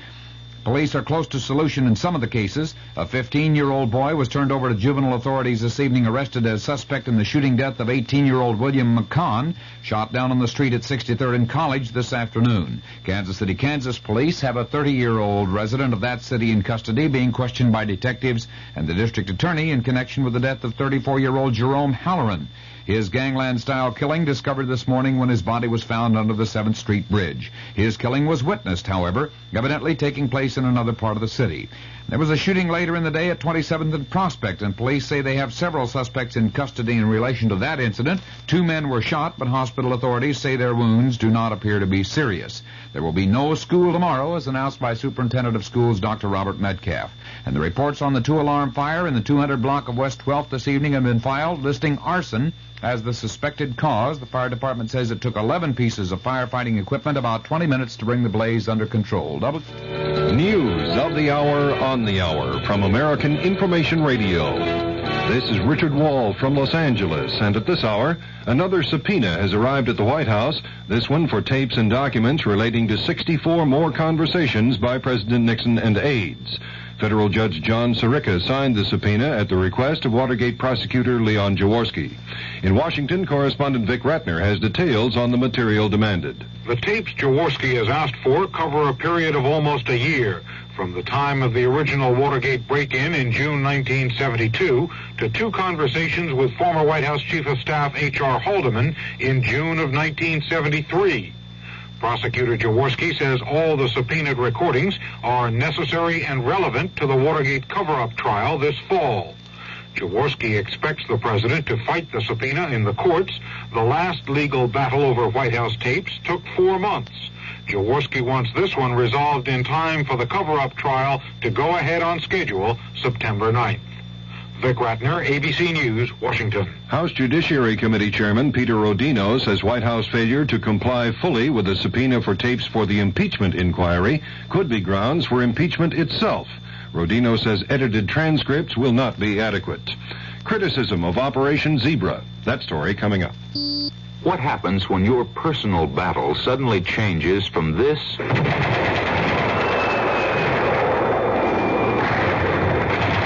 this? Well, I realize you spent the past 3 years on assignment in Asia, sir, but we just don't have any jobs right now that need that kind of training. Now, if you only had a diploma. Or this. Oh, what a mess. You must have gone 3 years without seeing a dentist. You have to do a root canal here and fill these 3. If you are a recent veteran, there are people just waiting to help you cope with the battles of civilian life. They are the representatives of your American Red Cross. Did you know that you are entitled to free VA dental care during your first year out of the service? Do you know what programs are available to help you complete your education or to find a better job? For more information about these and other problems of civilian life, call your local Red Cross chapter. Let the American Red Cross help with your personal battle. An official of the American Civil Liberties Union says the stop and search policy by San Francisco police in the hunt for the zebra killers is a racist outrage. Police are searching blacks who fit the description of a gunman believed to be part of the group that's killed 12 whites in San Francisco. The head of the American Bar Association, Chesterfield Smith, says it may be impossible to prosecute Patricia Hearst in connection with Monday's bank robbery because of Attorney General William Saxby's description of her as a common criminal. Ms. Hearst's parents have also criticized Saxby, and FBI Director Clarence Kelly says the FBI investigation is based on the premise that Patricia was under pressure or coercion by her kidnappers at the time of the robbery. The drop in U.S. economic growth for the first 3 months of this year is bigger than government economists had predicted. The gross national product declined 5.8%. The inflation rate was 10.8%. Egypt's President Anwar Sadat says the Soviets have been slow in responding to his request for military aid, and Sadat says Egypt has therefore gone to other sources. We asked ABC's John Cooley in Beirut about the significance of Sadat's statement. This is a very important development. Egypt has been getting its arms exclusively from the Soviet Union ever since President Nasser started that policy back in 1955. And Sadat is now saying he will no longer rely on the Soviets, that they have not sent arms and have not answered his queries, and that he will get arms from other sources, which could only mean, of course, Western countries. That's correspondent John Cooley in Beirut. A foreign ministry spokesman in Tokyo, according to Reuters News Service, has announced that Japan and China will sign a civil aviation agreement in Peking tomorrow. This is Information Radio News. From the Kurt Mears Sports Desk, the Kansas City Royals, hoping for a better-running Big Blue bus in Chicago than in Texas, meet the Chicago White Sox in a 3-game series beginning tomorrow. Veteran Betsy Cullen and French-Canadian Jocelyn Barossa share the first-round lead in the Dinah Shore Winner's Circle Open Golf Tournament. Forrest Fessler has a 5-under par 66 for a one-stroke lead in the first round of the Monsanto Open Golf Tournament in Florida. And Bruce Jenner, a former Graceland College athlete, won the decathlon competition at the Kansas Relays in Lawrence today. The Kansas City forecast partly cloudy with a chance for showers or thunder showers through tomorrow. The low tonight in the low 50s, at top tomorrow in the middle to upper 70s. Dan Henry, WDAF News. The CBS Radio Mystery Theater presents...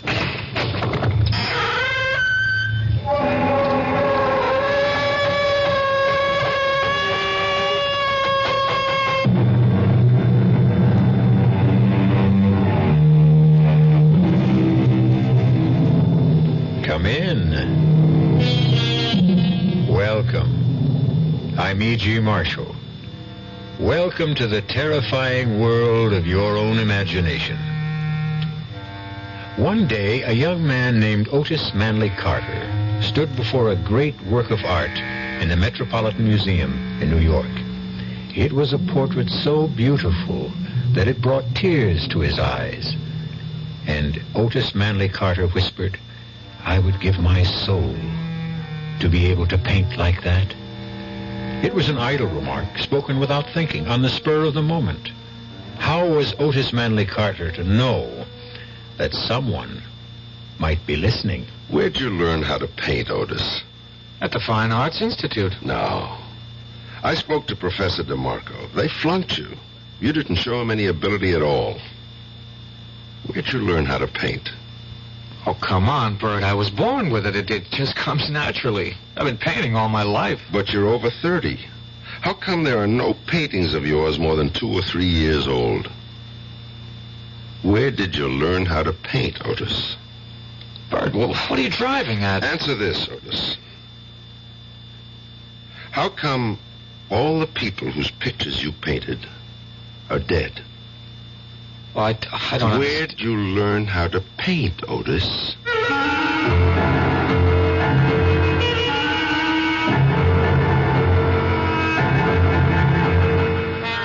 Our mystery drama, A Portrait of Death, was written especially for the Mystery Theater by Sam Dan and stars Nat Polen. It is sponsored in part by the Kellogg Company, makers of Kellogg's Special K cereal, and by new sugar-free Diet 7-Up. I'll be back shortly with Act 1.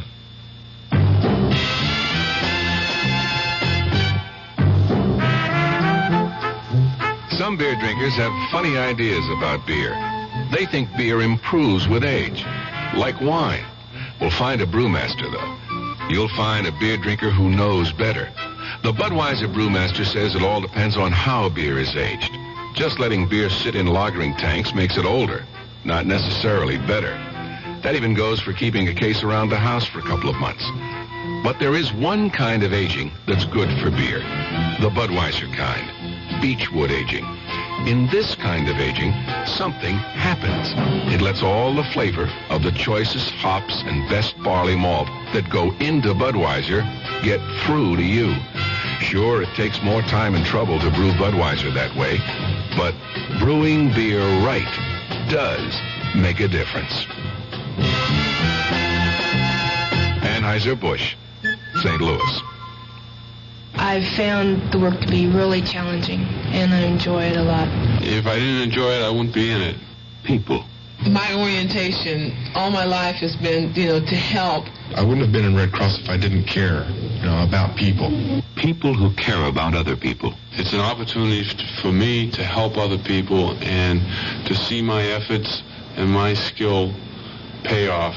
It's just a very rewarding feeling to think that some little thing you've done is going to help somebody else. It's the joy you feel when you help someone. People who help other people. It's like anybody involved with Red Cross programs. They want to volunteer and they want to help. They are just that type of person who will go out of their way to do anything for anybody at any time, and it carries over to the work they do for the Red Cross. It's like they're there when you need them. The people who are the good neighbor. The American Red Cross. I think that anything you know in this world, if you don't use it when it's needed, what good is it?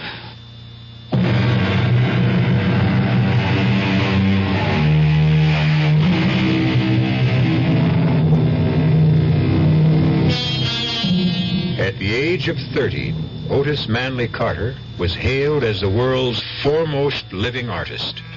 He towered above his contemporaries. To describe his work, one had to compare it with the great masters of the past. No one, but no one, painting today could breathe life into a portrait to match Otis Manley Carter. And yet, just 1 week before his 31st birthday, Otis made the announcement that would stun the civilized world. He was finished with art. Never again would his brush touch paint to canvas. He would neither amplify his statement nor answer questions.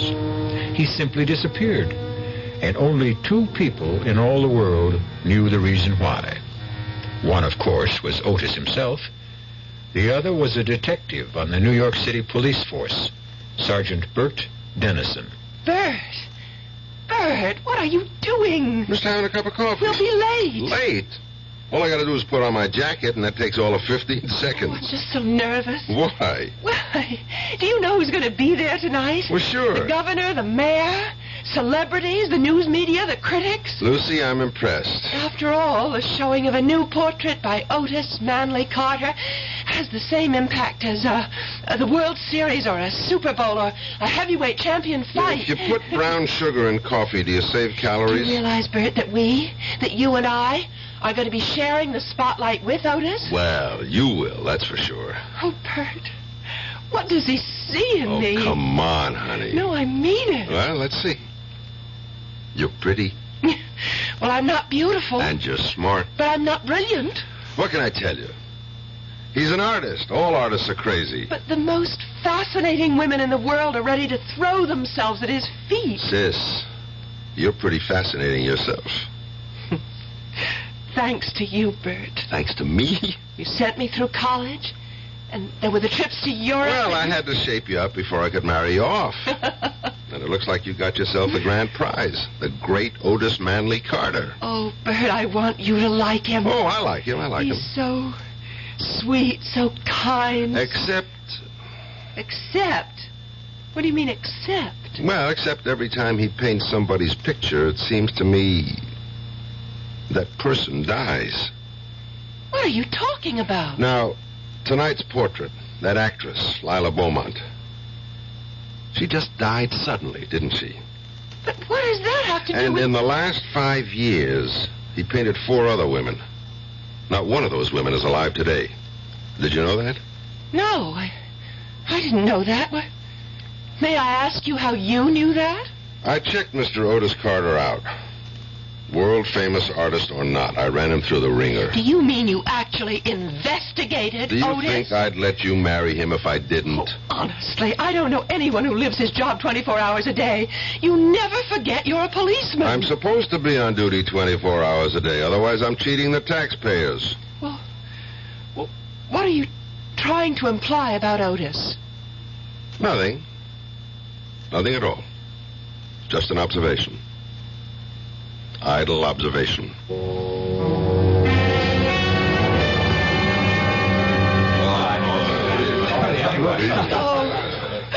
Otis, darling. You're having a triumph. It's a fantastic success. Well, what did you think of the painting, Bert? It's a good picture. Oh, listen to him, a good picture. Is that all you can say? Well, it's certainly lifelike, I'll say that. Well, thank you, Bert. Good evening, Otis. Professor DeMarco. May I offer my congratulations? I'm honored, Professor, honored. May I present my fiancée and my prospective brother-in-law, Miss Lucy Dennison, Detective Sergeant Dennison, Professor DeMarco of the Fine Arts Institute. How do you do? Glad to meet you.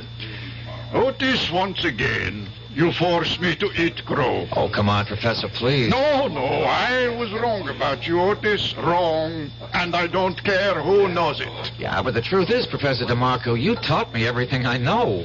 The truth is, you didn't start to paint until after you left me. Congratulations, Otis, on a double triumph this evening. Your painting and your fiancée. Each is a magnificent work of art. Thank you, sir. Now, if you'll excuse me, Sergeant Dennison, Lucy. Yes, sir. Well, he never got over it. And I don't think he ever will. He said I'd never amount to anything. Oh, but you're not serious, darling. How could anyone who knows anything about art... Oh, there's Eric Von Hayden. The one who's doing the new book about him? Come on, darling. I'll introduce you. Give me a rain check. I feel the need for a little refreshment. Excuse me, sir. I hope I didn't spill that on... Oh, it's Sergeant... Dennison, sir. Of course. You know, Professor DeMarco, I've been watching you. What? That sounds ominous. Why would a police detective be watching me? Because I'm curious. About what? About the look on your face. What about the look on my face? It's the only look of its kind in the house. How do you mean that? Well, analyze all the faces around you. What do you see? Excitement, boredom, happiness, anxiety? And what's my look? I would say puzzlement. Actually, you look completely confused. I suppose I am. I still can't understand what happened. Otis was my student at the Institute. And you said he'd never amount to anything. I did. And you can see how it's come back to haunt me. Believe me, he had absolutely no concept whatever of the elementary principles of art. He had no feeling for line, for color, for form. I recommended he be dropped from the school. You not only go out on a limb, you bring your own saw. Well, 6 months later, he astounded the entire world with his portrait of that alderman's wife. The first of the Otis Manley Carter famous portraits. How do you account for that? Well, at first, I refused to believe he could paint like that. And maybe he doesn't. Maybe it's all done with mirrors. No. There are no mirrors, no tricks. I went up to his studio. He paints. But where did he learn? How did he learn? From whom? There must be an answer. Naturally. But can you even speculate? He probably sold his soul to the devil. You realize that isn't an answer? Of course. But it's the only one I can think of at the moment.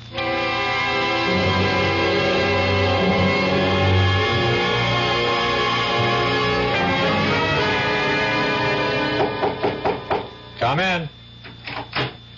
Hello there, Otis. Hope I'm not disturbing you. No, I was about to take a break. Coffee? Oh, sure. That was quite a bash last night, huh? Necessary evil. You seem to enjoy it. But that's why it's an evil. It turns your head and wastes your time and keeps you from doing your job, which for me is to paint. Where did you learn to paint, Otis? At the Fine Arts Institute. Do you take sugar? Yeah, 1 lump, thanks. Okay.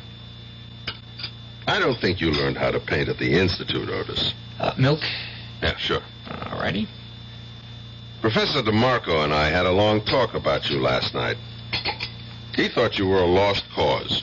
Well, he did. And I suppose I was for a while. So, how did the ugly duckling turn into a swan? Well, some people are slow learners. DeMarco claims you just didn't have it. No, he was wrong. I always had it, but it was only in my mind. I was showing him nothing but meaningless blobs and dabs. They had to drop me from the school.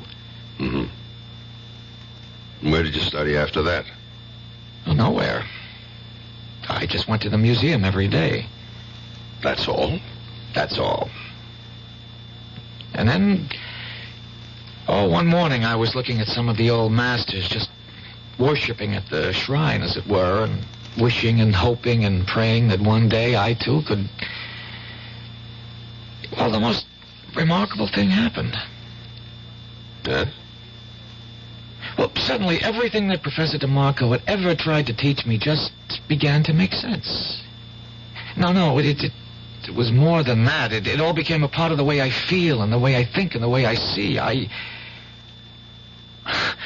was trembling all over. What did you do? I went home, picked up my brushes, and from that day on, I was a painter. Just like that? Well, in psychology, there is such a thing as the delayed reaction. Yeah, I know. Bert, Lucy and I want you to join us for dinner tonight, I never refuse an invitation to dinner. Otis, your latest portrait of Lila Beaumont. Poor Lila. She never really saw it. She died the day it was finished. What did she die of? I don't know, Bert. I don't think anybody does.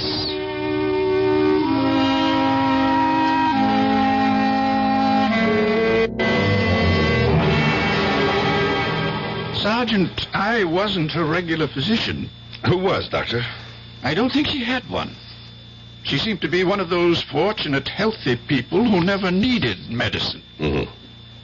Where did she die, Dr. Caswell?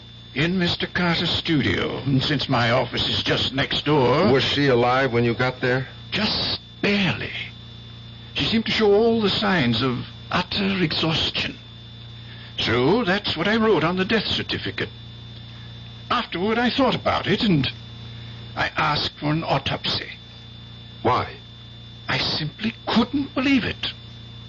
What did the autopsy reveal? Nothing. I was right in the first place. But I still don't believe it. Again, why? Well, how could she change so radically in such a short time? What do you mean by change? Have you seen the portrait Carter painted of her? Yes, It's just brimming with robust good health. It's exactly how she looked. Just about 2 months before she died, I saw her get out of the cab that first time she came to Carter's studio. And? 2 months later, I was shocked. Why? As I said, I'd never witnessed such a rapid decline. She was losing a lot of weight. Her color was gone. She looked so tired. What did you think was happening? I didn't know what to think. I decided to speak to Otis. After all, I knew him when he was just a starving young artist. One morning, I walked up to his studio. Well, what can I do for you, Doctor? Busy, Otis? Oh, Lila Beaumont will be here any minute. Well, that's what I want to talk to you about. Is she under medical care? Well, why? Well, why should she be? Can't you see why? What are you talking about? Otis, she looks terrible. Oh, she looks great. She's becoming dangerously thin. She has no color. Doctor, are you serious? Are you serious, Otis? Well, I don't understand what you're trying to say. You mean you can't see anything wrong with Lila Beaumont? She looks better than ever. Ah, good morning, Lila. Hello, Otis. Well, you're looking just sensational, as usual. Lila, I'd like you to meet Dr. Caswell. How do you do? Oh, Otis, I'm so tired this morning. Could I have a cup of coffee? Well, coming up. I just have to heat it. Miss Beaumont, I hope you're seeing a doctor. Oh, why? Look in the mirror. You're very perceptive, Dr. Caswell. Perceptive? It's obvious. For one thing, you're losing your looks. Oh, yes. Your looks are your livelihood. Shouldn't you want to do something about it? What can I do? There's a man, and he no longer loves me. But a doctor could prevent this ravaging. There's no way a doctor can help me. But you need special treatment. I would say, Miss Beaumont, that right now you should be in a hospital. Oh, you may be right, Doctor. I don't care anymore. I just don't care anymore. Is that the reason she died, Dr. Caswell? Because some guy gave her the gate? They say you can die of a broken heart. What do you say?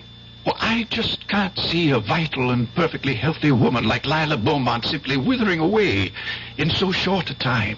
But if her appearance had changed so drastically, how come Otis didn't see it?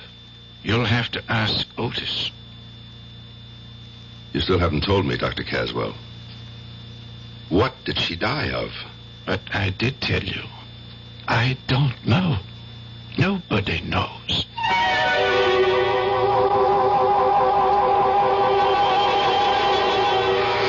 Well, what did she die of? And what, if anything, can it have to do with Otis Manley Carter? Detective Sergeant Dennison has a nagging, indefinable feeling. That's just the trouble. In most of the murder cases Bert has solved, the solution always began with a nagging, indefinable feeling. We'll see where this feeling leads when I return shortly with Act 2. And now another story of the ball and chain as Kellogg's Special K presents Veronica and Jack. Oh, Jeffrey, isn't this romantic? Out on a quiet lake at night with you rowing the boat. Yes, Veronica, it's really neat. Jeffrey, what was that? Frogs. Frogs that go bonk? They're pretty weird frogs. Oh, Jeffrey, you're such a card. You have a ball and chain like the ones they use in those Special K commercials. Yes, Veronica. It symbolizes my few pounds of extra weight. But I'm going to get rid of it. How? By exercising. You know, like rowing this boat and eating smart at every meal, starting with a Special K breakfast. You mean a 1-ounce bowl of high-protein Special K, 4 ounces of skim milk, orange juice, and coffee? Precisely. It's less than 240 calories, and it tastes delicious. It'll help me get rid of this ball and chain. I'll help too, Jeff. After all, we're all in the same boat. You have a ball and chain, too.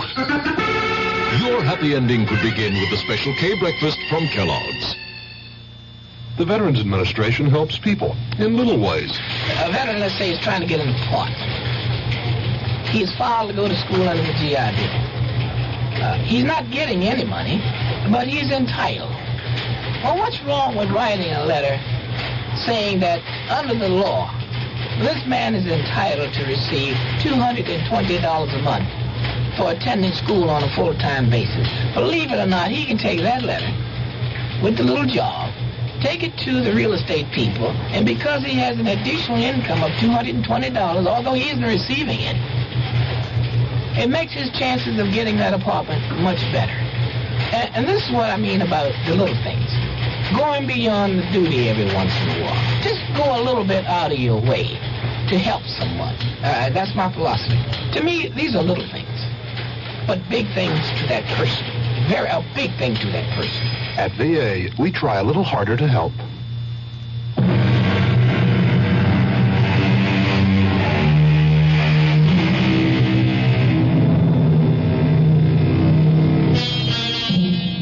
Sergeant Bert Dennison has always been an intuitive detective.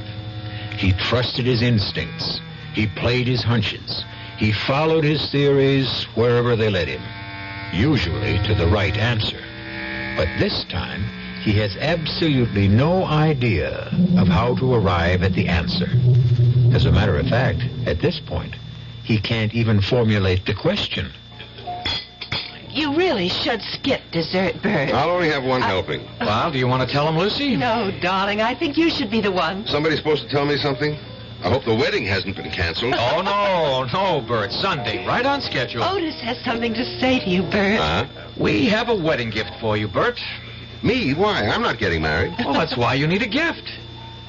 Now, on Sunday, Lucy is leaving your house forever. Ooh, that sounds kind of stuffy, doesn't it? Keep going, darling. You're doing fine. And so, therefore, to make sure you never forget what she looks like... How can I forget what she Please, looks like? Bert, don't interrupt. We decided that I would paint a portrait of Lucy and present it to you. Isn't that wonderful? Can you imagine that you're going to own an original Otis Manley Carter? Yeah, but, Well, what is it? well, these things are valuable. You just can't afford $1 million couldn't buy all the wonderful things you did for your sister, and I'm grateful. Bert, what's on your mind? Well, isn't it bad luck for an artist to paint a picture of his own wife? Oh, now, where did you ever hear that? They all did it. Bert, something is bothering you. Yeah, well, I might as well say it. I don't want to hurt your feelings, but I couldn't accept the gift. Bert! Why? I just can't explain it. Otis, you want to give me a gift I'd really like? Of course. Well, just promise me you'll never paint a picture of Lucy. Never. Now, what kind of I'm nonsense... asking him, Lucy. What about it, Otis? Well, one of the reasons I'm marrying her is so that I can always have her near me, so that I can always capture those fantastic expressions and moods. Oh, really? I thought you fell in love with my mind. Yeah, I did. I did. It's your mind that gives animation and meaning. What about it, Otis? I wish you'd tell me why. I wish I could. But I don't think I can. How about it, Otis? Will you promise? All right, Bert. I promise.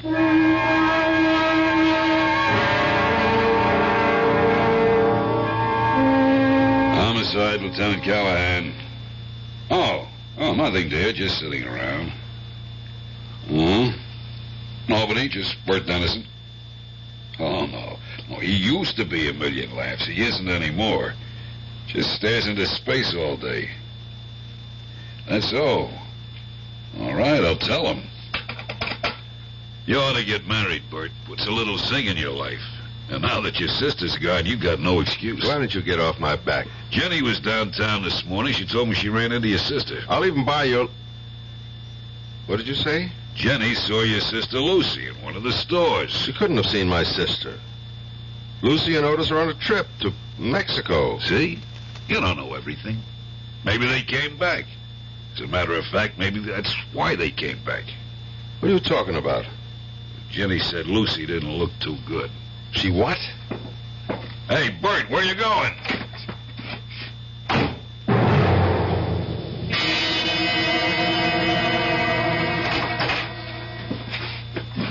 Bert! Yes, it's Bert. You never told me you were back. Oh, we meant to. We just got in this morning and we haven't even unpacked. Of course not. How could you unpack when you never packed in the first place? Well, your clothes are in the closet. Bags are up on the shelf. You didn't go anywhere, did you? I want you to call a doctor. There's Dr. Caswell. He's just next door. Well, why do I need a doctor? You look terrible. Oh, well, You lost about 5 pounds. There's no color in your face. Oh, it's absolutely true. I lost 5 pounds because I'm on a diet. And if there's no color in my face, it's because I don't have my makeup on. You sound tired. Well, we were up late last night. Why did you want me to think you were in Mexico? Bert, you and I, we've been very close. We've shared a home. You've practically raised me. Never mind all that. What are you leading up to? Well, we'd see each other every day and talk to each other and actually have no lives away from each other. I wasn't aware of that. So, I thought that since I'm a married woman, now we just have to get used to a different kind of relationship. Uh-huh. You can tell when I'm lying. I can tell when you're lying. Otis broke his promise, didn't he? What promise? His promise never to paint your picture. Well, how can you say that? Why don't I ask him? You can't ask him. He isn't home. All right, I'll wait. But he may be gone all day. Who rang the bell just before? Oh. Hi, Bert. How are you? Just fine. Just fine. You've been painting, I see. Anyone I know? Well, I haven't been painting exactly. I've been cleaning brushes, things like that. You know, chores. Why don't we go inside and see? Bert, if you walk into that studio, I'll never talk to you again as long as I live. If I don't walk into that studio, you'll be dead in a month. Bert! Oh, Bert, we wanted so much for you to have a portrait of me. Yeah, so I see. No, not yet. You don't see. It's nowhere near finished, but you can just sense what it's going to be like. Bert, it's going to be my finest work because it's for you. Oh, darling, don't be unreasonable. Can't finish that painting, Otis. Tell me why. Why? Otis. For some reason, you kill the people you paint. What? Don't interrupt me. It's not easy to say this. And I can imagine what it must sound like, but... Otis, you've painted the portraits of 5 women. Every one of them is dead. But that has nothing to do with Each one died on the day you finished the portrait. Bert, have you any idea what you're saying? I know what I'm saying. And it gets worse. But it's true. What's true? Otis, the truth is you're not a painter. How can you Please, say that? this isn't easy, sis. Just thank God that we're 3 people who love each other and can solve our problem together. Bert, how can you say I'm not an artist? DeMarco said you had absolutely no talent. DeMarco? He's a jealous old fraud. But he's right. When you came to him, you had absolutely no ability, no talent. How do you account for the fact that I create so many... paint, Otis. Bert. Hear me out, please. Somehow, and I don't even think you're aware of it, you have the ability to drain the life out of your subject and project it onto the canvas. Well? I just don't understand what you're saying. You're not aware of it. You didn't notice that Lila Beaumont was actually dying before your eyes, just as the others did before her. Bert, tell me this is a joke. No, it isn't a joke. Look at Lucy, Otis. She doesn't look ill. I honestly can't see anything wrong. Lucy, look in the mirror. Look. And then tell me there's nothing wrong with you. I don't have to look. I know. Then what I have been saying... It's just that... well, I've been worried. About what? About Otis. Darling, why? Oh, I'm afraid one day you'll get tired of me. Lucy. There's so many women who are after you. But you're the only woman I want. You know that. Yes, I know. But sometimes I can't sleep at night, and that's the reason that I'm not looking my best. No. The painting's the reason. And, Otis, you must promise to destroy that painting. I can't do that. Then I will. Bert, put down that knife. Take your hand off me, Otis. Bert, don't hit him. I won't let you destroy my painting. And I won't let you kill my sister. Otis! Oh. Bert! Don't do that! Lucy, stop him! That takes care of that. Bert, you're crazy. Get up, Otis. I didn't hit you that hard. Look at what you did to my painting. Do you know what you've done? Yes, I destroyed the canvas. And look at your wife. Look at yourself, Lucy. Your color is back. Bert, you're a fool. If my color is back, it's because I'm furious. No, you've got your old vitality and strength. You'll be all right now, Lucy. Bert! There's really nothing we can talk about. I did what I had to do. And now let's forget it. Except for one thing, Otis. Promise me your word of honor that you'll never try to paint Lucy's portrait again. But I can't I'll put it this way, Otis. If you ever try to paint her portrait, I'll kill you.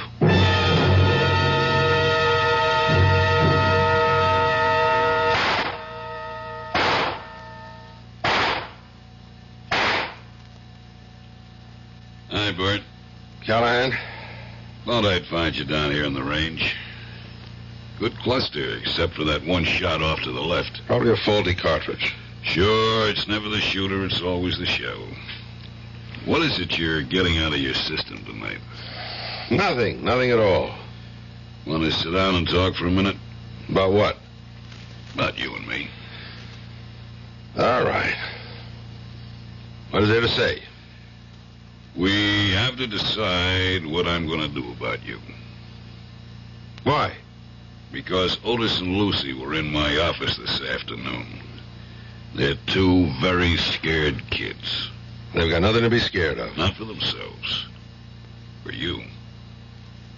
Why? Oh, come on, Bert. You know why. They told me everything.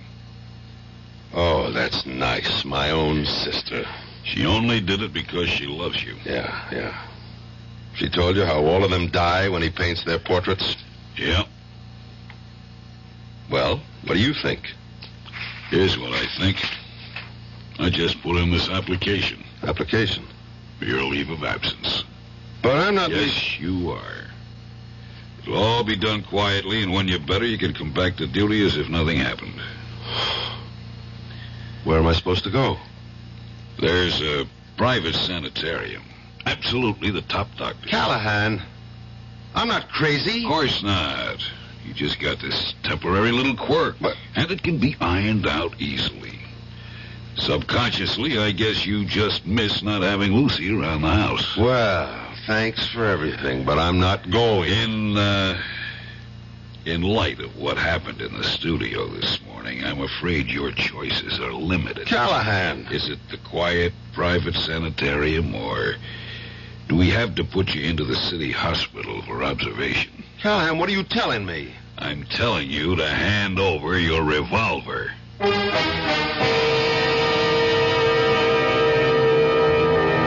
Who was it who wrote, "Heaven keep me safe from my well-meaning friends"? It's certainly a sentiment that's shared right now by Detective Sergeant Bert Dennison. All he wants to do is prevent a terrible tragedy. And who's trying to stop him? Those people who truly love him. We're going to meet more well-meaning people when I return shortly with Act 3. Oh, sure. You can talk about good-tasting diet drinks, but I know. I'm Goldilocks, and here at my taste-testing laboratory, I taste-test them all. And nobody's been drinking my diet drinks until I tested sugar-free Diet 7-Up. And then, kabloomy! Every bear wanted some. Diet 7-Up is fresh, natural, delicious. Sugar-free Diet 7-Up. This one's just right.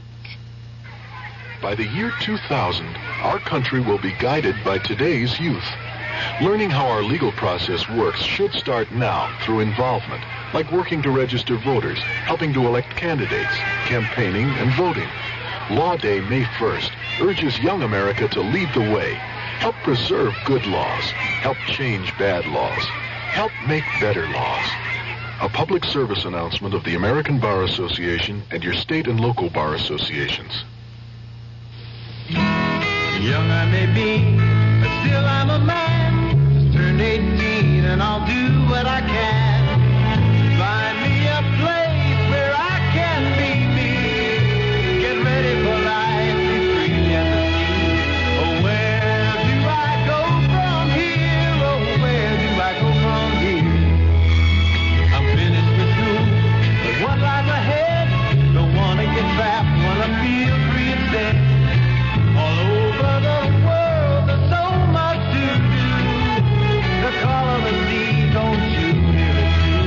Oh, where do I go from here? Oh, where do I go from here? What about the new Navy? You'll get your chance at success, learn an exciting job, and see the world. Call toll-free 800-841-8000 or see your Navy recruiter. Be someone special in the new Navy. I know where I'm going from here.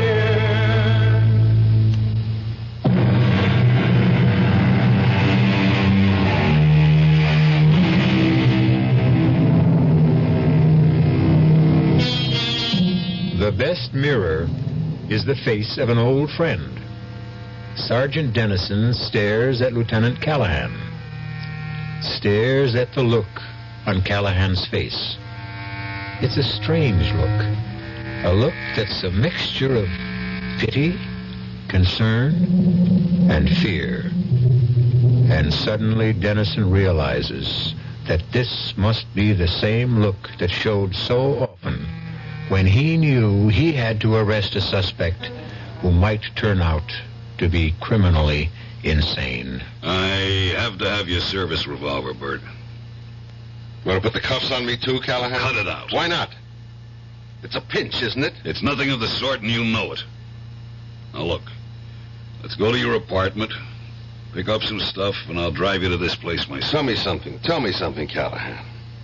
Don't you want to hear my side of it? Bert, you slugged your brother-in-law, you slashed the painting. So? That's violence. You and me, we never used violence in the line of duty? Justified force. Slice it any way.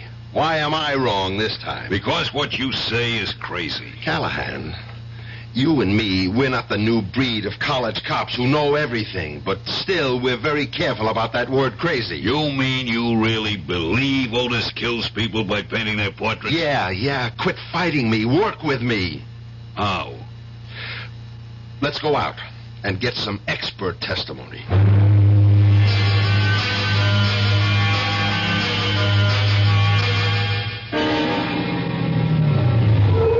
What's here? This is the doctor who attended Lila Beaumont just before she died. And he's completely stumped by the whole thing. Yes, I was dissatisfied with the cause of death. Dr. Caswell, you said you didn't believe she could change so radically in so short a time. I did say that. You also said you couldn't see how a splendid physical specimen like Lila Beaumont could just wither away. Yes, I remember I did say that, too. And even though you signed a death certificate which listed exhaustion as the cause of death, nobody really knew what she did die of. Well, I've since come to believe that she really could have died of exhaustion. But you said... Exhaustion, plus loss of the will to live. But you were convinced there was a mysterious cause. I didn't use that word. But, Doctor, you led me to believe... I was merely ventilating some doubts, some misgivings. But the other women who died... I wasn't there. I don't know.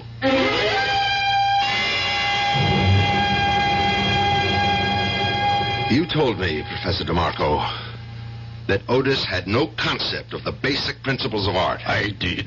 No feeling for line, form, color. I think I said something like that. And since those things can't be learned, there was no way he could become a painter. Oh, it's a relative thing. Well, you even went so far as to say the only way he could have learned them was if he'd sold his soul to the devil. That was a figure of speech. He never did learn to be a painter. Something happened. He found a way, or was given a way, who knows, to draw the vital essence from a living thing and put it on canvas. I don't think I could agree with... I can prove it. Look at everything he's done. He's never painted an inanimate object, just the face, the body, but no clothes, no furniture, no jewels, no decorations. I'm sorry if I gave you the wrong impression. Maybe I was jealous. Jealous of what? You said he had no talent. Maybe that was a lie I told myself. Maybe I resented his youth, his promise. After all, I never fulfilled mine. Yeah, sure. And besides, you really don't want to be remembered as the art teacher who flunked Otis Manley Carter. I guess that's the simple answer. I wish there were such a thing as a simple answer.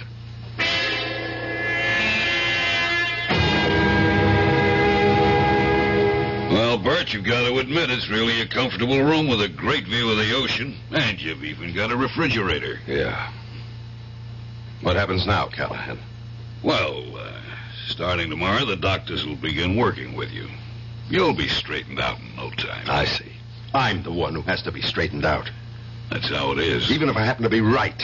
Those are the rules of the game, Bert. But I'm not crazy, Callahan. You and I know what crazy is. Crazy is when most people don't agree with you. You're a big help. I'll come up and see you this week. I can hardly wait. I better ring for the guy to come let me out. What do you mean you got a ring? Well, door's locked from the outside. Huh? It doesn't mean anything, Bert. It's just routine. I mean... Yeah, I know what you mean. I might as well be in jail.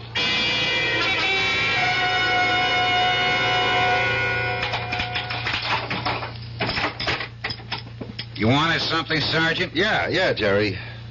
How can I make a phone call? You can't. What do you mean I can't? Well, the first couple of weeks you can't. It's like you got to get your interviews and orientation. But I have to make a phone call. The doctor says... Forget what the doctor says. Look, part of the treatment is to isolate you completely from your former environment. But I have to know if my sister is okay. She's okay. How do you know? Because if she wasn't, you'd be told about it. Yeah.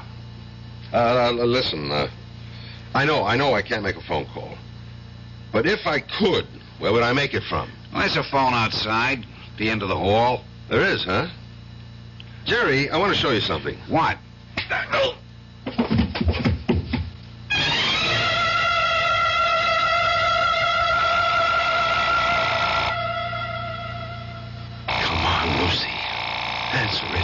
Answer it.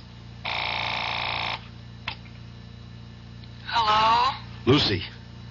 What? Lucy. Yes, I'm Lucy. Who's this? It's me, Bert. Who? Bert. No, Bert isn't here. Could you call back later? Lucy! Oh, my good Lord.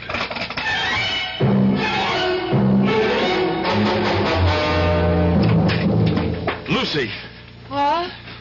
Who? He's painting your picture again. I've got to destroy that canvas. Don't move, Bert. Otis! Don't make me shoot, Bert. Now listen, Otis. You don't want to kill me. No.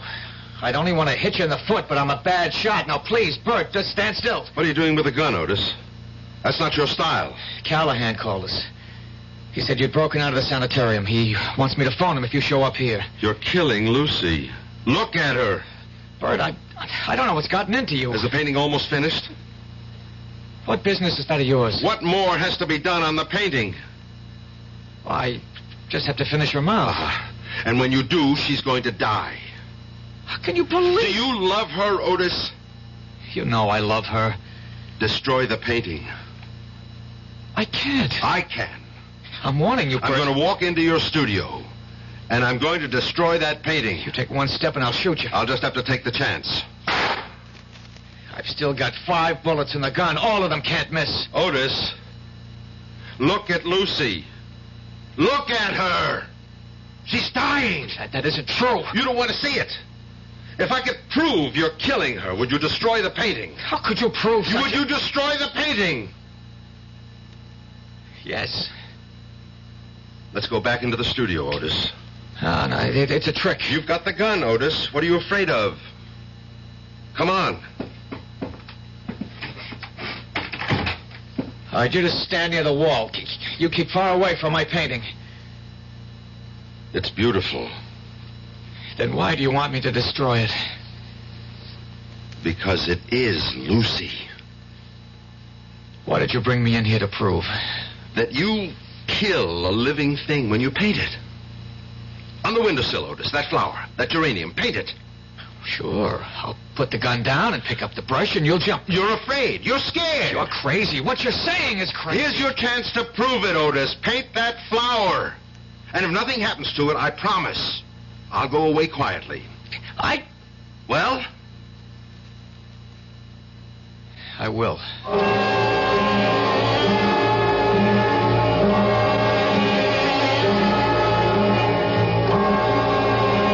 Now there. It's a quick sketch. How do you like it?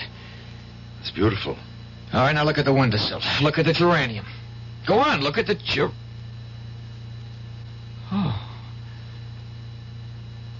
Oh, no, Bert, what happened to it? You can see what happened. I can't believe it. But it's true. The color is gone. It's wilted, withered. It's dead. No. They're all dead. Lila Beaumont, those other women. And Lucy is dying. Before it's too late, Otis, you know what you have to do. No. Otis! You do it for me. No. You have to destroy that canvas yourself. Why? Because I can't keep watching you guarding my sister forever. You have to put an end to it yourself. I promise I won't paint Lucy. You must never paint anybody. I don't know if I can give it up. But you're not really a painter, Otis. Somehow you stumbled into some sort of mysterious power. And now you've got to give it up. Destroy the painting. I'll go back to Lucy. How do you know I just won't finish it? How can you trust me? I trust you. I trust you because you love Lucy.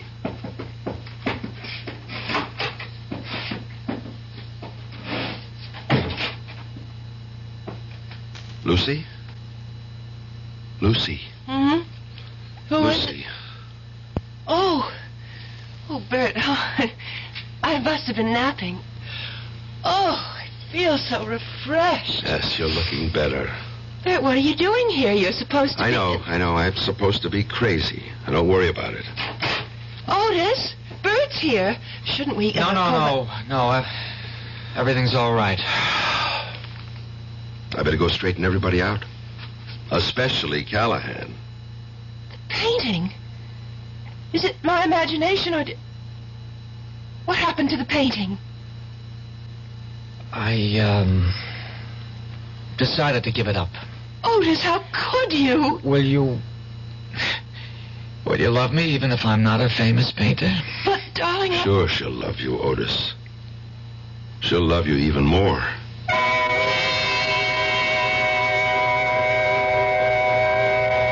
She'll love you even more. There's a lot of truth to that, Otis. A woman in love with a famous man has a problem. She wants him all to herself, but she is forced to share him with the entire world. And you ladies in our audience might think about it, too. If you're married to a man who doesn't seem to be going anywhere special, look on the brighter side. Just think. You can have him all to yourself. I'll be back shortly. Hi. Ms. Goldilocks here. Professionally taste-testing diet drinks can be very difficult, but I've just had to bear with it. Then I found sugar-free Diet 7-Up. It doesn't taste like other diet drinks. It's fresh, light, natural, delicious. Sugar-free Diet 7-Up tastes so good that I've taste-tested it hundreds of times, and each time I've given it my seal of approval. Yes, this one's just right. A March of Dimes message from a basketball great. Hi, I'm Bill Bradley. There are many things that go into making a professional athlete, but let's start at the beginning. Being fortunate enough to have been born healthy. 250,000 children are born each year with birth defects. The March of Dimes is a team of professional scientists, doctors, educators, working to prevent birth defects. Please help give tomorrow's children a good start. Give to the March of Dimes.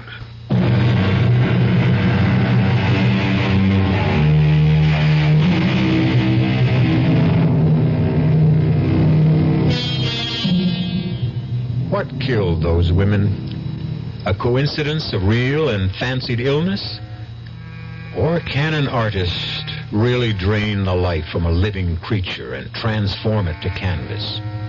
Certain primitive tribes agree. It's taboo to create a likeness.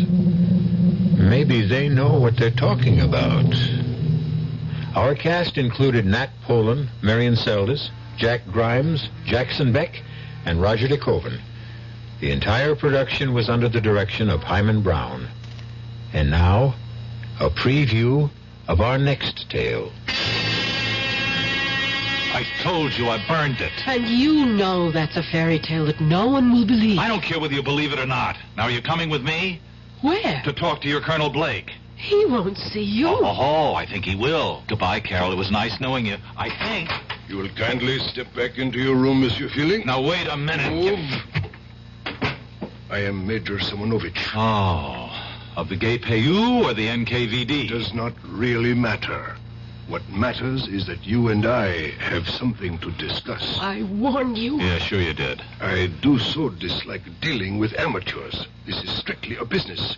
You mean you want to make a deal with me? Correction.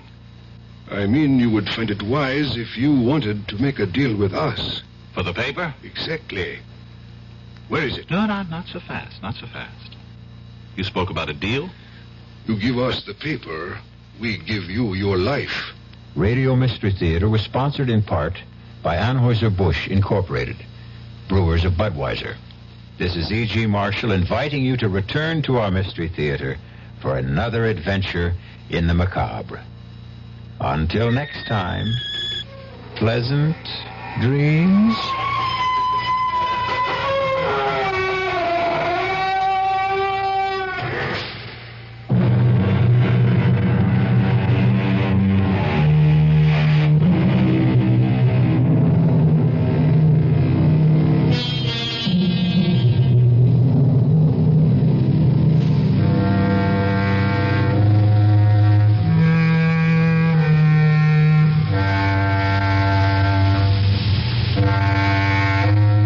WDAM, Kansas City.